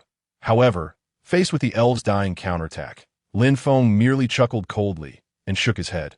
Ignorant, with a flap of his wings, Lin Feng's body, suspended in the air, suddenly soared at a breathtaking speed of Mach 3, visibly surpassing the maximum height attainable by the tree spears that moment. From the distant horizon, near the towering giant tree, a swirling mist unveiled a voice, ancient yet laced with suppressed fury. Who are you? How dare you wield such sorcery to annihilate my kin and devastate our land? The voice resonated with a certain power, arriving as if transcending the speed of sound, striking Lin Feng directly. 20,000 true damage. Lin Feng's body felt as though it had endured a heavy blow. His ribcage seemed to shatter, and a bitter taste surged his throat as he involuntarily spat blood, realizing the extent of his injuries. Lin Feng was alarmed to find that a single strike had reduced nearly a third of his health. He gazed towards the roiling mist ahead, where a figure resembling a giant emerged, striding towards him with each step covering considerable ground. Upon closer inspection, it moved with a speed comparable to Lin Feng's. What in the world? In his shock, Lin Feng unleashed the triple dragon prison, which felt like a line of dominoes. Boom! The successive sounds of massive impacts resonated, intertwining with the energy shockwaves they produced in the explosion's wake. All incomplete members of the elven race, regardless of their strength, perished, their bodies obliterated. Not only the elves, but even the towering trees succumbed to annihilation beneath Lin Feng's staggering 35,200 points of spell damage. The onslaught of chaotic energy cascaded relentlessly, the shockwaves sweeping outward, revealing 4 vast craters in the once lush terrain beneath. System notification. You have achieved a level-up kill against an incomplete member of the elven race, earning 30 experience points. System notification. You have achieved a level-up kill against an incomplete member of the elven race, Golden Elite, earning 600 experience points. System notification. You have leveled up. With a torrent of kill notifications flooding in, the system alert for leveling up followed suit. Experience. Level 41, 821,015,000. That as the upgrade prompt emerged. A sensation akin to gentle rain and the caress of a spring breeze enveloped Lin Feng, revitalizing him to his peak state. Having slain 336 incomplete members of the elven race, including 10 elite-level elves, all of which were golden elite monsters. Lin Feng gazed down at the ravaged area, numerous items floating amidst the ruins, just as he intended to descend and collect them. You foolish child, you seek death. In the next instant, countless tree spears, akin to supersonic missiles, hurtled towards Lin Feng's position. Each spear seemed to harbor damage values exponentially greater than previous attacks, their speeds exceeding Mach 3. One moment they were distant. The next they were upon him. Lin Feng's pupils dilated in alarm, activating the active skill of the Azure Python boots. Serpent's Glide, utilizing serpentine footwork to swiftly approach the opponent, enhancing the next second's movement speed. Gaining a 100 movement speed bonus for 1 second. With an explosive movement speed of Mach 6, Lin Feng's form transformed into a streak of light as he retreated at breakneck speed. Chapter 112. The Pursuit of the Mist Giant. As Lin Feng rapidly withdrew, the tree spears and the giant figure composed of mist pursued relentlessly. This is never-ending. A fierce glint flickered in Lin Feng's eyes as he abruptly gestured, unleashing the double dragon binding seal, consuming 2,000 mana upon completion of spell guidance, locking onto the opponent while inflicting damage equal to 10 times the current spell attack power, with a 0/100 chance of causing a binding effect. Duration and probability dependent on the level disparity in the opponent's magical defense. Mana dash 2,000. The notifications for 5 consecutive mana deductions of -2,000 rang out as Lin Feng unleashed 5 dragon binding seals. 5 colossal hands, resembling mountains of gold, materialized before him in succession. Feeling that this alone was insufficient, he activated the active skill of the giant rat's bone claw. Power of the giant rat, consuming 200 mana, gaining a shield worth double the current health until it is broken. This action granted Lin Feng a shield value exceeding 100,000 health. He remained unconvinced that this unknown entity could shatter a shield of such magnitude with a single blow. The moment the 5 golden hands appeared, they charged towards the approaching tree spears and the mist giant, that a series of thunderous clashes ensued as the first golden hand crumbled under the onslaught, followed closely by the second and third, until the 4th golden hand was on the brink of collapse, finally managing to intercept all the tree spears. Just then, the mist giant arrived, effortlessly smashing the shattered 4th golden hand to pieces with 1 strike, then obliterating the 5th in a single blow. At this point, Lin Feng had already distanced himself from the edge of the elven tree. For reasons unknown, his pursuers ceased to follow. You fool, should there be a next time? I shall not spare you. A menacing, piercing howl suddenly erupted from behind Lin Feng. Even from a distance, the voice transformed into a force of impact, striking him with tremendous force. 40,000. It seemed to have inflicted double damage against his shield. Or perhaps that was the inherent amount of damage. Despite employing the insight spell and the passive skill of breaking delusion, Lin Feng was unable to glean any information about his adversary, rendering him incapable of assessing their strength. Fortunately, Lin Feng's shield was robust enough. Having cast it upon himself in advance, the overwhelming force merely depleted a third of his shield, posing no real threat to him. System prompt. Player Hey by Say EGN. Your recent actions have angered the spirit tree. Should you continue to employ terrain-altering spells, there is a 50% chance of being pursued by the spirit tree for an hour. Please be advised, it dawned on him that the reason for the pursuit was his use of the triple dragon binding technique, which had caused irreversible damage to the oasis. Damn, so that's why it was after me. The area damage from the dragon binding had utterly ravaged its home. Lin Feng slapped his forehead, finally understanding the situation. Taking advantage of this momentary lapse, he retreated into the desert region, after issuing a dire warning. The cloud mist giant's figure gradually dissipated in the gentle breeze. Regrettably, Lin Feng was unable to collect any of the spoils from the encounter, which was a significant loss. System prompt. You have entered the outskirts of the Gelbier Desert. Glancing at the map in his hand, Lin Feng realized that this area seemed difficult to navigate. The wild creatures in the spirit tree region were perfectly suited for his level up. Giving up on them felt utterly unsatisfactory. This time, he resolved to try a different method of hunting. With this thought, Lin Feng assessed the remaining shield value on his body, feeling somewhat reassured as he dashed off in a different direction. A few minutes later, he sped back toward the spirit tree region. System prompt. You have entered the edge of the spirit tree, that a fresh batch of incomplete spirit beings lay hidden beneath the shelter of the trees, biding their time to launch a lethal assault on Lin Feng. Unbeknownst to them, their concealment was not much different from revealing their cards in Lin Feng's eyes. This time, he refrained from casting widespread spells. Instead, after locking onto these spirits, he activated the most primal hunting mode, akin to a seasoned hunter mercilessly harvesting his prey. Chapter 113. Delving deeper. System prompt. You have exceeded your level and slain an incomplete spirit being, gaining 20 experience points. Although the experience gained was modest at 20 points, by the time Lin Feng had thoroughly cleared the area, he had dispatched over 400 spirits. Experience. Level 42, 136020000, given Lin Feng's current capabilities. Slaying these wild creatures was akin to chopping vegetables with ease. After collecting the scattered spoils, he continued onward to the next area. It appeared that as long as he refrained from using destructive spells like the dragon binding that altered the terrain and obliterated vegetation, he would not incur the wrath of the spirit tree. Forget it. Even if the pace of slaying was slower, it was still prudent to show some respect. Muttering to himself, Lin Feng's figure surged forward with great speed, plunging deeper into the region. System prompt. You have entered the spirit tree jungle. The incomplete spirits he had encountered at the edge of the spirit tree had seemed grotesque enough.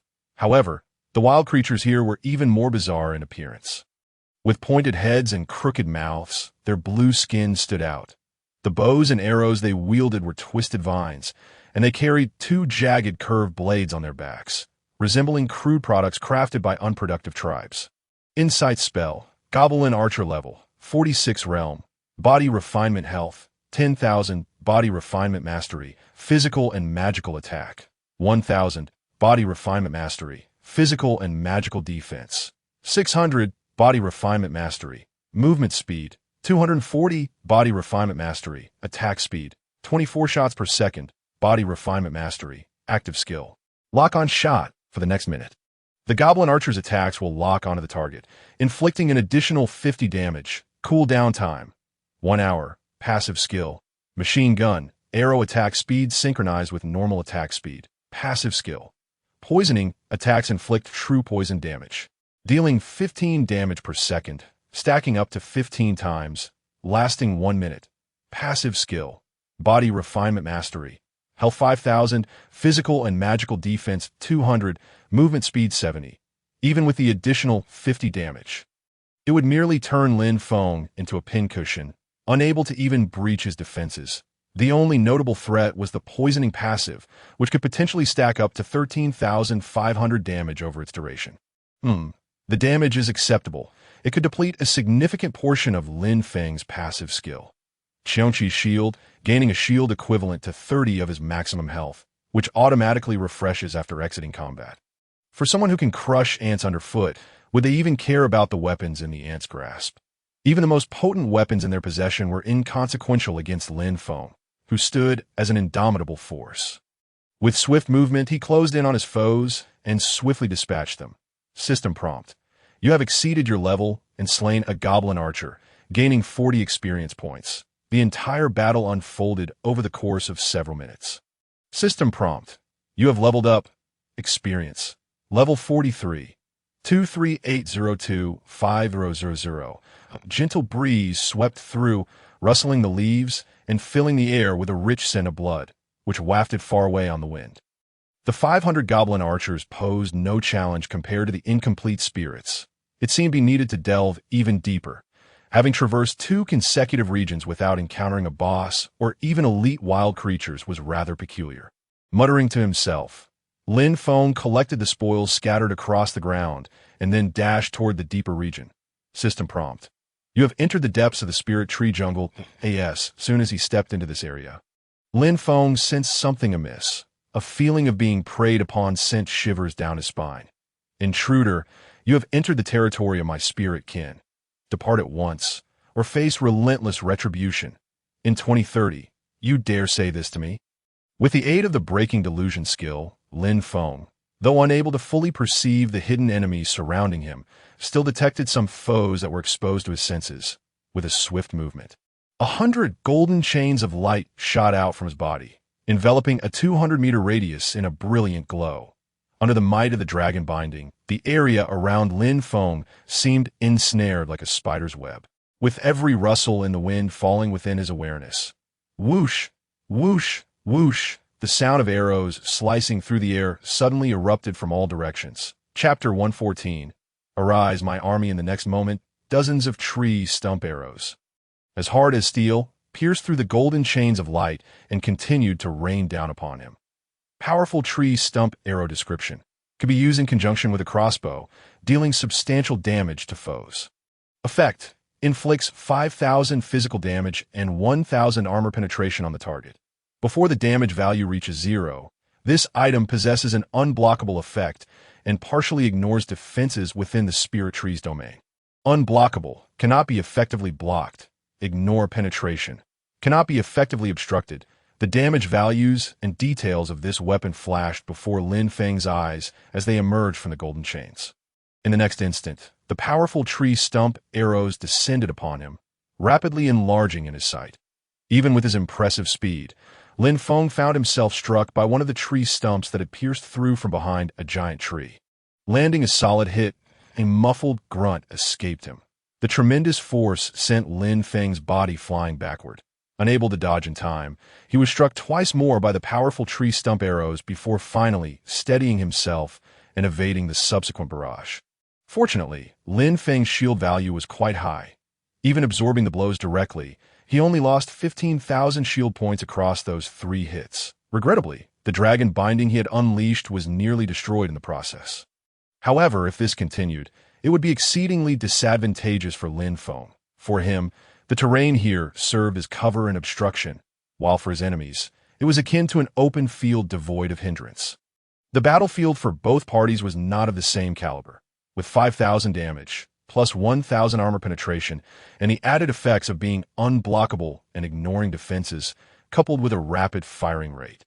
If his opponents had any additional control methods, a single volley would likely overwhelm him. No, I must deploy some decoys and eliminate the enemies operating the crossbows first. Fight for me, my army. With this thought, Lin Feng immediately activated the active skill of the Wraith Armor.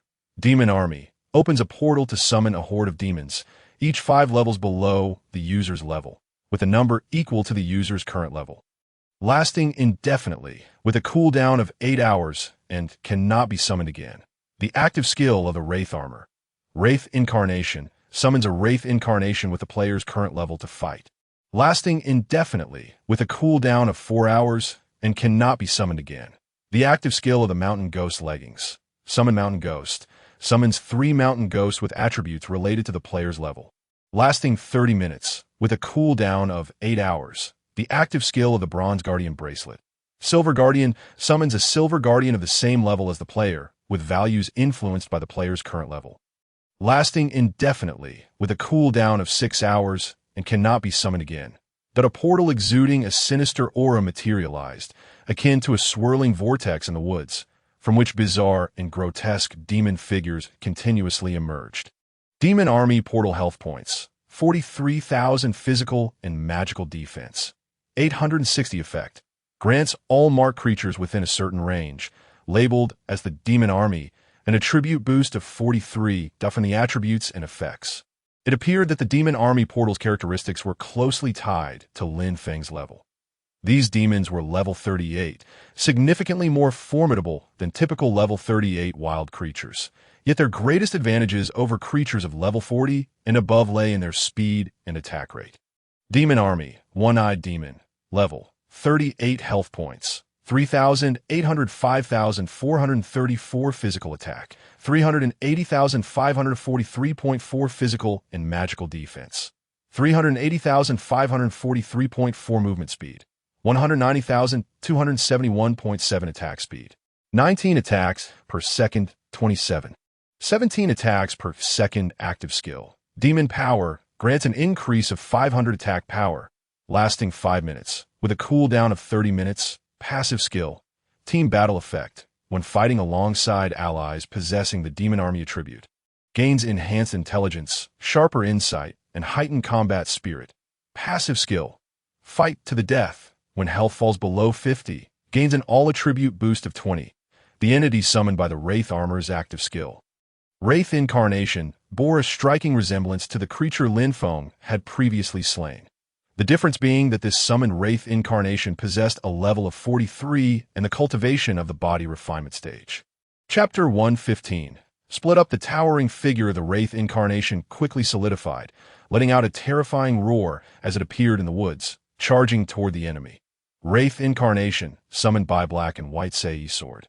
Level 43 Realm. Body Refinement Health 30,000. Body Refinement Perfected. Physical Attack 1,200. Body Refinement Perfected. Physical and Magical Defense 700. Body Refinement Perfected. Movement Speed 270. Body Refinement Perfected. Attack Speed 27 attacks per second. Body Refinement Perfected. Active Skill. Wraith Avatar gains the Wraith Avatar Enhancement. Increasing health by 10,000. Physical attack by 300 and physical and magical defense by 200. Lasting 10 minutes, with a cooldown of 1 hour. Active skill. Phantom Step increases movement speed by 100, creating phantom images that slow enemies by 10 upon contact. Phantoms last 10 seconds. Phantom Step lasts 10 minutes, with a cooldown of 1 hour. Passive skill. Wraith Skin, final damage reduction of 500. Passive skill. Body Refinement Perfected. Health increased by 10,000. Physical attack increased by 500, physical and magical defense increased by 300, movement speed increased by 120. While the skills were significantly reduced, the attribute values saw a tremendous enhancement, compensating for the loss of skills. The 3-level 43 body refinement Mountain Ghosts immediately gathered around the Wraith Incarnation, acting as its left and right arms, also roaring toward the enemy. Mountain Ghost, summoned by Black and White Sei Sword. Level 43 Realm. Body Refinement Health Points 13,000. Body Refinement Perfected. Physical Attack 860. Body Refinement Perfected. Physical Defense 620. Body Refinement Perfected. Movement Speed 180. Body Refinement Perfected. Attack Speed 18 attacks per second. Active skill. Frenzied Mountain Ghost reduces maximum health by 5,000. Health steal of 20. Physical attack increased by 300. Movement speed increased by 60. Lasting 10 minutes, with a cooldown of 1 hour. Passive skill. Poisonous Touch. This creature's attacks inflict corrosive toxins, dealing 20 points of true damage per second upon being hit. Stacking up to 20 times, lasting 1 minute, passive skill, body refinement perfected, health increased by 8,000, physical attack increased by 400, physical and magical defense increased by 300, movement speed increased by 100, finally. Before Lin Feng, a silver-white small magic circle suddenly illuminated, and shortly after, a level 43 body refinement silver guardian swiftly arose from the circle. Standing at a towering height of 3 meters, its body was encased in silver armor adorned with intricate patterns. Wielding a hefty silver sword and shield. Upon appearing, it promptly positioned its silver sword and shield in a defensive stance before Lin Feng. Silver Guardian, summoned by Black and White Sei Sword. Level 43 Realm. Body Refinement Health Points 18,000. Body Refinement Perfected. Physical Attack 500. Body Refinement Perfected. Physical Defense 800. Body Refinement Perfected. Movement Speed 160. Body Refinement Perfected. Attack Speed 16 attacks per second. Active skill. Unyielding as a mountain. The Silver Guardian combined with the protected individual, granting both an increase of 300 in physical and magical defense, along with a final damage reduction of 200, lasting 30 minutes, with a cooldown of 2 hours. Passive skill. Guardian State. The Silver Guardian can enter Guardian State at any time, gaining an increase of 100 in physical and magical defense, capable of providing 360 protection for the protected individual. Passive skill. Body Refinement Perfected. Health increased by 12,000. Physical attack increased by 300. Physical and magical defense increased by 500. Movement speed increased by 80. From both the skills and attribute values, this Silver Guardian represented the purest form of protection. However, Lin Feng had no need for it. Utilizing it to guard the Wraith Incarnation would be an excellent choice, with the Silver Guardian as the left arm and the Mountain Ghost as the right arm, with an offense and defense that complemented each other.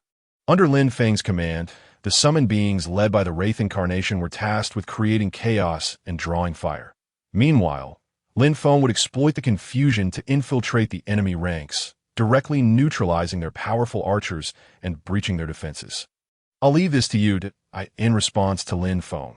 The roars of the Wraith Incarnation and numerous summoned beings echoed as they charged towards the enemy without hesitation. S's words faded.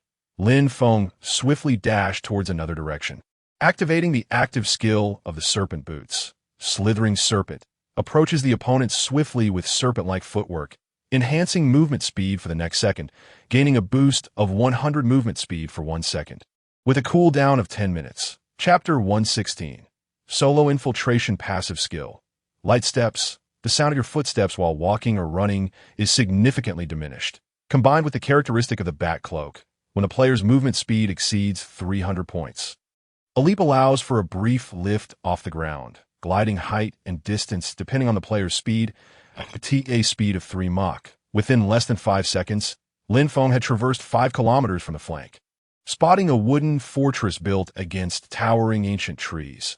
The fortress was grand and sturdy, with wooden stakes wrapped in iron sheets forming a protective barrier, atop which heavy crossbows were stationed, requiring a dozen elven crossbowmen to operate. Behind each heavy crossbow were numerous powerful log arrows for ammunition, supplemented by crane-like mechanisms continuously replenishing the supply of arrows that on either side of these heavy crossbows. Towering iron arrow towers lined with wooden stakes housed several elven archers on high alert, capable of spotting any movement. Just along this arc-shaped wall, there were no less than 40 heavy crossbows firing in succession towards the Wraith Incarnation. Their attack intervals were approximately 10 seconds, with a volley of 20 bolts every 5 seconds. And it seemed their ammunition supply was ample. Lin Feng wasted no time. As the first volley was launched, he darted forth. However, at that moment, 3 seemingly ordinary ancient trees suddenly sprang to life, swinging their long, thick branches toward him. "Get out of the way, mana.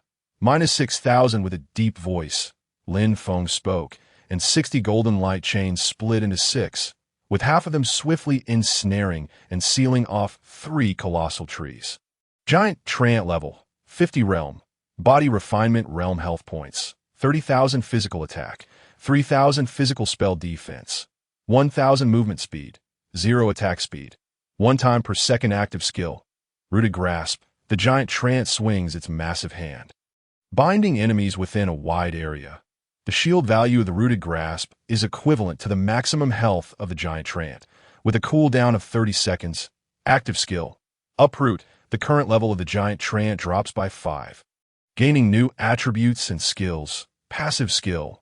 Lock-on assault. When the giant treant uses an active skill, it possesses an incredibly rapid casting speed, unless you can intercept its attack once locked on.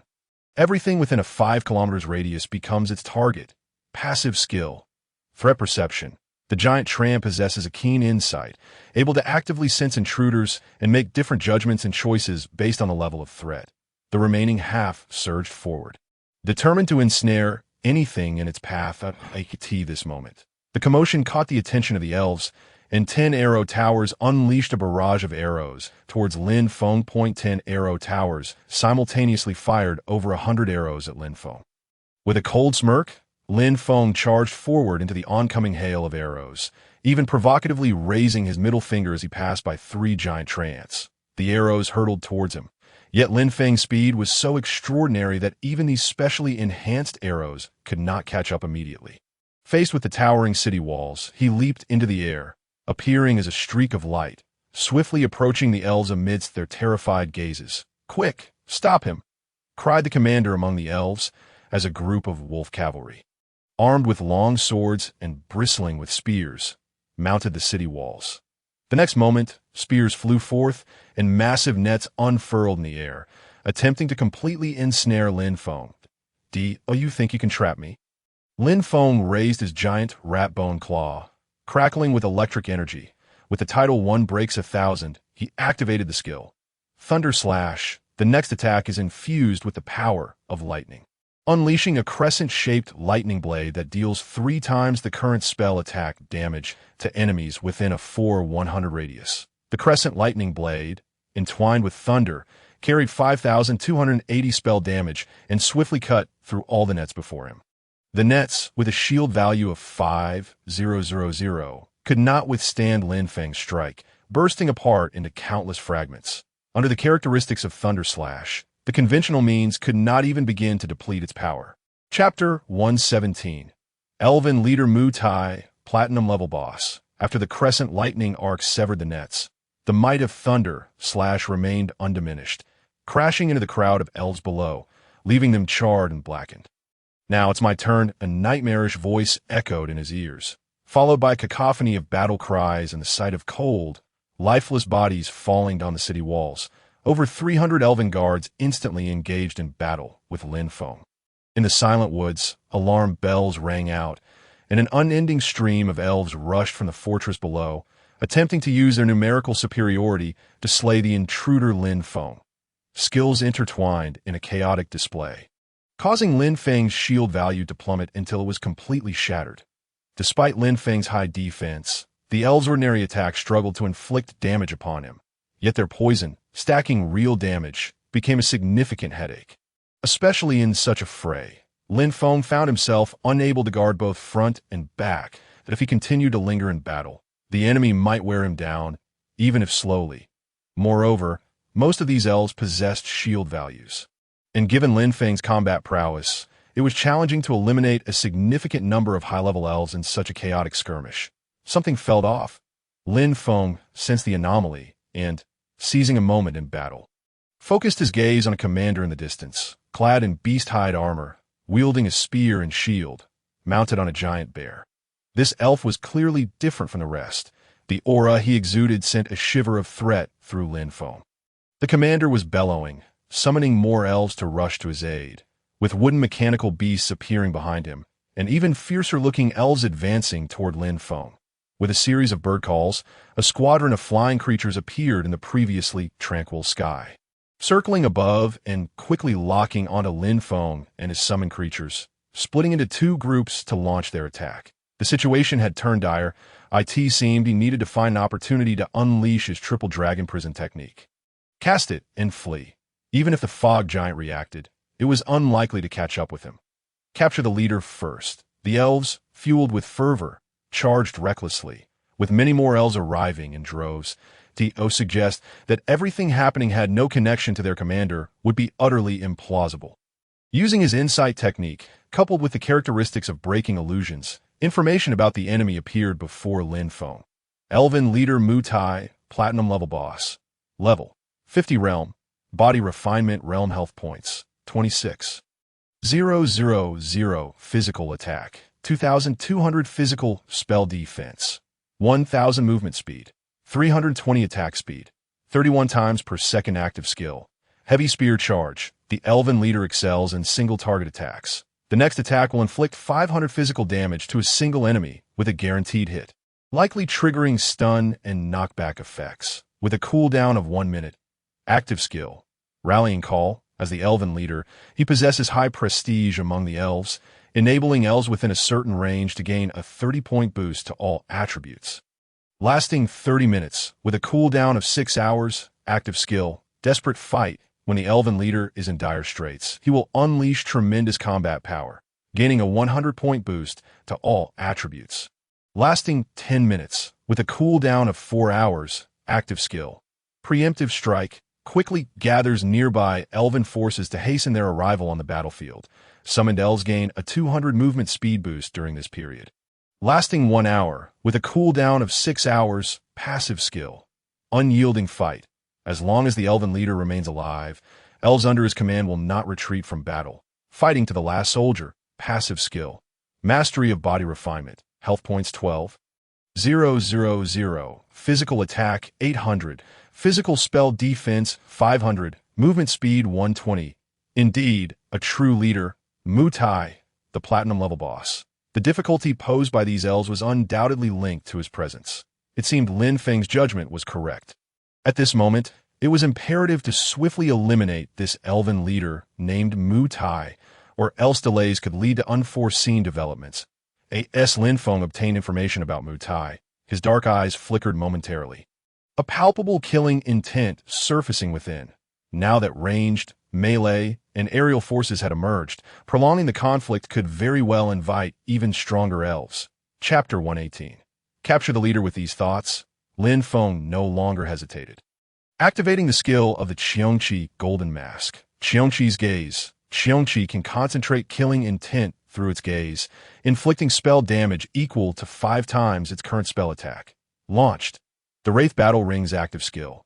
Eye of the Wraith inflicts intense mental damage on the enemy, resulting in spell damage equal to 5 times its current spell attack. Activated. Active skill.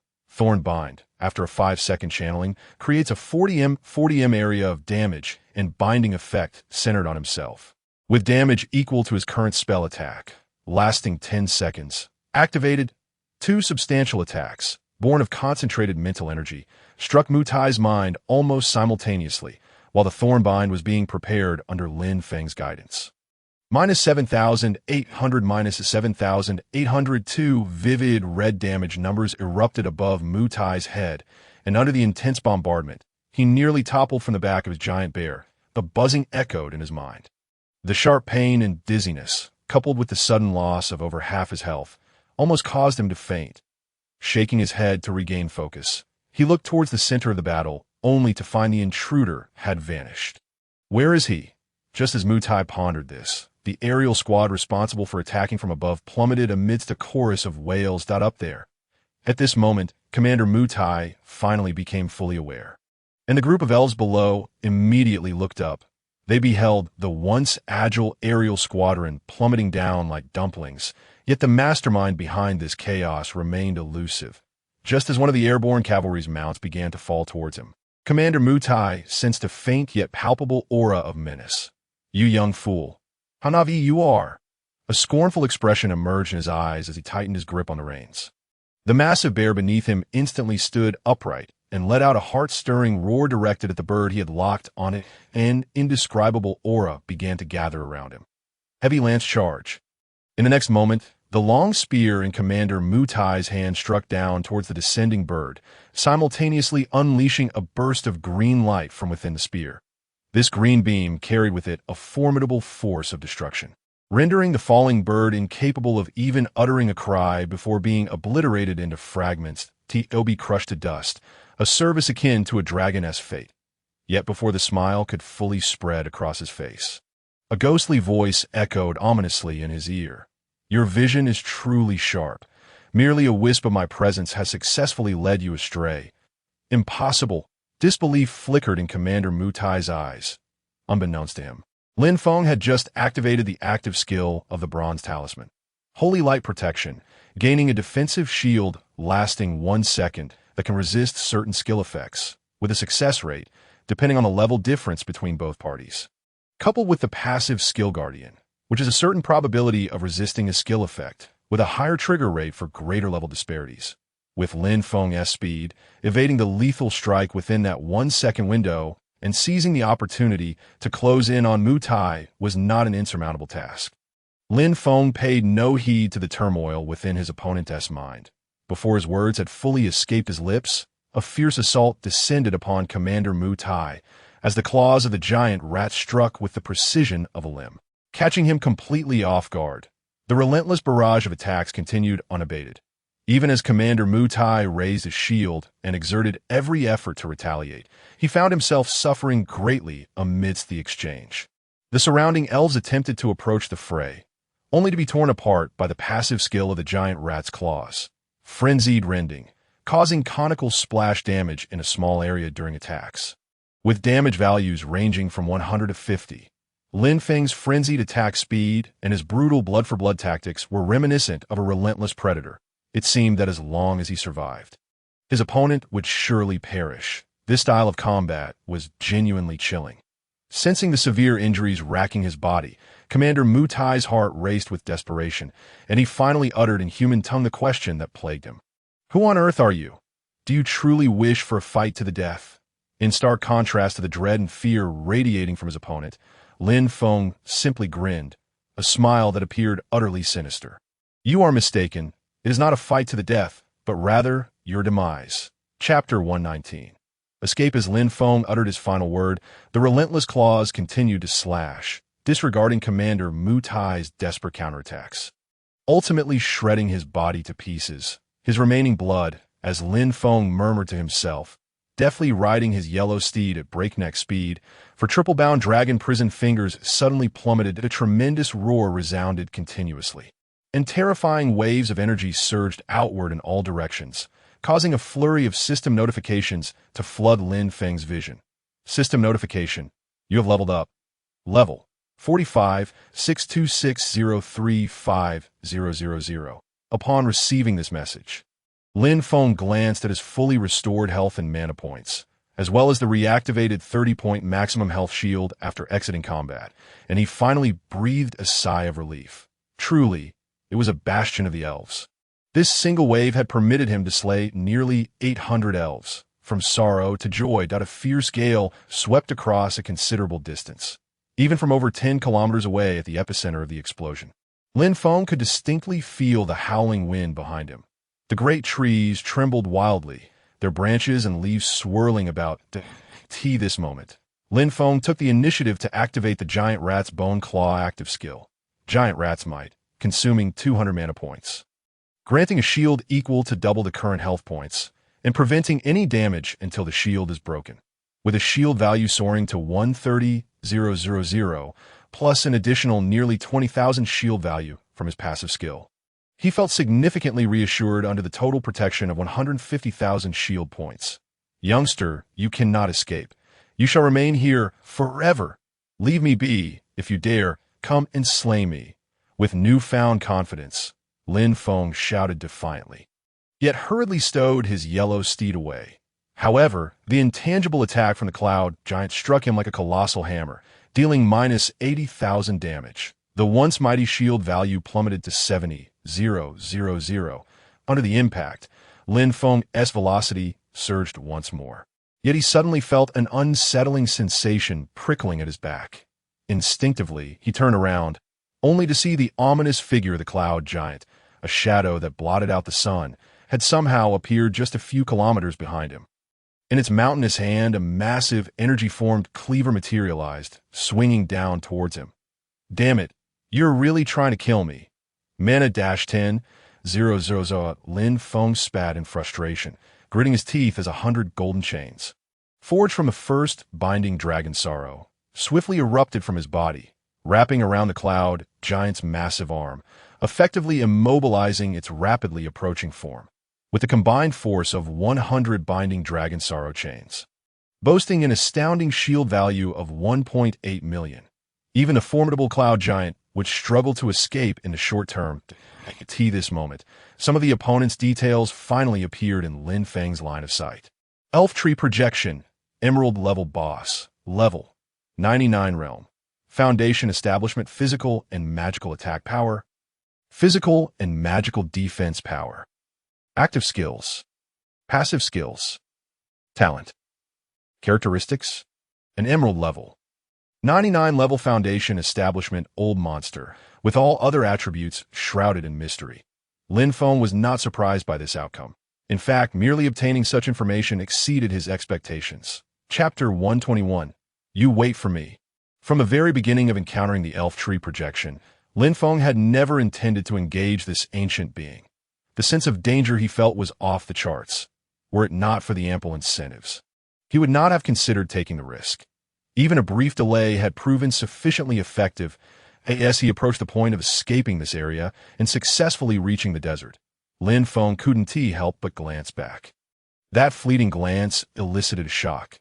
Behind him, trees seemed to come alive as if summoned by some force, uprooting themselves at an astonishing rate and transforming into the giant trance he had previously encountered.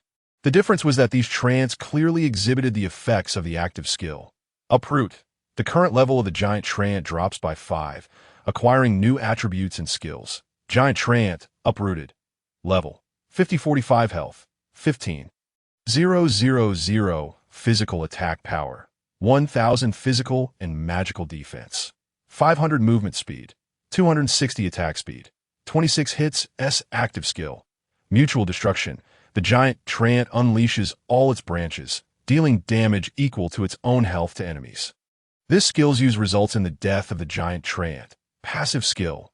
Swift. Mutual destruction possesses a swift effect, granting a 10-fold increase in movement speed when activated. Passive skill. Elf Tree Lock. Within the Elf Tree's range, mutual destruction gains a locking effect, preventing enemies within this area from escaping. The attributes of the uprooted Giant Trant could be succinctly described in 4 words: simple and brutal. Their existence seemed custom-tailored for the purpose of ensuring mutual destruction with their foes. Justifying the name Mutual Destruction, the ground trembled. Each tree, suddenly imbued with life and transformed into an uprooted Giant Trant, triggered a chain reaction throughout the elven forest, causing all previously inanimate trees to spring to life. This rapid spread exceeded even Lin Feng's escape speed. Rodent, you cannot escape. You shall remain here forever. The cloud giant, created under the Elf Tree Projection, had barely finished speaking when countless branches and vines surged toward Lin Feng from every direction, both above and below. The multitude of branches barreled forth at breakneck speed, blocking out the sun and rendering the air devoid of light. Those caught in the midst felt their skin crawl, while onlookers outside the scene were struck with goosebumps. This time, I'm truly done for.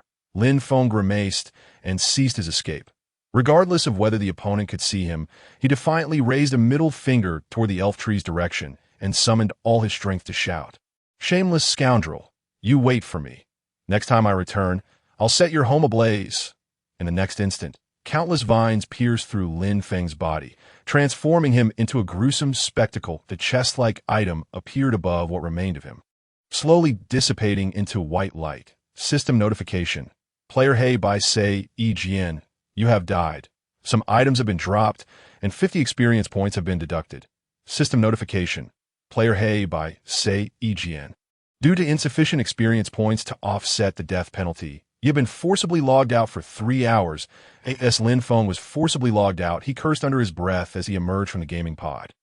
The cost of his defeat was indeed steep. The platinum chest dropped by the Wood Iron Commander contained a small portion of materials and a handful of spirit coins, alongside the loss of his thousands of experience points. Damn old fool. How could he possess such means? Truly infuriating. Reflecting on his final moments, Lin Feng still felt a shiver run down his spine. The sensation of death was all too real, so authentic that he could not discern whether it was the game or reality. Fortunately, it was merely a game over, not true death. Why do I feel such a sense of relief as if I have survived a catastrophe? Lin Feng bitterly chuckled at himself. The first time he had died. It had happened in the novice village, during the protection period, resulting in no losses. Naturally, Lin Feng harbored no resentment, even neglecting to search for his lost items afterward. Yet this time, the outcome was entirely different. Chapter 122. Chu Group without the protective aura of the novice period. The losses from this death weighed heavily on Lin Feng's heart. As he contemplated this, the sense of relief dissipated, replaced by an oppressive feeling in his chest, yearning to be released. The time has come, Chu Group, Lin Feng murmured, a cold smirk curling his lips, the chill in his smile causing the temperature of the surrounding air to plummet. Now, he would personally pay a visit to the Chu Group. The Chu Group. Not only is it one of the largest conglomerates in the Dragon Kingdom, but it also stands as a colossal entity on a global scale. The influence of the Chu family extends far and wide, with their investments in the gaming sector being a mere trifling aspect of their strategic landscape. However, following the emergence of the God-slaying game, the proportion of investment in gaming by the Chu Group swiftly altered. This moment. Within the conference room of the Chu Group's skyscraper, a bunch of useless fools, incompetent buffoons. That little hussy Lin Miaoka secured the second building order with a mere 300 million in funds. And now she proposes a partnership, demanding we fork over 1 billion for a mere 30 stake in Wanwagu. Speak up. What are you all doing? Seated at the head of the conference table, Chu Yintian berated the dozens of employees below him, his gaze sweeping across them, causing everyone to lower their heads, none daring to meet his eyes. His predatory gaze finally settled on a short, middle-aged man nearby, who was incessantly wiping the cold sweat from his brow. Li Qixing, you are the one responsible for raising funds for God-slaying. The sum of 1 billion yuan I entrusted to you has dwindled to a mere 200 million. And now the Lucian project is facing significant losses. Whom do you suggest I hold accountable for this debacle? Upon hearing the voice of Chu Yintian, the middle-aged, portly man named Li Qixing trembled, nervously setting down the towel in his hand.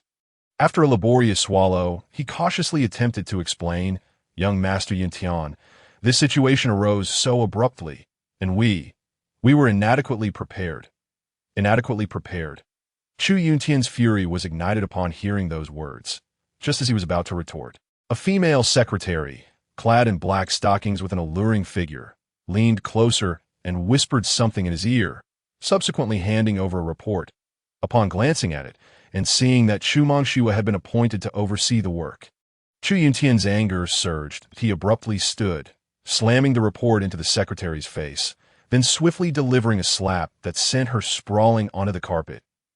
In an instant, her delicate, fair features became swollen and red, resembling a weeping pear blossom. Yet Chu Yuntian felt no hint of compassion. Noticing that he did not even spare her a glance, the secretary could only cover her bruised cheek in distress. Hesitating to speak, quietly sobbing as she gathered the scattered documents, like a tea that moment, the conference room door swung open, revealing 2 burly bodyguards. Following them was a stunningly beautiful and tall figure, flanked by a man and a woman, striding and wearing limited edition sparkling white high heels. Her long, slender legs were captivating, and as she moved, the professional OL attire accentuated her form in a way that suggested a hidden softness and elasticity. The tailored sky blue blazer fit her perfectly, highlighting her graceful silhouette while exuding an air of competence and poise. Beneath it, an ivory white shirt with a slightly open collar revealed a tantalizing glimpse of her immaculate skin, leaving onlookers parched with desire. The tall beauty cast a fleeting glance at the secretary crouched on the floor, then turned her attention to Chu Yuntian, her smile blooming like a flower, tinged with a hint of schadenfreude. Director Chu Yuntian, I am quite curious about the matter that has incited such wrath within you. Her voice was melodic, yet the undertone of mockery only served to intensify Chu Yuntian's simmering rage. In the presence of such exquisite beauty, his eyes were clouded not only with suppressed desire, but also with mounting frustration. Were it not for Chu Mengshua's current status, he might have wished to see her kneel before him in submission. Filthy wench, just wait. Chu Yuntian will not be thwarted in my pursuits. He mused, maintaining a facade of composure while concealing his darker thoughts. Chu Mingxue, do you understand why I would rather invest 1 billion to acquire 30% of Wanhua Valley instead of collaborating with the Taoist sect? Are you aware of who the mastermind behind the creation of the Taoist sect is in our entire Longhua region? Upon hearing Chu Yuntian's accusatory tone, Chu Mingxue showed no inclination to respond. Instead, she chuckled softly, taking her seat opposite him, her delicate, fair legs crossing gracefully, reminiscent of a proud swan. With a subtle gesture, she signaled her assistant to present the project proposal. In the next moment, a 3D projector illuminated the table with a plethora of data, while the serious-looking female assistant began to elucidate the contents of the proposal. The proposal effectively dismissed all of Chu Yuntian's original plans, causing his expression to darken with each passing moment. However, when he heard that the proposal mentioned collaborating with the Taoist sect leader, Heibai Sei Yijian, he seized the opportunity to counter, erupting into laughter. Excellent, excellent, excellent, he exclaimed, applauding mockingly, his gaze filled with disdain. Chu Mingxue, I initially thought your intellect matched your appearance, yet I find you no different from a mere decorative vase. I am profoundly disappointed in your performance. With a sigh, he sought a flicker of panic in her eyes, but found none. Nevertheless, Chu Yuntian was confident in his position. Filthy wench, I shall see how long you can maintain this charade. Chu Mingxue, do you know why I prefer to invest 1 billion to acquire 30% of Wanhua Valley rather than collaborate with the Taoist sect? Do you understand who the enigmatic figure behind the Taoist sect is? As he posed the question, Chu Mingxue's gaze turned icy, and she slowly uttered, Lin Feng. You know? Now, it was Chu Yuntian's turn to be astonished. He had not anticipated that she would be privy to the exact information he had just acquired to know. She must have already known well before him. Otherwise, she could not have persuaded those old men to send her to the group to personally oversee the Lucian game project. What infuriated him even more was that he had received no inkling of these developments whatsoever. Director Chu Yuntian, are you currently pondering why the informant planted beside you failed to report in a timely manner? Chu Yuntian, ever the seasoned veteran, quickly regained his composure and coldly retorted, Chu Mingxue, I do not comprehend what you are insinuating. To his response, Chu Mingxue's laughter rang out, her large eyes curving into crescent moons. A victorious smile gracing her lips. With 2 sharp claps, the conference room door swung open once more. In the next instant, 2 imposing bodyguards entered, dragging a battered woman, carelessly tossing her into the conference room like a discarded rag doll. Young Master Yuntian, save me. Chu Yuntian remained silent, yet the stormy expressions on his face betrayed his discomfort. The room fell into a heavy silence, the tension palpable, for outsiders like them. Being caught in such a struggle was utterly excruciating. Everyone, please exit, he commanded, and the room exhaled a collective sigh of relief as they hurriedly gathered their belongings and departed. Chu Mingxue, what exactly do you intend to achieve? If these matters were to come to light, what benefit would it serve you? Chapter 124. Undercurrents with everyone gone. Chu Yuntian shed his pretense, his expression hardening as he regarded Chu Mingxue with a newfound chill. Chu Yuntian, do you wish to know my intentions? Chu Mingxue replied with a cold chuckle, her beautiful eyes glinting with a mix of intrigue and pity. To be frank, due to the incident with Ghost Sword, the family has already resolved to abandon you.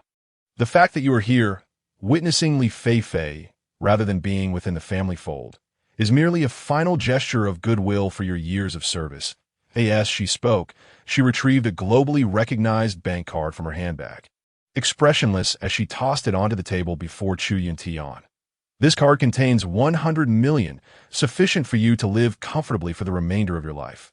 Glancing at her limited edition women's watch, she added, by the way, I've booked you an international flight for 5 o'clock this afternoon. Departing now would be ideal. Don't blame me for not warning you. If you miss this opportunity, you might not even have your father to rely on. Whether to stay or leave is entirely up to you. With that, Chu Mingxue did not even spare him a glance, unfazed by his murderous glare. As she rose gracefully and walked past him, but a faint, delightful fragrance lingered in her wake, reminiscent of a noble flower poised to bloom. Yet, Chu Yuntian could not afford to dwell on such sensations. Her final words extinguished any remaining flicker of malice within him. Observing the lifelessness in Chu Yuntian's eyes, Chu Mengxue lowered her head slightly and mockingly whispered in his ear, "Chu Yuntian, your time is up." As the melodious laughter echoed throughout the conference hall, the previously closed door swung open, only to shut once more in the expansive chamber.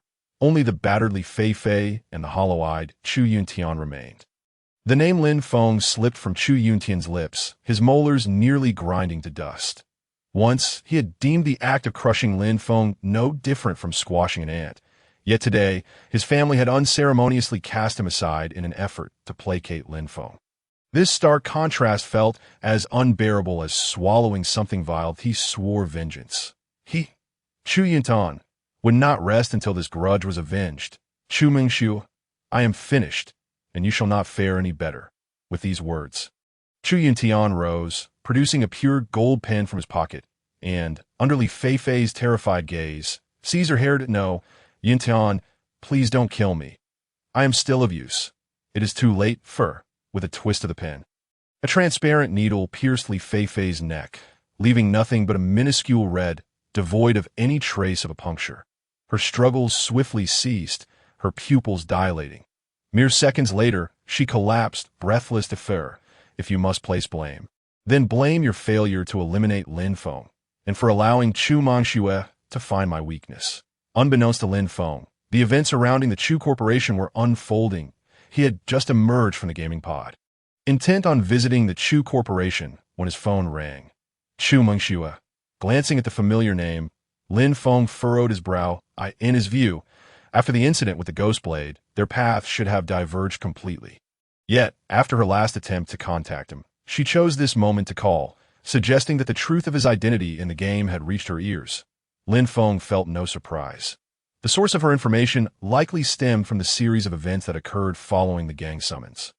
Wang Qian, Li Mo, and Ma Bo, known in the game as Killer Wang Xiao, Cool Li Xiao, and Epic Ma Xiao, have been publicly declared by Lin Feng to receive special treatment due to their personal connections. This announcement effectively signaled to all within the Dao sect that their relationship with him was extraordinary. Uncovering their true identities would inevitably lead to his OWNT, or liken it to a game of Dodiju. It was akin to revealing one's cards.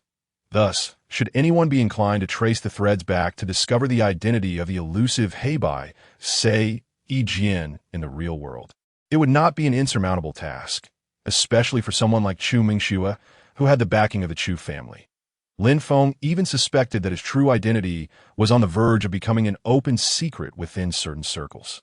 Of course, had it not been for Lin Feng's newfound capacity for self-preservation, revealing himself would have been nearly impossible for anyone else to achieve. Next, he pondered how many factions would be drawn in and what costs they would incur as a result. If he wished to thoroughly dismantle the Chu family, stirring the waters was undoubtedly the most effective strategy. With this thought in mind, he deliberately delayed answering Chu Mengxue's call until the third ring. As soon as he picked up, her melodious voice filled his ear. "Lin Feng, it's me, Mengxue, and I hope I'm not interrupting your game. What do you want?" In stark contrast to her warmth, Lin Feng's tone was icy. Chu Mengxue, undeterred by his demeanor, proceeded to outline the situation. The Chu Corporation was seeking to recruit several project managers to develop the game Lucian, and as one of the lead figures for this project, she had secured a position and immediately thought of Lin Feng, wishing to negotiate a collaboration on behalf of the Chu Corporation. Though her words lacked explicit clarity, they subtly conveyed that Lin Feng occupied a unique space in her mind. From a personal standpoint, this could help bridge the gap between them, especially for someone as emotionally driven as Lin Feng. Clearly, Chu Mengxue believed she understood him well, yet to Lin Feng, she appeared as an outsider. Her motives transparent. This narrative might deceive the naive, but to Lin Feng, it seemed exceedingly juvenile. However, he had no intention of exposing her ruse. He had prepared for outcomes such as today, as thought moreover, "I have good news to share with you. How about we meet?" Lin Feng recognized that Chu Mengxue's primary aim was to see him and confirm his identity. The preceding context was largely mere pretense. Are you representing the Chu Corporation or yourself? Upon hearing Lin Feng's probing question, Chu Mengxue hesitated, wanting to assert she was speaking for herself, but the words faltered on her lips. Given her understanding of Lin Feng, she knew she had to be honest. Yet the rift between him and the Chu Corporation was profound, making reconciliation exceedingly challenging. Both parties were acutely aware of this. The difference this time was that Chu Mingxue had come with a mission. Reflecting on their past and Lin Feng's character, she carefully rephrased her request, striving to adopt a gentle tone. Lin Feng, to be candid, I genuinely need your assistance. Perhaps only you can help me in this matter. In contrast to her sincerity, Lin Feng remained silent, his demeanor causing a visible shift in Chu Mingxue's previously assured stance. Power, wealth, and beauty. These three elements are the most compelling currencies, yet in the face of Lin Feng, Chu Mingxue understood that their influence was limited. Taking a deep breath, she continued, Lin Feng, I implore you, please help me this time.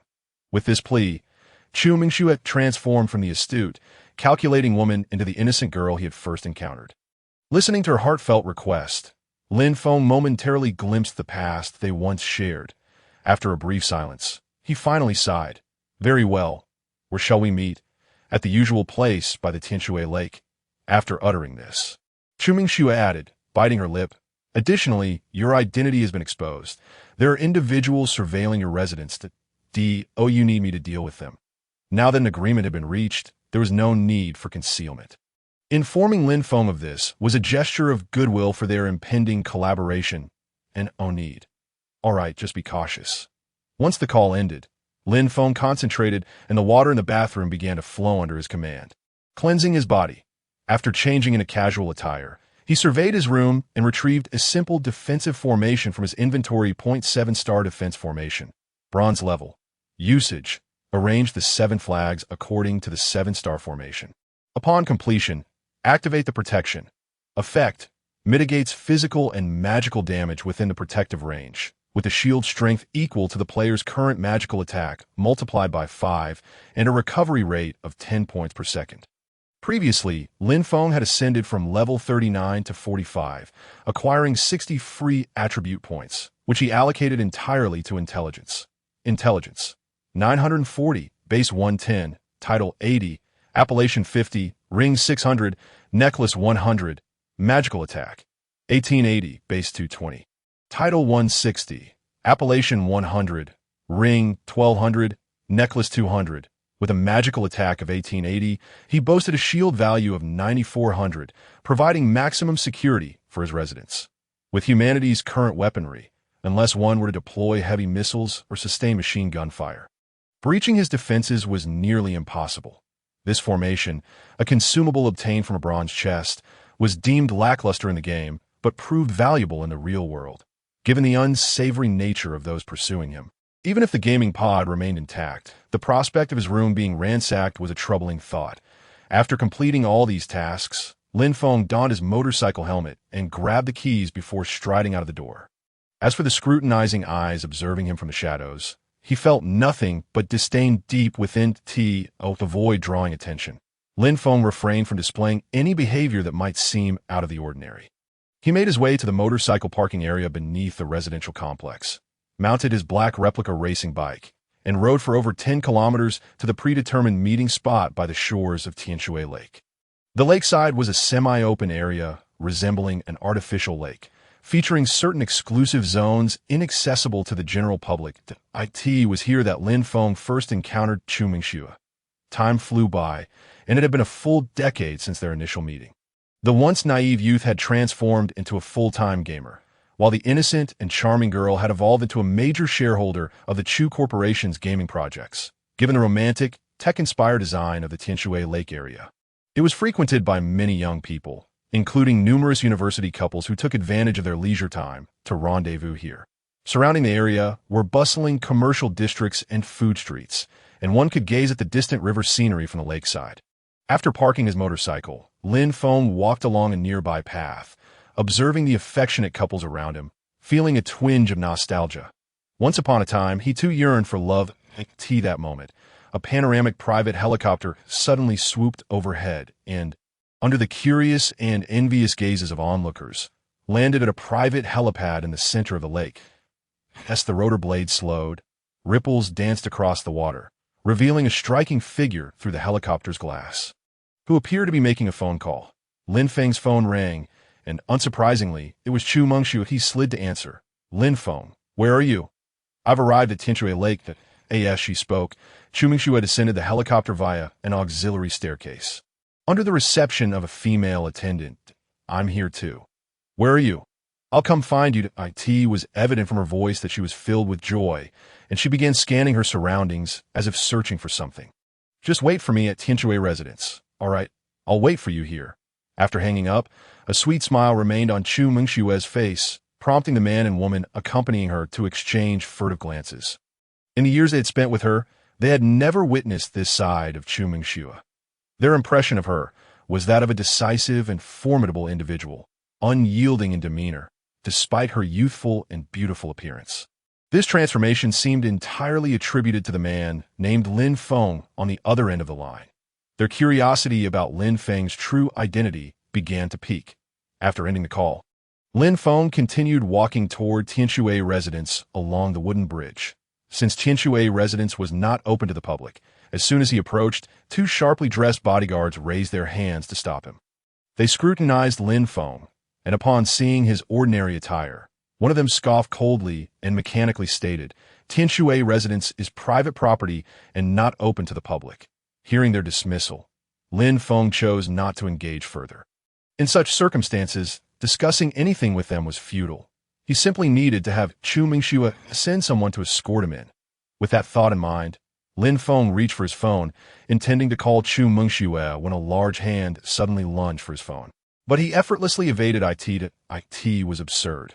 With Lin Feng's reflexes and speed, he could easily catch a bullet, let alone a mundane person's clumsy attempt. The bodyguard, momentarily stunned by his miss, quickly regained composure. This is private property. Loitering and photography are prohibited, or you will face consequences. Fine, I'll make a call to have someone come get me. Lin Feng replied as he prepared to dial Chu Mengxiu's number when a taser struck toward his wrist holding the phone. Lin Feng again dodged with ease. Had he been an ordinary person, that strike would have likely resulted in a fractured wrist. In other words, had Lin Feng remained a mere mortal, his hand would have surely been incapacitated by now. What do you mean by this? Lin Feng furrowed his brow, his tone laced with coldness. The bodyguard's expression soured as he felt humiliated by failing to land a hit. In his worldview, someone like Lin Feng, a seemingly impoverished individual, could be beaten without consequence, and his actions would even be applauded, needing no explanation. Without a word, the bodyguard suddenly let out a piercing scream. His wrist had twisted at a strange angle. The other bodyguard, witnessing this, initially stood in shock before swiftly drawing his taser and aiming for Lin Feng's temple. The wind howled as it sliced through the air. If that blow connected, an ordinary person could face life-threatening danger. It was clearly a lethal strike aimed at Lin Feng. However, to the bodyguard's astonishment, the university student-like youth did not even flinch, and his body was sent crashing backward into the lake with a resounding splash. In the next moment, excruciating pain surged through the bodyguard's abdomen, nearly causing him to faint. Yet the instinct for survival prevailed over his physical agony, and he quickly activated his earpiece, calling for backup from the water. The commotion drew the attention of those nearby, but they were well aware of Tianshui residence's unique nature, so they merely observed from a distance that a dozen bodyguards stationed near Tianshui residence rushed to the scene upon hearing the distress signal. Upon arrival, they found one bodyguard floundering 20 meters away in the water while another knelt on the ground, desperately pleading for mercy from a young man nearby. The young man appeared unfazed, firmly grasping the wrist of the pleading bodyguard, whose arm hung limply, seemingly broken. Let him go.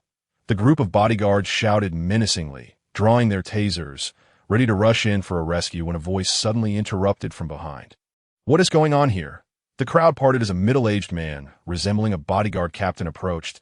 He glanced at the injured bodyguard's wrist, his expression shifting to one of concern. "Captain, help me," the incapacitated bodyguard cried. The captain did not respond to him, but instead turned his attention to Lin Feng. "Who are you?" Lin Feng met his gaze with a nonchalant expression. "Just an ordinary person." "Ordinary person?"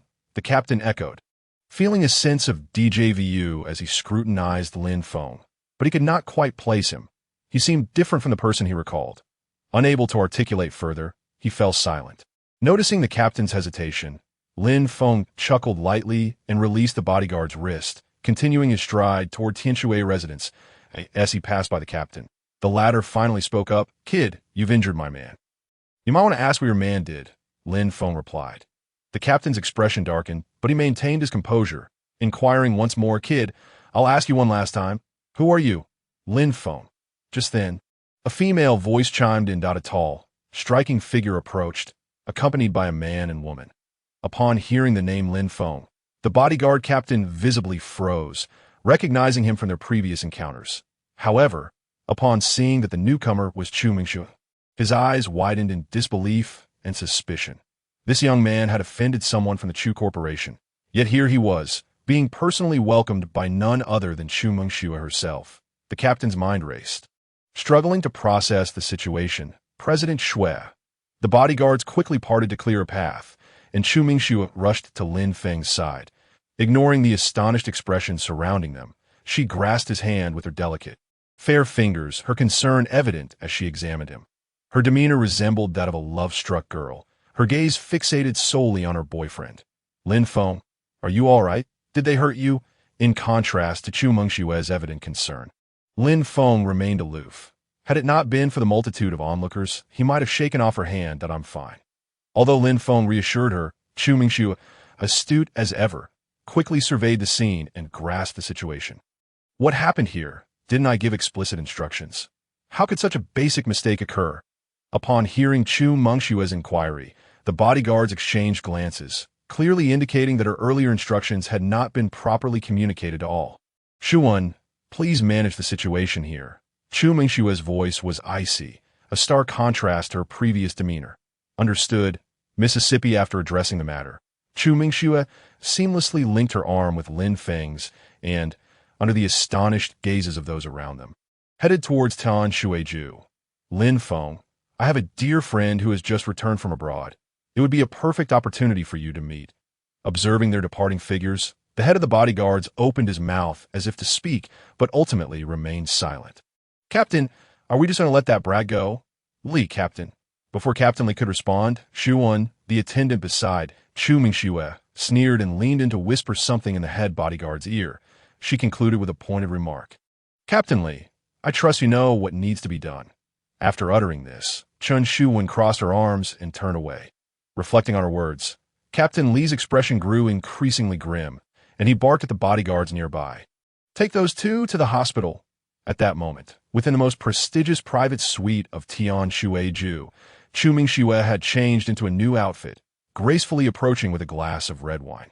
"Lin Feng, I am truly delighted to see you again." As she spoke, she extended the glass of red wine towards Lin Feng, personally pouring it for him. "Chu Mingxue, everyone is pressed for time. Let us get straight to the point." Lin Feng glanced at the time on his phone and placed the wine glass on the table, clearly indicating he had no intention of engaging in pleasantries with Chu Mingxue. "Lin Feng, Chu Yuntian is finished. Because of your involvement, the family has decided to abandon him and send him away from Longhua." "Leave?" Lin Feng's reaction was a cold chuckle and a shake of his head. "Merely leaving is far from sufficient. At one point, Chu Yuntian sought to ruin me completely. If it weren't for your assistance, I would have been rendered powerless by now. That I remember your kindness." He paused before adding, "And I also remember the enmity I hold against Chu Yuntian." Chapter 129. Weak versus strong. Had it not been for Chu Yuntian, Lin Feng's life trajectory might have undergone a profound transformation. For someone who sought to sabotage his future and even aimed to cripple him, this grudge, if pursued, could rival that of any deep-seated vendetta. "Lin Feng, those events are in the past. You stand on the brink of a promising future. Why sacrifice it for someone inconsequential?" Chu Mingxue consoled him that in this era, discussing vengeance was futile unless one resorted to underhanded tactics. Seeking retribution against a powerful, affluent individual was akin to chasing phantoms. The Chu group recognized Lin Feng's value. Hence, they willingly demonstrated goodwill by sacrificing Chu Yuntian's status within the company, allowing him an early retirement. But that was where it ended. That if Lin Feng's value failed to meet expectations, the Chu group would not hesitate to discard him and reinstate Chu Yuntian. By then, If Chu Yuntian did not seek vengeance against Lin Feng, it would be a stroke of good fortune. Talk of revenge would be utterly absurd. In the realm of the weak, there is only compromise. In the realm of the strong, there is only profit. Even Chu Mengxue, when she chose to help Lin Feng through his trials, was essentially placing a bet on him. It can only be said that Chu Mengxue won that bet. She had indeed not misjudged Lin Feng. However, unbeknownst to her, the events surrounding Lin Feng had transcended the comprehension of this reality. At present, Lin Feng was no longer merely capable of dismantling a group or a family. With greater ambitions, it would be exceedingly difficult for anyone in this world to thwart him. Lin Feng was fully aware of this, which is why he maintained a cold demeanor towards Chu Mengxue. To her, he was merely a rather useful pawn. Yet, Chu Mengxue remained oblivious, for they no longer belonged to the same world. Lin Feng was akin to a deity in this realm, and the worth of the favor he owed could not be quantified in monetary terms. Naturally, that was a discussion for another time. Noticing Lin Feng's silence, Chu Mengxue, believing she had swayed him, continued, Lin Feng, heed my advice. Let go of your animosity towards the Chu group. Mengxue assures you that such events will not recur. Come in. As she finished speaking, the door swung open, and the earlier male and female attendants placed a contract before Lin Feng. Mr. Lin, this is our Chu group's demonstration of goodwill, a contract valued at 10 billion, along with a copy for your perusal. Should you have no objections, our board will convene a press conference and conduct a signing ceremony with you on site. 10 billion for an ordinary person. Earning a billion would require approximately 2,000 years, while 100 billion would necessitate an astonishing 200,000 years. Anyone across the globe would surely go mad upon hearing such astronomical figures. Even Chu Mengxue herself was drawn to it. She could not fathom why Lin Feng, an ordinary individual, would reject such a monumental sum.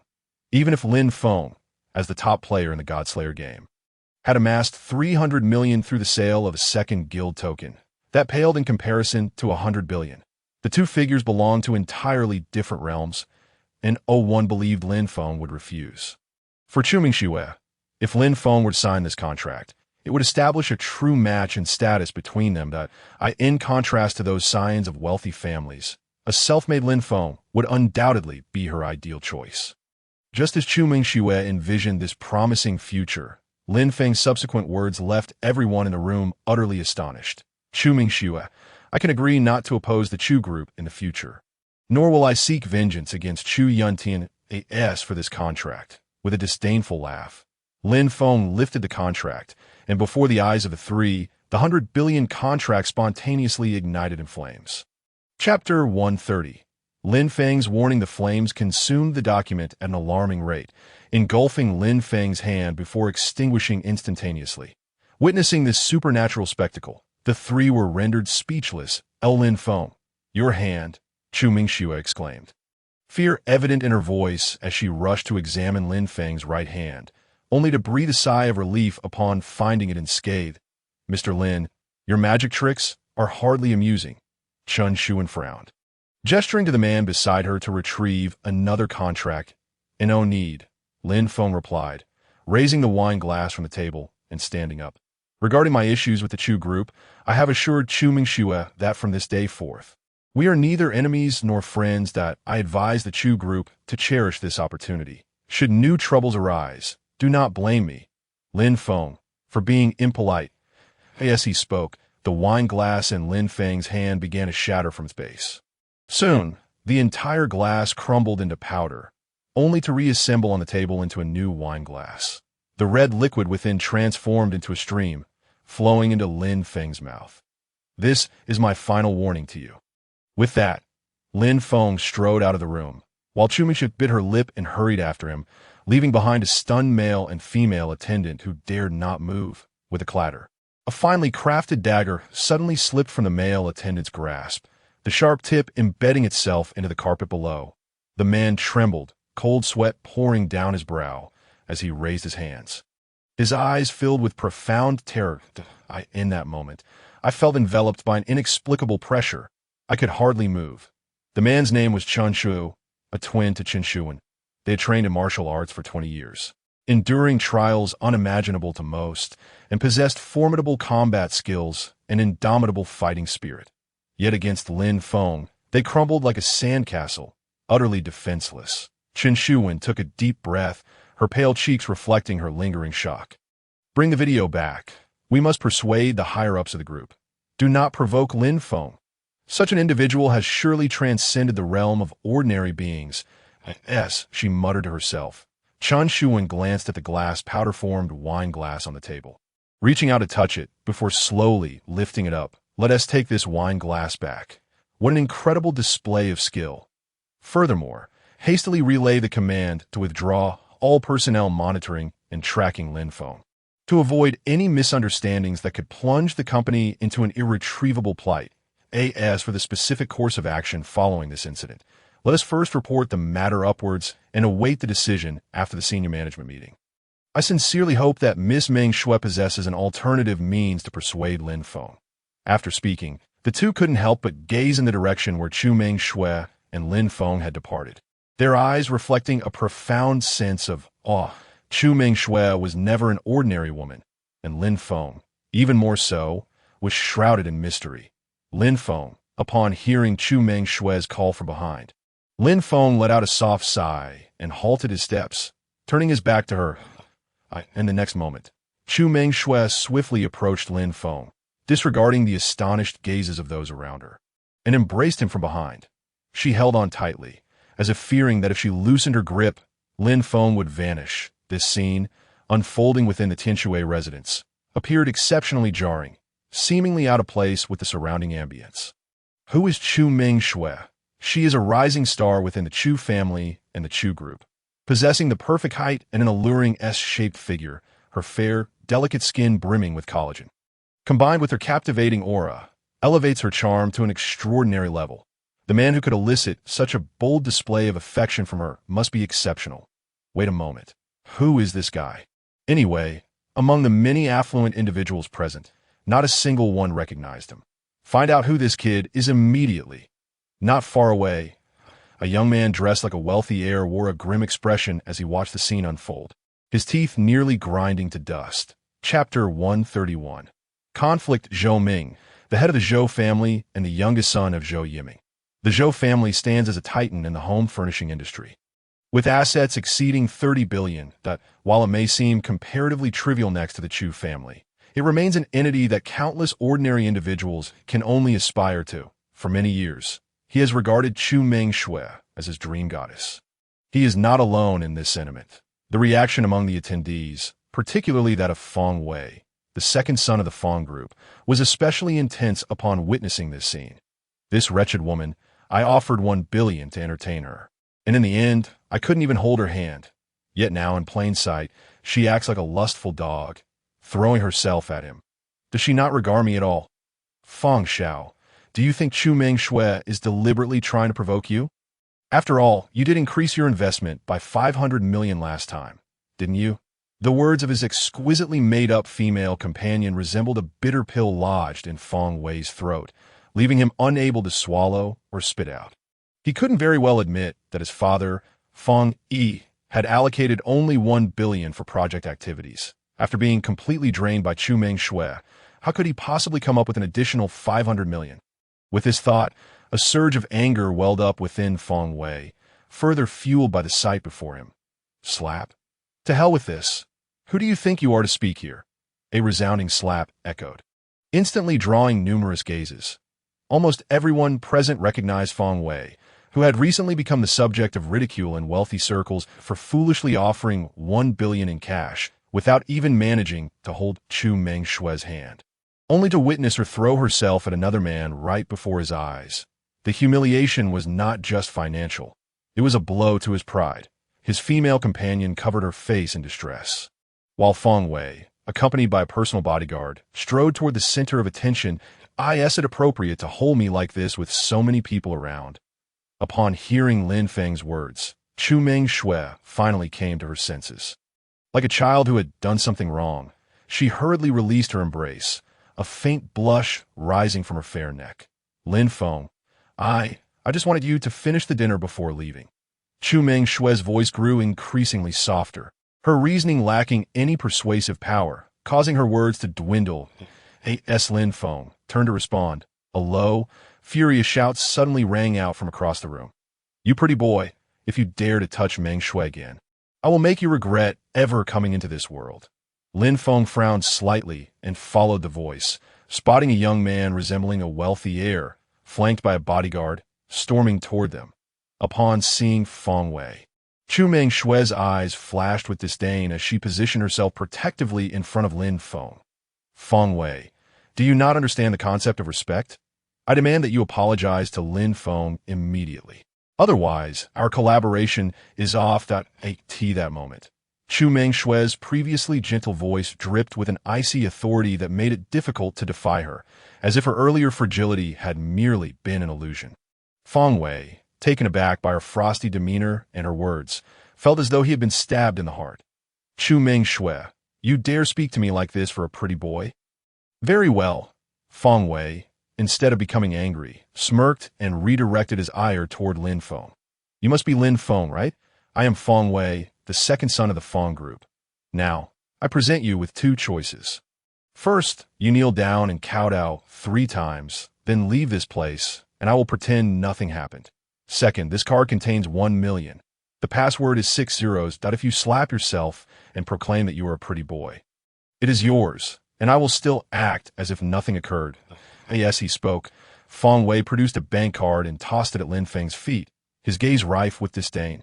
"Feng Wei. Feng Group." Lin Feng echoed the name, then smiled slightly at him. "Now I offer you 2 choices as well. First, get lost immediately. Second, I will personally ensure you leave." Feng Wei's smile froze in an instant. "You're seeking death. Who? Take care of him, and no matter what happens, I will take full responsibility." Chapter 132. Lin Feng's dominance upon hearing Feng Wei's command. The bodyguard behind him dashed forward, swiftly approaching Lin Feng, executing a high kick aimed at his head. "Lin Feng, watch out." Though Chu Meng Shui had witnessed some of Lin Feng's abilities earlier, she believed that the elite bodyguard beside Feng Wei was beyond Lin Feng's capability to counter an ordinary observer. The kick was executed with astonishing speed, almost imperceptible to the naked eye. However, to Lin Feng, it was no different from the slow crawl of a snail. Indeed, even slower, too slow. Lin Feng's voice suddenly echoed in the bodyguard's ear. In the next moment, the bodyguard's 200-pound frame was sent flying backward, crashing into tables and chairs before finally coming to a halt. The burly man struggled to rise, but coughed up blood, his vision darkening as he lost consciousness on the spot. "Now, will you leave on your own, or shall I assist you in departing?" Lin Feng's voice resonated, and the stunned Feng Wei finally regained his composure, his expression shifting from disdain to fear. "Why you?" Feng Wei raised his hand, about to point at Lin Feng, when the latter's words nearly sent him into a panic. "I advise you not to point at me, or your fingers may find themselves unnecessary." His tone was calm, yet it carried an unmatched, lethal force at this juncture. Feng Wei, being an astute individual, swiftly donned a sycophantic expression at I'll leave, as he spoke. He made a spectacle of himself exiting, yet the absurdity of the scene elicited no laughter from the crowd. Having injured a member of the Feng family, could this young man possibly return unscathed? Witnessing this unfold, those who had considered challenging Lin Feng hesitated, swallowing hard and retreating several steps, fearful of suffering the same fate as Feng Wei. Unconcerned with their apprehension, Lin Feng casually pulled out his phone to check the time. Having been out for nearly 2 hours, it was time to return to continue his upgrades. Just as he was about to leave, he suddenly recalled something and turned back toward the now tense Chu Meng Shui. As she watched Lin Feng approach, her heart raced. If their previous interactions were marked by youthful infatuation, this moment felt like a sudden surge of emotions long buried. Her heart thudded erratically, akin to a startled deer, leaving her utterly flustered. What is Lin Feng going to do? Is he going to kiss me in front of all these people? Should I refuse? As a myriad of thoughts surged through Chu Meng Shui's mind, Lin Feng finally spoke. "Chu Meng Shui, please procure for me the most advanced gaming pod. Cost is no object. When the time comes, I will transfer the funds to you, and you can arrange for the delivery and installation." "Huh? Oh, okay." Having spoken, Lin Feng nodded slightly and then made his way towards the exit. Observing Lin Feng's departing figure, Chu Mingxue opened her mouth as if to speak, yet ultimately refrained from voicing her thoughts. It wasn't until Lin Feng vanished from the entrance of Tianshui residence that Chen Shuwen and Chen Shu, who had been silently observing from the shadows, approached. "Miss Mingxue, are you all right?" "I am fine." At this moment, Chu Mingxue had once again returned to her usual demeanor. Her beautiful eyes scanned the surroundings, taking note of the surveillance cameras and the affluent individuals engrossed in their phones. Before calmly instructing, "Please retrieve the footage from just now. Additionally, ensure that any traces here are eradicated. We cannot afford for Lin Feng's incident to be leaked in the slightest." In that instant, she transformed back into the decisive Chu Mingxue once more. "Understood, Miss Mingxue." With that, she proceeded towards the helipad, while all communication signals within Tianshui residence were promptly blocked. Shortly thereafter, a group of individuals clad in black emerged, equipped with portable computers and various technological devices. Commencing the cleanup of the scene. "Ladies and gentlemen, in order to avoid unnecessary complications, please cooperate with the cleanup efforts of the Chu group. Thank you." Chen Shuwen directed a professional smile towards the gathering of the wealthy elite present. As they exited Tianshui residence, the bodyguards cast curious glances at Lin Feng. Just moments ago, one of their comrades had suffered a shattering wrist fracture, while another, despite wearing a bulletproof vest, had broken 5 ribs. It was truly unfathomable that such feats could be executed by an ordinary young man who appeared so frail. Chapter 133. Returning home, in fact, even before Lin Feng's altercation with the bodyguards, some concerned citizens had chosen to alert the authorities. However, upon learning that the dispute occurred within the private grounds of Tianshui Lake, the police found themselves in a predicament. The jurisdictional issues surrounding the private territory of Tianshui Lake were intricate, and typically, unless matters escalated excessively, parties involved tended to turn a blind eye. After all, the opposing side wielded wealth and influence, and for an ordinary person, suffering a loss often merely resulted in financial compensation. Consequently, after grasping the situation at hand, the police dispatched personnel from the precinct to gather a brief understanding of the events and the scene. There were not only police officers, but also several medical personnel weaving through the crowd. Indeed, an ambulance had just transported away 2 injured bodyguards, and judging by their condition, they appear to have sustained serious injuries. According to the accounts collected by the police, both bodyguards adamantly claimed that their injuries were the result of an accidental fall, leaving the police with no course of action but to let the matter slide. Just then, an observant individual recognized Lin Feng. "Officer, the person who was taken away has come out?" "Yes, it's that tall young man. We witnessed a group of men in black seize him." As Lin Feng approached, the police negotiating with the bodyguards at the entrance of Tianshui residence breathed a sigh of relief. The target had emerged unscathed, allowing them to conclude their duty without further confrontation with the imposing figures present. Given the complexity of the situation at Tianshui residence, they were averse to instigating conflict without tangible evidence of wrongdoing. Lin Feng navigated through without obstruction and effortlessly reached the exit of Tianshui residence, where onlookers and concerned citizens quickly gathered around him. "Young man, are you all right? Did they hurt you?" "Brother, do not fear. The police are here, and no matter who they are, under the bright light of day, those who dare to break the law will not escape the consequences of justice." The crowd buzzed with concern, exchanging words while simultaneously peering into Tianshui residence, as if searching for clues. Grateful for the kindness of these well-meaning citizens, Lin Feng expressed his appreciation. The police, upon understanding the situation, realized it was not as convoluted as the citizens had portrayed, and thus refrained from further inquiry. After documenting the incident and issuing a few reminders against causing disturbances, the officers returned to their precinct. Interestingly, the wealthy scion named Feng Wei did not linger, appearing thoroughly intimidated and unwilling to confront Lin Feng any further. This fellow has even abandoned his bodyguards, observing yet another ambulance arriving in the distance. Lin Feng couldn't help but chuckle and shake his head. Were it not for being on Chu Mingxue's territory and their unique relationship, these disputes could have escalated into significant complications. If not for the meeting at the usual spot, such troubles might have been entirely avoidable. Well, if Chu Mingxue can assist me in acquiring the finest gaming pod, I shall consider a favor owed to S. Lin Feng muttered to himself. He made his way to the location where he had parked his motorcycle. After ordering a sumptuous takeout meal, he donned his riding helmet and gloves, starting his motorcycle and heading homeward. Approximately half an hour later, Lin Feng arrived at his residence. Before entering, he took a moment to inspect the lock in the surrounding area for any signs of tampering. Indeed, discovering traces of an attempted break-in. Clearly, with the protection of the 7 stars defensive array, bronze level, conventional unlocking methods would be futile. Any efforts made would be in vain. These individuals must still be questioning their life choices.